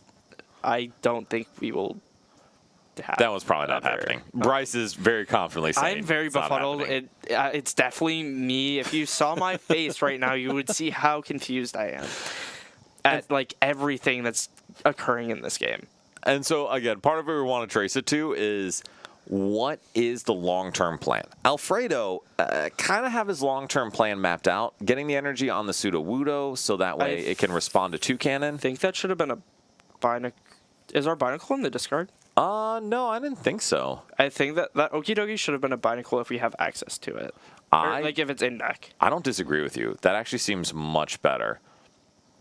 Yeah, it must be in deck. Even with the Barbaracle in... Because the Barbaracle's in the discard, but the Binacle isn't. Well, so Alfredo just used Heavy Ball, so the Binacle is certainly not in the discard. So I very much wish that Okie Dokie was Binacle, because we're going to be attaching to the Soul Rock anyways, because we want to take this knockout. And so part of, and I agree with that, because the idea is you want to be able to build Okie Dokie as quickly as possible. And if you're already going to be attaching to someone else, it doesn't do you any good. Let me double check on that. Hold on. Alfredo, did you shuffle? Oh, I can jump over real quick. I would shuffle that, please. Also, y'all, get it together. I know, it's okay. It's been a while. We are shuffling. We're going to be good to go there. Yeah. But okay, so Sinlin to get the supporter back, draw 3. Honestly, those are pretty 3 good cards. So sorry about that, Alec. I hurt you there by calling that out. The 3 cards he drew off the first one were also good. So, okay, like, that's fair. It didn't really matter. But I agree with you. I think going and getting the Binacle in order to be able to stream Okie Dokies is going to be a big deal. Which, like, now he can do with that quick ball if he wants to. Debating not. And not using the quick ball. Why not 'Cause keep we the other should supporters be, in like, hand? I feel like we get quick ball that Skyla. We I have agree. Karina in hand. I also agree. I think you actually quick ball either Skyla or Karina. One of the two. I think we saved the Guzmahala. Alfredo's hand is approximately worth the prizing for this event. Like, it is crazy. Okay, we are grabbing the Pinnacle. And that's really important Yeah. to stream later in the game. Yeah, all of those are very expensive cards. I think some of those cards he has purchased from me. Oh, really? Yeah. All right, good. Glad to see you're profiting from this, too. Not the Guzmahala. That one I didn't own. All right, so there is the knockout. The Cram is definitely the one to go into here. Yeah. And Like- Alec will draw for turn. This next turn we have like Clara for Barbarical Solrock, double fighting energy back, and we're just gonna be going. So I think, why hold the tag call? I don't know. This should be burned. I Like agree. this should be instantly played. So what was the supporter we just drew? Guzma? Marnie? Actually, Marnie's a great supporter to play here. Yeah. I would love to see that Marnie played. And getting two cannon down is also a big deal. And getting two cannon down with a somewhat limited board, this is actually great. It's because now two cannon has effectively 180 HP, and We used Field Blower already, right? correct. We just used it. Yeah. Well, 180.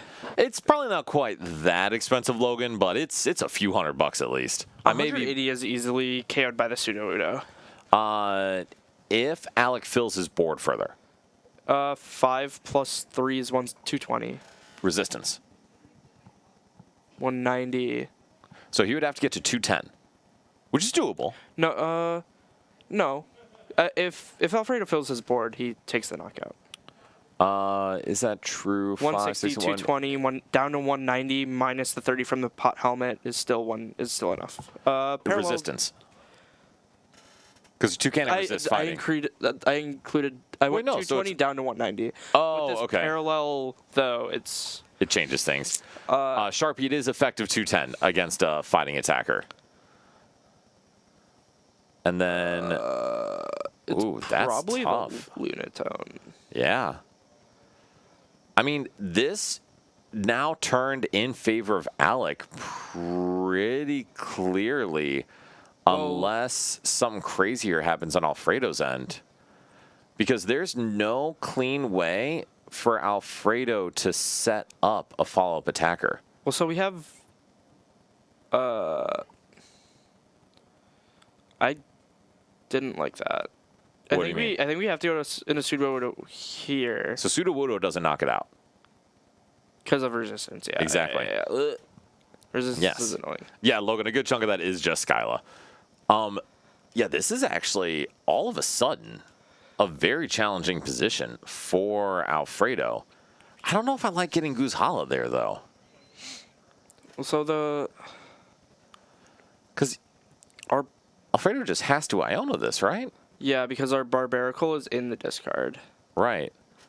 And so Alfredo needs an out to find that Barbarical, which is, I think he has one Rescue Stretcher and one Night Stretcher. Yes. So, He hasn't played either yet. so the outs are there, and he's going to get to see 4 cards. But this is going to be tough. Y'all, we have had a lot of feedback about these scenarios, but I will tell you, these have been good, close games. Okay, Makuhita is also a great guy to get down there. I mean, we just have to E-hammer this active, right? I would assume so. Just say, Alec is down so much energy. He is. And say, like, yeah, okay. Well, he has the recycle. But, Exactly. You know, It's fine. So if you're Alec, I'm debating whether or not you want to Iona this turn. I mean, you do. But I feel like it's worth thinking about. Okay. So that Porygon is really the only piece that feels essential. And honestly, kind of like you said, Alec is down so much energy, I don't know how much the Porygon helps anyway. it doesn't. I'd rather just grab the Rick Handy so we can go back into a Pekka as soon as it gets KO'd. I would tend to agree. But Alex already played his Sacred Ash. So there's just a Rescue Stretcher left, correct? Yeah, Rescue Stretcher. So he can bring back the Toucan line with a Oh, that's true. Because it's a Rescue Stretcher, not a Night Stretcher, right? Right, exactly. So we could shuffle it all back into the deck. I still think Iono is the play. And I know Iono would give Alfredo more cards, but... He's just swinging for 120. I mean, he's gonna try to do the Lost City play again. Yeah. And try to Lost City the Okidogi. Yeah. So the thing is we have the Tarragon to get everything back, but we don't have the bench space for it. Exactly. Bench is full right now. And Tarragon can get 4 in any combination of fighting Pokemon and fighting energy. Yeah. Which is great, but... Well, I think we need to, like... Oh, wait, is that a VS Seeker? It is. I think we need to just, like, Lilies, reset our hand, attach the... no, because then we have to discard the Tarragon. And that's exactly it. In order to get the other attachment down, it's either going to be Tarragon or hope you find it off Lilies. 1, 2, 3... How many energy are in... There's only 2 or 3 in there right now. I feel like we're Arvening. All right, so Arven is interesting. We'll get the Night Stretcher. And we'll get a Professor's Letter. Okay. Did we take the letter off the prize? I think so. Okay. That makes sense then. All right. So this Professor's Letter will now enable Alfredo to knock out this Cramorant. Yeah, and then this Okidogi is going to get Lost Zone KO'd, and then Alfredo is going to go into Sudowoodo and then be able to play the Tarragon. Yes. I think we just KO this. I don't think we attach the U-turn. Premium Power Pro is pretty... What? Alec, recycle energy goes to hand. They keep doing this, Dan. I try not to, like, literally jump up and yell at them every time, but we're in finals. I just want to not mess around. They keep doing this, Dan. And they do. But all right, so the Lost City goes down. Oh, if Alec keeps his board low. So this is currently doing 160, which is enough to KO everybody on Alfredo's side of things. I'm saying, well, with the Premium Power Pro, Alfredo will be able to knock out with Sudowoodo if he full boards, I believe. Yes. And I think Iono is a fantastic pretty good play. there. Yeah. Especially whenever you see Alfredo take a prize, you know he's just picking to complement his hand. Yeah.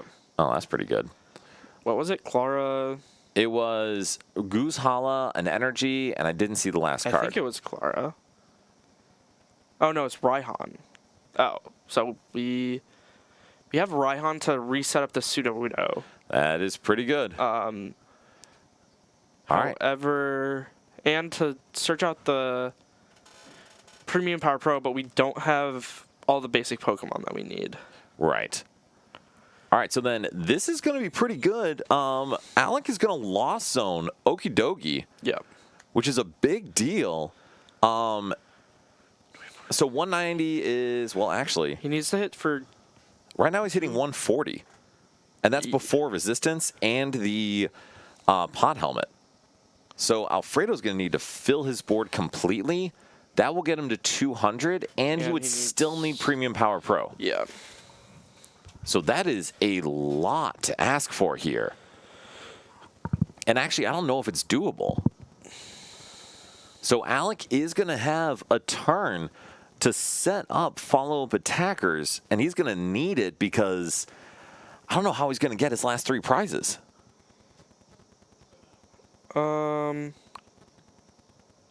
don't know. I'm trying to think through Alfredo's turn. So I think Alfredo here has to go, like, I don't know if I like that. I don't know either. So the 2 energy can come down, or can come into hand. Actually, just the 1 energy, because one was Raihan. That is very bad. So energy goes down on Terrakion. I think we needed to Hariyama this turn to knock out, like, Bibarel to stay up on, so, like, stay ahead on the prize trade. And then, like, take Brooklet Hill. Or, no, we aren't taking a prize. Or, yeah, and then take Brooklet Hill off the prize we would have taken. To try to set up the To board? try to set up for the following turn. I mean, that makes sense. However, like, now we don't have, because now we don't have energy to attach this following turn. So this retrieval for 1, like, doesn't really do anything unless we top deck an energy. So Alfredo's going to have to Goose Hala for one of his last special energy, and that includes Sure. getting rid of Guzma. And that's bad. That is extremely bad. Sharpie, I would like to say so, but we've thought that a couple times, and it completely flips after just a couple draws. Yeah, so the problem is that Alec only has 1 follow-up attacker. And, I mean, Alfredo could also, like, top deck Tarragon and be back in it. Or Clara. So this is one where actually the Hex doesn't really add much value. Correct. But I still like it here because it, again, if someone tries to pull off a, like, low percentage play, this would be the time to do it. All right, so Goose Hala, there is a special energy in deck and a tool card available. Do we not have a stadium? It doesn't look like it. No.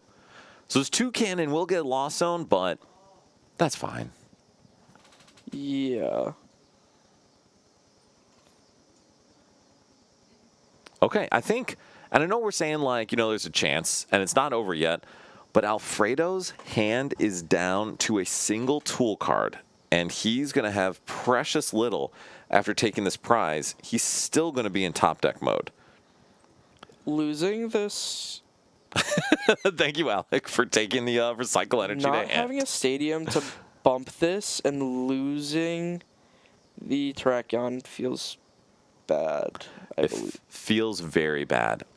And so I think the thing that can lock this up for Alec is it's as simple as, can you just Hilda for crazy code, rare candy, and set up some energy on your board Yeah. to close this out?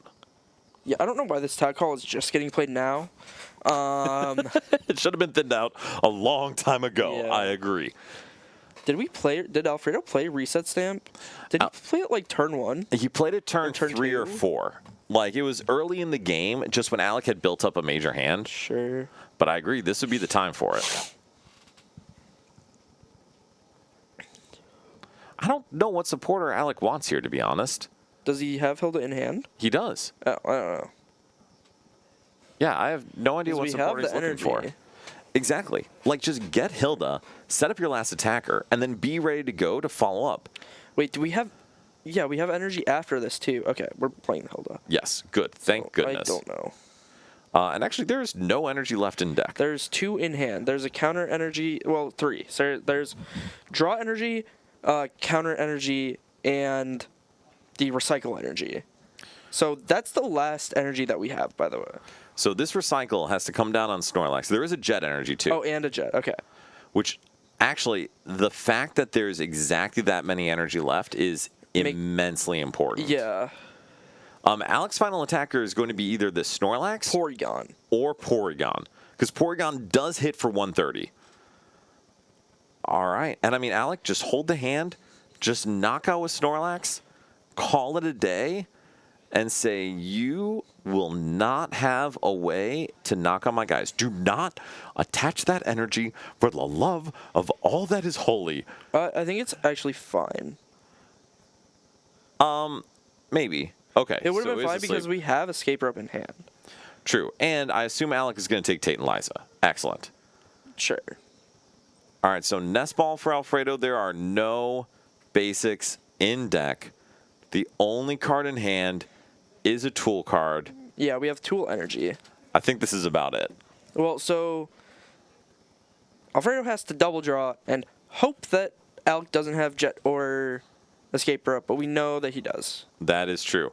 Oh, yes, Alfredo did take the energy off of the prizes. And this is a big double draw, if it would matter. Yeah.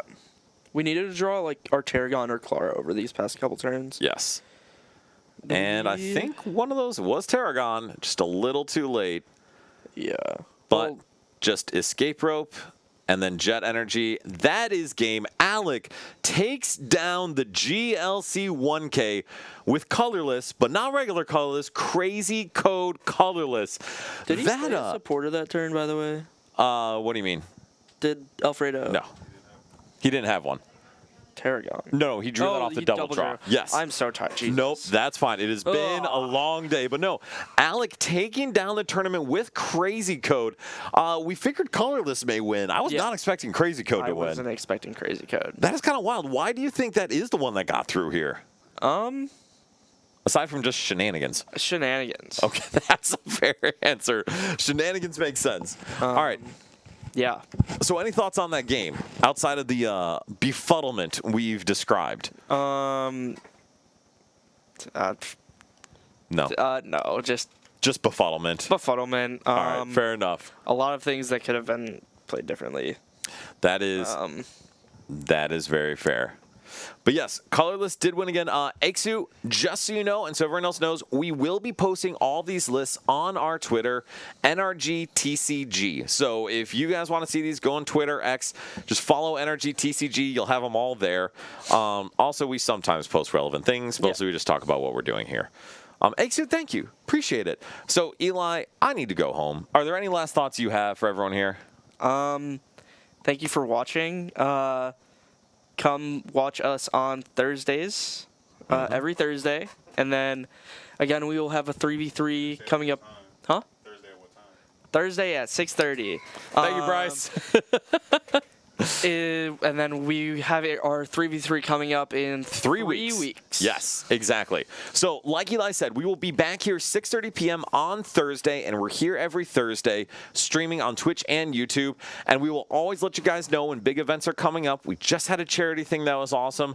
So, if you are here on Twitch, just like or follow, come pay attention. Do all the stuff. Do all the stuff on YouTube. Like, subscribe, and click the little notification thing when we're hanging out. Logan, 3v3. It's literally a team of 3 people playing a best of 1 against a team of 3, and best 2 out of 3 team wins. And yeah, we will hopefully see you guys all soon. So thank you so much for joining us today, and we will see you here next time at Nerd Rage Gaming.